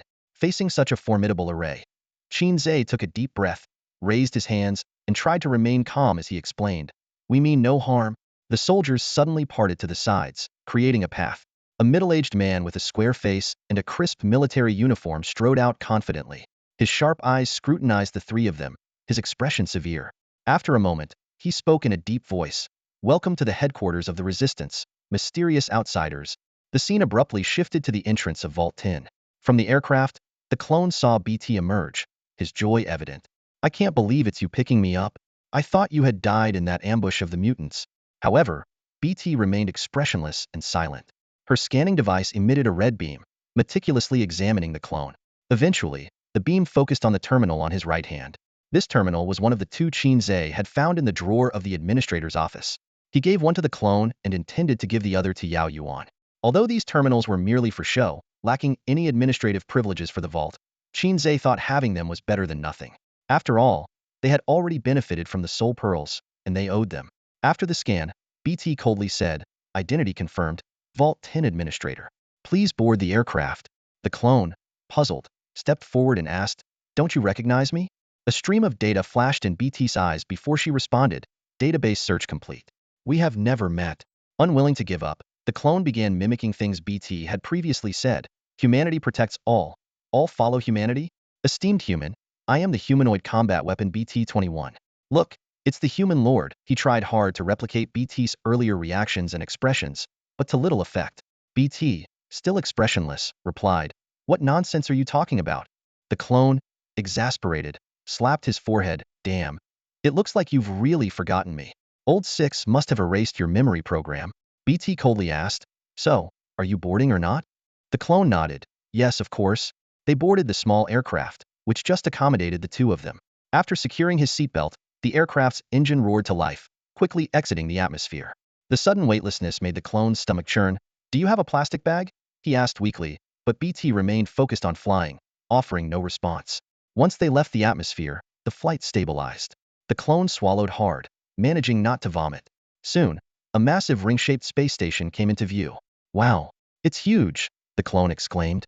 The aircraft docked precisely in the space station's hangar. BT led the clone out of the hangar, through several empty corridors, and finally to a hall. "Commander, the guest has arrived," BT reported to the adjacent room. A wheelchair rolled out from the room. "Welcome to the headquarters of the Resistance," the person in the wheelchair said. Seeing the person in the wheelchair, the clone's face changed dramatically. "How can it be you? I never thought a chubby guy with thick eyebrows like you could rise to be the commander," Qin Ze's clone said in astonishment, the scene before him far exceeding his expectations. Before arriving at the Sky Island, Qin Ze had imagined various scenarios: a rogue core AI, the fall of Sky Island, or even humanoid combat machines taking over Earth. However, reality was far more surprising. Not only was the Sky Island intact, but its commander was his childhood friend. Sitting in a wheelchair was a rotund man with a scruffy beard and a head full of white hair, a stark contrast to the 18-year-old Qin Ze. This world's fatty had aged significantly, looking like someone who needed herbal tonics for his health. "It's been a long time since anyone called me that nickname," Fatty said nostalgically. "Your voice reminds me of an old friend. Could you take off your mask and let me see your face?" Qin Ze slowly removed his mask, feeling a mix of emotions. Despite being mentally prepared, Fatty was visibly moved when he saw Qin Ze's face. Ze go!" he exclaimed, appearing in front of Qin Ze with his wheelchair in an instant. Qin Ze raised an eyebrow, thinking that this world's Fatty had also awakened the ability to teleport, and it was even more terrifying than BT's. The distance they had just covered was at least 7 or 8 meters. Fatty reached out to touch Qin Ze's face, but Qin Ze stepped back to avoid it. "BT, you can go rest now. I need to catch up with my old friend," he said. BT nodded and left, expressionless. "You must have a lot of questions for me, just as I do for you," Fatty said, maneuvering his wheelchair towards the adjacent room, with Qin Ze following closely behind. As they entered, Qin Ze realized it was the main control room of the space station. The walls were covered with dozens of screens of various sizes, along with countless buttons and control switches. "Can you handle all of this by yourself?" Qin Ze asked. Fatty chuckled. "Of course not. But I have help. Xinghe, bring us 2 bottles of cola." As soon as he spoke, a white robot shaped like a wastebasket slid up to his wheelchair. Fatty took 2 bottles of cola from it and handed one to Qin Ze. "I remember you like this." "Thanks," Qin Ze said, accepting the cold drink and watching the wastebasket robot quickly return to its station. "As you can see, Xinghe is the central AI of the Sky Island space station. I only need to give verbal commands to indirectly manage all operations," Fatty explained. Qin Ze pondered for a moment. "Where is everyone else?" "I haven't seen anyone around," Fatty replied. "The space station's resources are limited, so everyone else is in stasis pods to conserve supplies. Once the aberrants on the ground are completely dealt with, they'll be awakened one by one to return and rebuild our home." Qin Ze took a sip of the refreshing cola and casually sat down in a chair. One wall of the control room was a massive transparent window, offering a direct view of outer space. As he gazed at the slowly rotating nebulae, Qin Ze suddenly felt his own insignificance. "How did the aberrants come to be? Can you tell me?" Qin Ze asked. Fatty nodded slightly. "Of course, but it's a long story." Qin Ze shrugged. "Time is the one thing I have plenty of."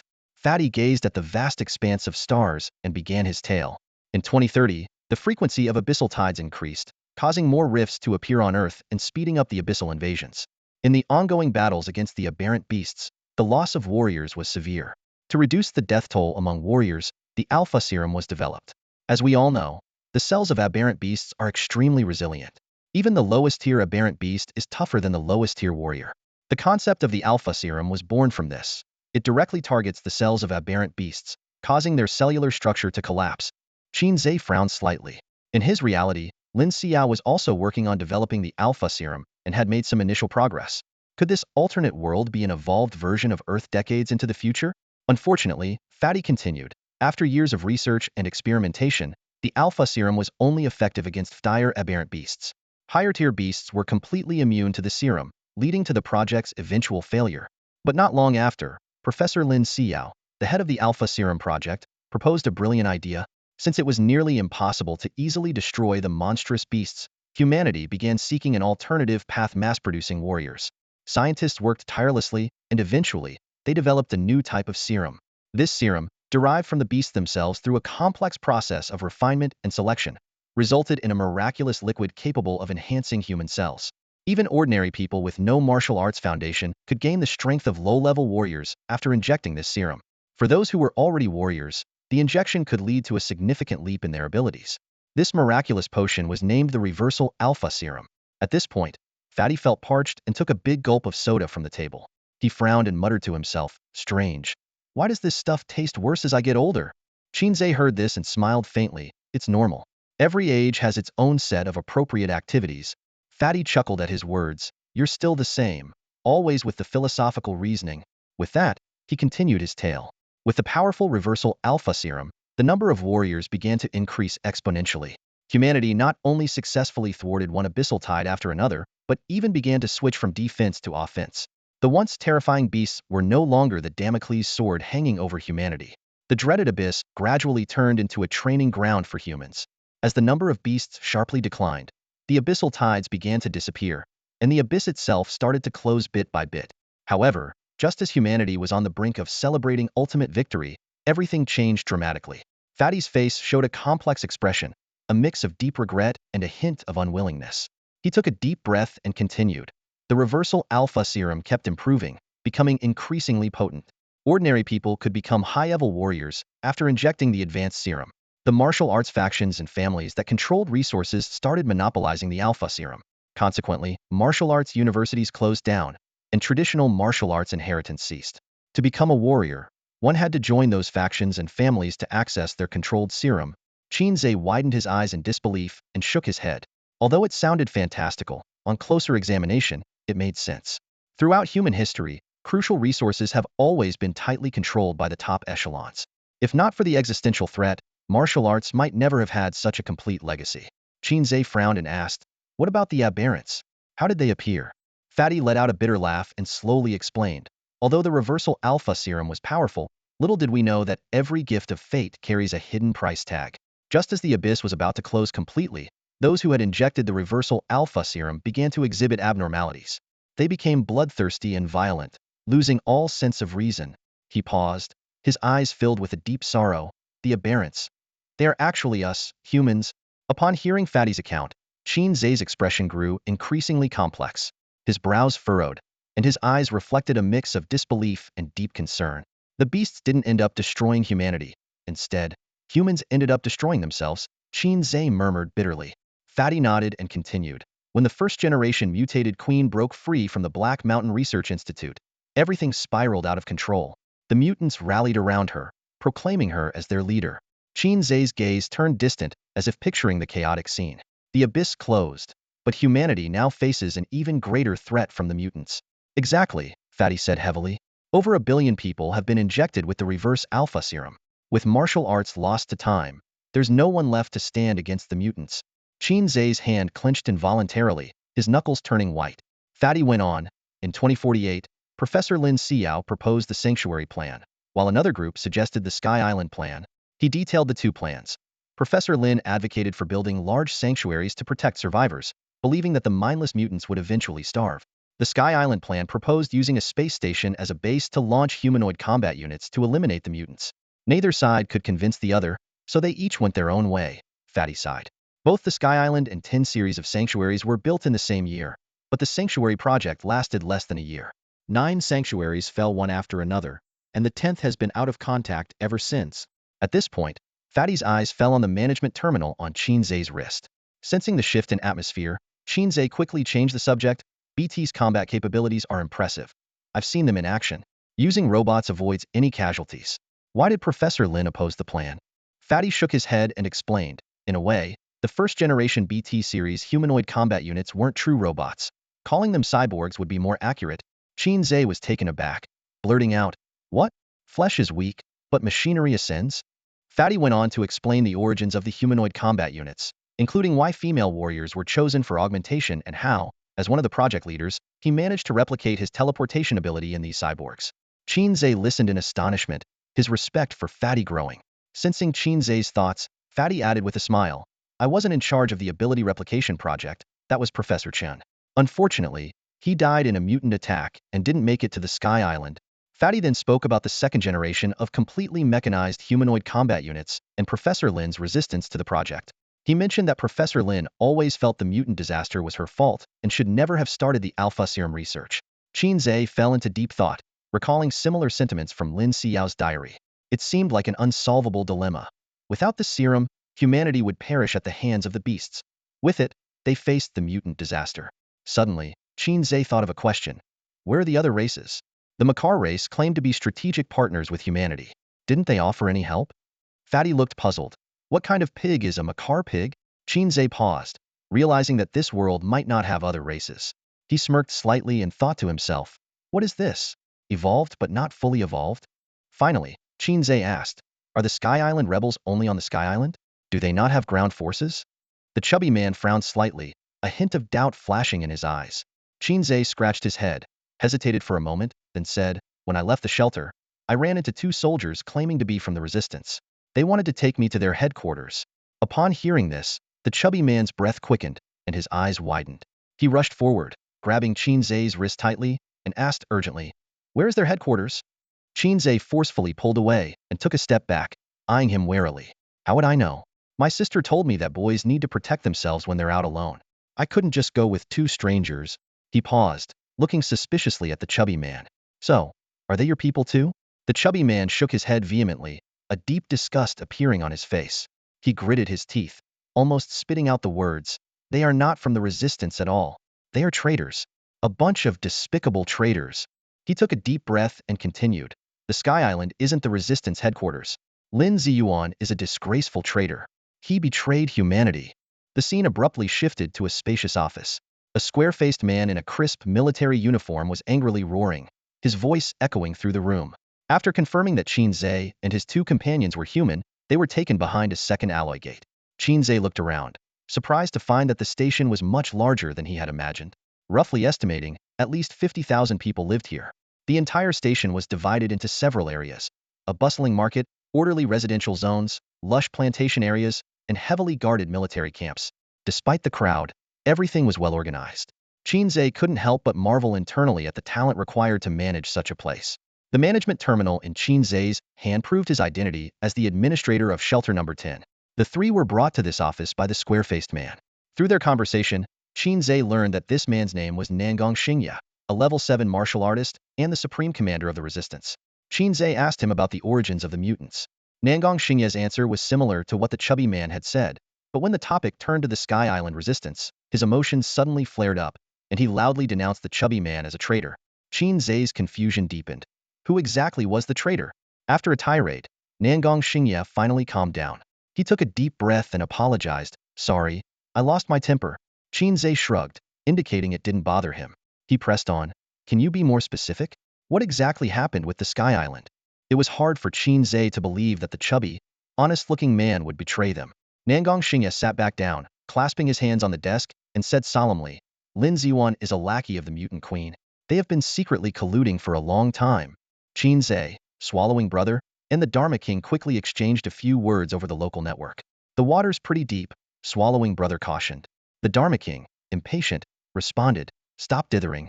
Let's confront Fatty directly. Is this the final direction for the key? Swallowing Brother asked.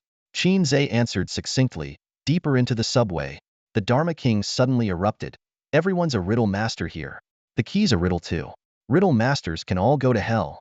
As he finished speaking, lightning crackled around him, electric currents buzzing loudly. Nangong Xingye witnessed this, surprise and excitement flashing in his eyes. He's a gifted ability user. Qin Ze quickly smacked the Dharma King on the head, instantly dispersing the electricity. He explained. He has too much electricity in his body and needs to release it occasionally. Nangong Xingye nodded thoughtfully. I see. Gifted abilities? If you're interested, I can tell you about the rebellion on Sky Island.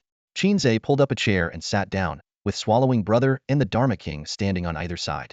Nangong Xingye poured Qin Ze a glass of water, took a deep breath, and began his story.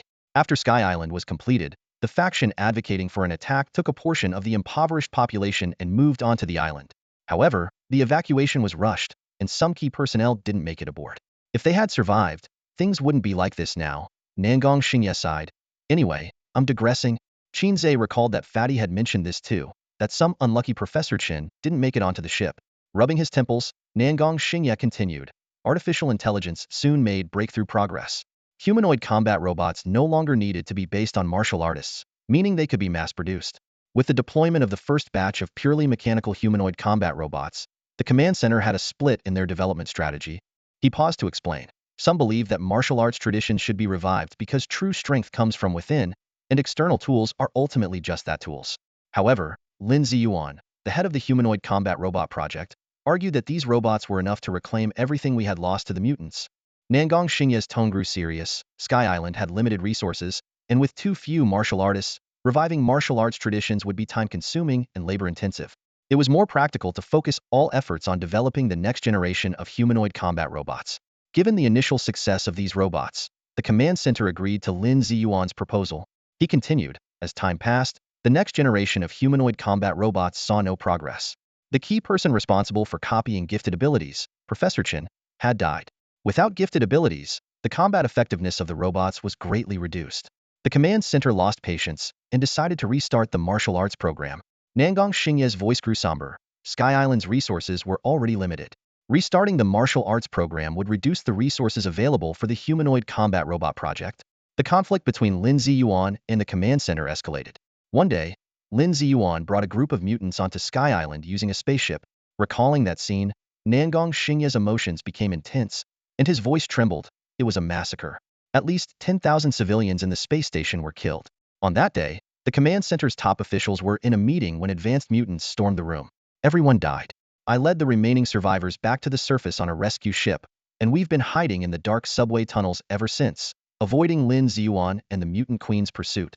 He took a deep breath and continued. Subway Line 3 was completed before the outbreak of the mutant disaster. It was initially designed as a special shelter, even capable of withstanding a megaton nuclear blast. After Sky Island was completed, everyone forgot about Line 3. But in the end, it was still put to use. Nangong Xingye's tone carried a hint of helplessness. Nowadays, most of Jiangxing's subway tunnels have collapsed. Only a section of Line 3 remains intact. Finding where we are in the long, fragmented tunnels is like looking for a needle in a haystack. Qin Ze frowned and asked, when the mutants attacked Sky Island, where were the humanoid combat robots? Nangong Xingye gritted his teeth and replied, all the humanoid combat robots were sent out on missions by Qin Ze. From that point on, Sky Island became Qin Ze's personal domain. After a brief pause, a slightly calmer Nangong Xingye asked with anticipation, how many people are left in Refuge 10? How many martial artists? Qin Ze calmly replied, the people in Refuge 10 died many years ago. The three of us come from far away and accidentally gained access to Refuge 10. Nangong Xingye's eyes dimmed instantly, his voice filled with disappointment. I knew it. When I saw that the three of you were martial artists, I was so excited. Thinking the plan could finally be carried out, Qin Ze raised an eyebrow, a hint of curiosity flashing in his eyes. What's the plan? Nangong Xingye didn't answer immediately. Instead, he carefully pulled out a yellowed map from a drawer and spread it out on the table. He pointed to a spot circled in red and spoke in a low, determined voice. There's an intact nuclear missile silo here, buried 100 meters underground. I have the key to access it. He continued. The mutant queen can't breach the defenses of the missile silo, and has only left a group of mutants to guard it. My plan is to revive martial arts and train a group of elite warriors to storm the place, then launch the missile to attack the mutants' lair. Even if we can't kill the mutant queen, we can wipe out 90% of the mutants. Qin Ze's gaze settled on the conspicuous red circle on the map, and he suddenly felt the key around his neck grow warm. He realized the key seemed to be urging him to seize the missile silo. How many warriors do you have now? Qin Ze asked, a hint of urgency in his voice. Nangong Xingye lowered his head and sighed softly. We have 123 low-level warriors and 27 mid-level ones. It will take at least a generation's effort to gather enough warriors to execute this plan. He continued. There are nearly 200 mutants guarding the missile silo, including 2 high-level ones. To be safe, we need at least 200 warriors. With our current resources, this plan will take 70 years, almost a generation. Do you have enough people now? Qin Ze's voice suddenly echoed in the room. Nangong Xingye looked up, stunned by the scene before him. His spacious office was suddenly filled with nearly 100 people wearing various animal masks. Through blood energy sensing, he was shocked to find that these people's average level was between 0.8 and 0.9. Nangong Xingye's eyes widened, and he stammered, Your special ability is controlling corpses? At this, the masked individuals were visibly displeased. One of them shouted gruffly, You're the corpse. Your whole family are corpses. We're his partners. Another chimed in, What kind of nonsense is that? I'll give you a chance to rephrase, old man. After this round of unceremonious, friendly greetings from the avatars, Nangong Xingye finally snapped out of it. He quickly apologized. Sorry. Qin Ze ignored the minor commotion and asked directly, so, is it enough? Nangong Xingye nodded repeatedly, his voice trembling with excitement. Yes, it's enough. It was his first time witnessing such a bizarre yet powerful ability, and he was deeply shaken. Qin Ze tapped his right index finger lightly on the table, pondering for a moment before asking one last question. Now, there's one more thing. What's the deal with the mutants outside the subway station? Nangong Xingye's expression turned complicated. He shook his head helplessly. Them? They're just a bunch of unfortunate souls. Those bastards are protecting the mutants. The fat man roared with righteous indignation, a fit of violent coughing following his outburst. His face was flushed with anger, and his hands gripped the wheelchair's armrests as if he might crush them. The mutant queen has taken over the Black Mountain Research Institute, and the reverse alpha serum is being produced continuously, he continued, gasping for breath. She's using the serum to create artificial rain to assimilate the remaining humans into her ranks. All the survivors have been infected. His voice was filled with hatred. And those bastards are actually harboring the infected, claiming they're not fully mutated yet. Pure nonsense. The mutation process is irreversible. It's better to eliminate them now, while they're still manageable rather than wait until they're fully transformed and pose a bigger threat. He erupted into another fit of coughing. Qin Ze frowned in confusion. Weren't all the survivors supposed to be in the shelters and the Sky Islands? How did anyone get caught in the rain? The fat man let out a cold laugh, a hint of mockery in his eyes. The shelters and Sky Islands have limited capacity. Do you really think everyone could get in?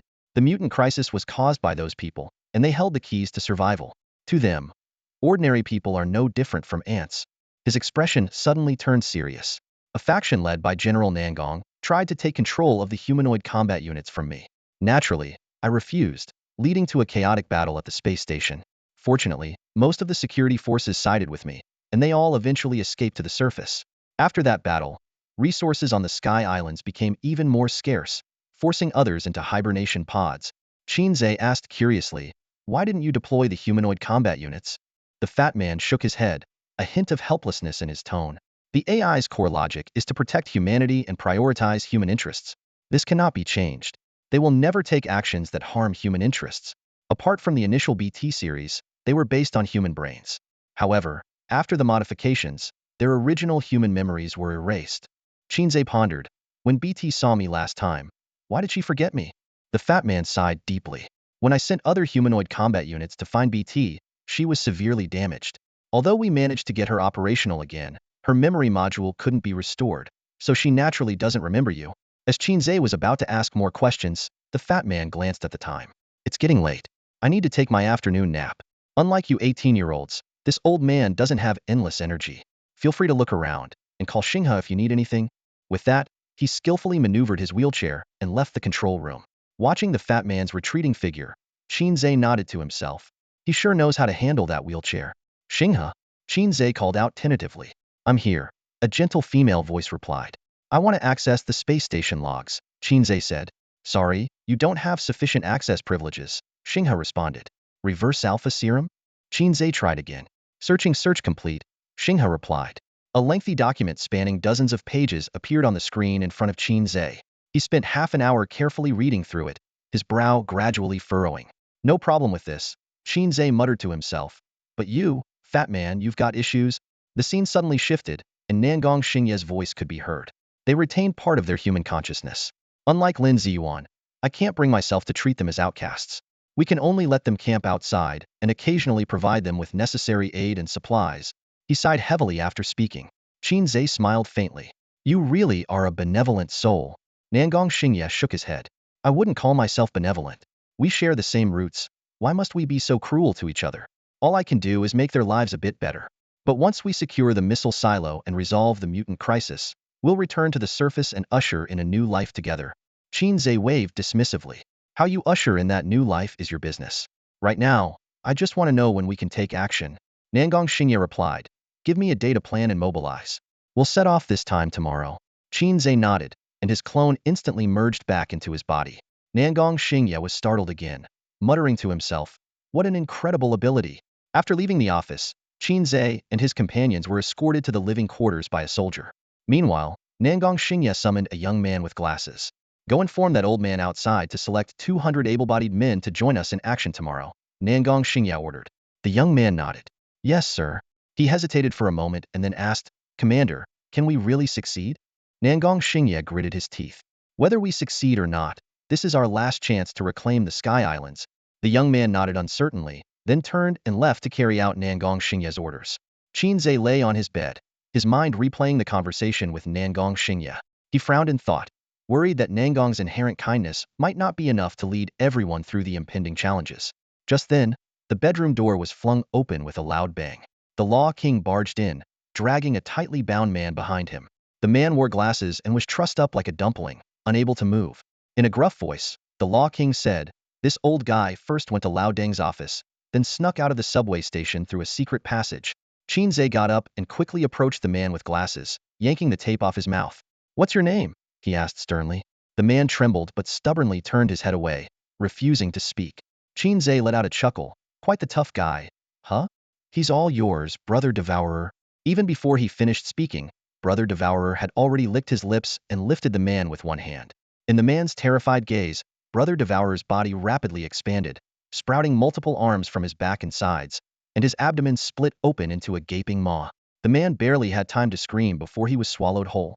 The man hadn't had the chance to follow his planned script, first refusing to talk, then being interrogated, and finally being bribed before he became a meal for Brother Devourer. Brother Devourer let out a satisfied burp, returning to his normal form.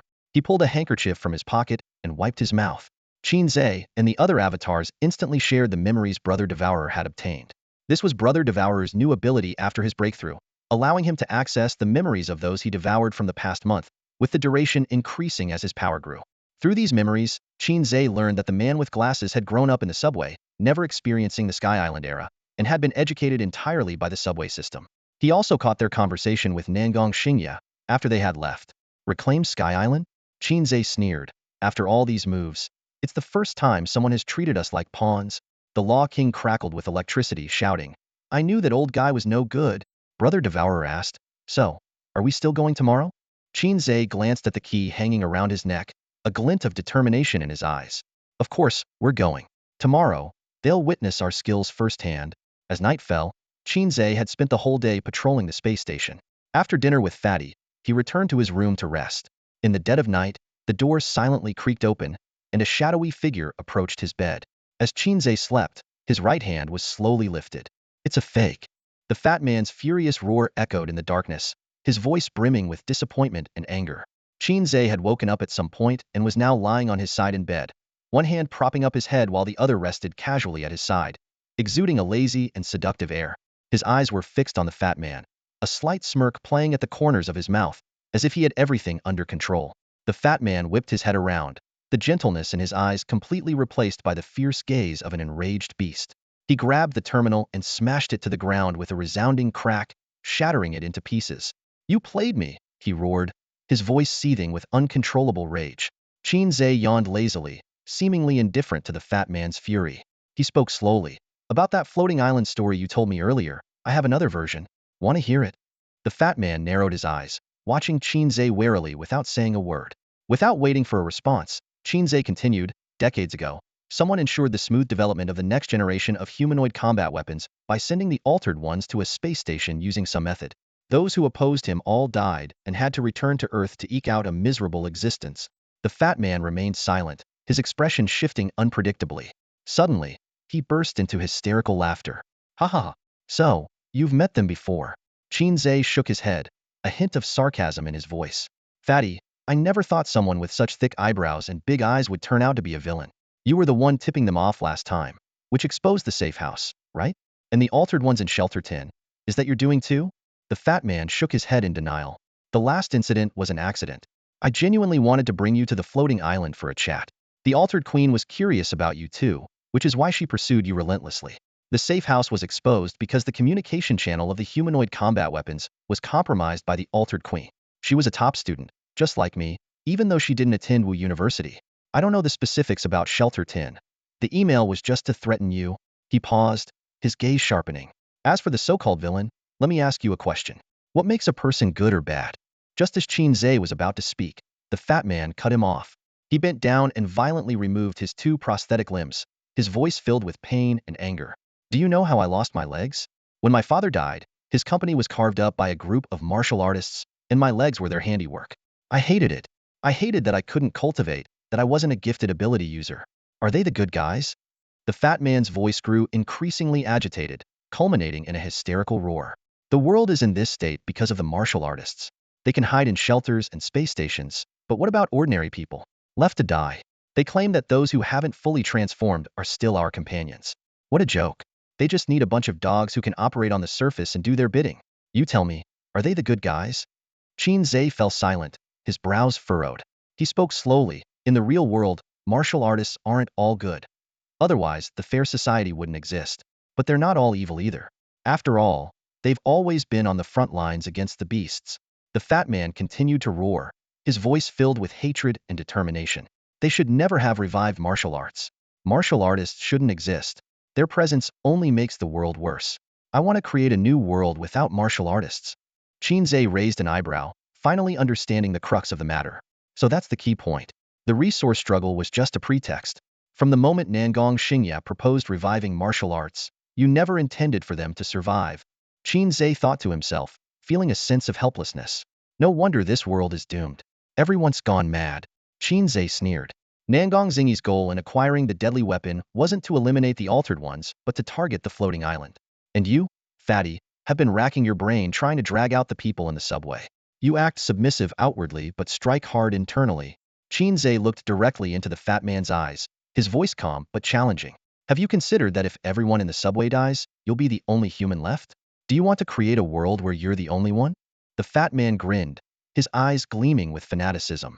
The floating island has 1,000,000 human embryos. After I wipe out the rats in the subway, they'll focus on eradicating the altered ones. Then, they'll hatch all the embryos.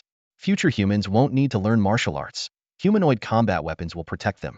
It's hardwired into their core logic. The fat man's excitement grew, his face full of anticipation. Without martial artists, it will be a new world where everyone is equal and absolutely fair. His gaze suddenly sharpened, locking onto Qin Ze. To build this new world, I need you to hand over the management rights to Shelter 10. The space station's nuclear fuel reserves are limited, far from enough to create a bomb capable of destroying the entire Line 3. With a glint of ambition in his eyes, the fat man turned to Qin Ze and said in an unquestionable tone, I need the nuclear reactor and fusion core from Shelter 10. Once the new world is built, you and I will both be crowned kings. Qin Ze couldn't help but chuckle at this. Fair enough, he said with heavy sarcasm. Planning to be kings before the new world even exists. The fat man's smile vanished, replaced by a cold expression. He stared at Qin Ze and said, Qin Ze, I'm not negotiating with you. I know you're not the Qin Ze I used to know, and I don't care where you came from.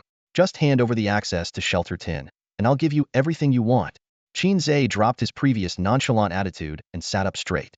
He raised an eyebrow and asked, what if I say no? The fat man shouted coldly, BT. No sooner had the words left his mouth than BT, who had been standing guard outside, appeared like a ghost. Qin Ze looked at the emotionless BT and chuckled. No wonder I haven't seen any other humanoid combat units besides BT. You've shut them all down? After all, except for the first generation, none of the other humanoid combat units can harm humans. The fat man sneered and explained. That's why I went to great lengths to rescue her. Now, BT only follows my orders. Qin Ze sighed, his tone tinged with helplessness. I really hate being threatened. Before he finished speaking, his skin began to turn an unnatural shade of red. Sensing something was wrong, the fat man asked warily, what are you doing? Qin Ze's lips curled into a slight smile, and he spoke lightly, since we met in another timeline. I'll share a secret with you. The group in the subway found a missile silo guarded by mutants over 100 miles south of Jiangcheng. At 9 this morning, they're planning to take the silo. Guess who they're planning to target? Before the fat man could react, Qin Ze's body suddenly exploded. Commander, watch out. BT instantly shielded the fat man with a nitrogen barrier, absorbing the blast shockwave. The fat man furrowed his brow and gritted his teeth. Those damned rats. But fine, if they're coming out of their holes, it saves me a lot of trouble. The next morning, Nangong Xingya pushed open the door, ready to announce their departure. However, the scene before him left him stunned. The living room was in chaos. Some people were fervently playing cards, one was chewing on an energy bar and complaining about the taste, another shouted for quiet because they were meditating, and someone was even snoring loudly, grumbling about being woken up. These were all Qin Ze's clones, each engaged in different activities, completely devoid of any tension about the impending battle. Nangong Xingye swallowed hard and muttered to himself, I must have opened the door the wrong way. Old ding, something up? As the door creaked open, all the clones turned their heads in unison to look at the entrance, leaving Nangong Xingye, who had just walked in, momentarily at a loss. Feeling a bit awkward, he said, it's time to go. One of the clones, who had been playing cards, stood up. Hold on, I'll get our boss. Moments later, Qin Ze appeared with Devourer and the Law King. Nangong Xingye gave a brief report. Everything is ready. Qin Ze nodded and called out to the clones, let's move. The clones immediately put down what they were doing and followed Qin Ze out the door without hesitation. Watching this scene, Nangong Xingye couldn't help but feel envious. He longed to have such loyal subordinates. To him, it seemed like Qin Ze's unique ability was akin to carrying a massive space with him, where these subordinates stayed until critical moments. While Nangong Xingye had seen similar abilities before, Qin Ze's scale was unprecedented, accommodating so many people. On the tracks, a makeshift subway train with several open-air carriages stood waiting. Over 100 fully armed warriors were saying their tearful goodbyes to their families, the air thick with a somber sadness and muffled sobs. Suddenly, a large group of people wearing various animal masks and black and white uniforms appeared on the platform. They moved casually, making offhand comments about everything around them. Wow, a steam locomotive. Did they pull this thing out of a museum? So boring. When do we leave? When we launch the nuke, can I press the button? Keep dreaming. Why are they crying? Probably because they're about to die. Whatever, dying is no big deal. What's there to cry about? These outrageous comments left the warriors and their families stunned. They had never seen people so indifferent to life and death. Even Nangong Xingye and his aide couldn't help but feel a sense of admiration. Nangong Xingye whispered, no wonder the commander is so confident of victory. These people are scarier than death itself. Nangong Xingye said calmly, their origins are a bit mysterious, but that's irrelevant now. Once we secure the missile silo, we'll have plenty of time to investigate. He looked around and asked, where's Shaoan? The aide replied, no idea, haven't seen him since early morning. Maybe he got scared. Nangong Xingye frowned. What a disgrace to the Nangong family. I'll deal with him when I get back. When the time came, Nangong Xingye stood before the warriors and began his pre-battle speech. 40 years. We've lived in this dark, sunless subway for 40 long years. In these 40 years, we've revived our martial arts traditions and trained over 100 warriors. We finally have the strength to stand our ground again. Although we are still small compared to the endless swarm of mutated beings, a single spark can start a prairie fire. Today, we will be that spark. Today, we will return to the surface and declare war on the mutants. I know many may fall, but those who follow will build on your legacy. You will be the heroes of the new world, forever immortal. The warriors, filled with fighting spirit, shouted in unison, fight, fight, fight. The Law King turned to Qin Ze and asked, should we also have a pre-battle speech? Qin Ze thought for a moment and said in the local network, do a good job, and I'll get that Range Rover sooner. Damn it, X99. Board the train. With Nangong Xingye's command, everyone boarded the carriages. The Law King and Devourer, along with the clones, sat in the rear carriages, while Qin Ze and Nangong Xingye took the front. Nangong Xingye said gravely, I'll handle the 2 high-level mutants. You take care of the rest. We need to finish this in 20 minutes. Once the high-level mutants are down, I'll head straight to the silo to launch the nuke. Qin Ze nodded. Got it? 15 minutes later, the subway came to a halt. Disembark. This is the nearest exit. Only 2 kilometers to the silo. The group of over 200 people slowly left the station. The clones remained calm, while the warriors were moved to tears, with some even kneeling to kiss the ground. For these people who had been born and raised in the subway, it was their first time seeing the sun. Qin Ze looked up at the sky, thinking to himself, the show is about to start. Fatty, don't be late. At the exit on the side of shelter number 10, the ground was littered with the bodies of the mutated creatures as Yao Yuan deftly sheathed his sword. The air was thick with the scent of blood, and the remnants of battle lingered. Did you feel it? Asked the Maka tribe leader beside him, eyes glinting with anticipation. Yao Yuan nodded, his expression serious. No doubt about it, the key's signal is getting stronger. His hand trembled slightly, as if he could feel the key's pulse. The tribe leader frowned, his voice low. There's another key besides ours. Yao Yuan smirked coldly. Seems someone beat us to it. He turned to the leader, his tone challenging. Shall we play fair? Who knows? The leader replied, a hint of caution in his eyes. But we need to hurry. If we're too slow, we'll miss out. With that, the 2 of them surged forward, their forms blurring as they sped into the distance. In no time, their figures vanished into the vast wilderness. Moments later, the space where Yao Yuan and the leader had disappeared rippled. Pisces and Aries emerged from the void. Pisces eyed the blue crystal ball in Ares' hand curiously. What is that?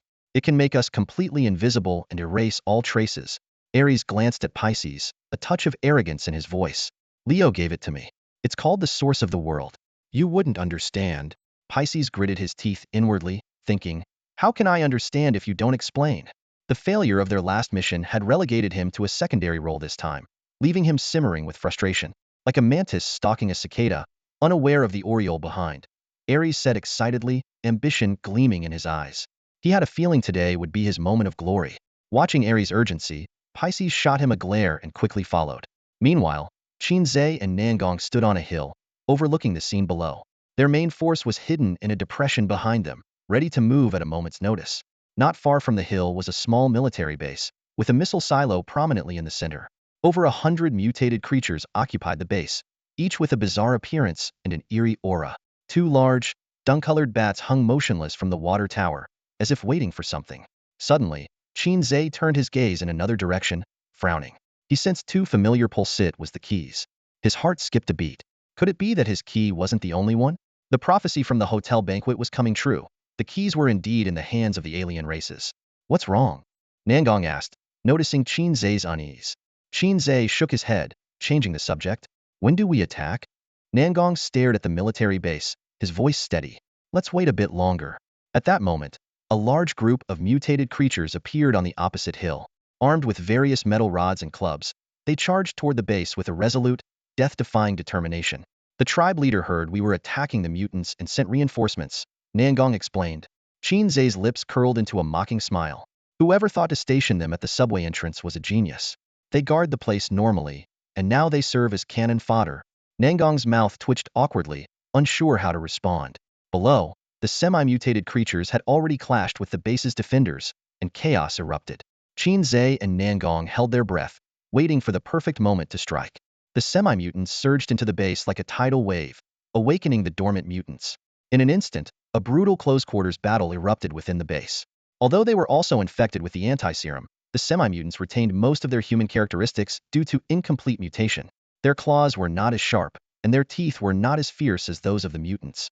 From the start of the battle, the mutants launched a one-sided massacre. In the blink of an eye, the blood of the semi-mutants stained the ground red. The base was littered with their torn organs and severed limbs, creating a gruesome scene that sent shivers down the spine. Despite this, the semi-mutants continued to charge forward, undeterred by death. The two advanced mutants on the water tower hadn't even made a move yet, and the situation was already so dire. Qin Ze watched the slaughter and couldn't help but ask, I'm curious, what exactly did you promise them to make them fight so desperately? Nangong Xingye replied expressionlessly, not much, just a place in the new world. Even if they haven't fully mutated, their brains aren't as sharp as they used to be. A few empty promises, and they're willing to risk everything. He crossed his arms, coldly observing the battlefield below, watching the semi-mutants fall like wheat, without a trace of emotion on his face. Cannon fodder, nothing more. If they die, they die, Nangong Xingye said indifferently. At that moment, Qin Ze found himself somewhat agreeing with the fat man's suggestion. A world without warriors didn't seem so bad. Despite the semi-mutants' numerical advantage of over 200, the disparity in combat strength was glaring. In less than 10 minutes, there were hardly any semi-mutants left standing at the base entrance. Those who were cut in half but still alive dragged their broken bodies, trying to bite the mutants' legs. However, their heads were often crushed into a pulp before they could reach their target. Nangong Xingye withdrew his gaze and sneered, pathetic. I thought they could hold out a bit longer. But no matter, the mutants' stamina and energy have been significantly depleted. Now it's our turn. With a wave of his hand, the warriors hidden in the hollow behind them stepped forward. These new recruits took deep breaths, trying to bolster their courage. As first-time soldiers, fear was inevitable. Some couldn't stop their legs from trembling. In contrast, the clones were already raring to go. With a nod from Qin Ze, they charged down the slope like unleashed hounds, howling as they went. The clones swiftly passed by the subway warriors, causing a moment of dizziness. Various shouts echoed. Li Tang, breakthrough warrior, requesting to engage. Don't steal my first kill. Can we not rush in? Hold steady, will you? Father of the gods, grant me vision. Demolition team, slow down. It's not time for you to blow things up yet. If you could run as fast as I do, then this would be super easy. In just a few seconds, the clones reached the foot of the hill. Over 100 men roared with the momentum of thousands, even causing the mutants in the military base to pause in surprise. Nangong Xingye watched this scene and couldn't help but exclaim, "Now these are real warriors." He thought to himself, if he could command such a group, reclaiming Sky Island or even conquering the world would be within reach. The subway warriors, inspired by the clone's fervor, shouted, "Screw it. We live or die. Let's go for it. Kill, kill, kill. After this battle, I'm going to confess to her. Charge." They followed the clones down the hill. Meanwhile, the clones at the front had already engaged the mutants. Sharing a single CPU, the clones coordinated seamlessly. They worked in groups of 3. One feigned sleep to lure the enemy, another attacked from the side, and the third launched a deadly ambush. The lower-level mutants at the gate were quickly cleared out. Some mutants, though ferocious, lacked cunning and only knew how to charge blindly, soon falling victim to the clones' tactics. The base had only one entrance, surrounded by 3-meter-high walls. The entrance could only accommodate 3 people side by side, preventing the deployment of a larger formation. "Demolition team, go." With the order, several clones immediately plastered themselves against the wall. After a few deafening explosions, a 30-meter section of the wall collapsed. Witnessing this, the subway warriors were moved to tears. These are the true warriors, they thought to themselves. To help humanity return to the surface, they were willing to sacrifice everything. The Metro warriors were deeply moved by this selfless spirit and felt a surge of passion. Many even risked their lives, charging ahead of the clone. The clone looked at these brave warriors at the front line, bewildered. "Hey, don't steal my kills," he muttered to himself. With a deafening explosion, the perimeter wall collapsed. Over 200 warriors surged into the base like a tidal wave, full of momentum. However, they were unaware that a greater crisis was quietly approaching. 2 high-level mutants hanging upside down on the water tower suddenly opened their blood-red eyes. They spread their bat-like wings, each over 3 meters long, and dove down from the sky. The massive airflow created a whirlwind on the ground, causing the unsuspecting clone and Metro warriors to stagger. In the ensuing chaos, the mutants pounced like ravenous wolves, wildly tearing at the people on the ground.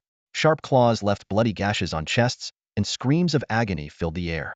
After their initial attack, the 2 high-level mutants quickly ascended, preparing for a second assault. Just then, an angry roar pierced the sky. "Your opponent is me." On the hillside, Nangong launched himself like a cannonball into the air. He punched one of the mutants, smashing it to the ground. The other mutant, seeing this, clung tightly to Nangong's shoulders with its claws, rolling in the air in an attempt to shake off this formidable enemy. Nangong Xingye was undeterred and drove his right fist through the mutant's wing. The mutant screamed in pain, emitting an ear-piercing shriek, and hurriedly retreated. The fallen high-level mutant shook its head and roared furiously at the sky before charging at Nangong Xingye again. The battle instantly reached a fever pitch. On the hill, the King of Law couldn't hold back and asked, "Should we go and help?" Qin Ze replied calmly, "If Nangong Xingye, a levels-even warrior, can't handle 2 brainless mutants, he might as well kill himself in shame.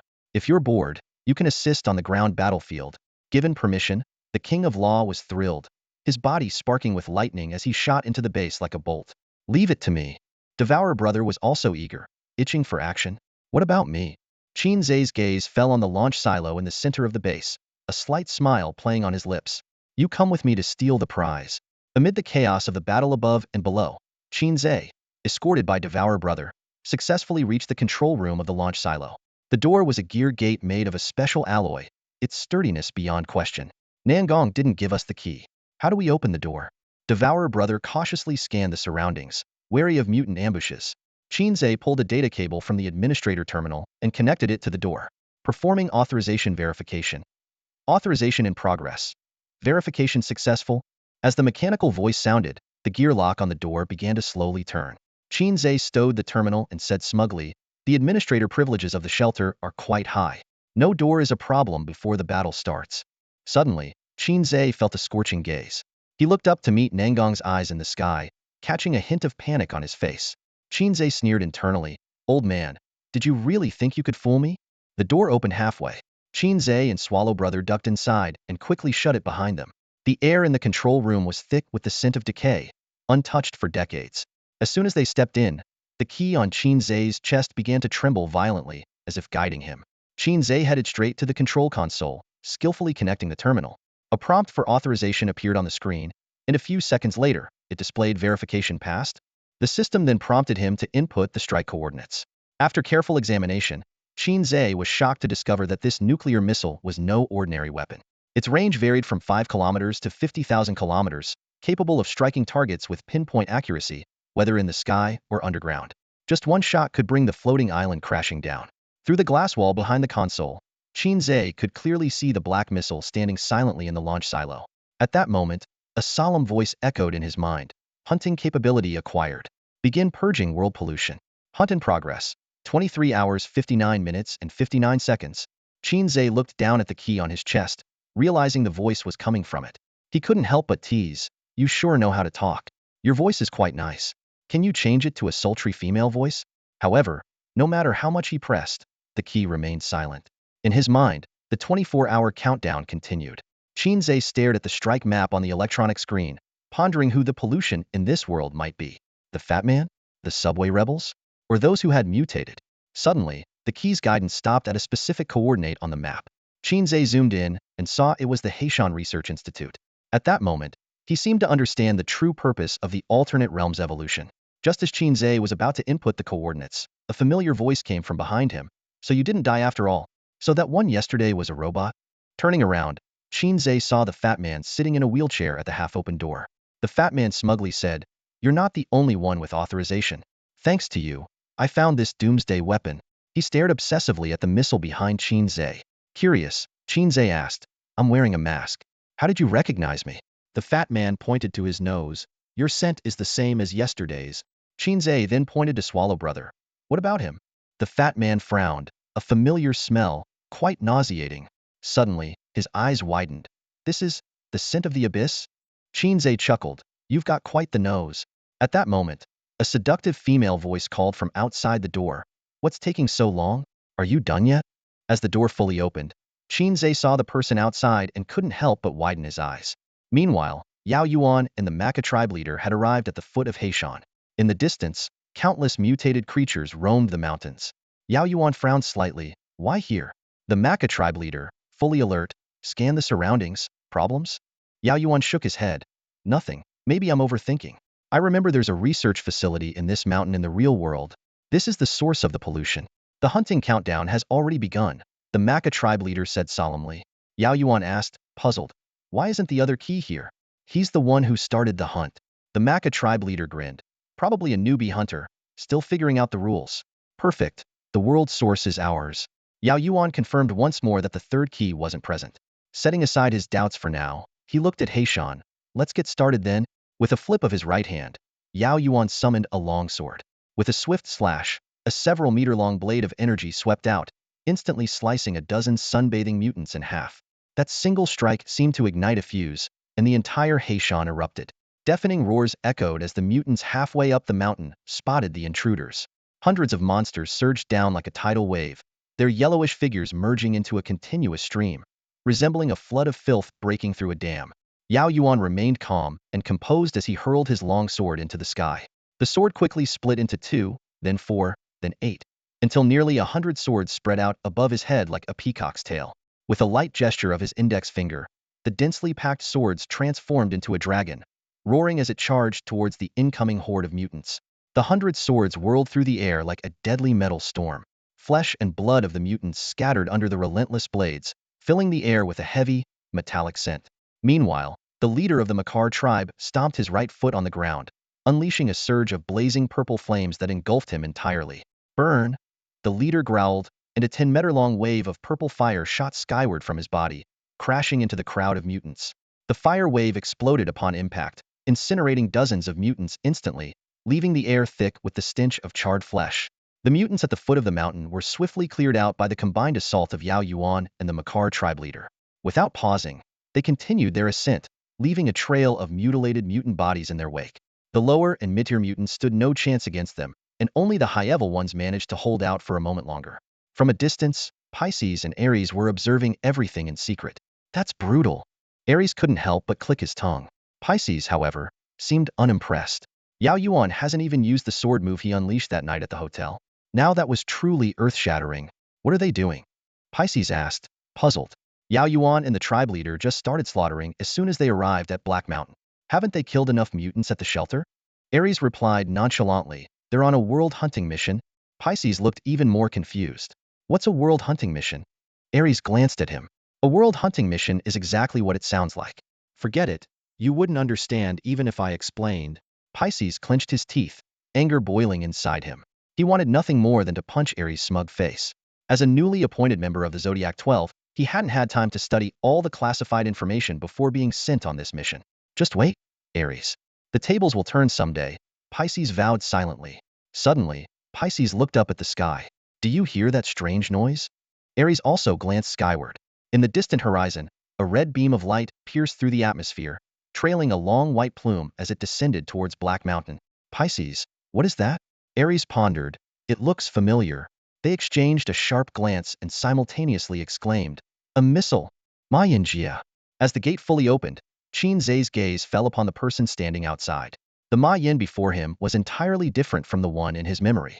She wore a form-fitting black leather outfit, with long purple hair cascading over her shoulders. A light smoky eye makeup added a touch of mystery to her presence. She exuded an eerie and seductive aura, making Qin Ze think of the legendary succubus, Morgana. Kid, do you know me? May Yin asked coldly, clearly surprised that Qin Ze called her by name. Qin Ze was stunned. May Yin, you don't recognize me? May Yin sneered. Why would a queen need to recognize an ant? Qin Ze removed his mask and looked directly into May Yin's eyes. I'm Qin Ze. May Yin frowned slightly, as if trying to recall something. You do look familiar. My sister is Chinu, Qin Ze added. Upon hearing this name, May Yin's expression changed instantly. Her brows relaxed, and her eyes flashed with surprise. I can't believe you're still alive. The chubby man beside them chimed in. He's not from our world. May Yin suddenly understood. You also came through the spatial gate from shelter number 10. Interesting. She examined Qin Ze with curiosity. I tried that gate. It was impassable. So, how did you get through? Qin Ze rolled his eyes. Duh. If you could get through, the timeline would be a mess. The chubby man lost his patience and shouted. Enough with the chit-chat. Get off the control panel. May Yin laughed coldly. The fact that you two are working together is a rarity. The enemy of my enemy is my friend, May Yin said icily. Since we're all aiming to clear the subway of rats, why not team up temporarily? Qin Ze stared at May Yin, complex emotions flickering in his eyes. In his memory, May Yin was a kind yet stubborn person, immune even to the law enforcement's power. The cold and ruthless woman before him was nothing like the May Yin he remembered. May Yin, Qin Ze asked softly, what was your life like before? Were there warm moments with cats and dogs? Did you meet someone you loved? Did your dreams come true? And now, are you living the life you wanted? May Yin's face visibly darkened, pain flashing in her eyes before it was replaced by anger. Enough, she shouted. You have no idea what I've been through. My mother had her legs broken by warriors and then died in a fire. The research institute hid the side effects of the anti-alpha serum and tricked me into being a test subject. I was sold to the Phoenix Tower, living a life worse than death. Warmth? Where was the warmth? As she spoke, a violent aura erupted from May Yin, spreading around like a tangible force. Qin Ze felt like a drowning man, struggling to breathe. May Yin's voice was filled with hatred. Humanity is a vile species that shouldn't exist. I bring you glorious evolution, and instead of gratitude, you resist. You all deserve to die. Qin Ze smirked. Well, May Yin's plan is more thorough than the chubby guy's. She wants to wipe out humanity. No wonder the mutants are this world's pollution. He sighed. At this point, there's nothing more to say. Sensing May Yin's unstable emotions, the chubby man instantly teleported away, fearing she might go berserk at any moment. Just then, a loud noise came from outside the door. A somewhat disheveled man appeared at the entrance. It was Nangong Xingye. He glared at the chubby man and shouted, Lin Zun, you lapdog of the mutant queen. Lin Ziyuan chuckled. Nangong, it's been years, hasn't it? The lifespan of a high-level warrior is indeed long. You still look the same after all these decades. Nangong Xingye's face was stern. Lin Ziyuan, the missile is now under our control. Hand over the command of the humanoid combat weapons, or the floating island will fall. The chubby man laughed dismissively. When did it fall into your hands? That person is my good friend. Nangong Xingye turned to Qin Ze, furious. So, you were in cahoots all along. Qin Ze shook his head helplessly. Just my luck. It's a misunderstanding. I'm not with him. Nangong Xingye, like an enraged lion, wouldn't listen to any explanation. How will you prove it? Qin Ze shrugged. Under the watchful eyes of Nangong, the chubby man, and the queen, he suddenly turned and slapped the red launch button. The three of them were aghast, shouting simultaneously, Stop! Damn it! How dare you! But it was too late. The launch alarm had already sounded. A mechanical female voice began the countdown. Launch silo open. Ground personnel, please evacuate immediately. Launch countdown. 10-9. As the countdown ended, a missile several meters long shot up from the silo. The engine's flame instantly vaporized a dozen mutants near the launch site. In mere seconds, the missile disappeared into the sky, leaving only a white contrail as evidence of its passage. Launch successful. Target: Black Mountain Research Institute. Estimated arrival in 30 seconds, the mechanical voice coldly reported. Qin Ze turned around and smiled slightly at Nangong. See, I'm on your side. Nangong felt like he had just swallowed a bitter pill, unable to express his anguish. He had planned to use this nuclear bomb as leverage in negotiations with Lin Ziyuan, but now all those plans had gone up in smoke. His heart churned with turmoil, but all he could do was nod shakily, unable to utter a word. At that very moment, the enraged mutant queen sensed the nuclear bomb heading towards her stronghold and launched a fierce attack on Qin Ze. Seeing this, Nangong Xingya shouted, "Qin Ze, Lao Ding, stop her." Before the words even left his mouth, Nangong's aura began to surge dramatically, nearly reaching the level of an 8th-rank warrior in the blink of an eye. Given the circumstances, we have no choice but to deal with the mutant queen first, Nangong thought, gritting his teeth as he charged towards the queen. Bang! Nangong and the queen exchanged a powerful punch, the force of the impact causing both to stagger back several steps. Watching this unfold, a nearby heavy-set man commented nonchalantly, "This. Looks like they're burning their lifespans now. Nangong, I've prepared a special gift for you today." As soon as he finished speaking, the BT standing beside him deactivated its optical camouflage, revealing its true form. Nangong Xingya instantly recognized BT's identity, his eyes reddening as he stammered, "Qianro?" Meanwhile, the battle at the foot of the mountain had reached a deadlock. The Maka tribe leader and Yao Yuan had fought their way halfway up the mountain, but the number of mutants showed no sign of decreasing, instead surging like an endless tide. The Maka tribe leader swung his blade, cursing, "There are too many beasts. We can't kill them all." He could feel his energy rapidly depleting and thought to himself, "If this keeps up, forget completing the hunting mission. I might end up joining the ancestors of the Maka tribe first." In contrast, Yao Yuan remained much calmer. Nearly 100 long swords danced around him, forming an impenetrable web of blades. Any mutant that approached was instantly shredded to pieces, as if he had activated an automated defense system, requiring almost no effort on his part. "We don't know the preliminary tasks. The key only points to the ultimate source of pollution," Yao Yuan pondered. "There might be some clever technique involved, but unfortunately, we're unaware of it." Suddenly, the Maka tribe leader paused. "Do you hear something?" As advanced warriors, their senses were exceptionally keen. They both looked up simultaneously and saw a pillar of fire descending from the sky. The Maka tribe leader's face turned ashen as he murmured, "I think I know what that clever technique is." In the blink of an eye, the pillar of fire crashed into the mountain peak. Boom! 100-meter-high mushroom cloud erupted, and a cataclysmic shockwave swept down the mountain. The research facility embedded in the mountainside was hit directly, and countless mutants were vaporized in an instant. In a matter of moments, it was as if the world had been leveled by the nuclear explosion. The Black Mountain was reduced by 10 meters after the nuclear strike, leaving a massive crater at its center. The once thriving Black Mountain Research Institute is now nothing but ruins, along with the countless mutated bodies that were obliterated at the epicenter of the blast. Midway up the mountain, the air began to ripple, and the figures of Yao Yuan and the Maka tribe leader slowly emerged. The Maka tribe leader was seething with anger, gritting his teeth as he spat, "The hunt is over. Damn it. If I find out who did this, they're dead." What a perfectly timed move. He shuddered, realizing how close he came to being vaporized along with the mutants. Yao Yuan looked calmly in the direction from which the nuke had come and said, "There's still a secondary target. Let's check it out." The Maka tribe leader responded coldly, "I want to see which idiot hunter did this. Didn't they see the notice from the Maka tribe? This hunting realm belongs to us." Yao Yuan frowned, internally resisting this form of cooperation. Yet, given the current weakness of the human race, he felt powerless. Although their hunt had been hijacked, Yao Yuan felt a slight relief the source of the world hadn't fallen into the hands of the Maka tribe. They took to the air, speeding towards the military base. Not far away, Ares and Gemini deactivated the protection of the source of the world. Ares said regretfully, "How did the nuke not kill them?" Pisces, impatient, asked, "They've left. Should we pursue them?" Ares' eyes sparkled with excitement. "Of course, we should. Today, your big brother will help you achieve greatness." Yao Yuan and the alien leader have just fought a major battle. Their energy and spirit are depleted. If we don't strike now, when will we? Pisces rolled his eyes. Achieve greatness? Just hope Yao Yuan doesn't slice you in half with one sword. Meanwhile, a new notification echoed in Qin Ze's mind. Pollution source cleared. Primary hunting mission completed. Secondary target marked. Hunt countdown 23 hours 59 minutes and 59 seconds. Qin Ze looked up at the queen and was taken aback. Wow, she's already flagged. He thought to himself, is the new hunting mission for real? The queen is at least a level 7 warrior, and I've just barely broken through to level 1. How am I supposed to hunt her? Elsewhere, Nangong Xingyi's eyes were moist as the burly man, standing at 1.8 meters, showed a rare gentle expression. Chinro, don't you remember me?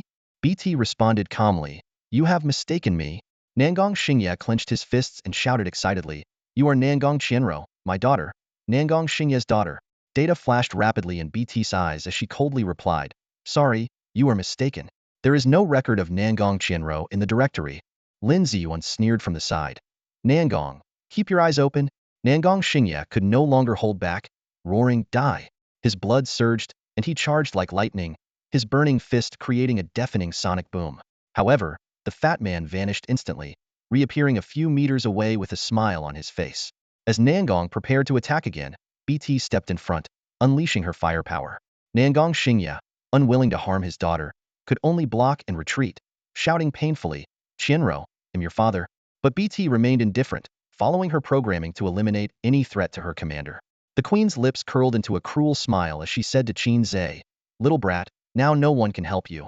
Her eyes were filled with killing intent, clearly harboring a grudge against Qin Ze for using a nuke to destroy the Black Mountain Research Institute and ruining her decades of work. Qin Ze was desperate, shouting, old ding, look at me. But Nangong Xingye couldn't see him, his eyes only on his daughter. Qin Ze quickly calculated the number of remaining clones, thinking it might be enough to buy some time to escape. Just as he was about to activate all his clone abilities, a voice from the entrance remarked, quite the lively scene here. Qin Ze turned to see Yao Yuan and the Maka tribe leader at the door. For a moment, he felt like he had seen a savior. Lightning enveloped Qin Ze as he dashed towards Yao Yuan, urgently saying, brother, you're finally here. I've completed the task you gave me. Now it's up to you to settle the rest. Yao Yuan was puzzled, not knowing what Qin Ze was talking about. As he arrived at the base and saw the figures wearing animal masks, he was genuinely surprised. On his way, he had considered many scenarios, but he had never imagined that the new hunter would be a circus. Yao Yuan's gaze fell on Qin Ze, who was wearing a black and white mask.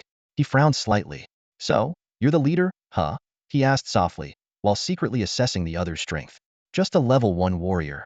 Qin Ze hurriedly interrupted Yao Yuan's thoughts. Bro, now's not the time for a reunion. Let's start fighting the monsters. At that moment, the queen's roar shook the entire space. I've completely lost it. I don't care who you are. No one is leaving here today. Yao Yuan shifted his attention to the queen, a flicker of recognition crossing his mind. That face looked familiar, like he had seen it somewhere before. The leader of the Maka tribe suddenly ignited in flames and shouted, she's the secondary target. Attack now. Before he finished speaking, he had already charged at the queen. However, the queen casually waved her hand, sending the Maka leader flying several meters away like a broken kite, crashing heavily to the ground. Seeing this, Yao Yuan didn't hesitate to draw his long sword. A fierce sword aura whistled through the air, skimming the queen's shoulder and slicing the glass wall behind the control panel in half. The queen looked at Yao Yuan with a hint of fear. She had never felt such a powerful threat before. Fatty, help me, she shouted. Fatty sighed and instantly appeared beside Yao Yuan, firing beams from his particle pistol. Yao Yuan was prepared, dodging the particle pulses agilely while counterattacking with a swift strike aimed at Fatty's wheelchair. Fatty teleported away just in time. Yao Yuan raised an eyebrow. Interesting ability. Amid the chaos, Qin Ze quietly slipped away from the battlefield. When gods fight, mortals suffer, he thought with relief. These are all high-level warriors. This is way beyond my league. The battle grew more intense, with Yao Yuan gradually falling into a disadvantage as he was attacked from both sides by the queen and Fatty. Qin Ze watched in horror, fearing Yao Yuan might get killed. Then I'll be next, he thought anxiously. Old ding, stop worrying about your daughter. Focus on the queen. Yao Yuan shouted. Nangong Xingye weighed the pros and cons, gritted his teeth, and turned to help Yao Yuan deal with the queen. BT was about to pursue Nangong Xingye but was blocked by Qin Ze and Tunchi Ge. BT, you're human, not a weapon. Qin Ze shouted urgently. Remember the bond we share? Tunchi Ge looked puzzled. Does that actually work? You underestimate the power of bonds? Qin Ze was about to continue his lecture when BT's fist came flying at his face. In the nick of time, Tunchi Ge reacted swiftly, pulling Qin Ze behind him and taking the punch to his own face. With a loud boom, Tunchi Ge's head exploded into a mist of blood. BT continued her attack, reaching for Qin Ze's chest. Just then, a blue lightning bolt suddenly shot into the control room. Ha ha ha! The protagonist has arrived. Clear the way. The Thunder Mage, wrapped in lightning, landed with a thud, sending electric currents snaking in all directions. One of the currents struck BT's forehead, and a sound like a short circuit echoed in her head, accompanied by a wisp of smoke. BT's movements suddenly froze, and a look of confusion crossed her eyes. What am I doing? She muttered, lowering her hands, her face filled with bewilderment. End of dungeon for today. A flood of fragmented memories surged into Nangong Chenro's mind. These snippets felt both familiar and foreign, leaving her deeply confused. Who am I? Where am I? What am I doing? She clutched her head in pain, trying to make sense of the chaotic thoughts. Memories flashed through her mind like a fast-forwarded movie. Under a massive wudong tree, a stern-faced man was instructing a 10-year-old girl in a white martial arts uniform. You are Nangong Chenro, the sole martial arts heir of the Nangong family in this generation. No matter where or when, you must never slack off. Little Chenro listened intently, continuously swinging her sword. The scene shifted to the girl, drenched in sweat, sitting on the ground with her bangs sticking to her forehead. 997, 998, 999, 1000. She panted as she counted. The man glanced at his watch. You finished a second early. Rest for 2 minutes, then swing your sword another 1,000 times. Time flew by, and 18-year-old Chenro stood on the podium, crowned the martial arts champion of Chuanyang City. The applause was thunderous, and the cheers deafening, but her eyes held a hint of confusion, as if something was missing from her life. After graduation, Chenro returned to her hometown to work. The city lord's mansion hosted a grand banquet in her honor, and that night, she tasted alcohol for the first time. Scenes of war flashed by. Chenro stood on the city wall of Chuanyang, her green robe stained with blood, sword in hand. Below the wall lay countless corpses of strange beasts, and the exhausted warriors leaned against each other for a brief rest. Her brows furrowed in worry as a soldier rushed to report an outbreak of mutants within the city. She gripped her sword tightly and resolutely descended the wall. The memory jumped to a launch site. Chenro followed a middle-aged man onto the last spaceship. Outside the fence, countless civilians protested. She asked in confusion, "What about them?" The man replied coldly, "Of course, they'll stay here. There's no place for them on the floating island." As the spaceship ascended, she watched in horror as machine guns on the watchtowers mowed down the crowd that stormed the launch site. The scene shifted again. Chenro stood in a study, and the middle-aged man pleaded with her, "Chenro, I'm begging you. You've passed the medical exam. Just join the weapon program." She bit her lip, hesitating. "But I don't want to become a cyborg," the man retorted. "How can you call it becoming a cyborg? This is your chance to get stronger, and the hope for humanity's revival. If you join the weapon program, I can get into the Floating Island Council. Our Nangong family will rise to the top again." Suddenly, Chenro found herself lying in a large tank filled with a transparent liquid, tubes inserted into her body. The excruciating pain made her question, "Who am I? Why can't I remember anything?" A chubby man approached the tank, excitedly exclaiming, "Excellent! The first batch of human combat weapons has been successfully modified." The scene shifted once more. Chenro stood atop the corpse of a gigantic beast. The surrounding Valkyries cheered.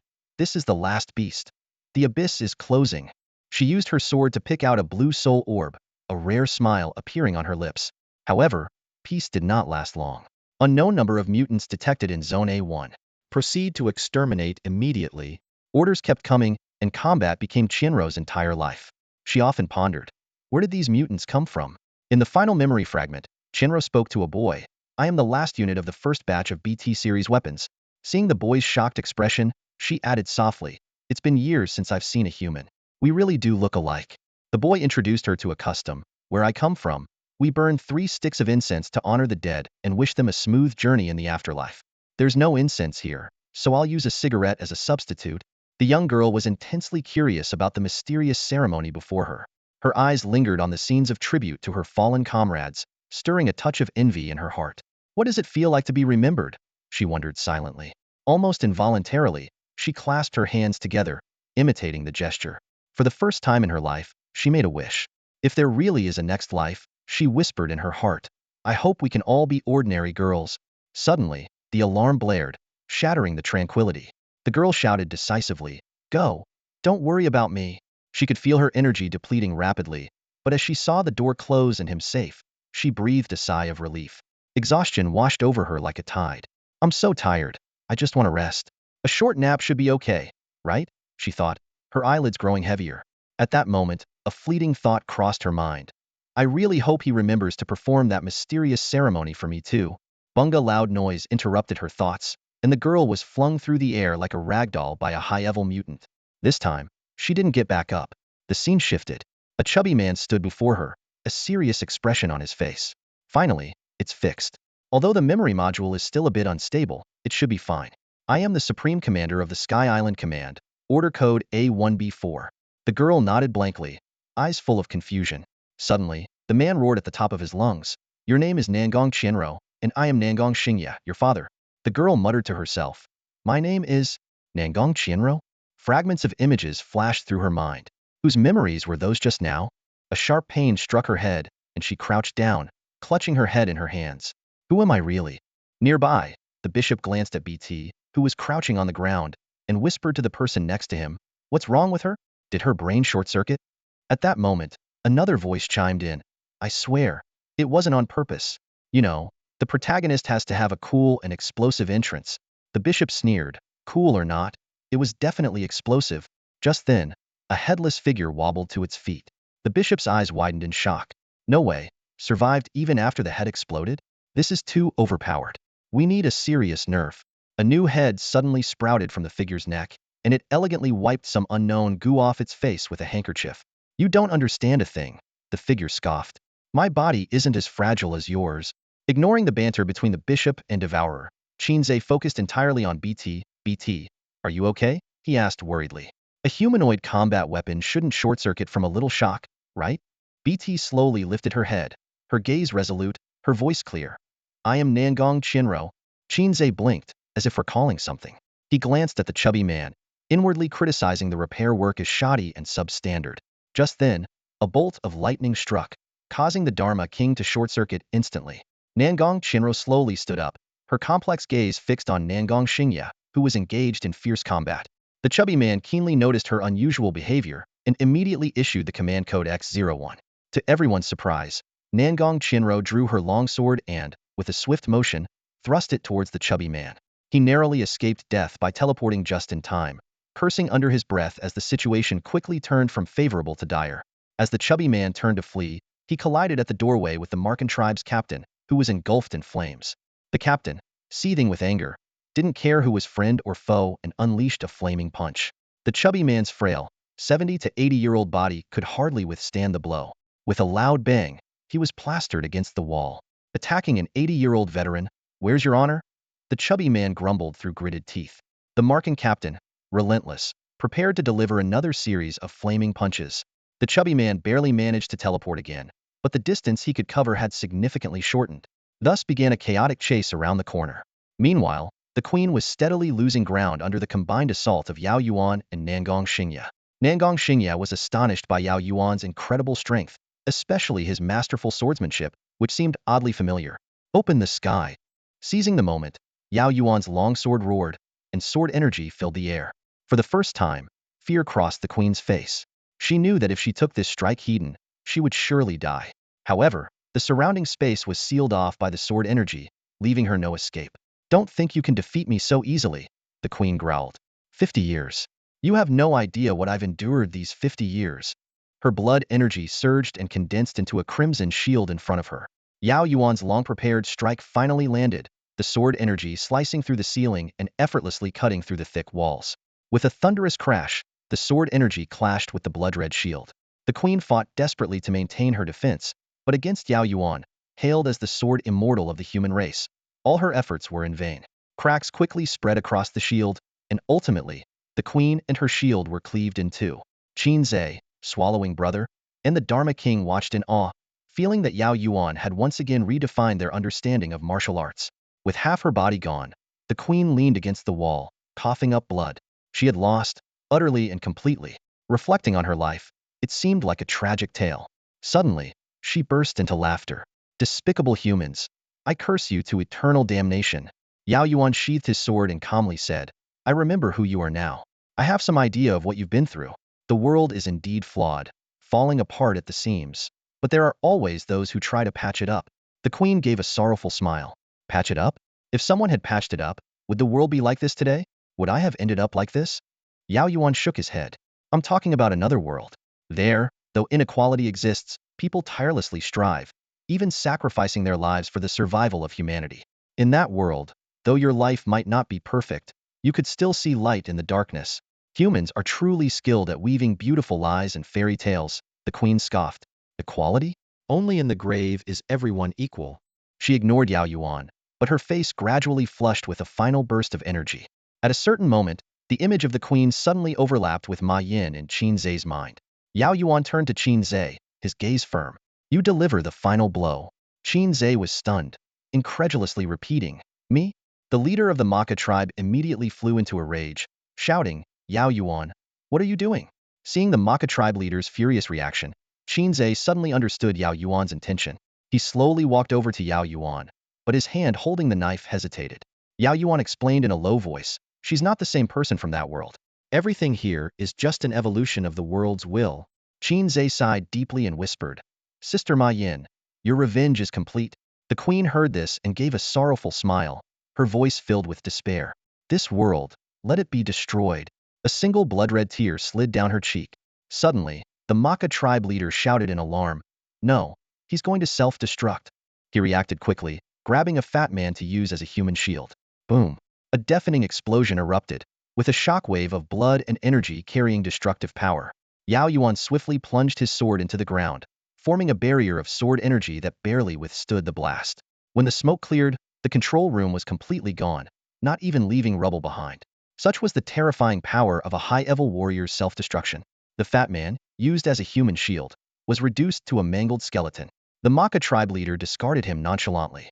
The Dharma king clutched a football-sized ball of flesh, wailing in agony, no, brother devourer, how can I live without you? The ball pulsated rhythmically, like a giant heart. It turned out that at the moment of the queen's self-destruction, Brother Devourer had shielded the Dharma king with his enormous form, sparing him. However, Brother Devourer was left in this grotesque state. Suddenly, a weak voice came from the ball of flesh, stop whining. I'm not dead yet. The Dharma king was taken aback, then rolled his eyes and muttered, what a waste of my emotions. How is he not dead? His resilience is off the charts. Despite his words, he carefully cradled the ball to his chest, afraid to harm it in the slightest. Nangong Chinro looked at Nangong Xingya, who had protected her, feeling a mix of emotions. Even though her past memories had fully returned, she still didn't know how to face the man before her. Nangong Xingya slowly got up, weakly asking, are you all right? He collapsed onto the ground, his back a bloody mess, exposing bones and internal organs. With great difficulty, he spoke, Chinro, there's something I've kept inside for decades. I'm sorry. Tomorrow we'll be collecting IDs for the protagonist hunters in the next chapter. Feel free to leave suggestions for future characters, whether male or female. The Queen of the Otherworld is a truly tragic character. Tomorrow, I'll write a summary detailing various aspects of the Otherworld. The secondary target has been eliminated. World hunting mission complete. 100 units of world source have been issued but not activated. The current world will close in 59 minutes and 59 seconds. World correction will begin in 47 hours 59 minutes and 59 seconds. Qin Ze heard this mechanical notification in his mind. He frowned, pondering, world source? What's it for? Despite its grandiose name, it was currently just a formless gray mass, seemingly unusable. The countdown showed that this world would close in an hour. To his surprise, Qin Ze found that with just a thought, he could leave this realm with all his avatars. However, the hunting mission seemed not entirely over, as a 48-hour world correction countdown had silently begun. Surveying the devastation left by the Queen's self-destruction, Qin Ze had a general idea of how to proceed with the correction, though he wasn't entirely sure how to implement it. At that moment, Yao Yuan's voice sounded in his ear. Contact me after you leave this place. He discreetly slipped a small card into Qin Ze's pocket. Suddenly, an angry voice shattered the brief silence. Damn it, all that work for nothing. The leader of the Maka tribe stormed towards Qin Ze, his clothes tattered and ragged, looking more pitiful than a beggar. Didn't you see the Maka tribe's world announcement? Hand over the world source now. Qin Ze tensed up immediately. He knew the leader's strength while subduing him would be effortless for the Maka leader. In this critical moment, Yao Yuan stepped forward, calmly facing the enraged leader. Are you trying to rob our world hunter of the world source right in front of me? Do you think I'm blind? The leader's face darkened as he questioned. What do you mean? Are you defying the orders from your own people? Yao Yuan responded unflinchingly. When did I defy orders? On the contrary, I'm following them. Then hand over the world source from that brat, the leader demanded, his voice heavy. Yao Yuan's lips curved into a slight smirk, a hint of sarcasm in his tone. I think you're misunderstanding something.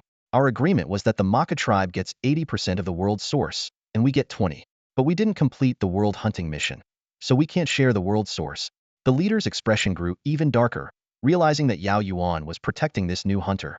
Yao Yuan continued, protecting our world hunters from foreign hunters is also an order from our top brass. If you insist on taking his world source, he'll stand against you. With that, he drew his sword from the ground, his gaze sharp and unwavering. The Maka tribe leader clenched his teeth, unwilling to let go of the nearly acquired prize. But faced with Yao Yuan's sword, he dared not act rashly. Remember what you just said? They'll report every word to our superiors. Prepare for the Maka tribe's retribution. The leader threatened before his body began to fade, disappearing soon after, clearly having left the realm. Thank you for today. I owe you one, Qin Ze said, stepping out from behind Yao Yuan, trying to maintain his composure. In reality, he was deeply impressed by Yao Yuan's actions, but he held back his gratitude to preserve his own dignity. Yao Yuan did not respond, simply turning his gaze to the distant horizon. Qin Ze then remembered the soul orb of the floating island, which the corpulent man had been eyeing. Although there was still an hour before the world closed, it was enough time for him to visit the floating island. Meanwhile, in another location, Nangong Zingi's body lay still on the ground.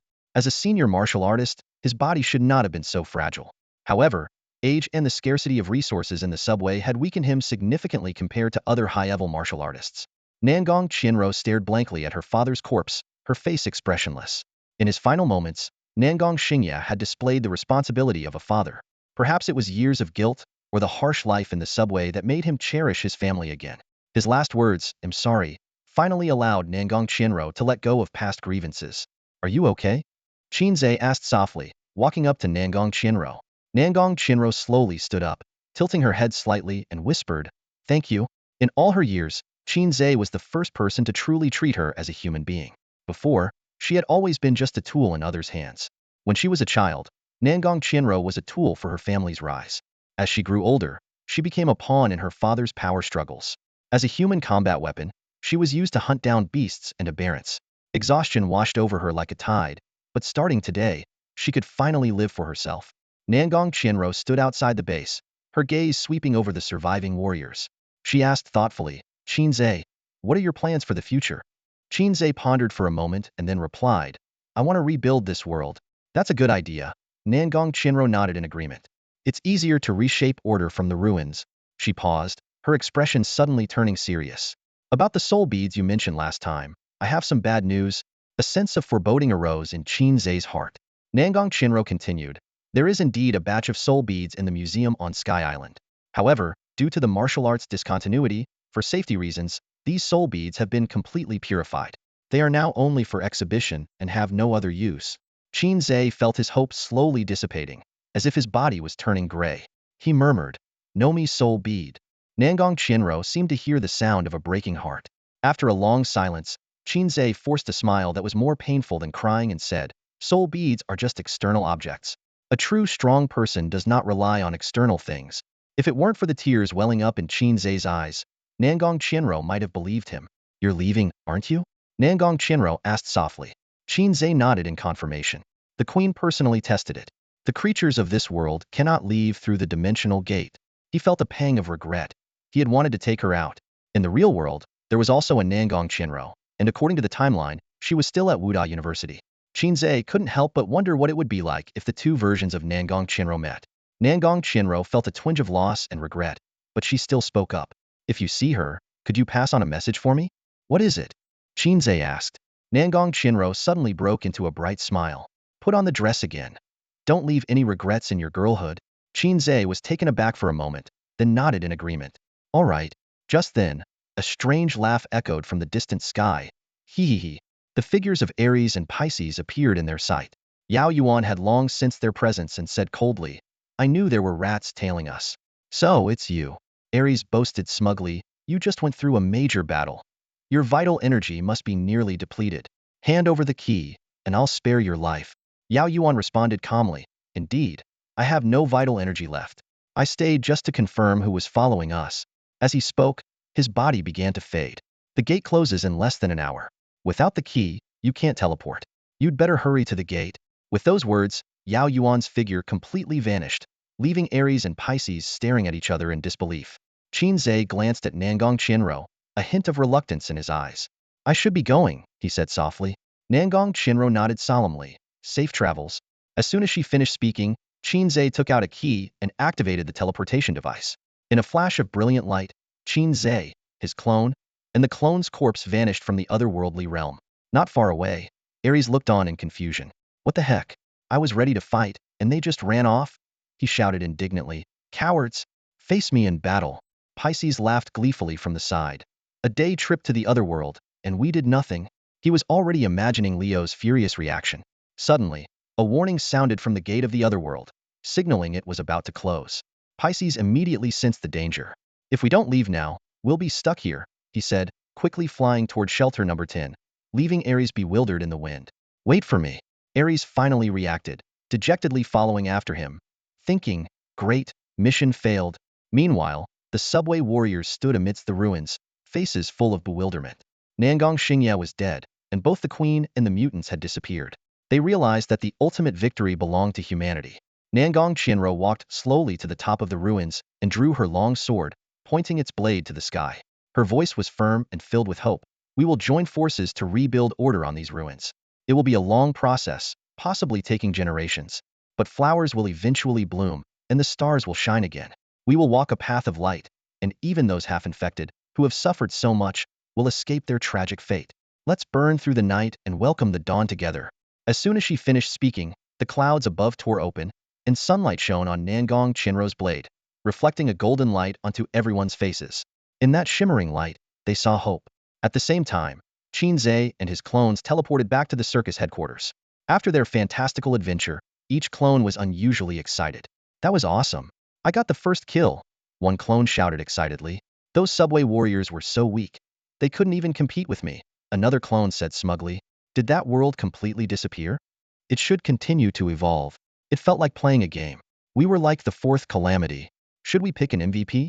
All the clones turned to the meatball on the table. The Law King stepped forward and solemnly announced, I declare that Swallowing Bro is the MVP of this round. Any objections? Despite Swallowing Bro's undeniable contributions, the other clones couldn't help but grumble softly. Swallowing Bro's power is too overpowered. How can anyone else compete? Exactly. His stats are so high. He barely needs to do anything. However, everyone knew that without Swallowing Bro, Qin Ze might have been the first to fall. If the main body perished, all the clones would follow. Moreover, Swallowing Bro had saved the Law King's life at a critical moment. After some discussion, they unanimously decided to award the first MVP title to Swallowing Bro. Swallowing Bro snorted. At least you guys have some sense. In the other world, besides Swallowing Bro and the Law King, Qin Ze had released 99 additional clones. During the chaotic battle with the mutants, more than a third of the clones were killed or injured. Now, all the bodies and injured clones had been teleported back. The surviving clones began to move the bodies. The headquarters had recently acquired a new cremator, and today it would be used for the first time. Those with missing limbs or severe injuries were given a final blow and queued for cremation.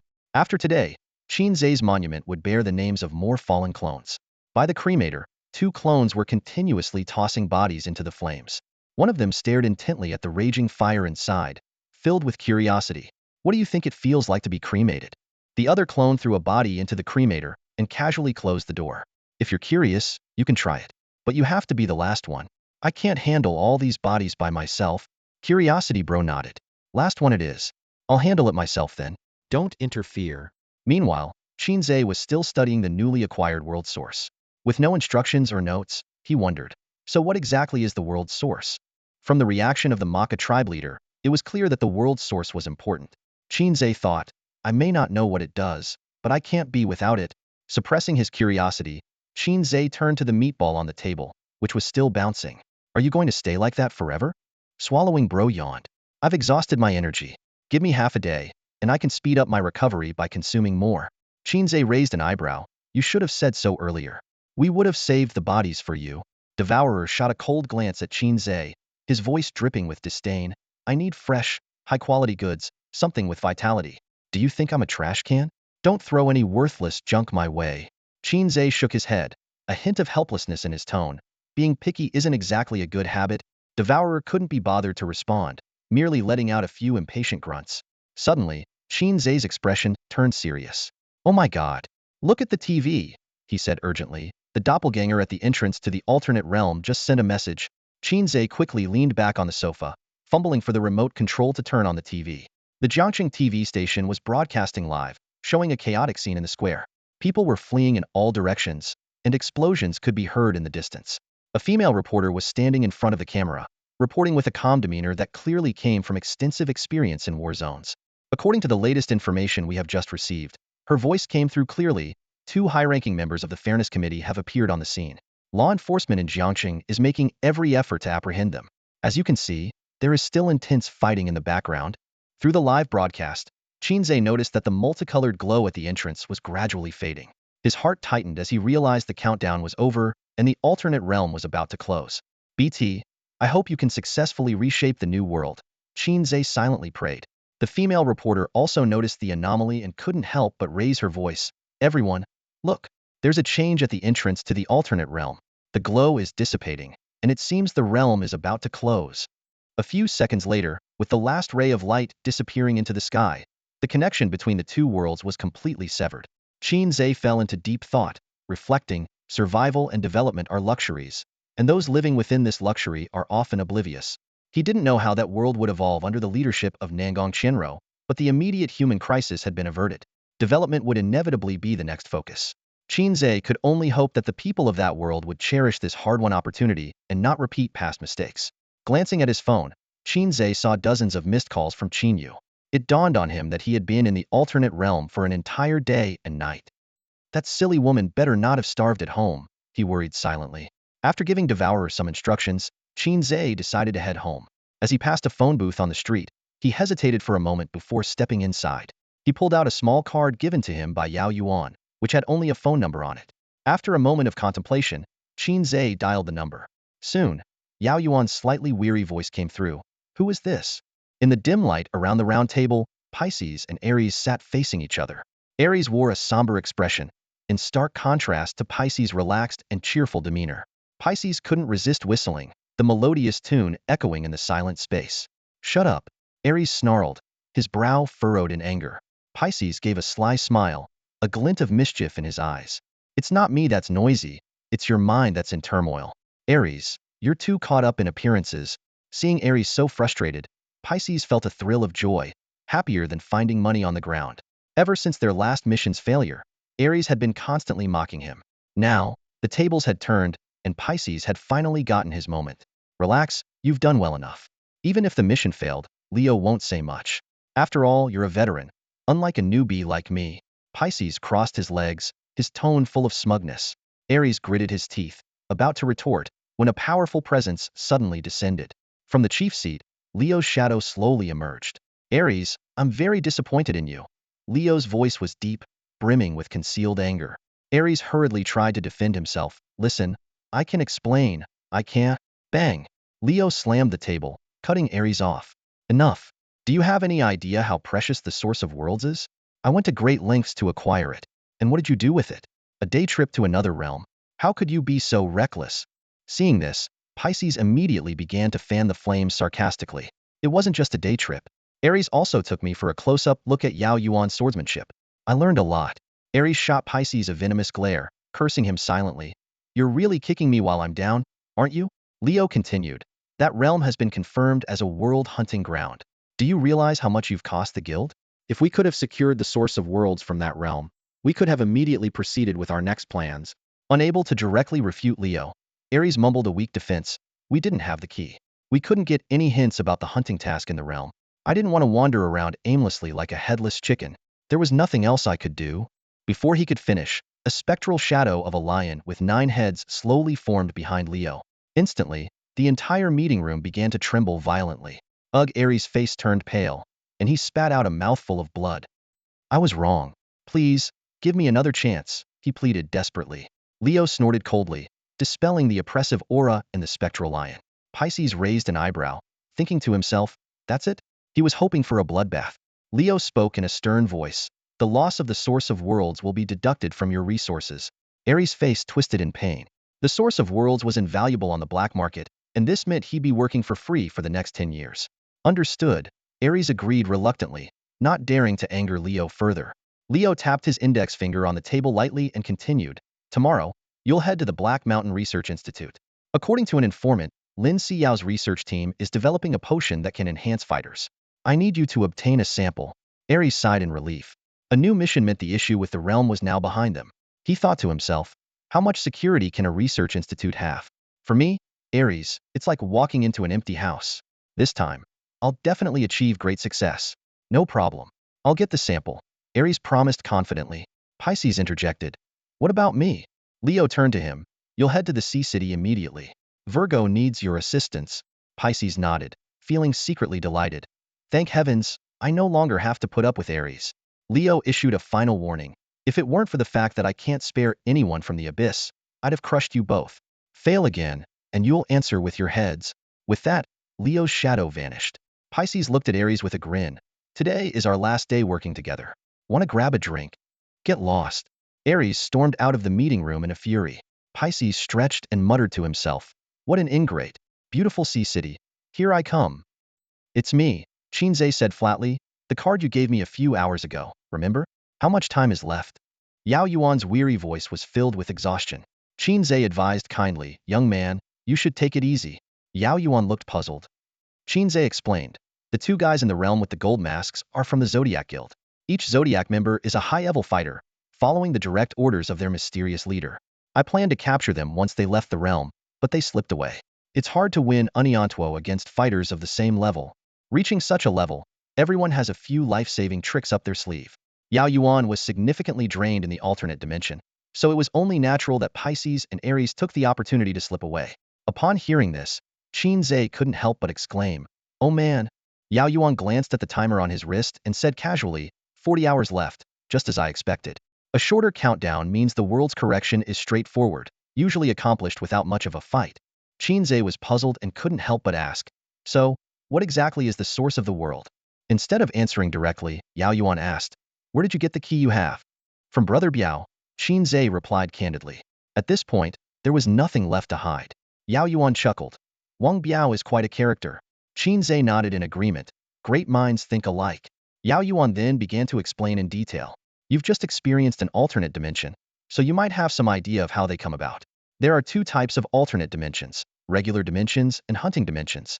Regular dimensions are like secret realms and cultivation novels, filled with opportunities like techniques and weapons, but also with dangers. However, they contain no intelligent life, just an independent space. He paused and continued. Hunting dimensions, on the other hand, are complete timelines evolved from the will of the world. These timelines are based on the real world, showing various possibilities of world destruction and human extinction. Essentially, they are incorrect timelines. The mission in a hunting dimension is to clear the pollution in that timeline and set things right. The source of the world is the reward for successfully completing a hunting mission. Qin Ze listened carefully, realizing this aligned closely with his own theories. Yao Yuan went on. Even after completing the hunting mission, it's not over. You now know the incorrect future evolution, so when you return to the real world, you need to make corrections. By preventing the potential errors from happening, the entire mission is considered complete, and the source of the world will be awarded to you for your use. As for how to use the source of the world, it's too complicated to explain briefly. You can explore it yourself later. He then shifted the topic. Now, let's talk about your world correction task. Yao Yuan stared at Qin Ze, his voice steady as he asked, the correction task should be related to the Heishan Research Institute, right? Qin Ze looked puzzled and shook his head, replying, I have no idea. All I see is a countdown. Who knows what it actually is? A spark of understanding flashed in Yao Yuan's eyes as he instructed, Qin Ze, focus your mental energy on the countdown. Following Yao Yuan's instructions, Qin Ze closed his eyes and concentrated. Suddenly, a miraculous scene unfolded. Behind the countdown, a new line of text slowly emerged. Primary correction task. Destroy all samples and data of the anti-serum. Secondary correction task. Prevent May Yin from transforming into the queen. Qin Ze opened his eyes, his mouth twitching slightly. So, the details need to be triggered? What kind of task system is this? It's so unintelligent. He then recited the correction task details verbatim to Yao Yuan. Yao Yuan nodded thoughtfully. It's pretty much what I guessed. The anomaly mainly revolves around the research institute. Qin Ze's gaze lingered on the secondary correction task, his brow furrowing. How do we stop her? Kill her? He questioned himself, struggling to make a decision. May Yin isn't the problem. This world is. Yao Yuan seemed to ignore Qin Ze's hesitation as he continued. Tomorrow morning at 8, there will be a set of documents for entering the research institute in locker number 9 at East City Station. The password is 66s. You have 3 hours to complete the correction task. I'll arrive at the Heishan Research Institute with my team at 11. You need to be out before I get there. Qin Ze immediately understood Yao Yuan's hint and whispered, "We've never colluded before. We didn't have this phone conversation today either." Yao Yuan gave a barely perceptible nod. Qin Ze's commotion at the Heishan Research Institute would undoubtedly attract law enforcement. When that happened, Yao Yuan would only act according to the law. Qin Ze couldn't help but ask, "Why are you helping me?" He found it hard to believe someone could be so generous. Yao Yuan, expressionless, replied, "The world's source is a very precious thing. This world's source can't fall into the hands of the authorities. Otherwise, it will be taken by the Makar tribe. Better to keep it within our own people. Rather than letting the world's source fall into the hands of outsiders, it's better controlled by us." He paused. "Even if it were the circus, I'd make the same decision if Qin Ze were part of the Justice Society. In the face of a common external enemy, internal strife must be set aside." Qin Ze was silent for a moment before asking one last question. "What is the key for, exactly?" Yao Yuan did not answer. When Qin Ze returned home, he saw Chinu curled up on the couch, covered with a blanket. Hearing the door open, Chinu woke up with a start. Seeing Qin Ze standing at the door, she was momentarily stunned. Chinu's hair was disheveled, dark circles under her eyes, and she looked exhausted. Qin Ze's heart softened as he gently said, "Sis, I'm back." Chinu's lips trembled, and tears instantly welled up. "Qin Ze, where the heck have you been?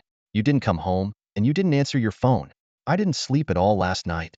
A wave of warmth surged in Qin Ze's heart, and he resolved that when he achieved greatness, he would take his sister with him.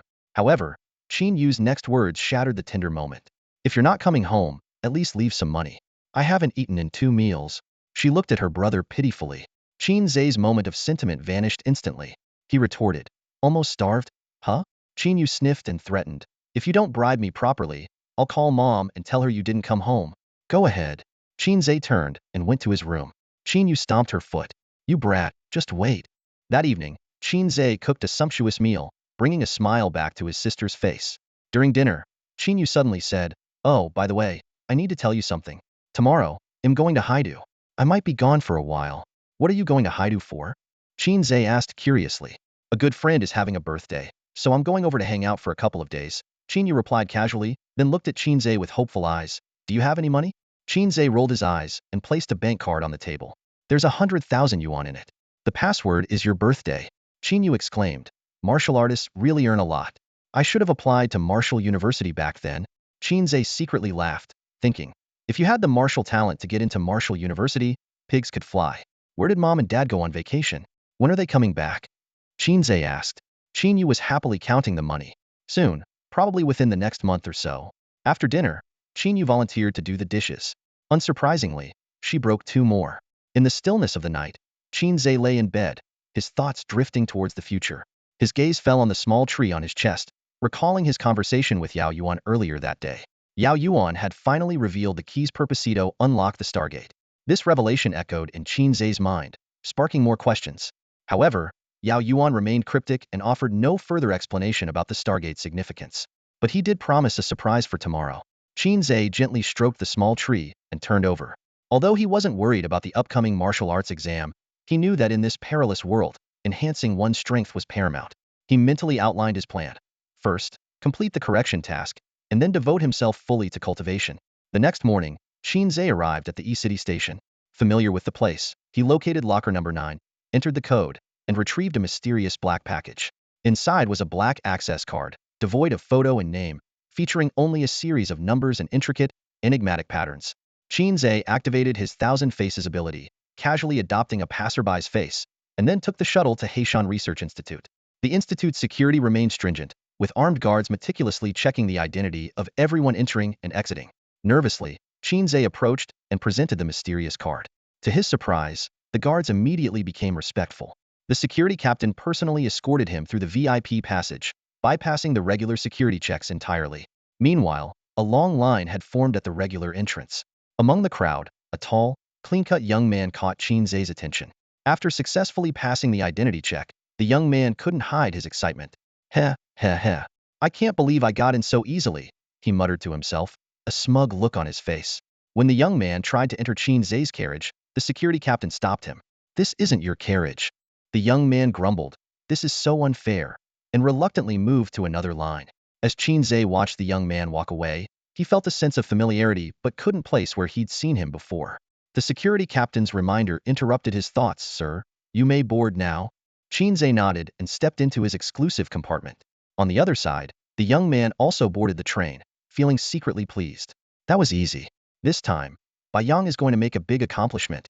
Welcome to the Heishan Technology Transport System.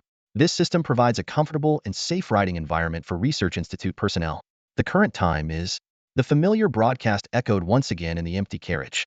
This time, Qin Ze was the only passenger, with the security captain standing beside him like a statue, even his breathing cautious. To avoid revealing his identity, Qin Ze deliberately maintained a cold demeanor, saying nothing. The silence hung like an invisible barrier over the entire carriage. After about 10 minutes, the train slowly pulled into the deep underground Research Institute station. On the platform, several senior researchers were already lined up, waiting. Qin Ze was secretly astonished, wondering just how influential the card given to him by Yuan Zigu was. Sir, do you have any instructions for us this time? The middle-aged man leading the group asked respectfully, his voice tinged with nervousness. Seeing this, the security captain quietly sighed in relief and quickly left, as if staying a second longer would be unbearable. Qin Ze replied nonchalantly, I'm just here to have a look around. There's no need for you to accompany me. Go about your business. I'll just wander. His words left the welcoming crowd exchanging puzzled glances. Noticing their perplexed expressions, Qin Ze raised an eyebrow, his tone carrying a hint of authority. Is that a problem? No, of course not. They hastily agreed, escorting him into the Research Institute. Meanwhile, Bai Yang silently brushed past them, quickly disappearing down the hallway. Qin Ze suddenly asked, by the way, where's the new reagent project team?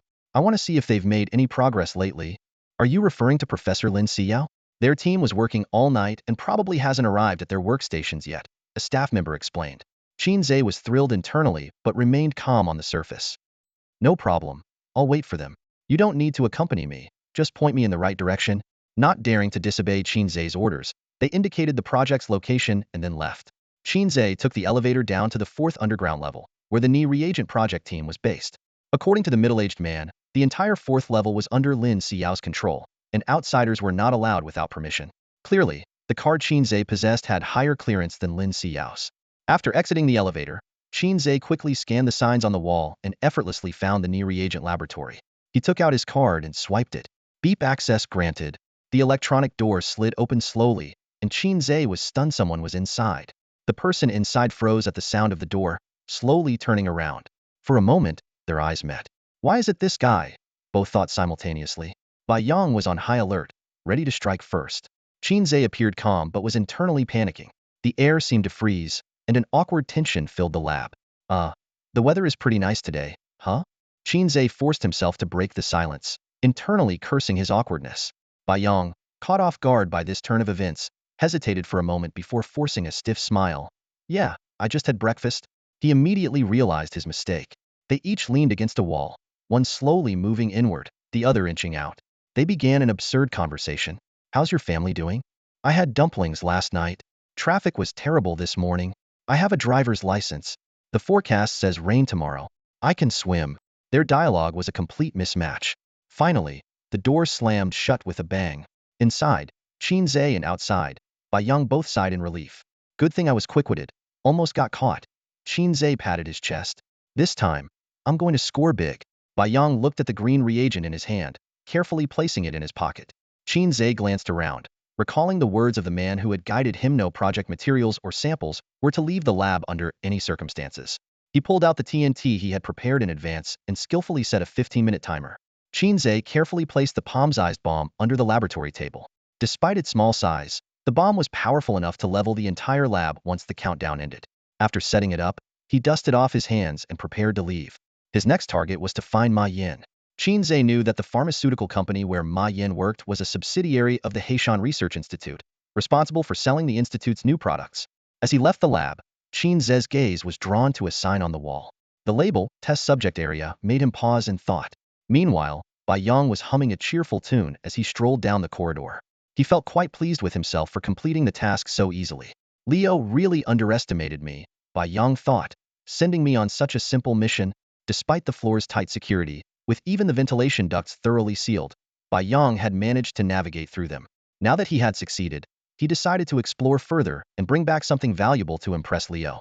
When he saw the sign for the test subject detention area, Bai Yang's curiosity was piqued. He placed his right hand on the door, and the several centimeter-thick iron door disintegrated into dust. Beyond the door was a transverse corridor, with several high-voltage alloy bars dividing the space into individual cells. Even a highly skilled martial artist would suffer if they accidentally touched them. Of the 6 cells, only one was occupied. Bai Yang approached the iron door and saw a woman inside. It was May Yin. She lay on her side on the bed, eyes closed, showing no response. Her right arm was covered in needle marks, her face pale, and her condition dire. Bai Yang, stroking his chin thoughtfully, said, "They've locked you in a cage, which is neither fair nor free. But today's your lucky day because you've met me. I'll grant you freedom and fairness." As he spoke, Bai Yang's pupils suddenly turned pure white. With a soft sound, the iron door embedded in the wall broke free and floated in midair. Bai Yang snapped his fingers, and the door gently fell to the ground. "Now, you're free," Bai Yang declared, a smile spreading across his face. "Is someone fighting?" Qin Ze had barely taken a few steps down the corridor when he heard the sounds of a fierce battle in the distance. Bam! Bai Yang was flung out of the containment area, slamming hard against the wall. Qin Ze's eyes widened in shock. "Is it him?" he thought to himself. "This guy just won't go away." Bai Yang got up, dusting himself off with a string of curses. "Damn it! Are you out of your mind? I was the one who set you free. I gave you fairness and freedom." He paused, frowning.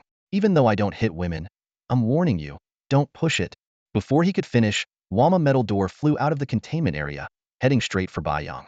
Reacting swiftly, Bai Yang raised a finger, and the door instantly froze in midair. At that moment, May Yin, with blood-red eyes, lunged at Bai Yang like an arrow. Bai Yang frowned, a hint of irritation in his eyes. This is too much. His pupils turned white, and May Yin was suspended in midair, as if frozen by a spell. Bai Yang sighed, exasperated. "No good deed goes unpunished. I should have known better than to let you out." Though suspended, May Yin struggled fiercely, her arms and legs flailing but unable to break free from Bai Yang's control. Just then, Qin Ze recognized the familiar figure and couldn't help but shout, "May Yin Jia?" Hearing his call, May Yin stopped struggling. She slowly turned her head, her cold, blood-colored eyes showing a flicker of emotion.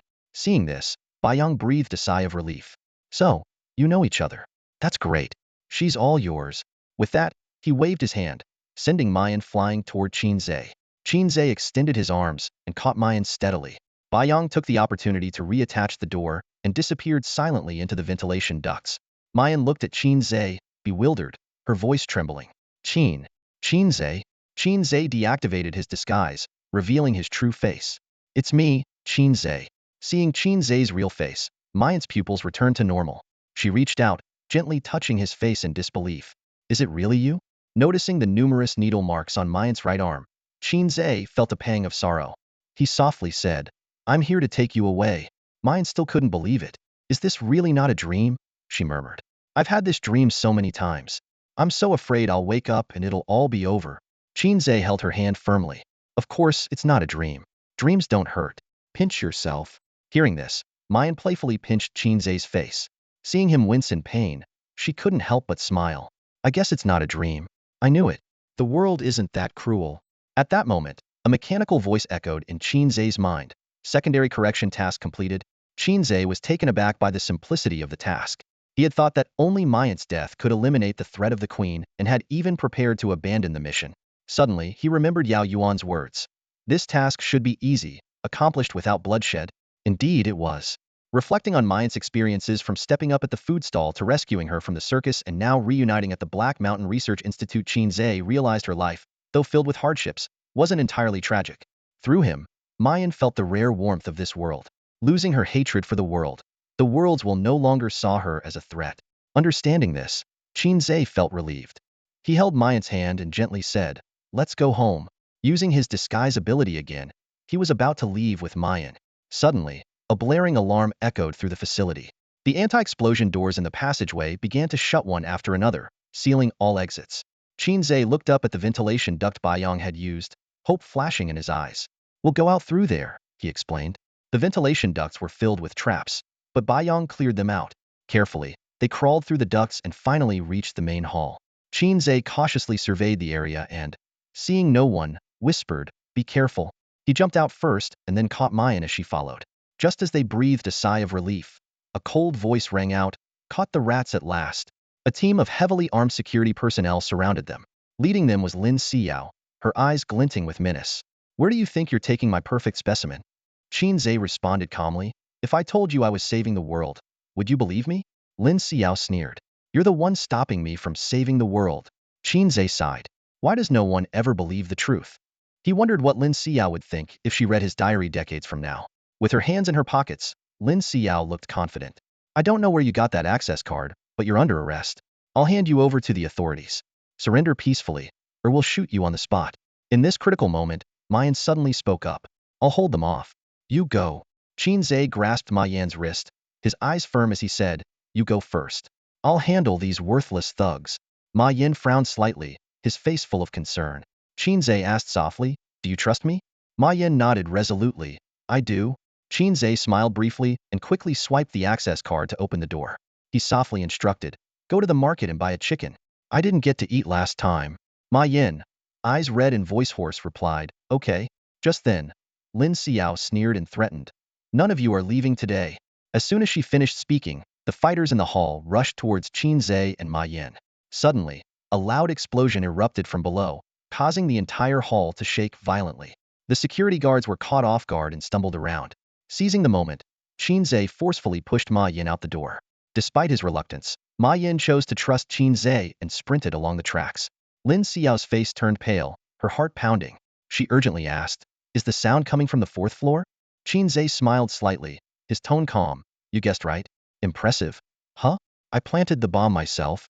Lin Xiao was stunned, her expression turning incredibly twisted. She roared, "Do you have any idea what you've done? Those research data and samples are my decade of hard work. They could significantly enhance the fighter's capabilities. You've single-handedly destroyed the future of humanity." Qin Ze responded sternly, "Lin Xiao, wake up. As the project leader, you are well aware of the side effects of the reverse alpha serum. The beast crisis isn't resolved yet, and you want to create more monsters." Lin Xiao's eyes widened in disbelief. "Who are you? How do you know about this?"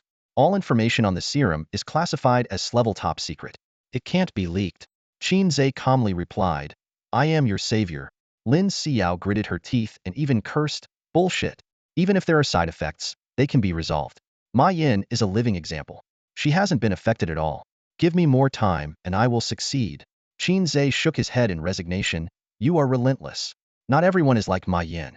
The altered beings in the other realm are the best proof." With the explosion, Qin Ze was sure that the data and samples were completely destroyed. However, he was puzzled by the lack of a mission completion notification. A question arose in his mind. Could it be that the mission had failed? I knew it was too smooth to be true. Bai Yang was sprinting down the tunnel along the railway tracks, his heart pounding like a drum. His luck was indeed rotten.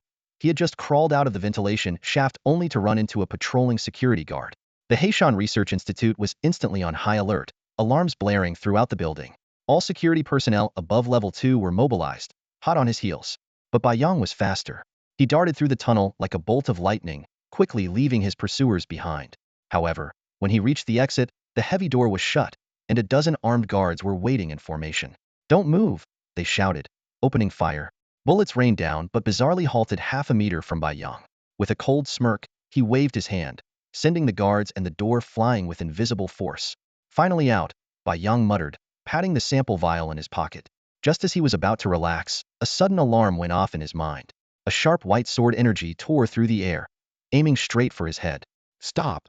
Bai Yang reacted swiftly, pointing his right index finger. The sword energy froze 2 steps in front of him. He then threw a powerful punch, shattering the energy into pieces. What was supposed to be a routine mission turned out to be quite the surprise. Bai Yang grinned, looking at the approaching Yao Yuan. "Perfect timing. Last time, that Pisces weakling held me back. Today, let's see what the so-called human sword immortal is made of." Before he finished speaking, Bai Yang's arms trembled, and 2 translucent blue giant arms formed behind him, each nearly 2 meters wide, contrasting sharply with his slender frame. Yao Yuan's eyes gleamed with curiosity. "I've heard about the Fairness Association's Zodiac 12, each with unique abilities. Looks like I'll get to see it firsthand today." With a flick of his wrist, his long sword hummed as his chi and blood surged into it. Bai Yang struck first, darting to Yao Yuan's side in an instant. The giant arms rained down punches like a storm, leaving only blue afterimages. Yao Yuan's sword danced, blocking each strike precisely. Fists and sword clashed, sending golden sparks flying and creating deafening booms. Seeing Yao Yuan constantly on the defensive, Bai Yang couldn't help but boast, "Is this all you've got? If this level of skill makes you a sword immortal, what do you think about me being called the fist god?" Yao Yuan snorted, repelling Bai Yang with a powerful sword strike. Kai Yun. His chi and blood erupted, and he hurled his sword skyward. The clouds split apart, and a massive sword, 70 to 80 meters long, descended from the heavens. Bai Yang's eyes widened. "No way. I call hacks." Meanwhile, in the tunnel, May Yin's consciousness was fading. Since being transferred to the Heishan Research Institute, she had been subjected to daily blood draws and injections of the modified reverse alpha serum. Her lucid periods grew shorter, recently lasting only an hour. May Yin's pace slowed, blood vessels quickly filling her eyes, turning them crimson. A violent aura surged from her body. Suddenly, she kicked off the ground, breaking the sound barrier as she sped through the tunnel. Thanks to Bai Yang's earlier clearing, May Yin faced no obstacles and burst out of the tunnel in under 2 minutes. Looking up, she saw Yao Yuan's giant sword in the sky. Despite her muddled mind, instinct drove her to flee from danger. Without hesitation, May Yin dashed away at top speed. The hidden support, Fa Wang, hadn't even revealed himself before witnessing May Yin's rampage. "What's going on?" he muttered, electricity crackling around him as he gave chase. However, he quickly realized he couldn't keep up. As a level 2 warrior, he was no match for May Yin's peak intermediate speed. In just a few seconds, May Yin vanished from Fa Wang's sight. He had to stop, leaning against a tree to catch his breath, his chi and blood nearly depleted. Meanwhile, in the Research Institute hall, Qin Ze was still facing off against Lin Xiao. Through Fa Wang's perspective, he saw May Yin's rampage and frowned. What happened? Just moments ago, everything was calm, and now the lab is in complete chaos. Lin Xiao's face was etched with fury, like an enraged lioness. 10 years of her hard work, those precious data and samples, all ruined in an instant. How could she not be furious? "Seize him!" Lin Xiao shouted sternly, pointing at the fleeing Qin Ze. The security personnel on site quickly sprang into action. Most of them were first-level martial artists, with only one second-level martial artist standing beside Lin Xiao, ready to protect her at any moment. Qin Ze turned to face his pursuers, his eyes sparkling with a thunderous intensity. "Believe it or not, everything I did was, in a way, to save you," he said with a hint of resignation in his voice. "There's a diary of yours in shelter number 10, filled with endless regret. Your refusal of the humanoid combat weapon project is proof. If given another chance, you would never have developed the anti-alpha serum again." Before he finished speaking, Qin Ze swung his arm forcefully. Zotsap, dense currents of electricity shot out like a web. "Look out, Professor Lin." The second-level martial artist reacted swiftly, leaping forward and tackling Lin Xiao to the ground, shielding her with his body. The other first-level martial artists weren't so lucky. As soon as the electricity hit them, their limbs went numb, and they collapsed to the ground, unable to move.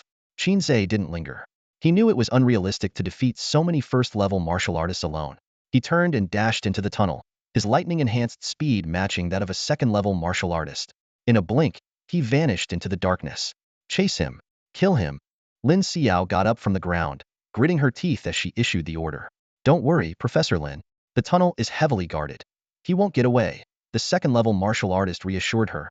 Tasked with ensuring Lin Xiao's safety, he didn't dare leave her side amidst the uncertainty, fearing any unforeseen danger. However, he was unaware that the tunnel had already been cleared by Bai Yang. Those intermediate martial artists who had given chase were now watching an intense battle from a distance. Yao Yuan, the sword immortal of the human clan, was showcasing his prowess. When Bai Yang saw the giant sword descending from the sky, every hair on his body stood on end. He finally realized that Yao Yuan's title of Sword Immortal was no empty boast. Freeze! Bai Yang's pupils turned gray as he focused all his mental energy on the falling giant sword. Yet, the sword wasn't immobilized. Its descent merely slowed a bit. Bai Yang had no time to escape. He could only raise his arms, attempting to hold off the sword. But it was a futile effort, like an ant trying to stop a chariot. His arms shattered the moment they touched the blade. Boom! With a deafening crash, the giant sword impaled Bai Yang into the ground. Dust and debris flew everywhere. At that moment, Qin Ze emerged from the tunnel and witnessed the scene. He was deeply shocked, unable to calm his racing heart. Just then, a mechanical voice echoed in his mind. "Primary correction task completed. World correction successful. 100 units of world source activated. Is the world correction mission complete?" Qin Ze snapped back to reality, immediately breaking into a run. The scene was chaotic, with law enforcement, the Fairness Committee, and personnel from the Heishan Research Institute all rushing in, creating a boiling pot of confusion. Qin Ze didn't dare to stop, sprinting for over 20 minutes until he finally met up with the Dharma King at the designated location. However, they both realized something unsettling. May Yin was missing. The Dharma King searched in the direction where May Yin had disappeared for over 10 kilometers, but found nothing. Qin Ze sighed, suspecting that May Yin's sudden outburst was likely due to the side effects of the inverse alpha reagent. A mid-level peak martial artist who ran at full speed for half an hour, who knows where she could be now? Qin Ze muttered to himself, but he quickly reassured himself that at least May Yin was safe. In the remote areas near Jiangxing, mid-level martial artists were considered top tier. Unless she encountered a high-level martial artist, no one could pose a threat to May Yin. And high-level martial artists weren't as common as cabbages. The only high-level martial artist in Jiangxing was Yao Yuan. The Dharma King asked, "Should we keep looking?" Qin Ze shook his head. "Let's go back to Jiangxing. Once the side effects wear off and her consciousness returns to normal, she'll come find me. Right now, this place is crawling with law enforcement and Heishan Research Institute security martial artists, and possibly Fairness Committee members lurking around. Staying here isn't wise." Meanwhile, in a nearby pit about 10 meters deep, Bai Yang lay there, blood pouring from his heavily injured body. He was nearly a blood-soaked mess. If not for the life-saving card given by the president, Yao Yuan's earlier strike would have sent him to reincarnation. Bai Yang struggled to lift his head and check the reagent in his pocket, only to find the vial shattered. Damn it, he thought. I've failed the task Lion assigned me. He could already picture Lion's furious reaction. Enduring the excruciating pain, Bai Yang slowly floated into the air and said to Yao Yuan, "Cough, cough, I am not at my best today. You win this time. We'll fight again another day." As soon as he finished speaking, his right hand flicked, and a bracelet on his wrist flashed with a purple light. Bai Yang vanished instantly. Yao Yuan sheathed his sword, unsurprised by the outcome. High-level martial artists were not easy to kill. Everyone had a few life-saving tricks up their sleeves, but his goal was achieved. Bai Yang, a top fighter from the Fairness Committee, was severely injured today and wouldn't be causing trouble anytime soon. At that moment, Law Enforcer Number 3 came to report.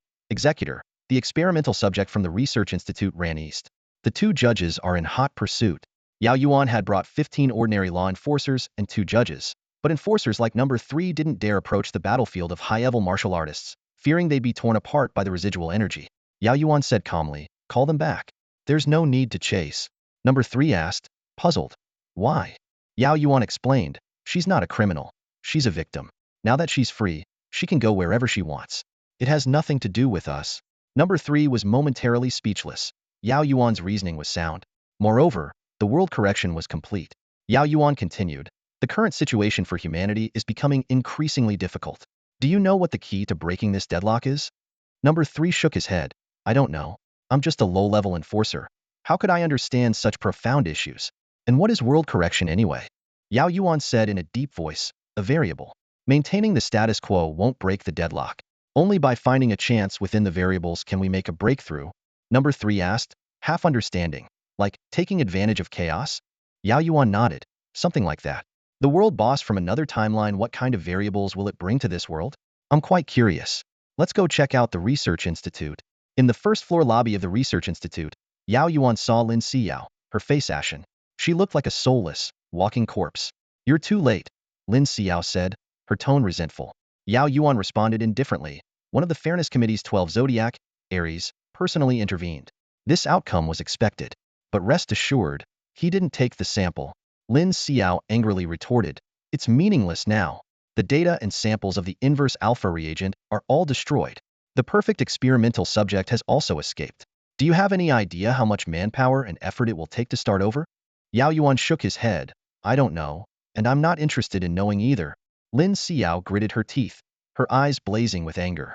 Clenching her fists so tightly that her knuckles turned white, she shouted at Yao Yuan, "I need your law enforcement team to capture that test subject immediately." Her voice carried a hint of desperation. "Even though the outcome was disastrous, as long as May Yin is still around, I am confident I can replicate the anti-alpha serum within 3 years." Yao Yuan shook his head, his expression unwavering. "We won't help you catch anyone," he said firmly.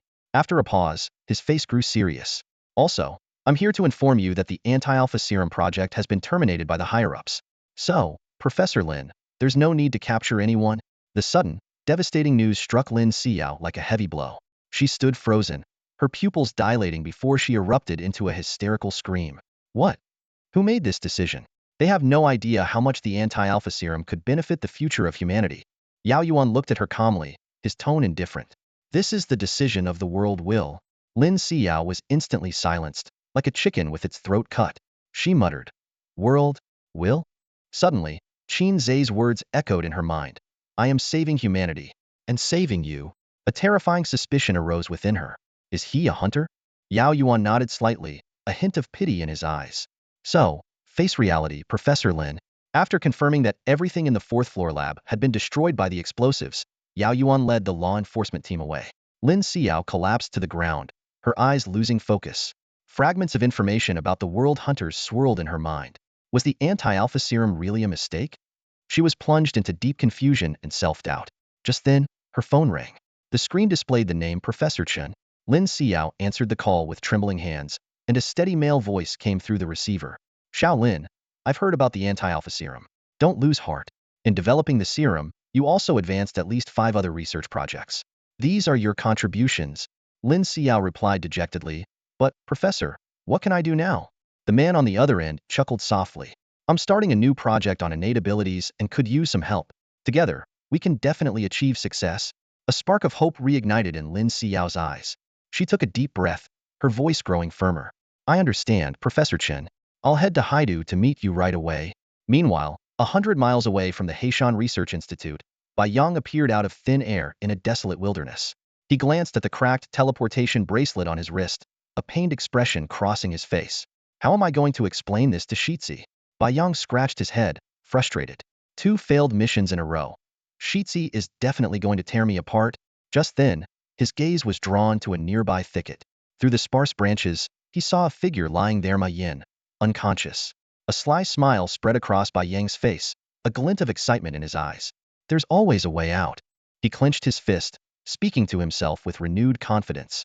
"I, Bai Yang, am going to redeem myself." At the circus headquarters, after a day of rest, in the living room, 10 clones stood in neat rows, adjusting their positions under Qinyin's direction. Tunchi Ge, who had regained his devouring ability, remained around, chubby ball, gently swaying on the sofa. Qinyin brought over a tray with 10 tags on it and placed it in front of Tunchi Ge. Tunchi Ge extended a long, thin tentacle and randomly tapped one of the tags. Qinyin immediately flipped it over, revealing the number 4. "Number 4 stays. The rest of you can leave," Qinyin announced.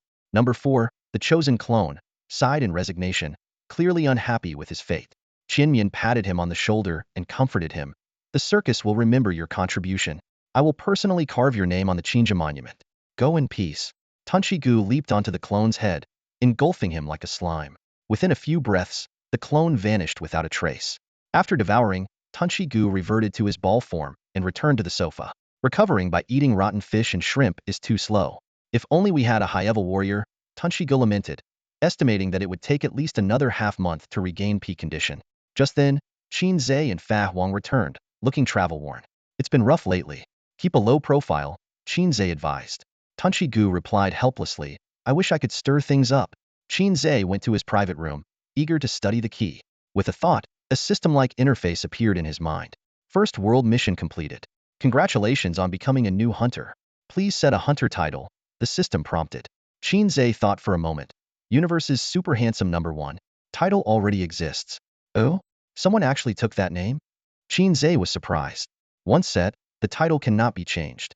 Please choose carefully." "That's so inflexible. Not even a rename card," Qin Ze complained. After some thought, he decided, "Beast Tamer." "Confirm, Beast Tamer, as your hunter title?" "Yes." "New hunter, Beast Tamer. Welcome to the world of hunters." The image in Qin Ze's mind quickly shifted, with messages flashing by like a barrage of comments. Was this a chat group? Random user. "Hey, a newbie has joined. Fairy no poop. Looks like our world will soon gather all 9 hunters." Scholar. "I am a wanderer of this mortal realm, shedding tears as I recall past sorrows." Fairy no poop. "Can you shut up, Scholar?" Scholar. "So joyous, so free." Random user. "Don't scare the newbie. Say something, newbie." Qin Ze. "So the keys function is to pull hunters from the same world into a chat group?" Beast Tamer. "Hello, everyone. Fairy no poop. Beast Tamer? So your talent is controlling beasts." Beast Tamer. "Something like that. I do have a bunch of beasts under my command." Random user. "What an enviable ability." Scholar. "I sing wild songs to pass the days, domineering and free." Beast Tamer. "Is this guy crazy? Reciting poetry all the time." But it does match his title. Fairy no poop. Just ignore him. You'll get used to it, beast tamer. So are there only 4 hunters in this world? Random user. Of course not. With you, there are 8. It's just that the 3 of us love chatting here. Fairy no poop. Besides the 4 of us, there's human sword immortal Yao Yuan. One is always lurking, one is in seclusion, and another is lost in the abyss. Qin Ze raised an eyebrow. Was Yao Yuan's hunter identity known to everyone? Yao Yuan. The hunting anomaly in Jiangxing has been dealt with by Beast Tamer. The world has been corrected. The Maka tribe didn't get the world's source. Qin Ze realized. Impressive, Yao Yuan. Real name internet access. Random user. Amazing, Beast Tamer. You're the first to snatch food from the Maka tribe. Fairy no poop. Impressive, Yao Yuan. If you have any questions about being a hunter, Beast Tamer, you can ask them. I'm logging off. Random user. Take care, Yao Yuan. Beast Tamer. I do have a few questions. Fairy no poop. Ask away. We're all on the same side now. Beast Tamer. What exactly is the key for? This question has puzzled Qin Ze for a long time. Unfortunately, Yao Yuan is a man of riddles. Scholar. Ascend to godhood, climb the heavenly ladder, open the star gate, and become a supreme deity. Qin Ze. What the heck is this guy talking about now? As soon as the passerby finished speaking, the scholar eagerly jumped in, his eyes gleaming with excitement. This time, I'm not mistaken. The ancient texts are clear. After breaking through to the divine realm, the celestial ladder will appear, and the stargate is at its end. Use the key to open the stargate, and your entire race will ascend to become deities. Qin Ze frowned slightly upon hearing this. The complexities of this world were far greater than he had imagined. Deities, celestial ladder, stargate. These concepts were emerging one after another, leaving him somewhat dizzy. Are there really gods? The Beastmaster couldn't help but ask, his voice tinged with skepticism and surprise. The passerby shrugged and replied, maybe. It's said that beyond the 9th level of martial arts is the divine realm, but no one has successfully ascended to godhood yet. Qin Ze listened quietly, his mind racing as he tried to piece together the information. He organized his thoughts and summarized. So, there are 3 prerequisites to opening the stargate. Becoming a god, passing the celestial ladder, and having the key. At that moment, the Beastmaster suddenly remembered something and hurriedly asked, what about the source of the world? What role does it play in this process? The fairy, Xiannu explained, the source of the world is a renewable resource produced by the world's will, though it generates slowly. It's distributed based on the contributions of the hunters, and the amount of the source of the world determines whether the stargate can ultimately be opened. The Beastmaster nodded thoughtfully and asked again, if that's the case, why doesn't the world's will concentrate the source of the world in one place? Xiannu shook her head, a hint of helplessness in her voice. It's said that the source of just one world isn't enough to open the stargate. We have to plunder other worlds. Upon hearing this, Qin Ze suddenly understood why the Maka tribe leader had been so furious. The passerby added, our task as hunters is essentially to correct the world according to its will, to prevent us from destroying ourselves before the alien beasts invade. Then, we need to plunder the source of other worlds. The Beastmaster still seemed puzzled and continued to ask, I have another question. Why aren't there various races in the alternate realms? Xiannu explained, each race is protected by its own world's will. The world's will can only correct errors within its own race. It can't deal with external factors.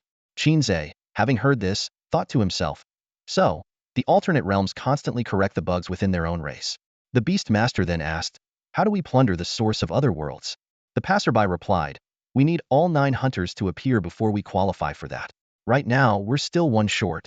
Has any race ever successfully opened the stargate? The Beastmaster continued to ask. Xiannu shook her head. There are legends that it has happened. She paused and added, but it's just a legend. Qin Ze felt a splitting headache. He had thought he was just a low-level martial artist, but now he found the responsibility of saving the world suddenly thrust upon him. As he was lost in thought, the Beastmaster asked one final question. So, what exactly is the source of the world used for, given its value? In the dimly lit conference room, Ares anxiously awaited Leo's arrival. His heart was pounding, his palms were sweaty, and he kept rehearsing his lines in his mind. Suddenly, Leo's imposing figure appeared at the head of the table. Ares swallowed hard and quickly gathered his thoughts. Where's the sample? Leo asked coldly, his voice as chilling as ice. Ares took a deep breath. Well, we initially had it, but then something went wrong. He hesitated, considering whether to make an excuse. Leo's voice grew even colder. So what you're saying is the mission failed? As soon as the words left Leo's mouth, a powerful pressure descended upon Ares. This time, Leo wasn't holding back, and Ares nearly collapsed to his knees. Hurriedly, Ares explained, I was leaving the research facility when I ran into Yao Yuan. He destroyed the vial and I barely escaped. Leo sneered. If you're this afraid of dying, how do you expect to fight for justice? Ares quickly defended himself. No, I was preserving our strength. Although I didn't bring back the sample, I brought something even more valuable. Leo's interest was piqued, and he withdrew the pressure. What is it? Ares immediately used his mind to control the unconscious May Yin, floating her into the conference room. She is a test subject for the serum. She's very powerful, nearly breaking through to an advanced warrior. Right now, our fair society lacks high-level combat power. If she joins us, she could fill that gap perfectly. Leo scrutinized May Yin closely. Interesting. Her vitality is low, yet her physical strength is off the charts.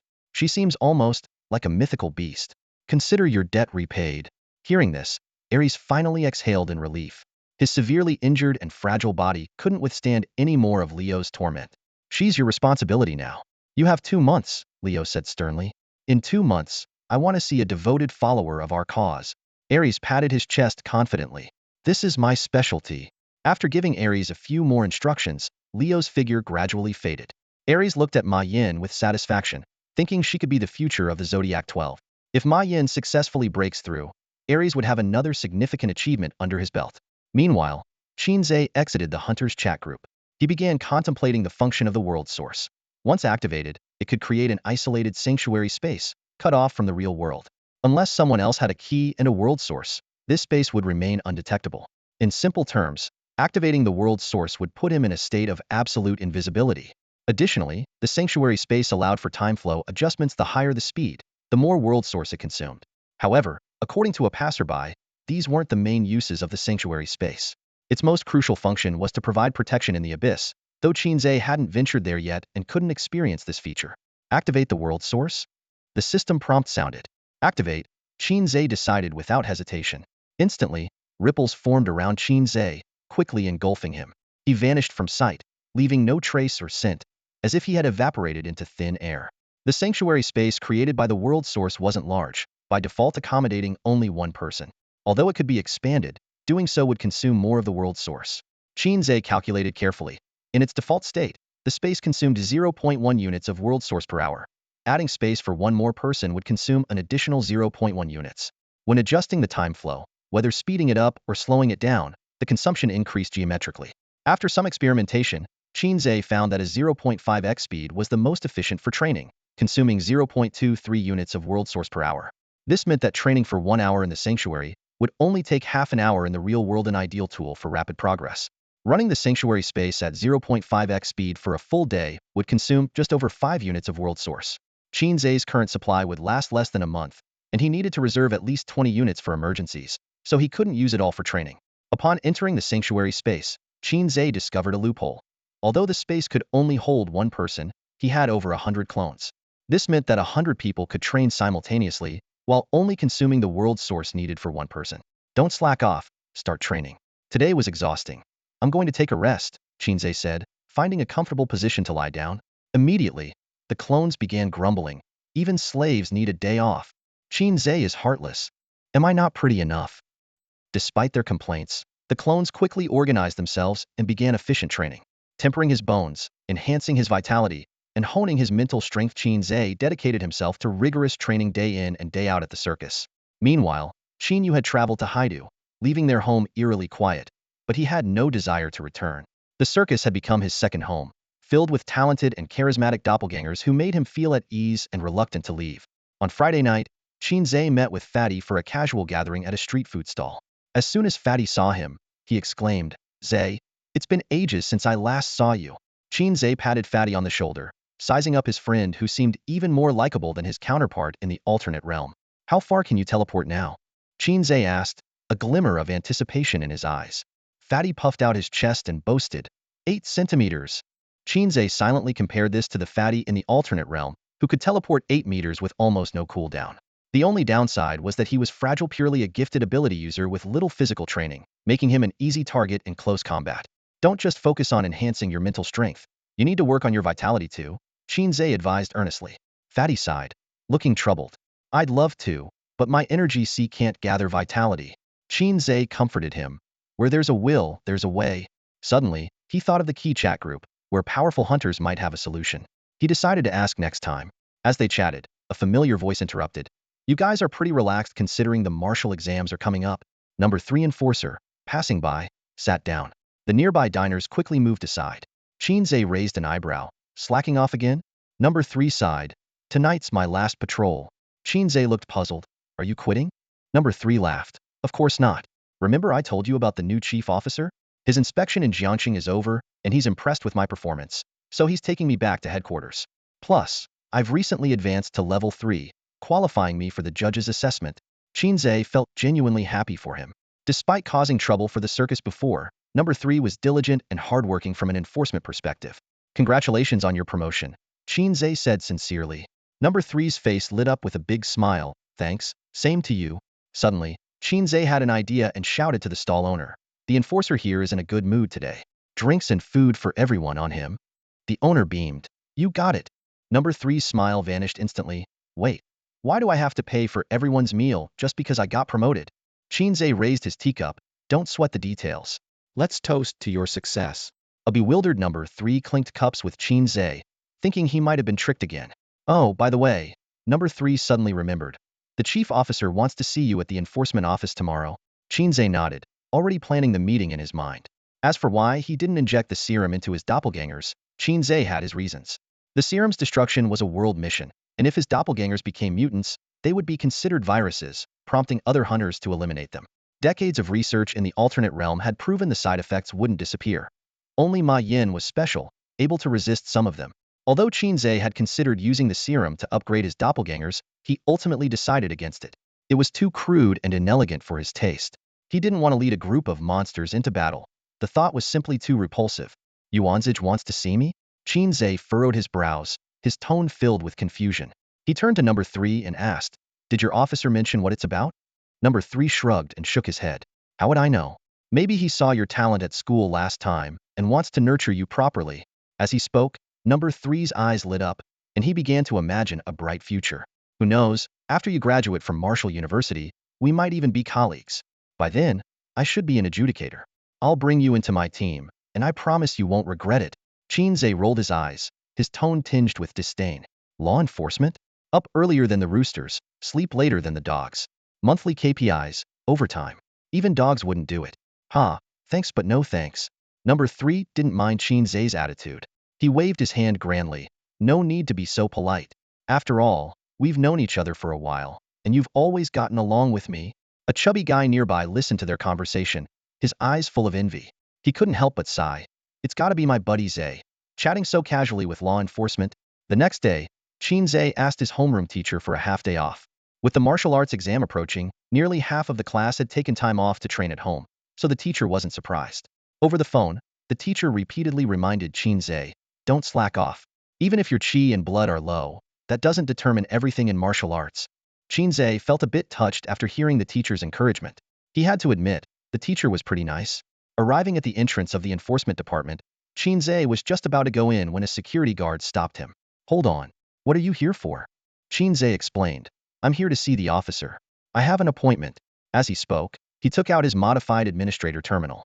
This terminal, besides showing the weather and time, had fewer functions than a phone after the modifications. But Qin Ze knew well enough that when you take someone's resources, you owe them a favor. Trading a terminal for a soul bead was a deal worth making. The security guard scrutinized Qin Ze for a moment before saying, wait a moment, I'll notify them. After making a call and confirming Qin Ze's identity, the guard let him in. This was Qin Ze's first time inside the enforcement department's compound. The yard and the office building were both eerily quiet, with hardly any enforcers in sight. They were probably all out on duty. Qin Ze couldn't help but marvel at the contrast. He felt he treated his clones quite humanely in comparison.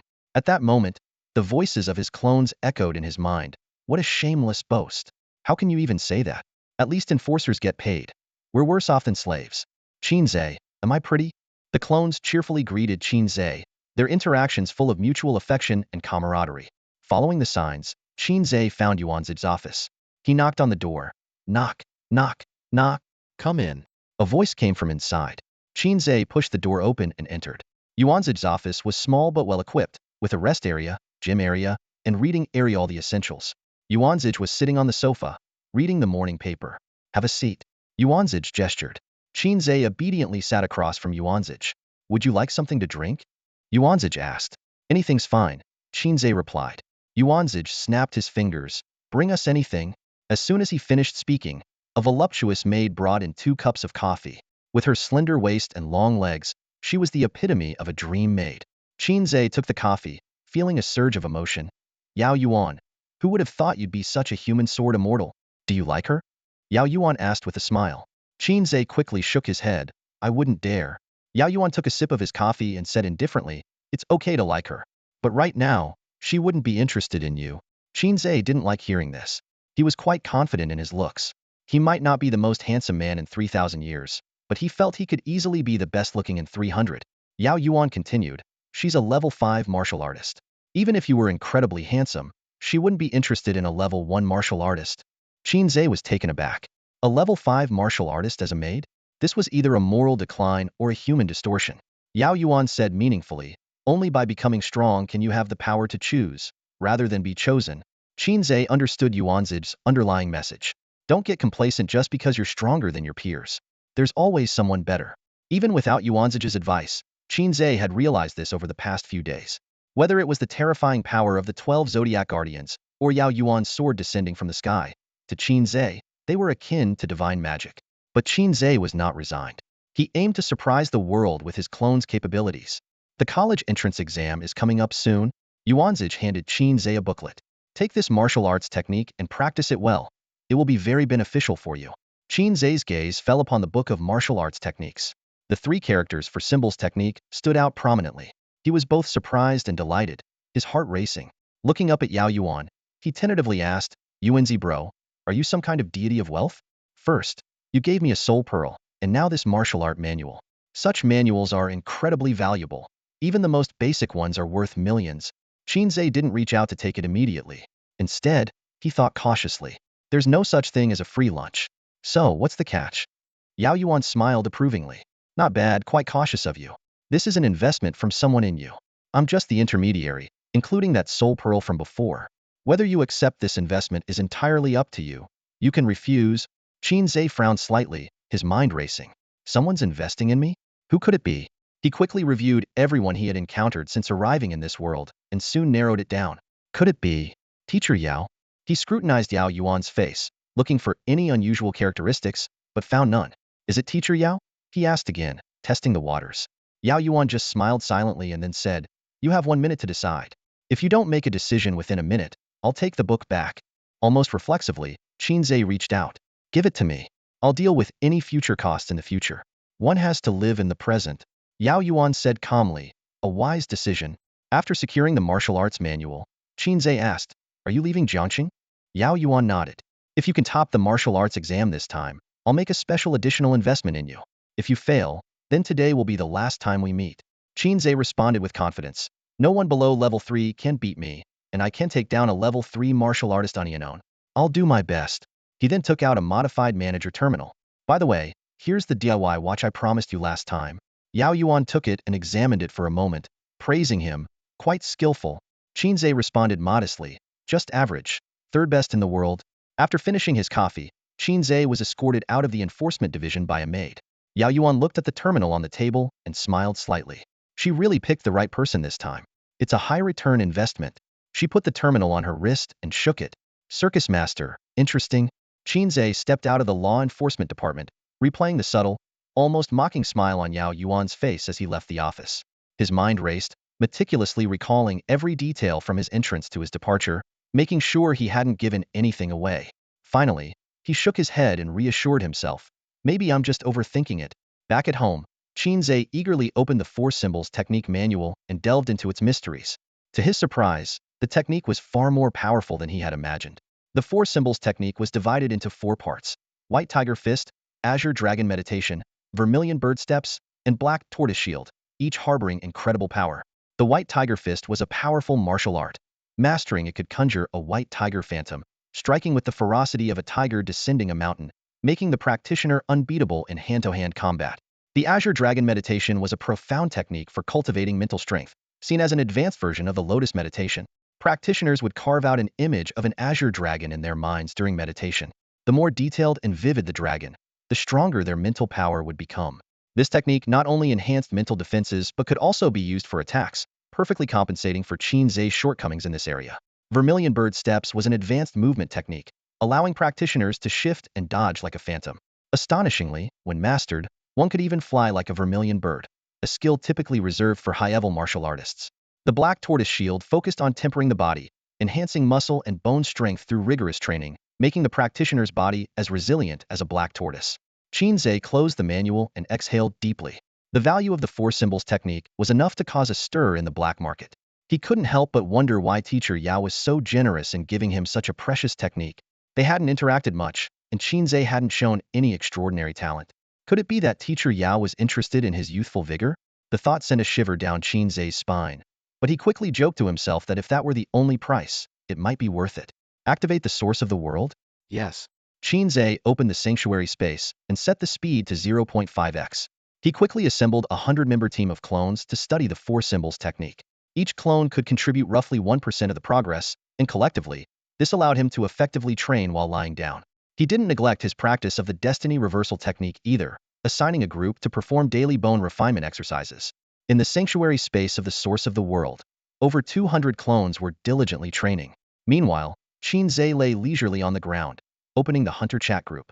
The usual suspects, passerby and fairy who doesn't poop, were always online, chatting incessantly.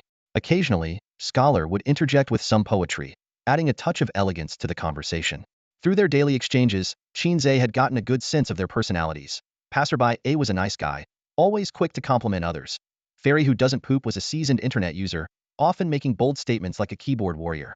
Scholar was a literary enthusiast, responding to various topics with poetry to showcase his knowledge. As Qin Ze browsed the chat, one message caught his attention. Fairy who doesn't poop. So bored. I really want to roam the world. But my family won't let me. It's so frustrating. Passerby A, your family is just concerned for your safety. Fairy who doesn't poop. As warriors, we fear no battle. Qin Ze raised an eyebrow. Looks like the little fairy comes from a prominent family, he mused. A passerby, looking at the upcoming martial arts exam, couldn't help but remark, I wonder what kind of trouble the fair committee will stir up this year. Before she could finish, Chinu sure chimed in, ah, how I miss the student days. Back then, I was the top scorer in the martial arts exam. The beast tamer, intrigued, asked, impressive, Chinu. What rank did you achieve in the martial arts exam? Chinu smiled proudly and was about to respond when the beast tamer interjected. Not to brag, but I was the top scorer myself. Hearing this, the passerby couldn't help but express her envy. I've never even participated in the martial arts exam. This caught Qin Ze's attention, and he pondered. Could she be a rogue cultivator? He then shifted his focus to another long-standing question and asked, is there a standard for the key to choose someone? Chinu, seemingly well-versed in the topic, immediately explained, of course there is. The key will only choose those deemed by the world's will to have the potential to become gods.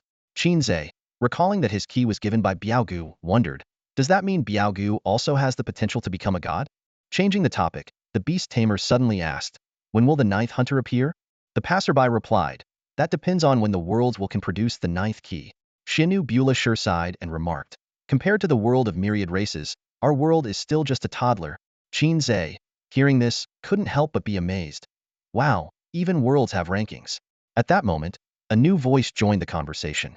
Binyuan Huashui said, hey, seems like we have a newcomer.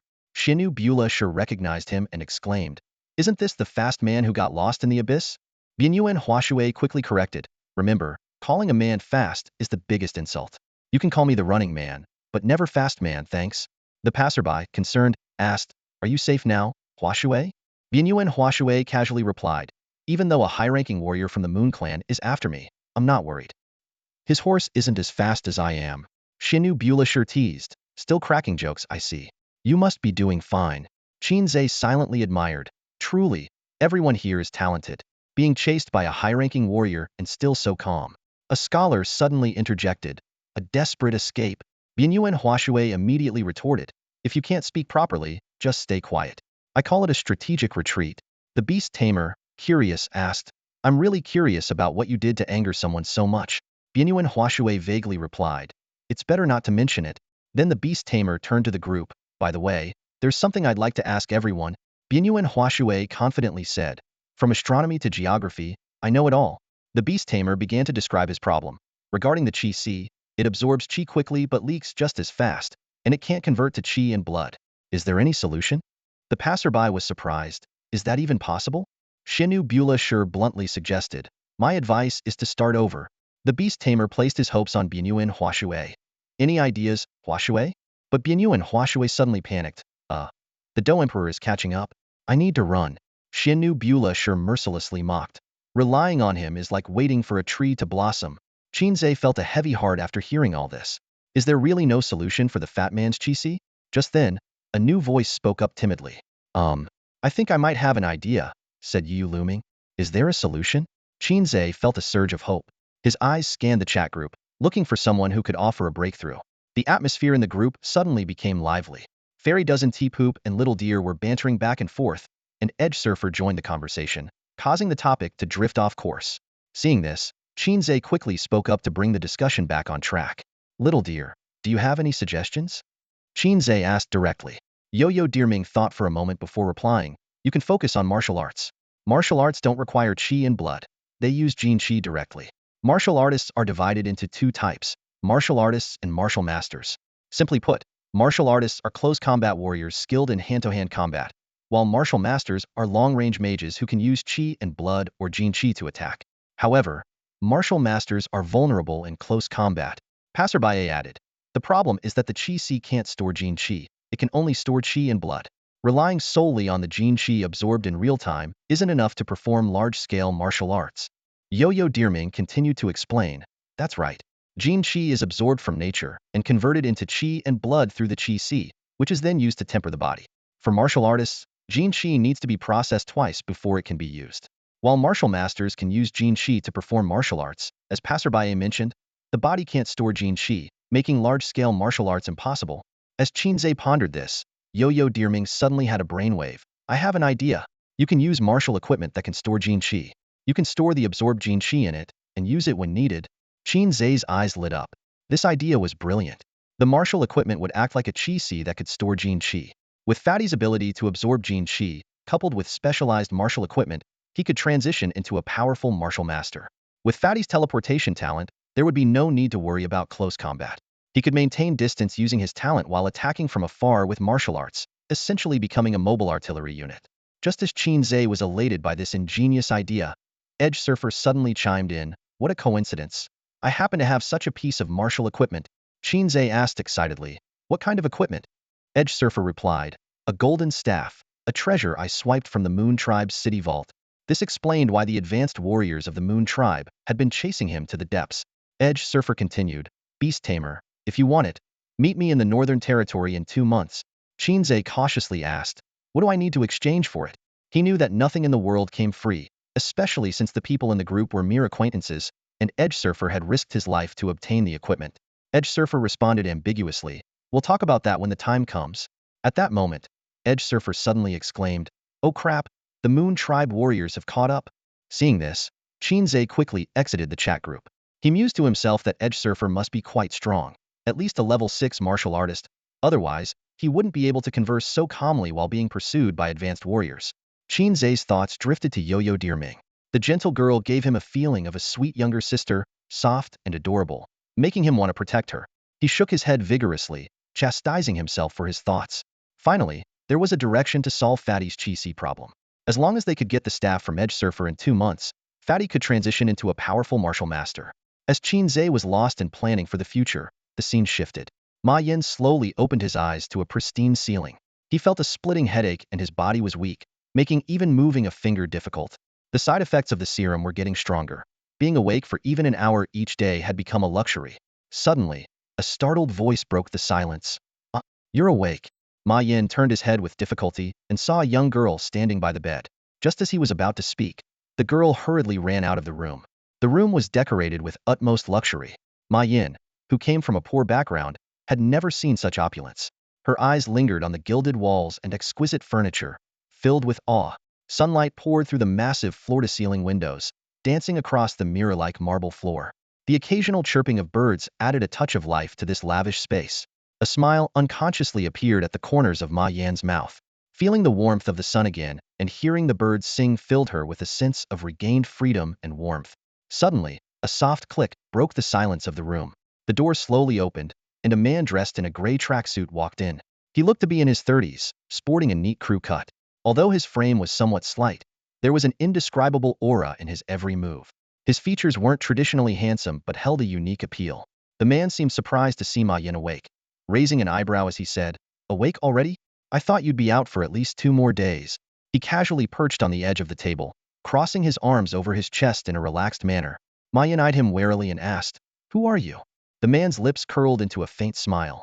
"Lady, I've saved you twice now. Once from the research facility's cell, and once in the wild.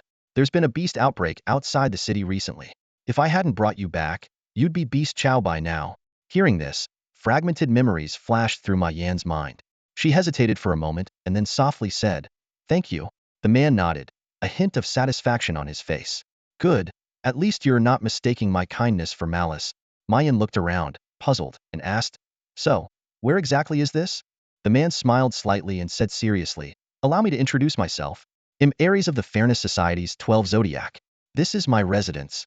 May Yin was completely baffled, frowning as she asked, "What is the Fairness Society? Never heard of it." Seeing May Yin's confusion, Aries pulled a small booklet from his pocket, opened it, and began to read. "The Fairness Society is made up of people striving for fairness. Our goal is to eliminate the privileges of martial artists and achieve equality for all." In its early days, the leader traveled across the country with the 12 Zodiac too. Aries droned on for half an hour, finally finishing the booklet. He looked up at May Yin and asked, "So, do you understand now?" May Yin blinked, utterly bewildered. "Understand what? I didn't get any of that." Aries shrugged and tossed the pamphlet into the trash. "I think it's all nonsense too, but we have to follow the procedures." He looked May Yin straight in the eyes, his tone becoming serious. "Now, I'm inviting you to join the Fairness Society.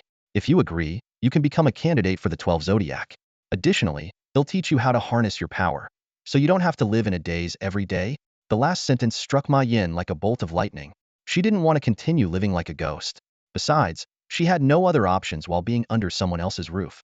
Taking a deep breath, she said firmly, "I'll join." Aries snapped his fingers, a look of pleasant surprise and satisfaction crossing his face. "That was easier than I thought. I expected to have to talk more. Congratulations on making the right decision." He stood up, taking a step closer to May Yin. "Now, let's begin your first lesson. How to use Qi." For the next month, Qin Ze dedicated himself entirely to his cultivation. The sanctuary of the world's source had been open for 10 days, consuming most of its energy but yielding significant results. He had advanced to the second level of his destiny reversal technique, unlocking a total of 160 acupoints.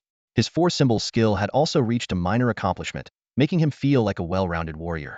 Most excitingly, his cultivation had reached the peak of the first level. Now, only the final step of bone refinement remained. He still needed to refine more than 10 bones to complete the process. Additionally, over the past month, Qin Ze had accumulated a number of clones, preparing for his next move. "Hey, bone refinement team, can you put in a bit more effort? If you don't train hard, how am I supposed to break through?" Qin Ze half-jokingly said to his clones. This remark immediately sparked a fierce protest from the bone refinement team. "Are you kidding me? Do you even realize how few people we have in the bone refinement team?"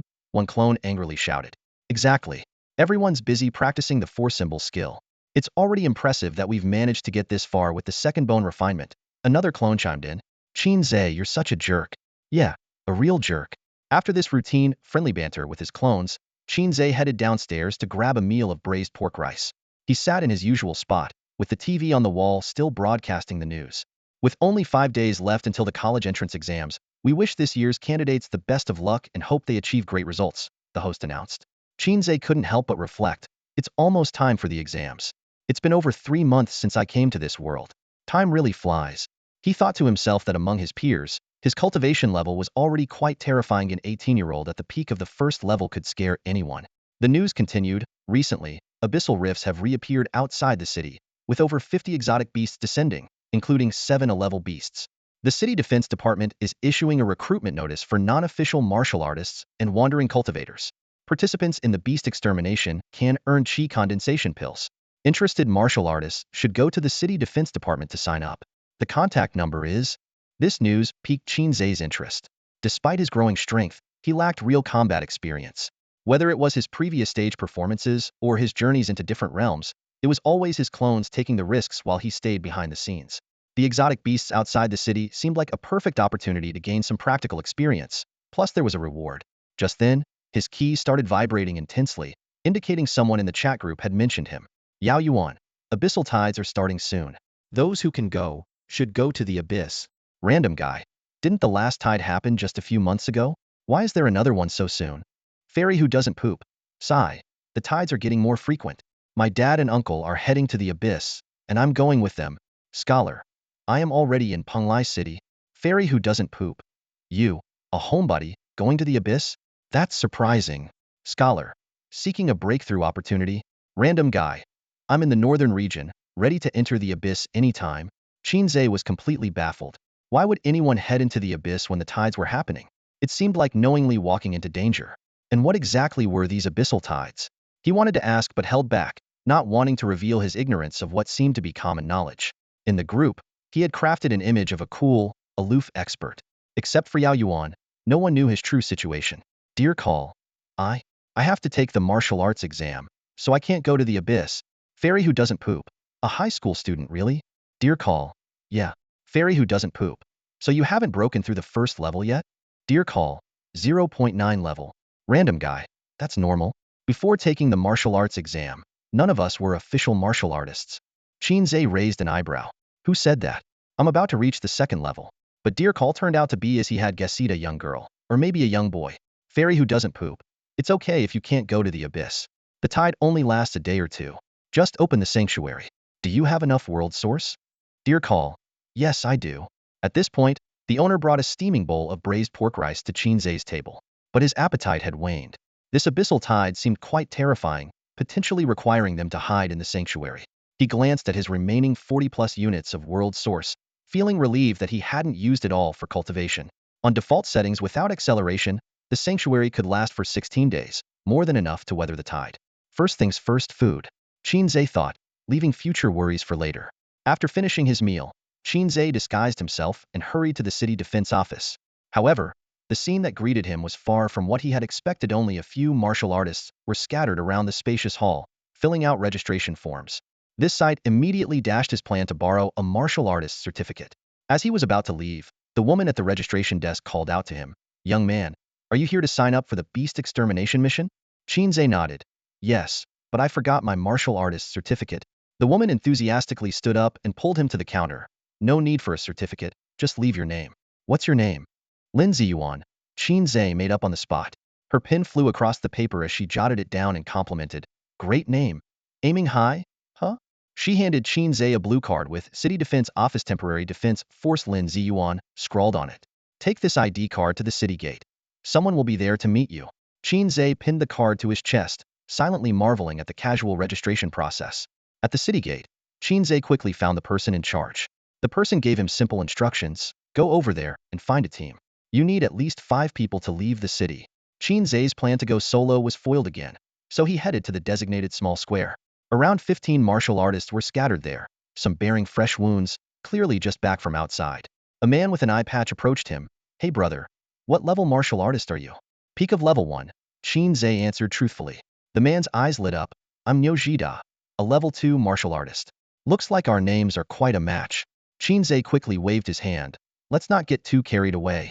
Niu Jida enthusiastically suggested, "Our team is short one person. Want to join us?" Qin Ze nodded in agreement, thinking that as long as he could get out of the city quickly to test his skills, any team would do. Niu Jida slung an arm around Qin Ze's shoulders and led him to the team, secretly pleased to have recruited a peak level 1 martial artist, which would definitely bolster their strength. Soon, Qin Ze met the other 3 teammates. A girl with a baby face, a young man as thin as a stick, and a bald man clutching a knife. Niu Jida introduced everyone. "This is Lin Ziyuan, a peak level 1 martial artist, joining us today to hunt beasts." The 3 quickly introduced themselves. To Qin Ze's surprise, the skinny young man was also at the peak of level 1, while the baby-faced girl and the bald man were at level 1.5. After a brief introduction, the group quickly geared up and set out. As Qin Ze's feet touched the desolate land outside the city, excitement surged through him at the thought of leaving the novice protection zone. The adventure had officially begun. Through their conversations on the road, Qin Ze gradually learned about Niu Jida and his group. The 4 of them belonged to a mercenary team that typically handled escort duties for caravans traveling between Jiangxing and the Northern Territories. Originally, there were 6 members in their team, but 2 were injured on their last return trip from the north and were currently recuperating in the city, expected to need at least a month to recover. For mercenaries who live by the sword, time is money. Unfortunately, with their team shorthanded, they couldn't take on any escort jobs for the time being. Coincidentally, an abyssal rift had appeared outside Jiangxing, so the four of them decided it would be better to go out and hunt the beasts emerging from it instead of idling around. The beasts from this rift were relatively weak, with the strongest being only a rank, so they were confident they could handle it. However, to minimize casualties, the city defense department required that teams of 5 had to be formed to leave the city. Left with no choice, Niu Jida started recruiting people at the city gate and, by chance, ended up pulling Qin Ze into their group. The rift was located more than 40 kilometers north of the city. Before they even reached their destination, Qin Ze could already see the black spatial rift from a distance. It was about 5 meters tall and looked as if it had been cleaved open by a giant axe, with ripples spreading out from it continuously. Around 20 warriors had already gathered at the site, but only 3 were wearing city defense uniforms. To Qin Ze's surprise, the atmosphere was quite relaxed. People were chatting and resting in small groups instead of being on high alert. Niu Jida whistled and laughed. Looks like we're in luck. No beasts have started coming through yet. The baby-faced member of the team chimed in happily.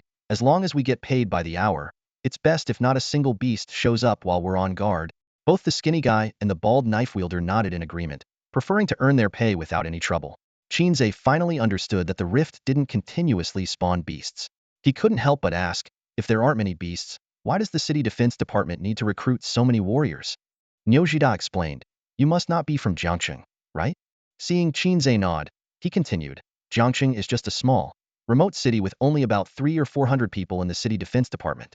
Besides standing guard, they also have to patrol the wilderness to check for new rifts, so they're always shorthanded. With the abyssal tide approaching, 3 rifts suddenly appeared outside the city, leaving the department stretched too thin, so they had to call for reinforcements. Qin Ze raised an eyebrow, thinking that the news reports seemed to have kept some of the truth from the general public. However, judging by Niu Jida's nonchalant attitude, the situation didn't seem too dire. How long will the rift stay open? Qin Ze asked. Niu Jida replied, it could be a few days or a few weeks. Honestly, the longer it stays open, the better for us. Otherwise, where would we make our money? For these professional mercenaries, guarding a rift was the lowest risk, highest reward job. The rift would only release at most 2 beasts at a time, and with over 20 warriors on guard, it was easy to handle. In fact, some rifts never released a single beast before closing, making it easy money. After arriving near the rift, Qin Ze's group checked in with the city defense department and started the clock. There were 4 teams in total, each responsible for one direction. Qin Ze's team was assigned to the east side. Upon reaching their designated spot, Niu Jida started cursing, damn it, they're taking advantage of us being outsiders. Qin Ze was puzzled, not understanding why the position mattered. Niu Jida noticed his confusion and explained, we're positioned directly in front of the rift, so when the beasts come out, they'll charge at us first. These locals are using their connections. The knife wielder snorted, if it wasn't for you stopping me earlier, I would have made that city defense bastard switch places with us. The baby-faced member quickly tried to calm things down. All right, let's not cause trouble. Guarding the rift is no big deal. It's not like we're facing the abyssal tide directly. It's the same wherever we are. The 5 of them sat cross-legged as the morning passed quietly. The rift lay still like a silent mirror, with no sign of any beast emerging. Qin Ze, bored out of his mind, couldn't help but yawn repeatedly. Niu Jida quietly scooted over to Qin Ze and whispered, Brother Lin, you must come from a martial arts family and be out here for some experience, right? Qin Ze raised an eyebrow and asked nonchalantly, what makes you say that? Niu Jida grinned, showing a row of white teeth.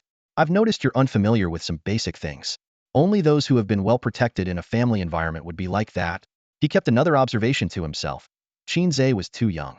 Reaching the peak of a first-level warrior in his early 20s was impossible without significant support.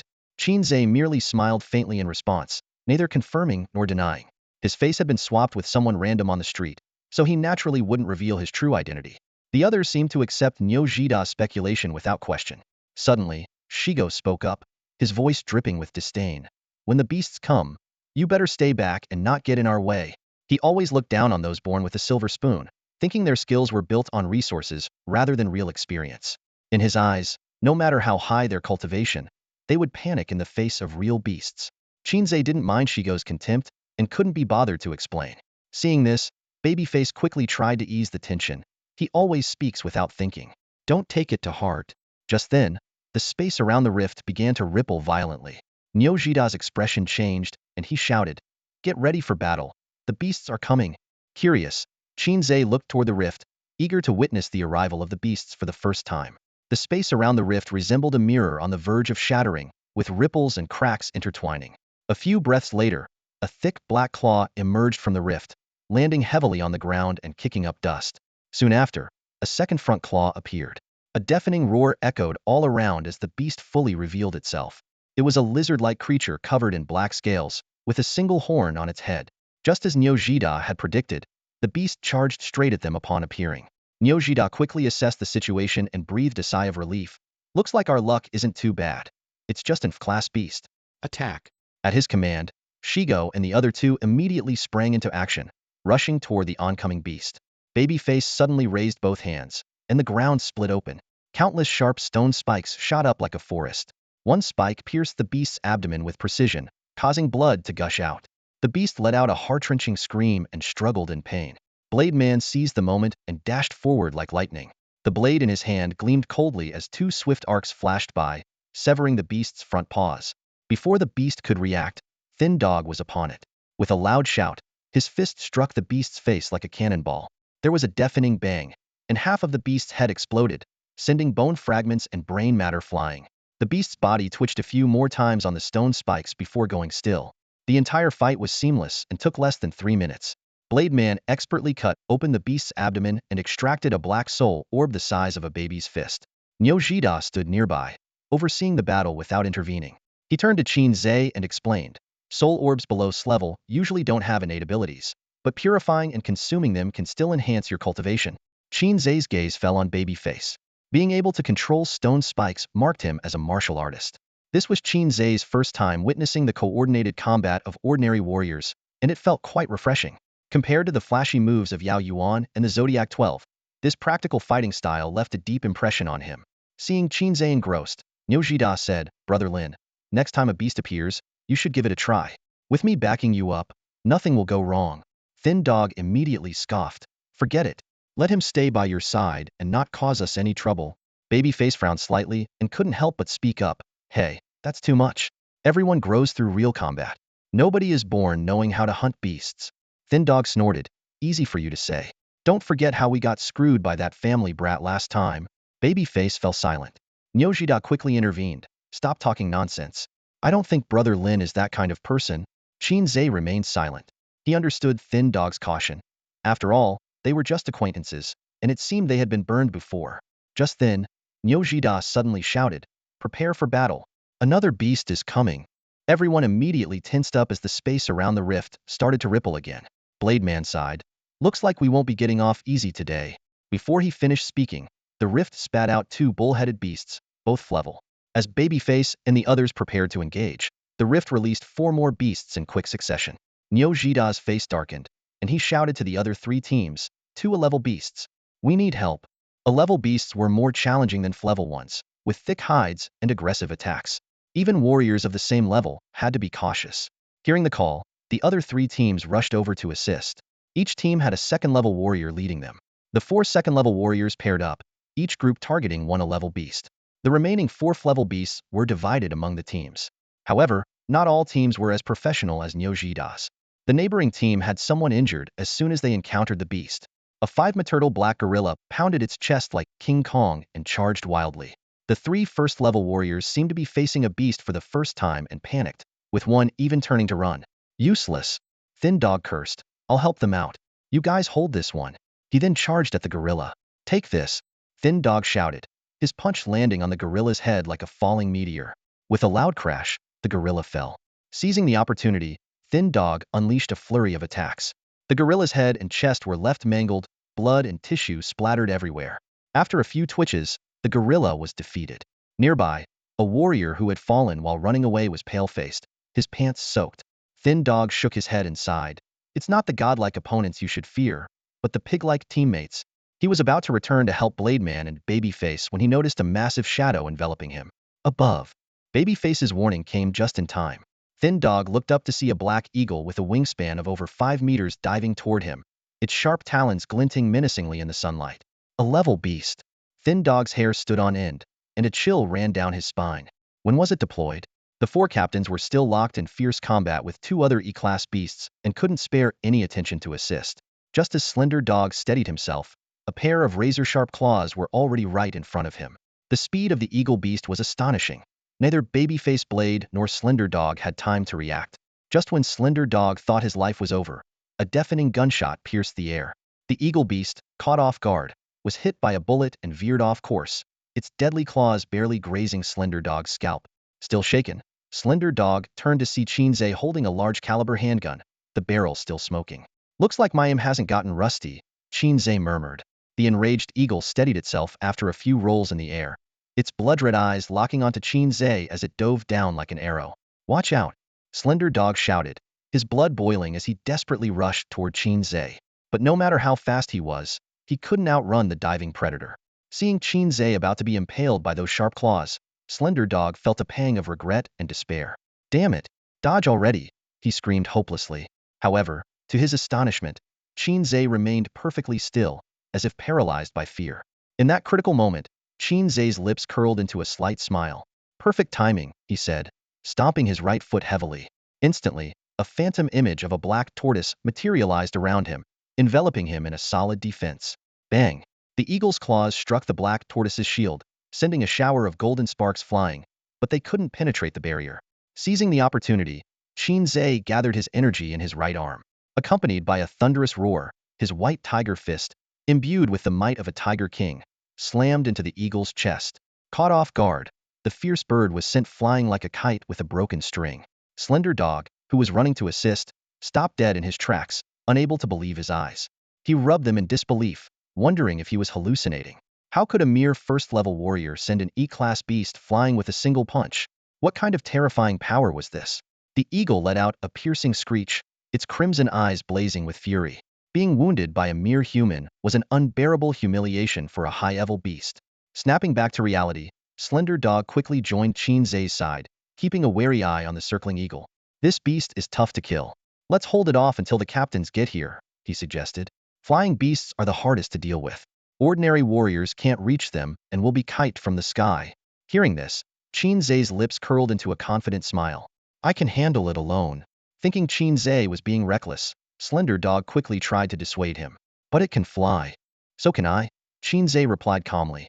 Before Slender Dog could respond, Qin Ze lightly leapt into the air, rising effortlessly, leaving Slender Dog staring in stunned silence. Under Skinny Dog's watchful gaze, Qin Ze took to the air, his body shooting up like an arrow until he was level with the soaring eagle.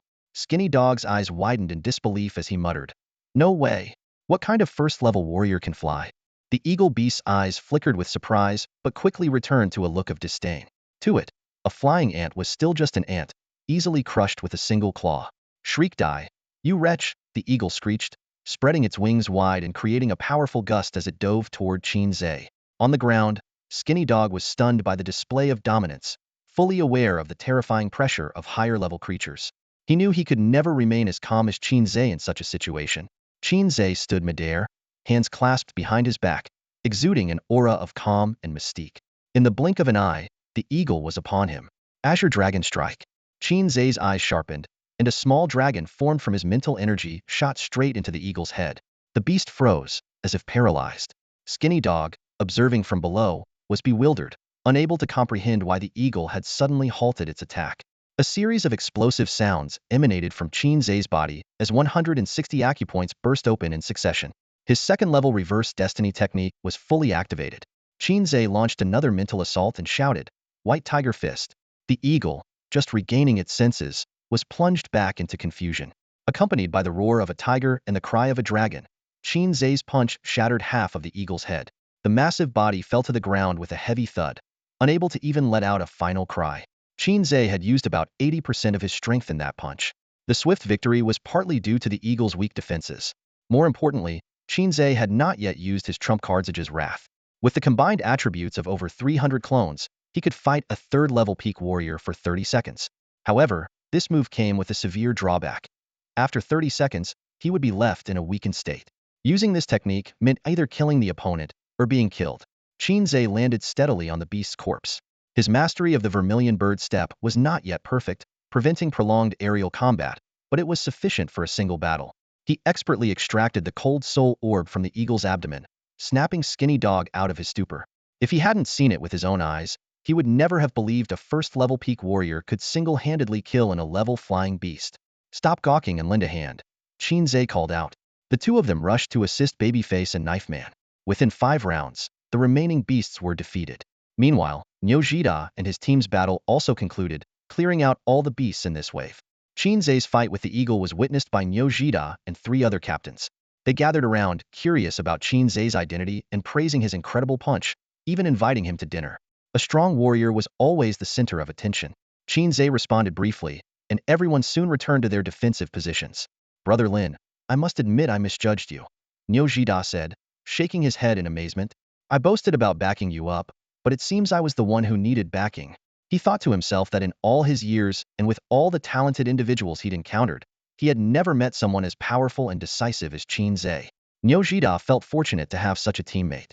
Skinny Dog's attitude did a complete 180, and he sincerely apologized to Qin Ze. Qin Ze chuckled. I kind of liked your rebellious attitude earlier. Seeing Skinny Dog's embarrassed look, he patted his shoulder. Just kidding. Babyface curiously asked, have you ever been to the Abyss? Qin Ze shook his head. He hadn't, and pretending otherwise would be risky. Babyface nodded, explaining that family scions rarely ventured into the Abyss unless absolutely necessary due to its extreme danger. With ample military merits, they could simply substitute their contributions.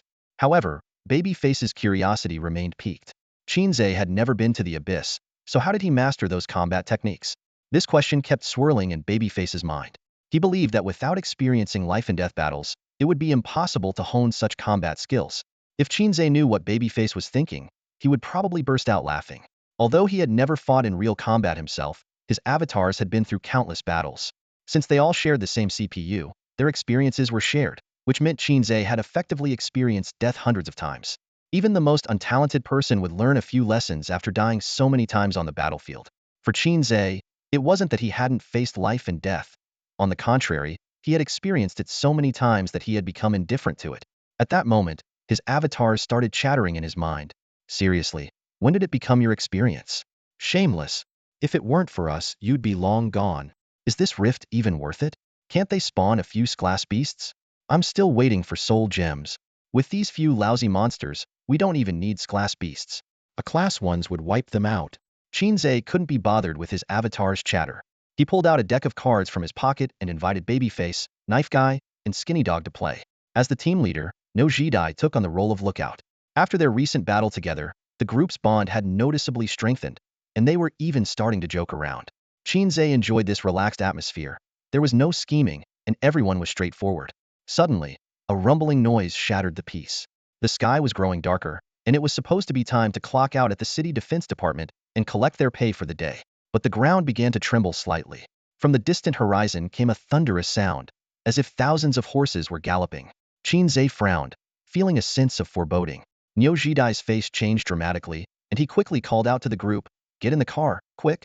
The 3 city defense soldiers were the fastest to react and had already driven off. The others hurriedly got into their vehicle and sped towards the city. Inside the car, Qin Ze was puzzled. What's going on? Driving, Niu Jidai explained gravely. Beast tide. It must be that a high-level beast suddenly appeared from a rift, and the guards couldn't handle it in time, causing continuous spawns. Skinny Dog cursed from the side. What the hell is the patrol team doing? Don't they have any contingency plans? Qin Ze looked in the rearview mirror. In the distance, dust clouds rose on the horizon, and through the thick sandstorm, countless beasts were rapidly charging, forming a dark, continuous line. Facing the beast tide for the first time, Qin Ze held his breath, overwhelmed by the scene. He muttered, "Is this the tide?" Niu Jidai raised an eyebrow. "Tide? This is nothing." Qin Ze gasped. The scene before him was terrifying. A horde of nearly 1,000 beasts surged forward like a tidal wave, an unbelievable sight. Niu Ji tightly gripped the steering wheel, floored the gas pedal, and the vehicle sped through the wilderness. Half an hour later, the outline of Jiangqing finally appeared on the horizon. With a deafening roar, the heavy alloy city gates slowly began to close. The city instantly went into lockdown mode. All warriors, regardless of rank, were summoned to the city walls. Soldiers from the city defense department stood at the forefront. Dozens of specially crafted cannons lined up, their barrels aimed at the approaching beast horde. These weapons were specifically forged to combat the beasts, as ordinary firearms were ineffective against them. A piercing alarm sounded over Jiangqing, followed by an emergency broadcast, "Beast horde incoming. Residents, please do not panic and proceed immediately to designated shelters. Follow the directions of law enforcement, and do not leave the shelters without official notification." Violators will be severely punished. The law must be upheld at all times.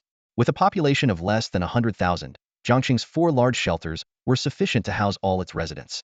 However, 20 years of peace without a beast horde had made many forget fear, especially the younger generation, for whom the beast horde was just a legend told by the elders. The streets plunged into chaos. Vehicles clogged the roads as people abandoned their cars and proceeded on foot. Law enforcement officers stood at key intersections, maintaining order and guiding the crowd. Suddenly, a violent explosion rocked a bank in the city center. 2 robbers, their faces covered with black hoods, dashed out of the entrance, each carrying a sack of money. However, they had barely taken a few steps when a law enforcer descended from above. According to Article 3, Section 10 of the Beast Horde Management Regulations, robbing a bank and endangering public safety is a capital offense.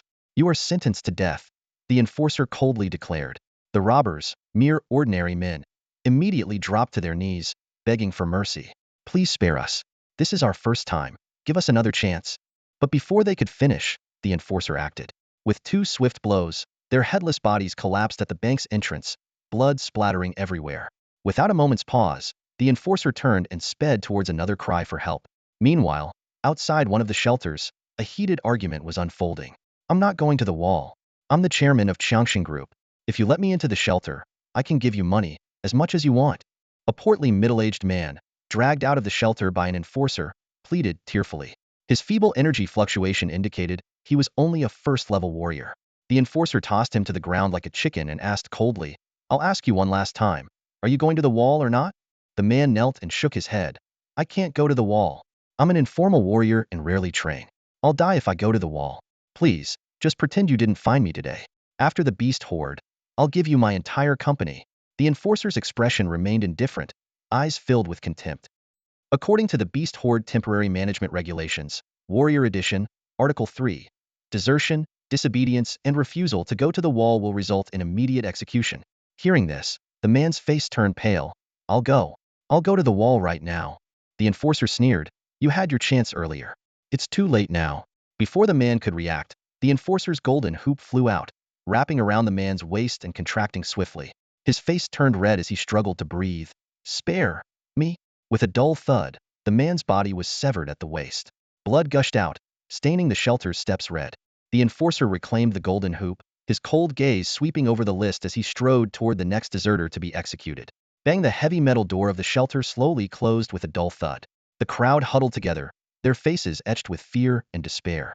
A little girl looked up with innocent, wide eyes and softly asked her mother, Mommy, are we going to die? Her mother hugged her tighter, feigning calm as she replied, No, we won't. She knew it was a hollow reassurance, but at that moment, it was all she could offer. Atop the city wall, over 500 warriors stood ready, including the elite of the city's defense corps. Qin Ze and Yao Yuan were stationed at the edge, tasked with defending that section. Their sharp eyes were fixed on the approaching horde of beasts a few kilometers away. The ground trembled violently, as if an earthquake was occurring. In Qin Ze's mind, his avatars debated fervently. I suggest we retreat immediately. I second that. Same here. Activate the sanctuary space as soon as the beasts breach the wall. Don't be stingy with the world's essence. Don't be so pessimistic. 1,000 beasts against 500 warriors means each of us only needs to handle 2. 9 out of 10 on the wall are first-level warriors, and half the beast horde is a level. We can't hold them. Deserting in the face of battle goes against the spirit of a great warrior. Forget that. Survival comes first.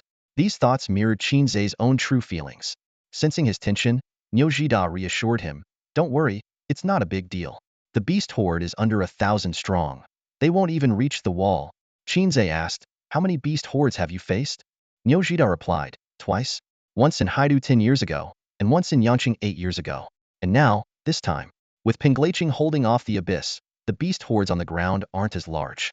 Even during the tides, few human cities fall. Seeing Yao Yuan's confident demeanor, Qin Ze couldn't help but think he was tempting fate.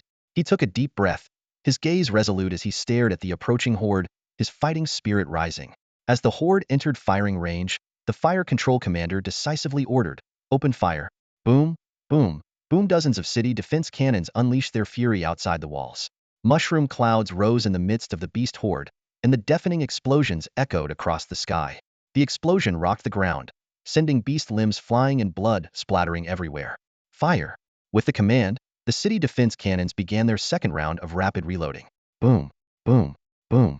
Explosions echoed through the beast horde, flames lighting up the sky. Qin Ze surveyed the scene, finally understanding why there was no vegetation outside the city walls. Dense foliage would severely obstruct visibility, hindering both shooting and the work of spotters. The city defense cannons continued to rain down fire, but even so, they couldn't halt the beast's advance. The creatures charged forward, roaring as if they were unafraid of death. After the fifth volley, the vanguard of the beast horde had reached the base of the city walls. The 20-meter-high walls loomed over the tallest of the beasts, which stood no more than 10 meters. "Get ready, they're coming up," warned Yojida in a deep voice. Qin Ze tightened his grip on the standard-issue weapon from the City Defense Bureau, a specially crafted longsword that could emit sword energy when infused with chi and blood. Suddenly, a 5-meter humanoid beast with a hammer-like head began ramming the closed city gate, covered by other beasts. The relentless bang, bang, bang of its assault was deafening. "Focus fire on the siege beast," came the order. 2 third-level warriors, ropes tied around their waists, leaped from the wall. With lightning speed, they slaughtered the siege beast and cleared the other creatures at the gate before being swiftly pulled back up by the ropes. Then Qin Ze witnessed a shocking sight. Larger beasts lay down, allowing smaller ones to climb over them, creating several living ladders in no time. Using these ladders, the beasts began scaling the city walls rapidly. The human warriors fought back fiercely. Intermediate warriors, also with ropes tied around their waists, swung back and forth, attacking the living ladders. However, the sheer number of beasts was overwhelming. As soon as one ladder was destroyed, another took its place. Finally, a beast managed to climb onto the wall. "Aguang, protect Xiao Xiao," Nyojida shouted. The knife-wielding man nodded and stood guard beside the baby-faced girl. Qin Ze, Nyojida, and Shigo formed a line at the front, ready for the imminent battle. Moments later, a giant toad the size of a jeep leaped onto the wall. It opened its gaping maw, and its long tongue shot towards Shigo like an arrow. Shigo blocked with his arm, and Nyojida sliced the tongue off with a single stroke. The baby-faced girl cast a spell, causing thorns to sprout from the wall and bind the toad's limbs. Qin Ze's chi and blood surged through him as he swung his sword, cleaving the toad in half. Its foul-smelling innards and blood spilled all over the wall. Shigo and the baby-faced girl looked at Qin Ze in astonishment, while Nyojida reminded, "The beast's tide will last a long time. Conserve your chi and blood." Realizing his mistake, Qin Ze understood that this was just an F-grade beast with low defense.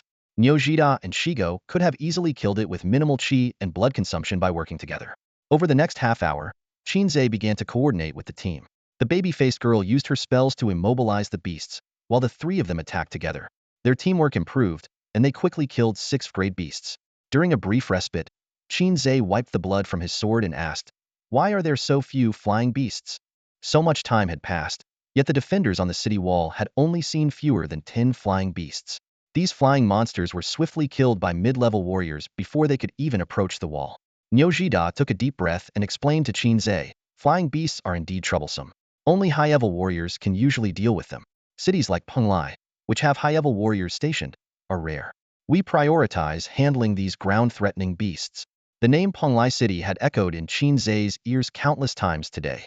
A city painstakingly established by humans in the abyss, he couldn't help but be curious about its true appearance. Just a few minutes into their short break, a beast covered in bright red scales suddenly charged forward. Qin Ze raised an eyebrow, thinking, finally, a bit of a challenge. This isn't a level beast. Their position was relatively remote, not the main target of the beast's attack. The real battle was happening at the central section of the wall, guarded by the city defense department.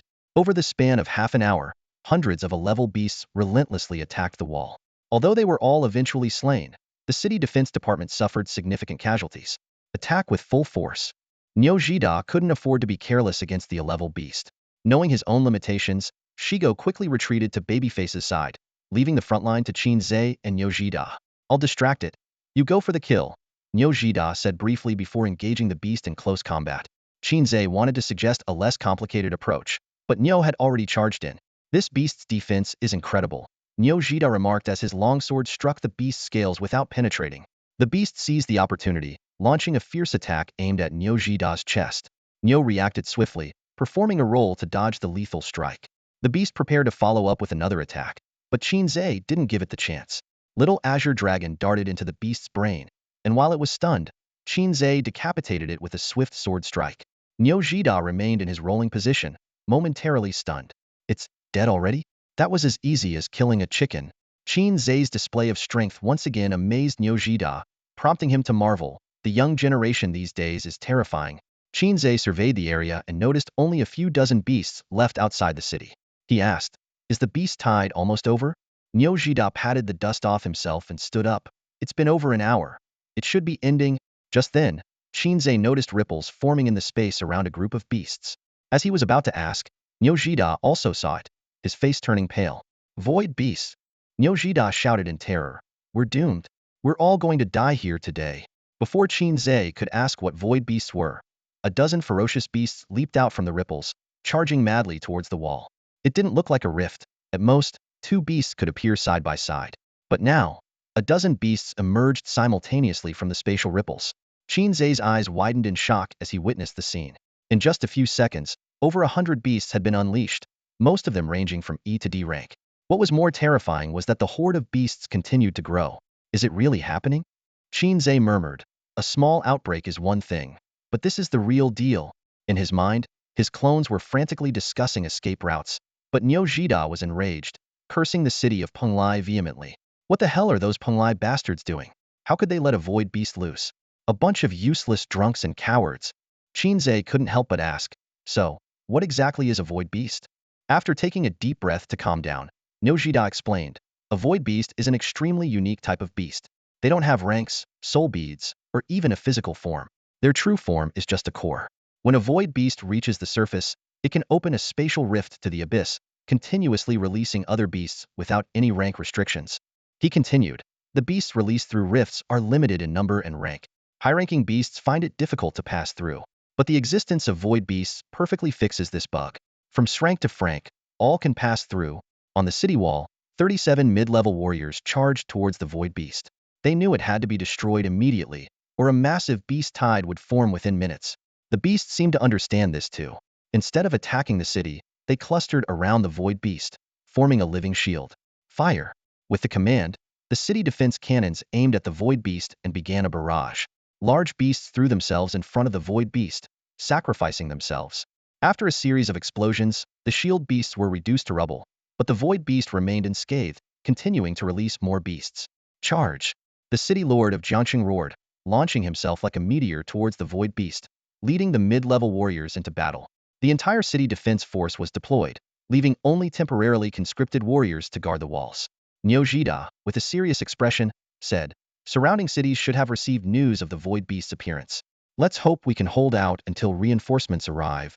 He added, "Void beasts are extremely rare and haven't appeared for years. The last time a void beast was released, it led to the destruction of a city. Is it Jiangqing's turn this time?" As Qin Ze pondered his options, a faint voice echoed in his mind, "Help me." Qin Ze looked around warily, noticing that everyone's attention was focused on the battlefield around the void beast. No one had spoken. "Help me," the voice repeated. This time, Qin Ze pinpointed its source, the battlefield where the void beast was. "Are you the void beast?" Qin Ze asked in his mind. "Help me." The voice seemed to only know this one phrase, repeating it over and over. Qin Ze's clones became excited, chattering away. "This is amazing. A beast that can talk." The voice is oddly pleasant. If it can speak, can it transform into a human? Can it turn into a long-legged, slender-waisted girl with fluffy ears and a tail? Frowning slightly, Qin Ze asked, "How can I help you?" "Help me. Who exactly are you?" "Help me. Help my sixth uncle. Help me." Qin Ze felt exasperated. It was like talking to an idiot. "What were you saying?" Niu Jida and the others looked at Qin Ze in confusion. He had been muttering to himself like he had lost his mind. "Nothing." Qin Ze waved it off. "I'm going to take a walk." The girl with the baby face widened her eyes in disbelief. "What? Are you crazy? With another beast tide forming, you want to go down there?" She had seen stubborn people before, but never someone this stubborn. "The wind is strong up here. It'll go down for a bit." With that, Qin Ze leaped off the city wall. Performing the vermilion bird step in midair, Qin Ze's figure floated gracefully like a paper airplane towards the void beast. On the city wall, Niu Jida couldn't help but show admiration. "Brother Lin is truly the most martial-spirited warrior I've ever seen. No matter the situation, he remains calm and even seeks to help." Babyface, Knife Man, and Skinny Dog nodded silently, their eyes filled with complex emotions. They knew well that while Qin Ze's act was courageous, the path ahead was fraught with danger. In just a few minutes, the void beast had unleashed nearly 1,000 otherworldly creatures. Faced with such a massive beast tide, A level 1 warrior was as insignificant as dust. Everyone on the city wall watched Qin Ze's flight until he landed and was instantly swallowed by the endless horde of beasts, disappearing from sight. Sigh. Nyojida sighed heavily, his emotions a tangled web. Qin Ze's actions today had completely shattered his preconceived notions about the younger generation of his family. In truth, the moment Qin Ze landed, he activated the source of the world and took refuge in a protective space. The beasts on the ground looked up, mouths agape, as if waiting for manna from heaven. However, after waiting for a long time until their necks were sore, their hopes were dashed. The beasts looked around in confusion, as if asking, "Where's my treat?" The battle on the field had surpassed the limits of brutality. To break through the protection around the void beast, mid-level warriors led the charge, followed closely by others, like a sharp arrow piercing the beast horde. Casualties mounted every second. The city lord shouted, "We are nearing that void beast. Victory is within reach." The warriors gritted their teeth, knowing that only one side would survive this day. Using the protection of the source of the world, Qin Ze swiftly approached the center of the beast horde. The cry for help grew clearer. "Help me!" Passing through the rippling spatial waves, Qin Ze finally saw the true form of the void beast's semi-transparent crystal core, about the size of half a soccer ball, continuously releasing immense energy, creating spatial ripples and opening space tunnels. Surrounding the crystal core, for clever beasts stood guard vigilantly. "Help me!" Qin Ze was speechless, thinking that the void beast could only repeat this one human phrase. He was eager to destroy the void beast to stop the influx of otherworldly creatures. However, doing so would mean deactivating the protective space. The 4 clever beasts, each as powerful as a mid-level warrior, would pounce the moment the protection disappeared. Trapped in the beast horde center, Qin Ze would have no chance of escape. Just as Qin Ze was at a loss, the keys suddenly started to fluctuate. A system prompt sounded. "Stargate fragment detected. Would you like to recover it?" Qin Ze was taken aback, surprise flashing in his eyes. "The Stargate," he murmured to himself. "Is it the one I'm thinking of? Ascend the celestial ladder. Open the Stargate, and become a supreme deity." He frowned in thought. How can the Stargate be opened if it's now in fragments? Or do I need to gather 3 pieces to form a 3-star gate? Qin Ze fell into deep thought. Things were getting interesting. Meanwhile, the void beast continued to unleash its violent energy, seemingly sensing the presence of the key on Qin Ze. Its cries for help became more frequent. "Help me?" After weighing his options, Qin Ze decided to retrieve it. The system prompt sounded. "Confirm to consume 15 units of world source to retrieve the Stargate fragment."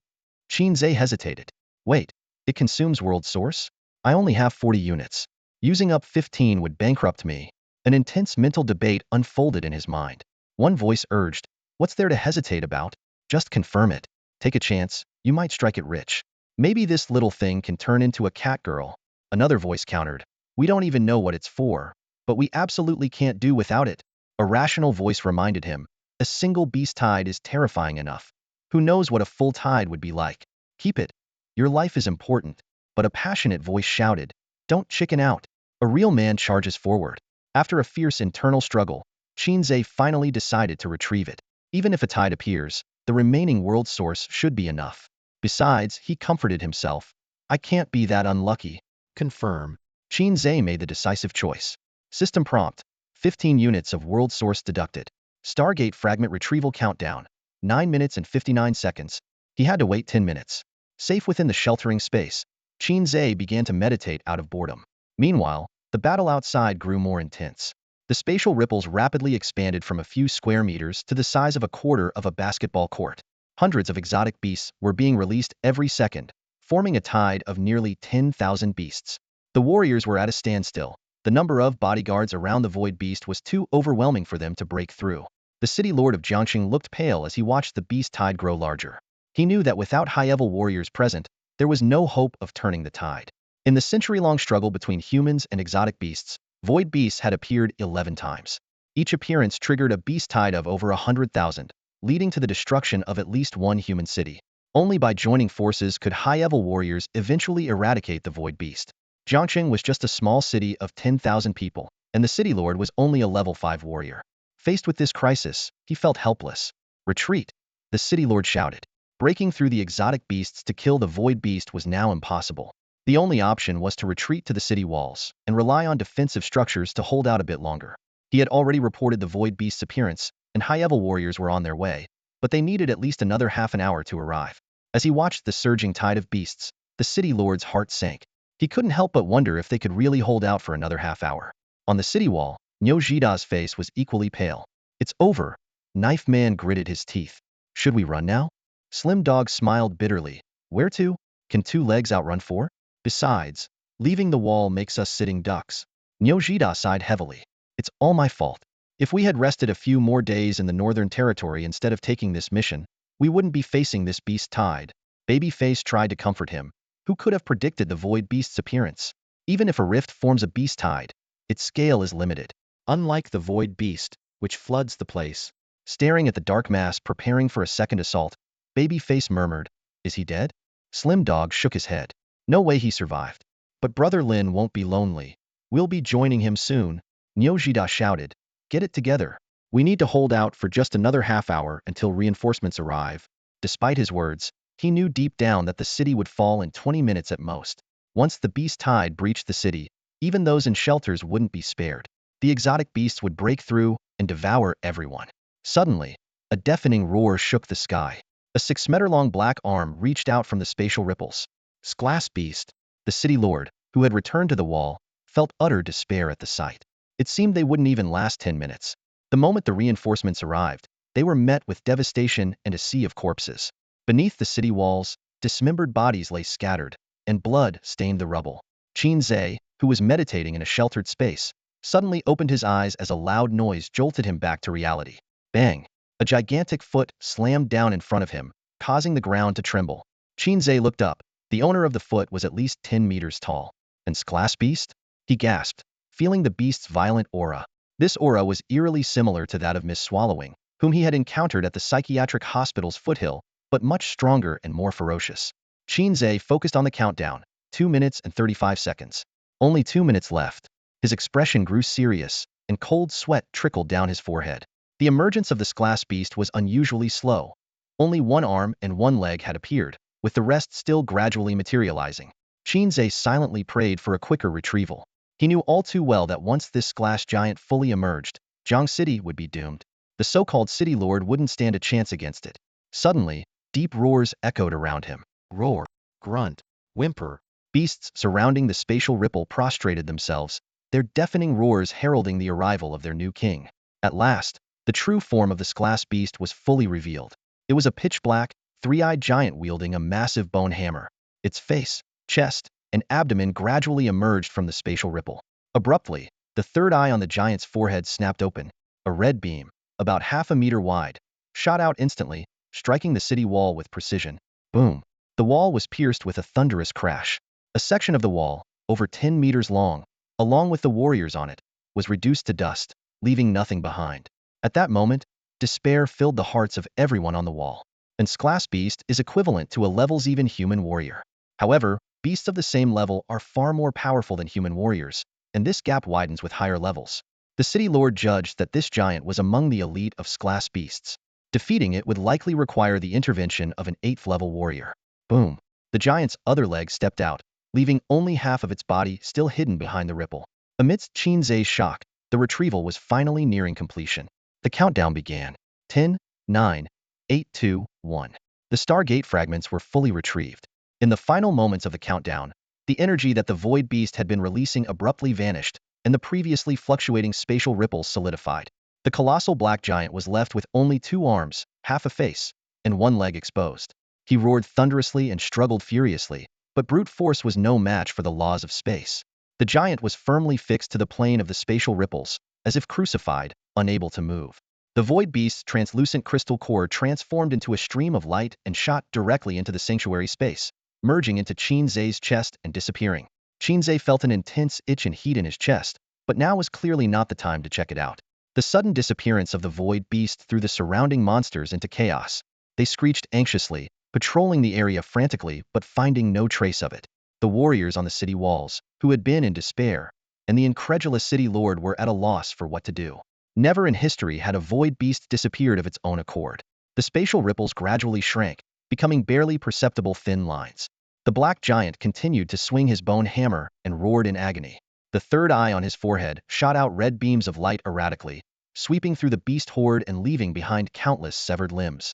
A few seconds later, the ripples vanished completely. The giant's body was suddenly sliced by numerous bloodlines, and blood gushed out like a breached dam. The parts of his body extending into the outside world were cut into dozens of pieces, scattering everywhere. And Glass Pinnacle Beast fell just like that, showcasing the ruthless nature of the rules. Around, Black Bead dropped at Qin Ze's feet a soul pearl. This unexpected boon made Qin Ze's eyes light up. The appearance of the soul pearl instantly ignited a frenzy among the surrounding beasts. They began to jostle and fight each other, vying for the precious glass soul pearl. The beasts that had been attacking the city turned towards the scent of the soul pearl and joined the fray. On the city wall, Shigo and Yojida watched in stunned disbelief, unable to comprehend the situation. Qin Ze quickly extended the sanctuary space forward, securing the soul pearl. The fastest cheetah pounced and missed, bewilderedly searching for the vanished pearl. With the soul pearl gone, the beast horde gradually calmed down and resumed their assault on Jiang City. Just then, at the spot where the last spatial ripple had disappeared, a glowing orb the size of a baby's fist suddenly emerged. The orb quickly expanded to the size of a basketball, emitting a dazzling light that forced the warriors on the city wall to avert their eyes. With a loud bang, the orb exploded, forming a massive vortex over 50 meters in diameter. The vortex spun rapidly, generating a powerful suction force.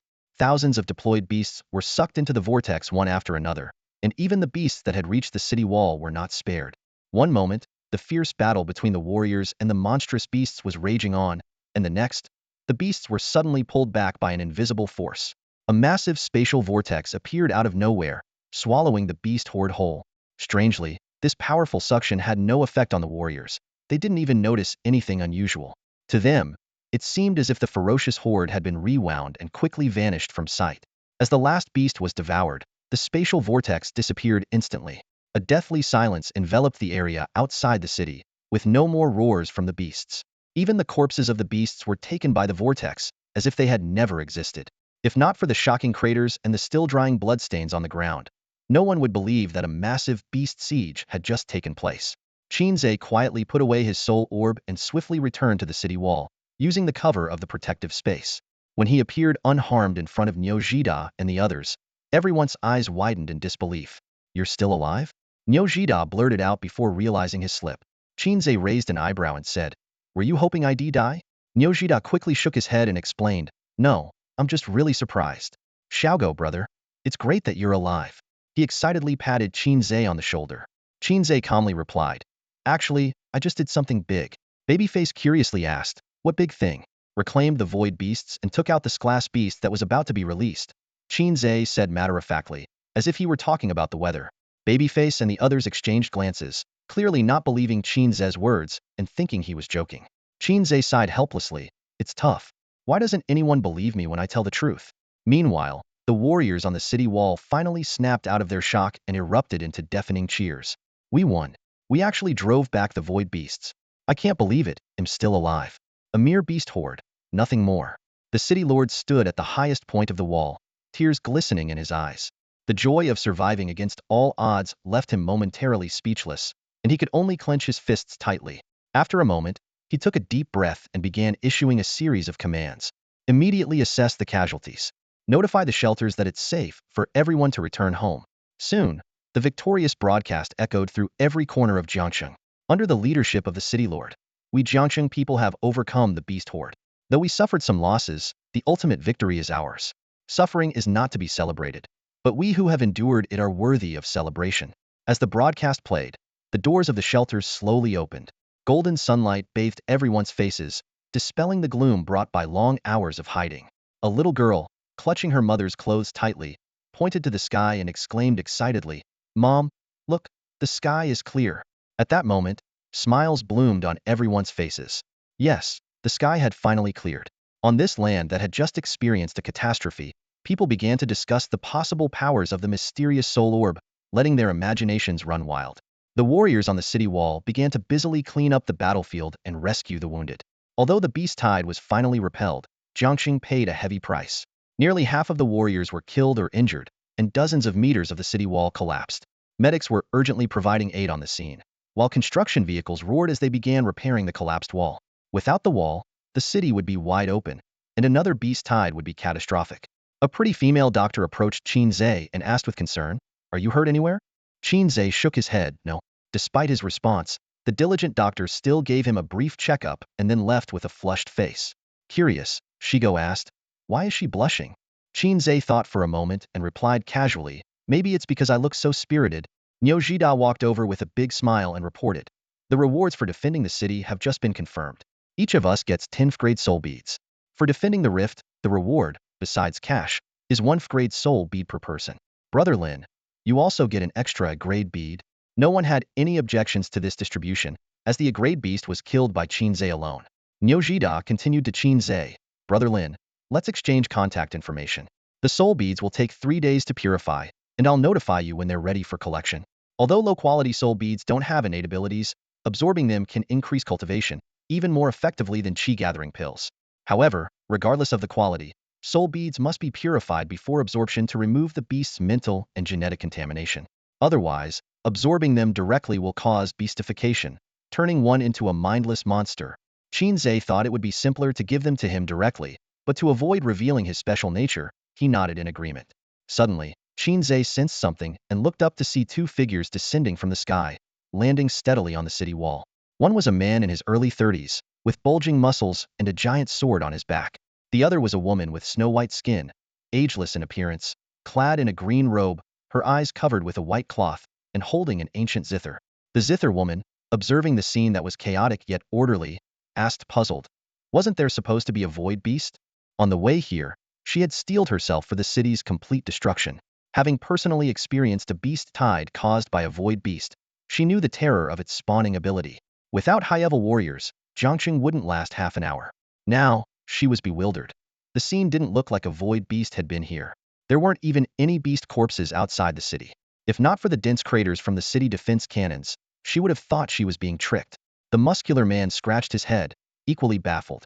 At this moment, the city lord, with thick bandages around his chest, noticed the commotion and quickly arrived at the scene. You must be the high-level warriors sent to assist. Thank you for your efforts. I am the city lord of Jiangxing. It had been 40 minutes since he reported, and they arrived. The city lord couldn't help but sigh in relief, thinking they were quite lucky today. If they had relied on reinforcements, the entire city would probably have become beast fodder by now. Where's the void beast? The zither woman's voice was icy. Due to the scarcity of high-level warriors, they were each assigned crucial tasks. They wouldn't be mobilized unless absolutely necessary, except for special cases like Yuan Zige. If the void beast was a false alarm, she might just kill the city lord in front of her. Did he think high-level warriors had nothing better to do? The city lord quickly explained. The void beast suddenly disappeared. Disappeared? The zither woman and the muscular man showed slight surprise. In the past, all 11 void beasts that appeared on the ground were slain after fierce battles, and none had ever vanished without a trace. I know it sounds unbelievable, but that's what happened. You can ask the soldiers who defended the city. They all saw it with their own eyes, continued the city lord. At the time, an scrayed beast was being spawned, and the void beast suddenly vanished, causing the spatial gate to close and the beast to get stuck in it.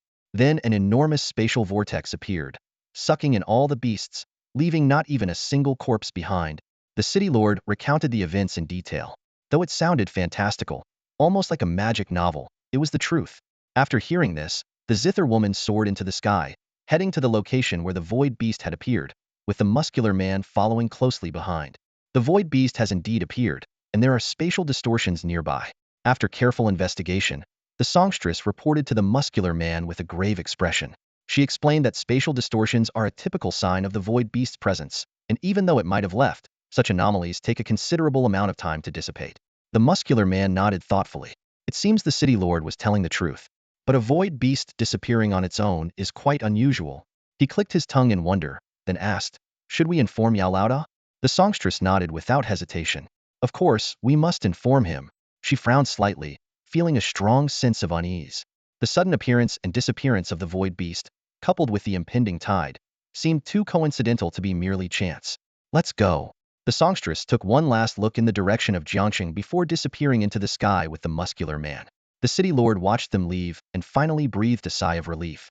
At that moment, a level 4 adjudicator from the law enforcement department approached the city wall and inquired, have the senior warriors been here? The city lord nodded in confirmation. They just left. The adjudicator continued, should we investigate the void beast? The city lord responded calmly, let's leave that to the big shots. We small players should stick to our duties and avoid meddling in things beyond our reach. The void beast is beyond our capabilities. We must be careful not to invite disaster. The adjudicator nodded slightly, agreeing inwardly.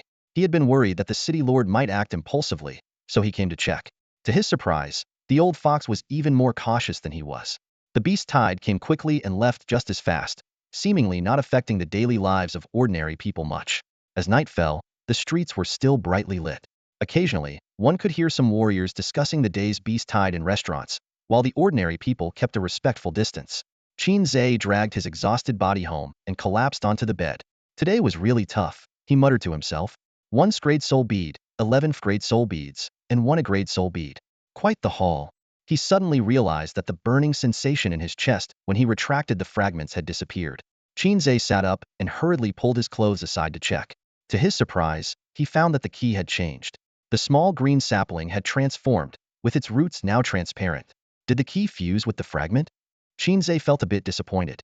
He had been hoping the skin fragment would turn into a catgirl, only to have it consumed by the key, and he had even used the world source. Qin Ze couldn't help but feel a strange sense of betrayal by the key. Was I the fool all along? He thought wryly. Shaking off these thoughts, Qin Ze tried to communicate with the key, hoping to retrieve the fragment. Suddenly, a prompt sounded in his mind. Do you wish to consume 50 units of world source to open the abyssal space gate? Opening the portal to the abyssal space, isn't that an ability of the void beast? Qin Ze furrowed his brows, deep in thought. A startling idea flashed through his mind. Have I become a void beast?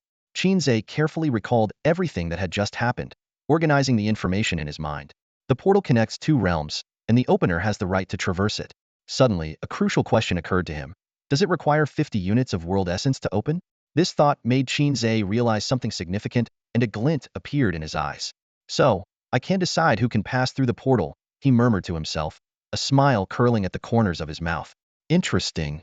Despite gaining this powerful ability, Qin Ze had no immediate plans to venture into the abyss. He looked around, as if reminding himself of his current situation. I haven't even left the beginner's village, why rush to the advanced arena? More realistically, Qin Ze knew that all his assets combined wouldn't amount to 50 units of world essence. Keep a low profile, he sighed. He recalled the recent events, spending a large amount of world essence to upgrade what seemed like a useless function, only to inadvertently save the entire Jiang city. Yet, this heroic deed went unnoticed. An unsung hero, he chuckled self-deprecatingly. Qin Ze looked down at the key in his hand, noticing that it had indeed become more aesthetically pleasing after merging with the fragments. Each side had 4 leaves, and the base had a peculiar transparent hue. He still had many questions about the void beast. Deciding to open the chat group, he hoped to find some useful information from those talented individuals. However, as the chat interface popped up, Qin Ze gasped Nanetinin plus unread messages. Wow, these guys sure love to chat. He couldn't help but comment. As he quickly browsed through the messages, he found that the group was fervently discussing the void beast. To his surprise, they were so well informed that they knew about the void beast near Jiang City within half a day. It turned out that Yao Yuan had informed them about the void beast's appearance near Jiang City. Qin Ze continued reading the group's discussion, gathering information. He learned that in the past 120 years, void beasts had appeared 11 times, resulting in the destruction of 17 cities and the deaths of nearly 5 million people. More disturbingly, void beasts had never disappeared on their own. They were always slain by high-level warriors. These revelations left Qin Ze deeply puzzled. Reflecting on how easily he had eradicated the void beast, he muttered to himself, eliminating a void beast isn't that difficult. Just get close, and the key will automatically recover it. What puzzled Qin Ze even more was that, including Yao Yuan, several people seemed unaware that void beasts were actually fragments of the Stargate. As he continued to browse the chat, he noticed everyone discussing when they had obtained their keys. Yao Yuan was the earliest, having received his key about 10 years ago. When Qin Ze read that Yao Yuan had personally slain a void beast 8 years ago, his brows furrowed. What's going on? Didn't Yao Yuan's key prompt him to recover the fragment? Qin Ze felt a wave of confusion, scratching his head unconsciously. As the discussion grew deeper, Qin Ze gradually understood the rules of the beast invasions. Beasts came from the abyss and had to bypass the blockade of Penglai City to enter the human world. The beasts that were released were the ones that slipped through Penglai City's defenses. The void beast, however, was an exception, capable of bypassing Penglai City altogether to create a passage between 2 realms. Yet, even seasoned veterans like Yao Yuan seemed clueless about the true nature of the void beast. This realization suddenly made Qin Ze aware of a possibility. So, am I the only one in the group who received a fragment? He murmured, his eyes filled with surprise and confusion. The animal tamer posed a thought-provoking question in the chat group. Has the Stargate ever been opened? This immediately piqued the interest of the other members. Xian Nubu Lusher quickly responded, I read a miscellany of alien races once, and it mentioned something related, but its authenticity is questionable. The animal tamer pressed on. What did it say? Could you elaborate? Xian Nubu Lusher explained. It is said that the Stargate used to open regularly, about once every 10,000 years. However, it's been 100,000 years since it last opened. The animal tamer, intrigued by this miscellany, asked, Where can I find this book? Can I take a look? He then added, But the Stargate definitely can't be opened now. The gate itself is gone, so how could it be opened? The author of that book seems to have some insight. Qin Ze also became curious about this mysterious book. Xian Nubu Lusher promised, I'll look for it when I get home. At that moment, Bian Yuan Hua Shui, who had been silent, suddenly spoke up, Finally, we're heading back to Penglai City. Do you guys know what I've been through this past month? Xian Nubu Lusher teased, Oh, isn't this Quainan? I thought the Moon Tribe had captured you for experiments. Lu Renjia curiously asked, Hua Shui, did you escape from the Moon Tribe's pursuit? Bian Yuan Hua Shui replied, Not yet, but soon. That old man seems to have some kind of tracking technique. Every time I try to shake him off, he manages to find me. The scholar, showing a rare interest in gossip, asked, What exactly did you do? Xian Nubu Lusher noticed the scholar's unusual behavior and commented, It's rare to see the scholar interested in gossip. Bian Yuan Hua Shui seemed reluctant to explain and simply said, It's better not to mention it. Qin Ze's curiosity was fully aroused. He speculated whether Bian Yuan Hua Shui had some improper relationship with the wife of a high-ranking Moon Tribe member, leading to such relentless pursuit. Unknowingly, it was already late at night. Qin Ze exited the chat group and stretched. He hadn't mentioned the matter of the fragments to the group because he was unsure whether they were a blessing or a curse. Today's chat made Qin Ze realize how limited the human intelligence network seemed. Much of the information about the Abyss and World Hunters had to be obtained from alien races. This made him question, what if the information provided by the alien races was false? Qin Ze thought, it's better to let the human elites worry about such matters. Yuan Zigu should consider these issues. With that thought, his mind felt overloaded, so he decided to stop thinking about it. Just then, Qin Ze's phone rang. The screen displayed an unfamiliar number. Hello, who's this? Qin Ze answered the call. A familiar voice came from the other end. Thank goodness you're all right. There was a beast tide in Jiangxing, and I've been worried sick all afternoon. I couldn't get through to you. May Yin. Qin Ze was momentarily stunned before asking, Where are you now? That's all for today. Thank you so much for watching. I hope you guys enjoyed. If you wish to have another part of this recap, please give us at least 1,000 likes. Please don't forget to comment and subscribe to our channel for more content like this until next time.